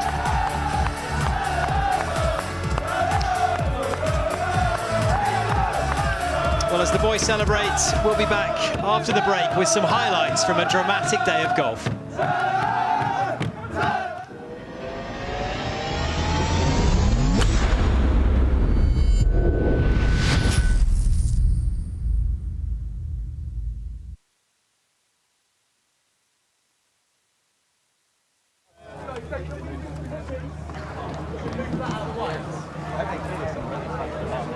I think the celebrations will go well into the evening, Robbie. Yeah, I mean, you can see on the joy on the faces of all the players, and Danny Willett as well, just kind of tells the story. They've been a tight-knit group, and they've kept themselves largely together. 11 out of the 12 that were here last year returned, and I think this has become something that gets circled in the calendar pretty early on. I think 2027, they're going to be on the phone to Tom and his team to say, right, when's the next date that I need to block off? Because it's a special week for these players. We saw it last year with all their fellow footballers and sports stars and celebrities writing in and tweeting saying just how much they enjoyed the coverage. That's only been enhanced this year. There is a long line of people wanting to be involved in this, no question. Great to see the turnout from the fans as well. It's been a busy spectator village here at Reignwood Park. Well, there are so many moving parts to this. It's not an easy product to deliver, and the mix of golf, the mix of entertainment, everyone's got it spot on.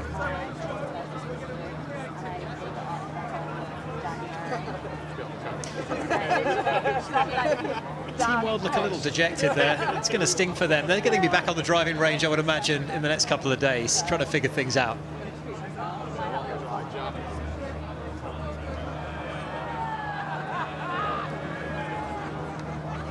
The sun sets on a memorable performance.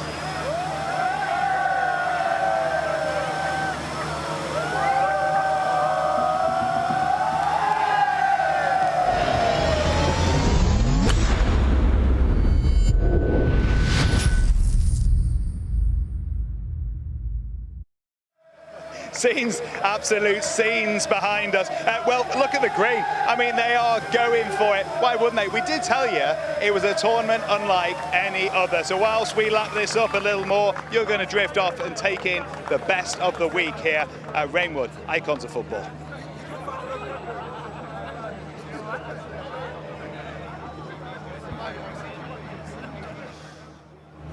All right, this is the 6th match where Ryan Giggs showed all of his touch around the greens. This one ran downhill, Ewan, but it was a beautifully played shot. Certainly was. Very tricky chip from over the back. It was very, very fast. 1-up playing this hole, and it would ensure a 1-up victory against Robbie Fowler.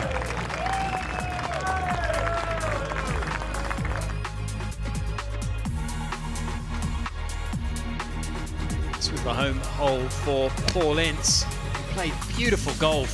He started the day unbeaten. This was a laser-like iron shot. We saw a lot of good shots this afternoon, none as good as that. What a cracking shot. Gabriel Batistuta,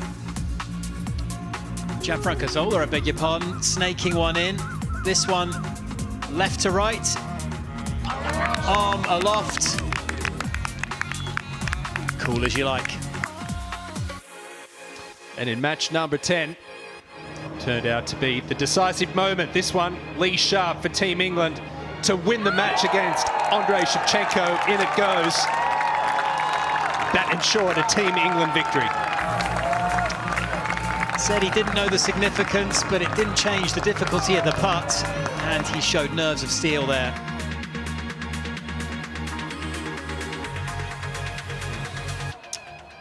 Batistuta on his birthday, looking to get things going early in his match against John Terry, and Terry had hit it close. Batistuta bettered him.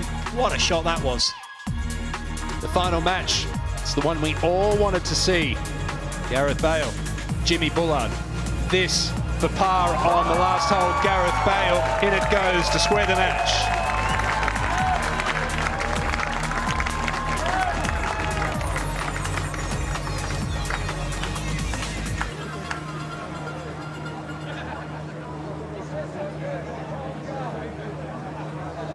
Amazing, truly amazing. It's a great scene down here, isn't it? It's such a wonderful scene, from Champions League to Championship fairways.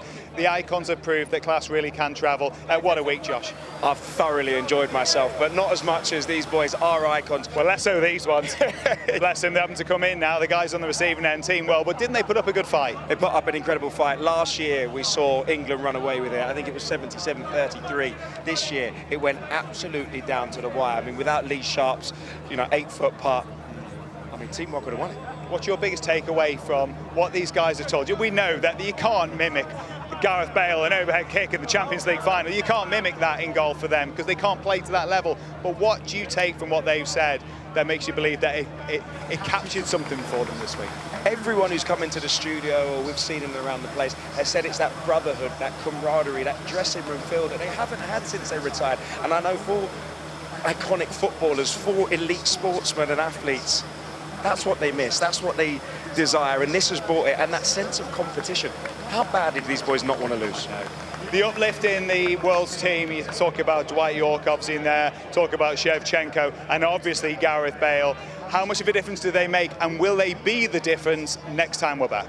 These are elite ball strikers. They may be footballers, but they've really dug into their golf, and they've made a massive difference. They've put pressure on this England side that they haven't felt before. I mean, Dwight York, some player holding out from 60 yards. Special stuff. Well, Danny's just stepping in. Final moments, mate.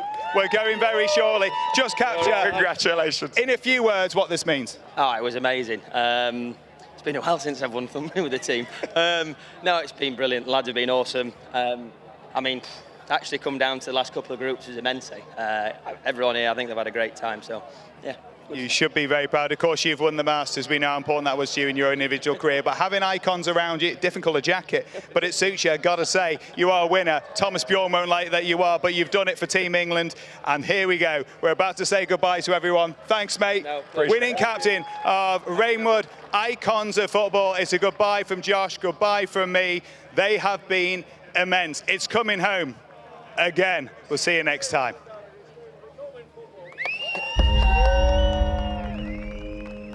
What does golf mean to me? It might take me a while. It's become part of my life. It's just completely got me. Hooked for life. It's healthy for the mind, it's healthy for the soul. It's a good escape for me. The adrenaline rush when you make a birdie or an eagle, chasing the reward. And to feel all those things about a game was quite special. An electric atmosphere for day one of the Reignwood Icons of Football. Played to perfection.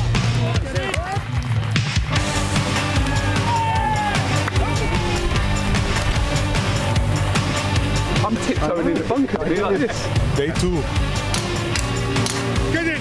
Get in! This whole thing is on a knife edge. The England boys, they're not going to let this go without a fight. England win! Congratulations, boys! The beer is flowing!